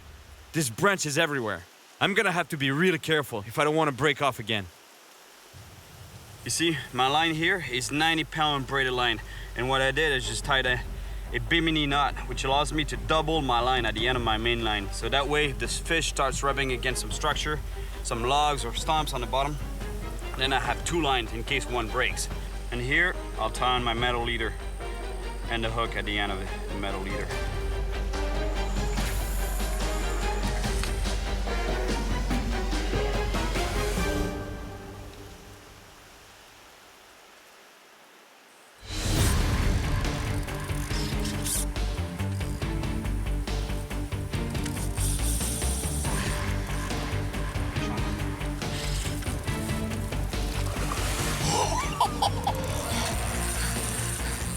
I can tell I have a massive gar on the line, but now I have to avoid breaking it off on the snags along the bottom. Keep it away from the snags.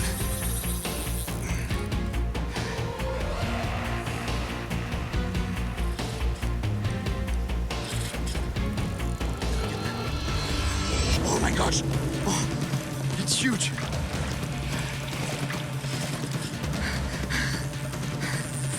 This gar is even bigger than I thought. I have no idea how I'm gonna tag this monster by myself. Oh my gosh, look at this thing. Look at this monster. At this point, I'm really not sure how to bring this big fish onto the bank to tag it without getting injured. But I gotta try. When I was telling you that those fish are dinosaurs, I'm not kidding. Look at the size of that thing. It's gotta be 200 pounds. My best shot is with the technique Steve showed me, using a lasso around its head. But the gar escapes into the weeds. Again. I'm not sure what a gigantic fish is, and I could get bitten if I go too deep. I don't like this at all. The fish went underneath the weeds here. I've already had a big gar leap out of the water at me. And if this one does that, I'll never see it coming. Plus, I know that there are huge alligators around here. And finally, I find it. Now, I gotta quickly get the lasso around it before I lose it again.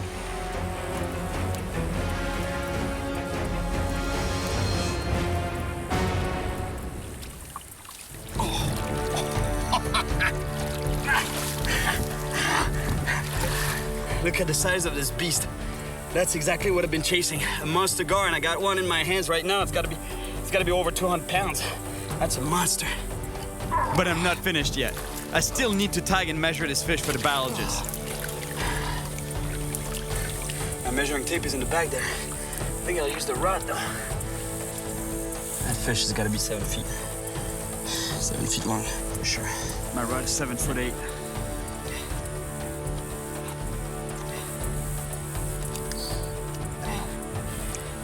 Yes. Baby, you loose.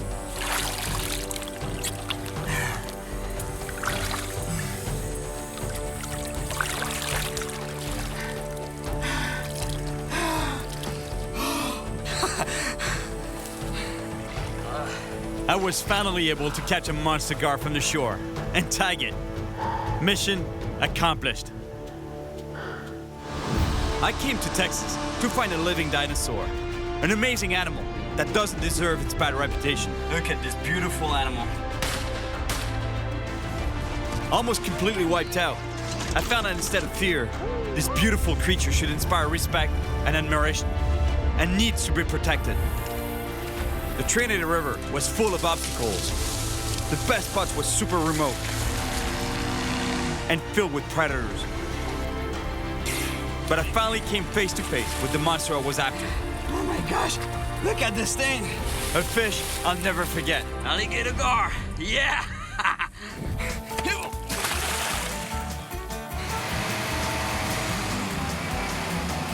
Are we close the gate or shall we leave it open just in case we need to run? I'm not sure I want to shake your hand now. Although I will because you're the gar master. I guess they really do make everything bigger in Texas.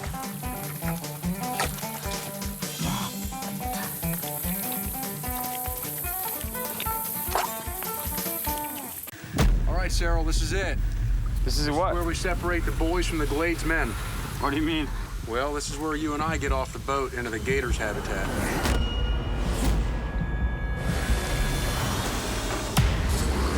My name is Cyril Chauquet, and I spend my life traveling in the wildest areas of the world, chasing monster fish. You don't want to fall overboard here. They'll eat you. In North America, there are few places more wild than the Everglades. Welcome to the promised land. In the far south of the United States, this vast wetland is more than 80 times the size of Manhattan. Almost 2,000 square miles of rivers, lakes, and mangrove forests, teeming with wildlife and dangerous predators. There's 4 alligators right in front of us. Oh, there he is. Watch out. Man, this is a bad fish. I've fished the edges of the Everglades before, but I've never explored the interior of this huge no man's land. There are all kinds of wild and dangerous animals here. We got a big one. It's big enough to kill kids. Yeah. And some, like the vicious snakehead, are invasive predators that threaten to take over the Everglades.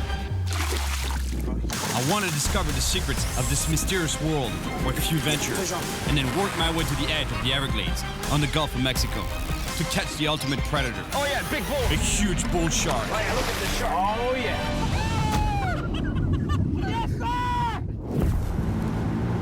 I'm starting my trip on Florida's east coast, at the edge of the Everglades, or the Glades, as they say here. Then, I'll travel to the heart of this immense wilderness, and finally, to the west coast, and the frontier of the Gulf of Mexico, where the water is teeming with sharks. All right, I'm on my way to the Everglades to see what kind of monster fish I can catch over there. But let me tell you, this place is wild. It's pretty dangerous. You just don't want to just venture into the Everglades on your own, not knowing where you're going. That's why I'm meeting with some guys that really know the Everglades like the back of their hands. We call them the Gladesmen.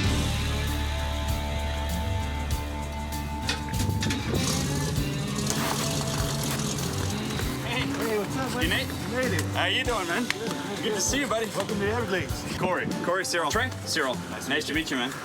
I just got here, and already I spot a snake. Man, this thing moves. It's a yellow rat. But before I get to go fishing, these guys have planned a little challenge for me. He wants us to take us to our secret places, right? Yeah, we need to give him a test. Before we take you to our stuff, man, you're gonna have to man up a little bit. To be able to protect our ecosystem we have out here, I mean, you gotta do your part. So many invasive species that flourish here, really, you know? It's great to see how they care for their environment. Before showing me their fishing spots, they want me to catch 2 invasive species that are threatening the Glades. And they're ecosystem destroyers. One is a fish with a really bad reputation, the snakehead. They wipe out everything in the ecosystem that they are until it eventually becomes the point that the only reason they even survive is by eating each other. I mean, this is a bad fish. They'll even eat baby alligators. Yeah, they all swallow them up. Mm-hmm. My gosh, yeah. But the first invader on their list is not a fish. We should go get him catch a python. Lazy stuff. Really? Yeah. They're really hurting the fur-bearing population of animals down here in South Florida. So that's really what you guys want me to do, right? You want to go to secret spots? This is the Why not? you gotta You know, jump like in. that's all right. Looks like these guys are gonna make me work for it. The python. Why not? So I don't know if that car of yours is gonna make it. We gonna have to jump on the airboat or the. Yeah, I was swamp looking buggy. at this thing, man. What is that thing? That's a swamp buggy. Can you drive this thing on the road? The tires like that, what's gonna stop you? Yeah, what? The cops maybe. Drive right over. Man, you got some horsepower on this thing, huh? It's about 410 horse. Here we go. We head out to catch a python with James and his daughter. Let me tell you, the Everglades is really one of the wildest places in the world. Besides the Gladesmen, not that many people venture out here. This place is crawling with poisonous snakes, massive alligators, and huge invasive pythons, which grow longer than 16 feet and are powerful enough to take on an alligator.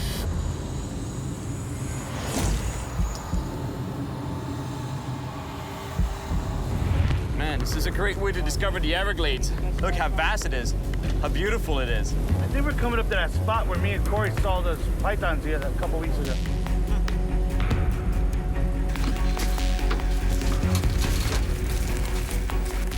James is the smart one. Huh? You got it, man. You stay on top. See you guys. Are you sure the flip-flops would be the most appropriate shoes for here? What we're used to. Oh, I see that. Keep looking through the brush here. You know, I was reading a little bit on python. There's been several attacks. The good thing is that none of the victims died. But the bad thing is that none of those victims ever saw the snake before it attacked. After hours of searching, We got a big one. Oh, this thing is big. Get around him. I'll try and get right behind the neck, and then everybody gets the body because this thing's big enough to wrap me, and if it gets me, it's big enough to kill a human. Really? It's can kill a full-grown man. There's a big one here. Before I can even get ready, Trey lunges towards the animal. I think so. Get the body. Get the body. Move it forward. Yeah. I got my face in your spot, though. You're welcome.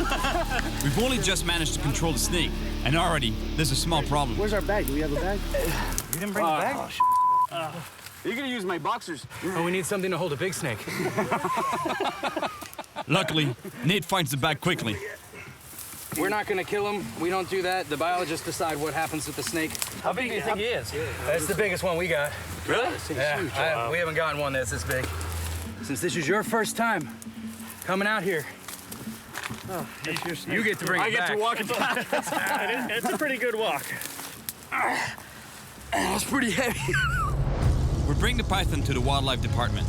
Then it's back to the edge of the glades for my second challenge, to catch another invasive species with a violent reputation. The Everglades is a wild and dangerous place, but at the same time, it's a very fragile ecosystem. And there's one invasive predator fish that's on the verge of taking over. It's called the snakehead. The snakehead was introduced here in Florida by the Asian community as a source of food because its meat is very popular in Asia. People also imported them as pets, then released them into Florida's freshwaters, where the fish is quickly spread. There are many species of snakehead, but the bullseye thrives best in Florida's climate and is the most dangerous to the local species. And to help me find this hyper-voracious fish, the Gladesman put me in touch with one of the best snakehead fishermen in Florida, Corey Nowakowski. Hey, Corey. Hey, Cyril. How you doing, man? I'm good. How about you? I'm pretty good. Pleasure meeting you. Hey, Yeah. for some reason, I couldn't tell it was your house. All the further back. Corey's got the world record for bullseye snakehead. Oh, man, this is it? Yep, that is the record. Unbelievable. How many pounds again? 14 pounds. Really? But they get very aggressive. Corey explains that the snakehead has rows of super sharp teeth and that they're so voracious that they even attack large birds. I've had them cough up the little babies. The little baby ducks? We even attack the big ones. We've seen them attack them, and we've seen them with missing legs. And I've even had it too. I was messing with one with the rod. I leaned over and it jumped completely out of the water. I couldn't believe it. Man, I'm dying to catch one of these because they're super violent fish. They gotta be quite something at the end of the line. And look at the fangs in that fish's mouth. You definitely don't want to get bitten by one of those, you know, because that would do some serious damage on a finger or a hand. Let's go give it a shot. Let's go get it, man. We're right on the edge of the Everglades, where the city meets the forest. Corey tells me that there are lots of snakeheads here, and that they are about to cross into the Everglades, which is why the law requires that if you catch one, you can't release it. We'll be using a big plastic lure shaped like a frog, with a small sinker in the front, because snakeheads either lurk on the bottom or hide under trees, ready to ambush passing prey. These fish are hiding underneath the trees there in the shade. Not just snakehead, but bass, any kind of predator fish will have that behavior. Pike too, you know, like they'll take advantage of that light, so they'll be in the shade, and as soon as a bait fish comes into the light, boom, they'll take it. What do you think is the problem, in your opinion, of this fish spreading here in Florida?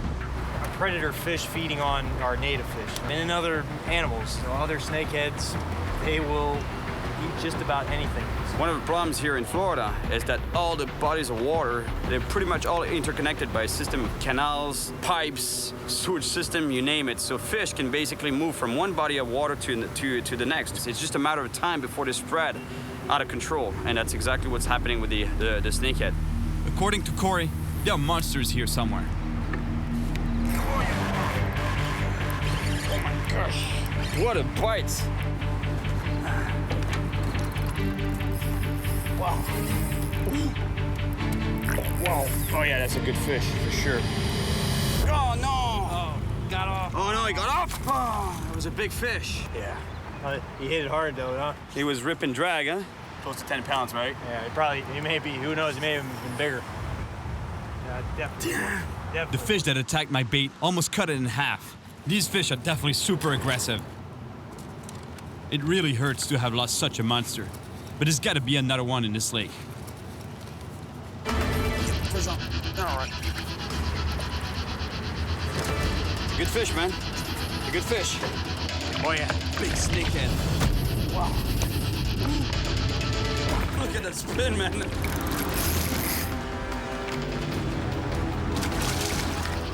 How do we want to grab it? I'll get it with these grips. It's a big snakehead, and Corey's not gonna try grabbing it by hand.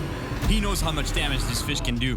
Oh, that's a nice fish. For sure, 9 pounds. Maybe 10? Maybe 10. Yes, my first snakehead, an invasive species right there. And I guess it's pretty obvious where they're called a snakehead. The head looks pretty much like a snake. My God, the teeth in that fish's mouth, unbelievable. They have so much power, and I think that comes from the fact that between the dorsal fin here, the anal fin, and the caudal fin is just one solid fin. If this fish ever gets to the Everglades, they'll be pretty dramatic on the native species of the Everglades. Well, this fish is not gonna get released though. It's an invasive species, so they have to be kept. I've passed the test. Yeah, we need to give it a test. Catch 2 invasive species, a python and a snakehead. Now my goal is to fish deep in the heart of the Everglades to see what kind of monsters I can find in this no man's land. And in the end, what I really want is to catch the ultimate Everglades predator, the bull shark. It's finally time to go fishing inside the Everglades. But before we do, we have to drop off some equipment at a camp. Nate's celebrating his birthday tonight, and it's up to us to catch dinner for all the guests.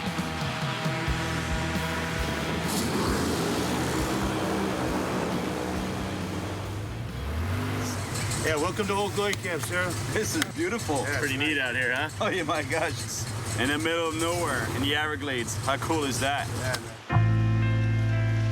This place is beautiful, and I'm looking forward to the party tonight. But right now, we gotta catch some big fish. They're hard to find, but I know there are huge bass out here, and the record is over 16 pounds. We're surrounded by predators here, and the guys tell me that snakeheads have been spotted here too. If that's true, it would be devastating for the Everglades. They wipe out everything in the ecosystem that they are until it eventually becomes the point that the only reason they even survive is by eating each other. Well, the best way to see if they're really here is to catch one. These plastics aren't working out so well, man. I think we should show him a secret bait. I think, man, he'll never get it. Hey, What do you think? wanna guess what a secret bait is? What's that though? You're never gonna guess. Hot dogs? What do you mean? It's not a hot dog, it's bait. That's better than gold out in the swamp, bro. Really? You can catch anything with that. What? Catching a snakehead with a hot dog, I have my doubts. But then, Oh, no way. Yep. Fish on. Oh, yeah. There he is. Yep. Get him. Oh, yeah. Look at that. Oh, yeah. Oh, it's a big one. Is it a snakehead or is it a... Snakehead? Is it? I can't tell. Looks like a snakehead or it might be a big bowfin. Oh, yeah. Big bowfin. It's a bowfin, right? Yeah, big bowfin. Yeah, I thought it was a snakehead. That's what I thought, too. Remember this? yeah, guys. All right. This fish is a predator, but at least it's native to here. It's easy, an 8-pounder. I still have to pay really close attention to its mouth though, because like the snakehead, they have serious teeth. Oh, look at him. Oh my God, that's a good looking fish, man. They're a great fighter, but don't get your hands near their mouth. Yes, a bowfin. That's a pretty cool looking fish. Now you understand why a lot of people get confused, you know, when catching bowfin in the Everglades. They think it's a snakehead because it really looks like a snakehead in a way. You know, it's an elongated fish. And the main difference between a bowfin and a snakehead is that on the snakehead, there's a very long anal fin here that goes from basically here all the way to the tail. Is that what you're here for? You want to eat that fish, huh? They're used to watching people fish. Yeah, huh? So they know that this fish is going to go back in the water eventually. You know? Yeah. I always kiss my fish, man. I love them. The guys now want to catch dinner for the party tonight, and I still haven't caught a monster fish.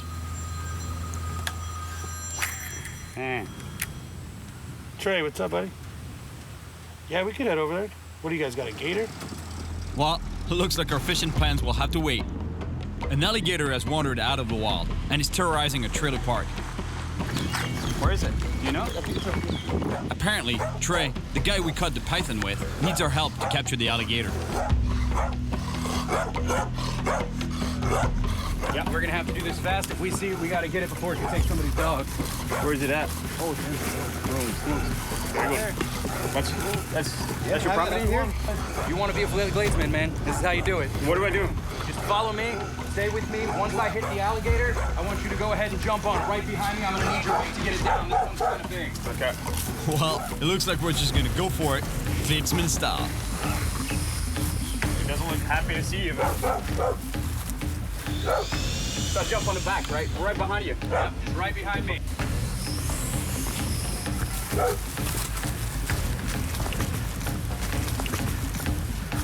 I gotta grab this gator with him. That's what gladesmen do.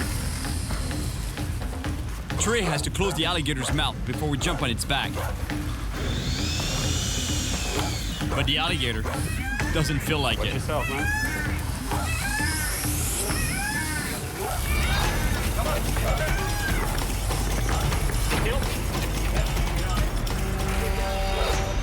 I didn't do much to catch it, but now we have to tape its mouth a nice shut to be able to control it and calm it down. Put a couple rows of tape right here.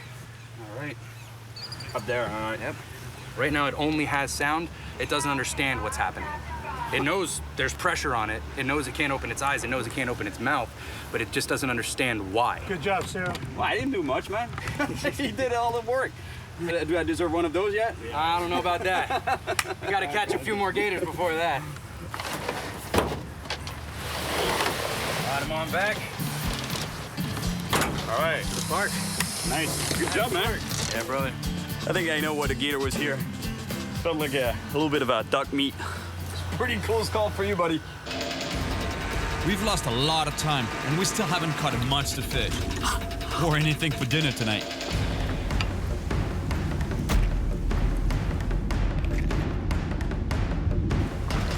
There's a good one. That's a good one. Get him, get him, get him. Oh, there he is. Got him. Oh, nice fish. All right.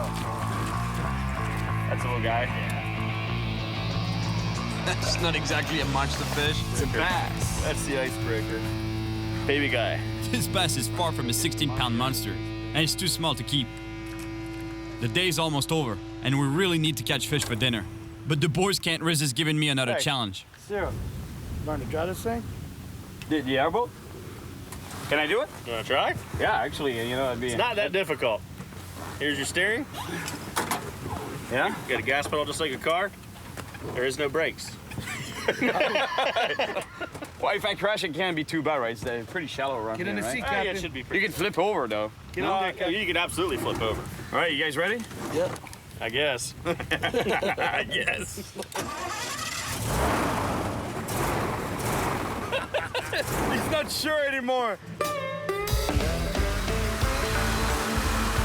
It's really cool that Corey trusts me enough to let me drive his boat. Well, maybe he doesn't completely trust me. As for Nate, he's pretty relaxed. Everything goes well until...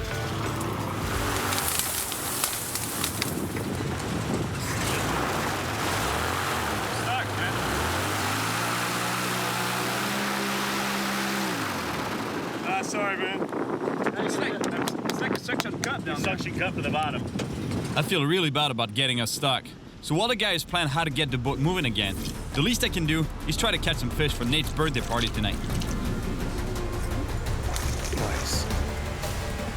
There you go. These little bass. Oh my gosh, I got a gator. It's a gator. I can't believe it. The gator came out of nowhere and attacked the bass. Unreal. The same thing happened to me in Brazil. Caimans there are really aggressive. They attack lures and even come right to the boat. The last time one attacked my lure, at least he got off the hook without a problem. But this time, we have to unhook the gator ourselves. Watch out for the gator. And we're gonna try using a pole to do it.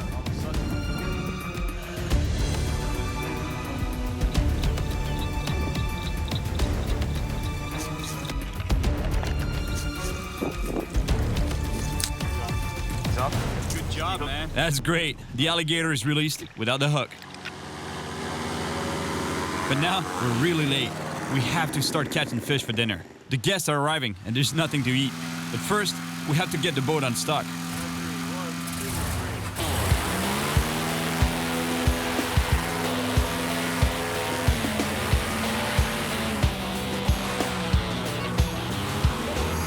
Yes. like there's gators all over the place here. More and more guests are arriving, and I still haven't caught a monster fish. Everyone has arrived, and the party's starting without us, and without any food. We're really feeling the pressure to catch something here. We decide to give up on fish and go looking for frogs, for frog legs. Because it's not just alligators who love them, the locals do too. We've been searching for half an hour without seeing a single frog. But then... Good evening. Good evening, Mr. Gerald. How you doing? I know that you guys are out here gigging for supper. We run into Gerald, the owner of Old Glory Camp, and he invites me out frogging. I'll tell you what, let's team up. All right, we'll go catch tilapia. You take him, go frogging. You guys follow. And we'll eat. Have us a real party. This guy is a frogging machine, apparently. You know, he's got a huge reputation for being the best frogger out here. How many frogs have you caught in one night altogether? 599. That's your record, right? That's my record. Any guest on Gerald's boat has to catch frogs, so he puts me to work right away. Since we have to catch food for the party, I'm beginning to feel the predator in me awaken. Let me tell you, we're far from catching monster bull sharks here, but it's still a lot of fun.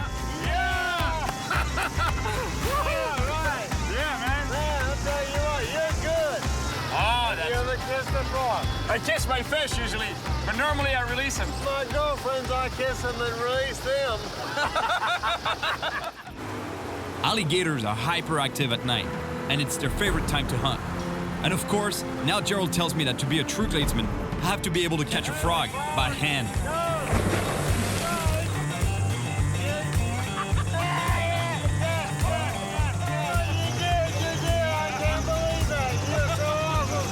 And now, I gotta go to a party. We're back at camp for Nate's party, and everyone's pretty happy since we cut their fill of frog legs. I think I'm really part of the Gladesman clan now. Hey, my friend. How you doing? Everyone's hungry. It's time to cook the frog legs. Gerald prepares them breaded and deep fried. And let me tell you, they're delicious. Good. If you're mad enough, I gotta drink that. Be careful. I'm definitely part of the family now. Gerald just pulled out his house specialty. Moonshine. This is good, man. We gotta share this. Yeah, that's awesome. It's called Foggy Morning. I know why, I think. I didn't get a lot of sleep last night between the frog gigging and the party.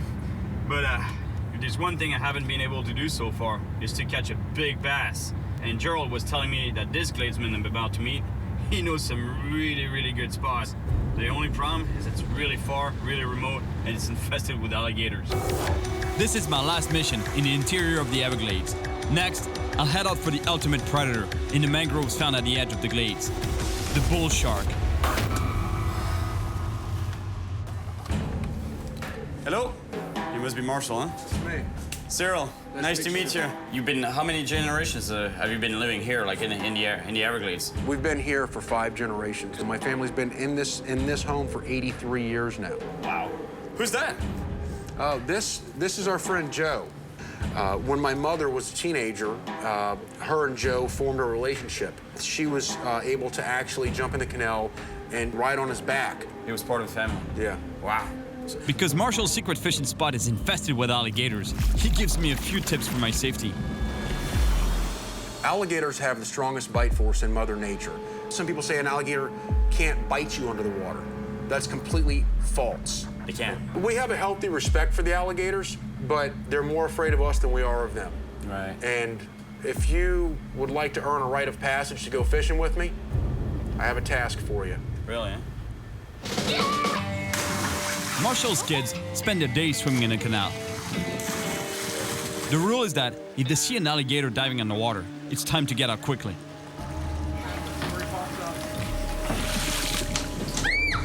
American alligators can grow up to 15 feet long, and I've got to swim with them if I want Marshall to show me a secret fishing spot.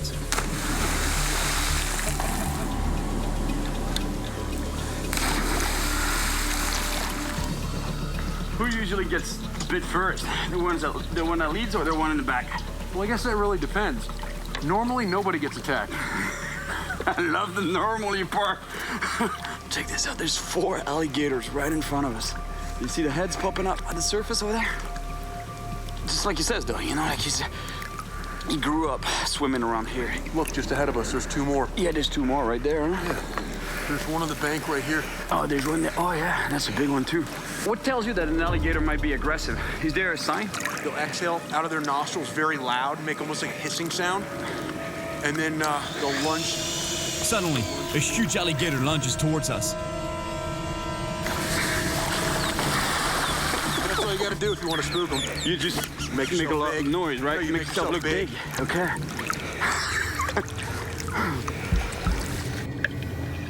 There are alligators all around us, and we have to be very careful not to provoke them. I can't believe it. I'm swimming within 3 feet of a wild alligator. As Marshall says, they're more afraid of us than we are of them. I passed the test. We should probably get out because we don't want to stress the animals. No, for sure. I agree. All right, swimming with gators. Check. Now, it's time for some serious fishing. And for that, we're going deeper into the Everglades than I've ever been before.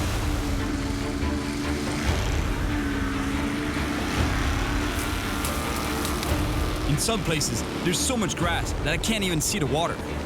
It's amazing. I have the impression of driving on a road instead of being on a boat. Marshall must be one of the few people to venture out here.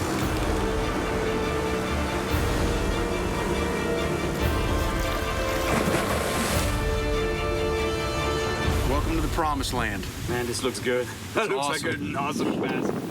Man, God, there's got to be a lot of bass in here. That's perfect habitat for larger, you know? It's not just perfect for bass, but also for alligators. Look at that in the distance. 1, 2, 3, 4 gators. There's one there swimming, one big gator right there on the bank. Must be tough being a bass around here. Watch. Oh, yeah, there we go. That's a good fish. Oh, that's a real good fish. That's a nice bass. All right, fish on. That's a nice fish, Cyril. It's not bad. Oh, whoa. Good See ya, save, buddy. Man. All right, first bass. Not very big, but it's gonna get better from there on. All right, Cyril, this is it. This is what? Where we separate the boys from the Glades men. What do you mean? Well, this is where you and I get off the boat into the gator's habitat. Like you want to go fish in the water? Absolutely. You're going by yourself. I'll lead the way. He wants to go wade in the water when this place is infested with alligators. Cyril? Yeah. Coming with me? Guess so, man. It's now or never. All right, why not? I've already swam with gators, but wading with them while catching fish might be pushing my luck. I just stepped on a fish. Luckily, it wasn't a gator. That is brilliant, man. Wading in the water when there's gators everywhere in the water. There was a gator right here like 5 minutes ago. Oh, yeah. Not even. And it was big, too. On foot, it's pretty easy to sneak up on the fish. And the gators, too. Yeah, something big was right behind you.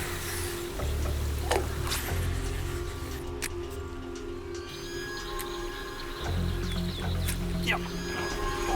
Oh, big fish, big fish. He's stuck in the tree in the lily pads, though. I'm getting this fish, man. There's no way we're leaving this fish behind. You want to hold the rock? Hold tension on the pole for me. It's fine with gators, you think, yeah? That one's getting too close for comfort. Maybe it's not safe enough for us to be here. There's no way I'm leaving this fish. It's good fish. He's down about 2 feet under the water. He's like armpit deep under the water. You see him? I have to be quick. The fish on my line is attracting an alligator. Got him? Almost. All right. Yeah! Yeah. That's the way to do it. You never leave a fish behind, right? Nice Everglades bass. I thought it was much bigger than this, but still, it's a nice fish. It's a really good bass, but not the monster I was hoping for. I gotta say though, with all the gators around, it's definitely a fish I'll never forget. Now that I've been deep in the heart of the Everglades, I set out to the west coast, at the edge of the Gulf of Mexico. That's it. I finally reached the coast, where the fresh water of the Everglades meets the salt water of the Gulf of Mexico, and where all kinds of predator fish can be found. And at the top of them all, the bull shark. I want to go kayak fishing in an area called the 10,000 Islands, but it's a huge wild maze, and without the help of a local, honestly, it's almost certain I'd get lost in there. So I'm meeting a pretty notorious ex-fisherman who knows all the secrets of these islands, and not only thanks to fishing. Give us a drink, please. And the Daniels family is one of the first families here. I said I was 10 generations. Really? That's it. You used to run the town here, huh? Well, yes, pretty much we did. We used to run the area at night when most people couldn't. It's pretty much of a maze. For one wrong turn, you wind up out in the trees, and you don't want to run aground with blue lights behind you. Wow. But DEA must have been after you, no? Well, DA, everybody was after us. In the 1970s, the Everglades was the hub of marijuana trafficking in the United States. Kent Randall Daniels, with other members of his family, was among the biggest and most wanted drug traffickers. I was out commercial fishing one night, mullet fishing, but a man approached me and said, I need your boat. And I said, I kind of need it too to make a living. I've got to have fish at the fish house in the morning. I got to have money. And he said, come with me. He said, you'll have money. So I went with him. And heck, $50,000 or $60,000 a night didn't sound bad. $50,000, $60,000? How many years did you do in jail? Federal, I done 4 years. Altogether, I've done 11 years. It's a lot of time away. Man, this guy sounds like a script from a Hollywood movie. Anybody that got fed to the crocs back then? Or the gators? Ex-wife, mother-in-laws. Ken says he often raced through these channels at over 60 miles an hour in order to evade the police. Just slightly faster than me in my kayak.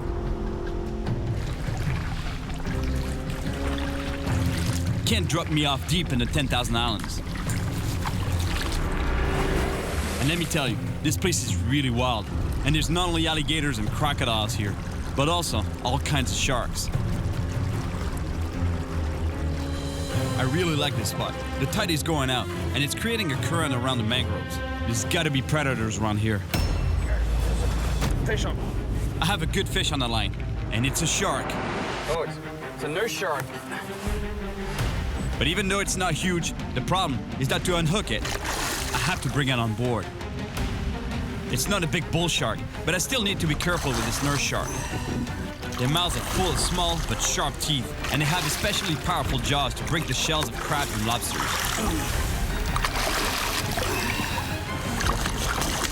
I just really don't want to capsize. I know there are monster bull sharks around here. Yes! It's not a huge shark, but clearly it can still hurt you. Little nurse shark from a kayak. How cool is that? Those fish, they're sharks, but they don't have teeth like sharks per se. They have a lot of power though in the mouth, you know, because that's what they're made for. You know, that mouth is designed to crush shells, crabs, anything they can find on the bottom, even fish, and just crush them and swallow them whole. You know, so if you put your fingers in there, they'll just crush your fingers.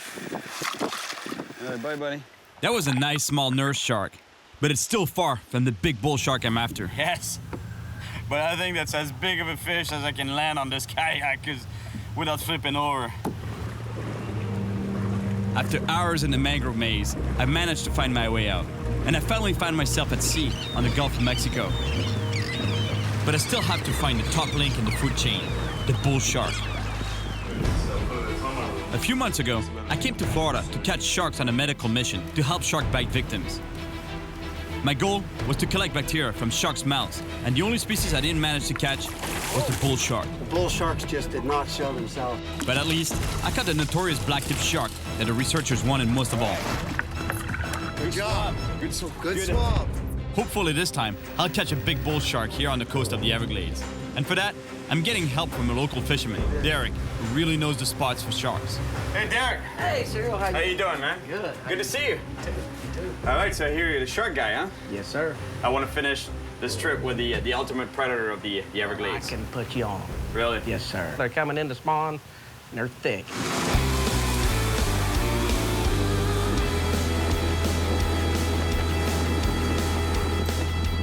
We stop at the border of the Everglades. The plan is to move up the food chain, starting with small bait that will help us catch bigger bait, and finally, catch sharks. Under the boat is a large wreck in 30 feet of water, and according to Derek, it's home to big predators. Barracudas here. Man, there's some big fish out here. The size of that barracuda right there.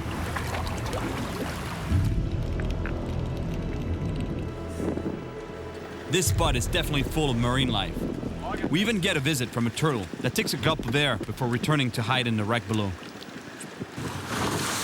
There are huge sharks around here, and to catch them, the ideal bait would be a small Jack Crevalle. Fish on! All right, man. Fish on! I just had to show you how to do it. Fish on! Derek gets the first bite, but just a bite. Oh, you got on. Now I gotta show you how to land a fish. Oh, man. Let me show you how it's done. Oh, bull shark, big bull shark. Big bull. You saw him? Yep. Huge! That's a huge bull right there. A big bull shark just chased my Jack. It's confirmed. They're here. So this is how you land a fish, man. You just work it slow and eventually bring it to the boat. I'm telling you, we're working up the food chain. The food chain is, the whole food chain is down there. Yes, sir. There's a big bull. Boys, you don't want to fall overboard here. No. Be dead. They'll eat you.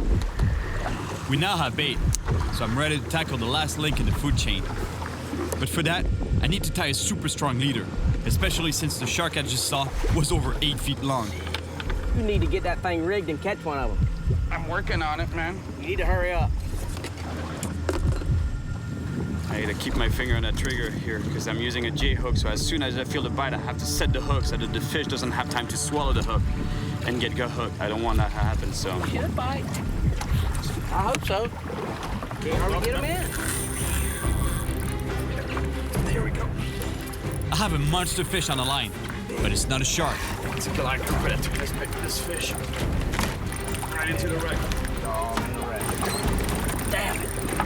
It's impossible to get this fish out. It's way too deep in the wreck. If that was me, I'd have put that fish in the boat. Come on, get him. Oh, man. All right. Pulling a huge fish out of a structure is almost impossible. Oh. And I can tell you that, because I've tried it before. Man, some big fish down there. Woo. Broke him off. And now, I'm right back to square one. Cyril. Yeah? Let's get your rig back, man. Oh, you want to go with a rope? Yes, sir. Let's go ahead and get it back. You want to? That hurts, man. I've been there before. Oh, no. Not this thing again. I tell you, I've been there before. I know it hurts. Yeah. Stop him. Yeah. All right.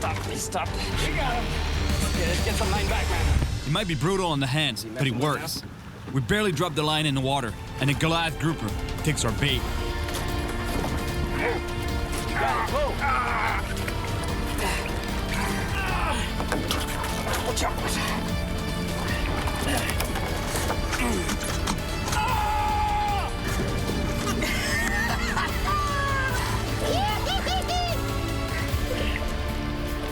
Oh my God! I can say it. Yes, sir!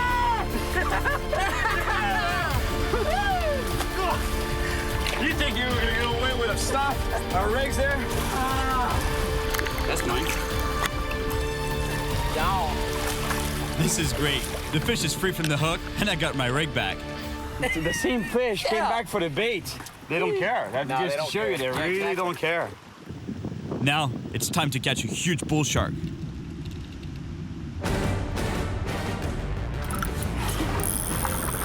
Oh, that's a shark. Sure it's a shark?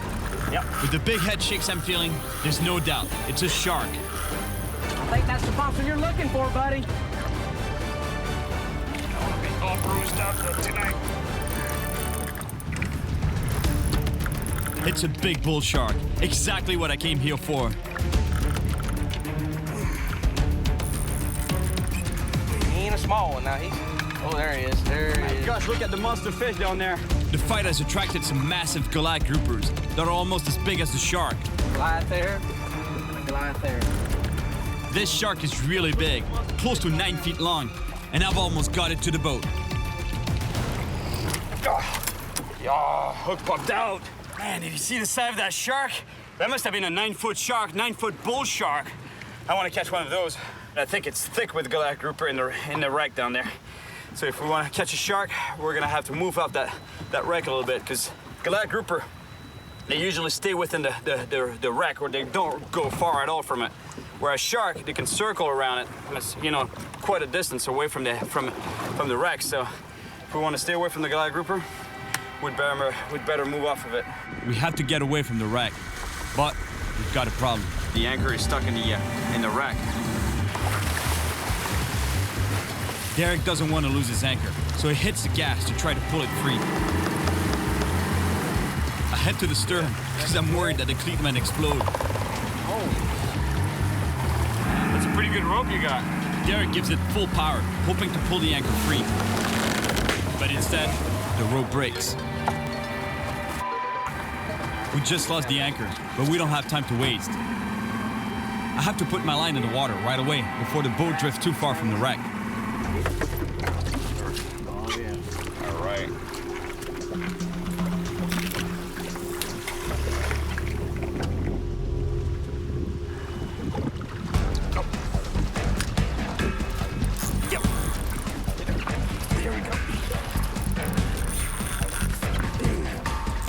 I just got a massive hit.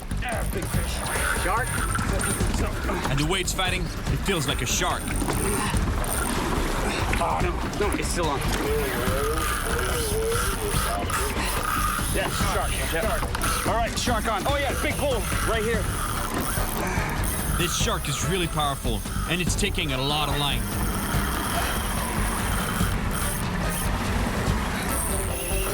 All right, we got a bull on.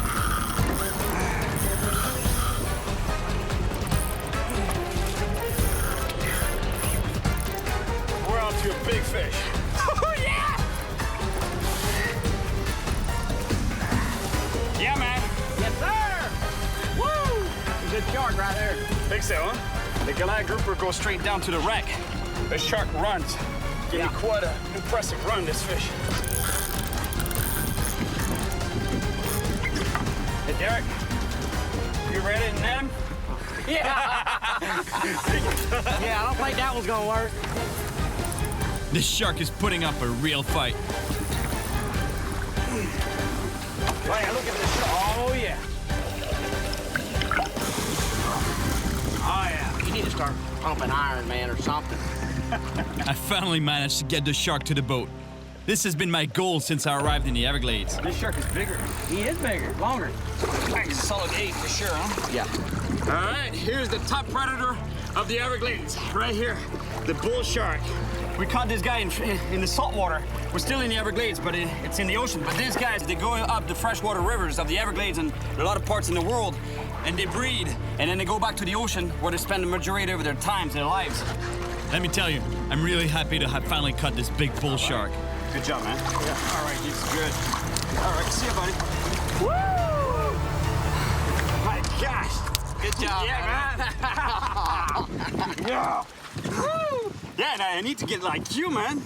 You would have pulled the shark. Oh, yeah, without a problem. 1 minute. Hook set on the boat. Sit there and play with him for 30 minutes. Yeah. I traveled through the heart of the Everglades to live the Gladesman experience. I met some really cool people here. And I also caught some local and even invasive species. And I gained more respect for this fragile ecosystem that is the Everglades. These guys are really intense, and I had to pass several tests to become accepted by these purists. It was pretty extreme, but I can tell you, it was worth it. And what's more, Hey, look at this shark. I finally caught a big bull shark. All right, see you, buddy. Woo! Now what? Now we're gonna go drink some beer. Sounds good to me.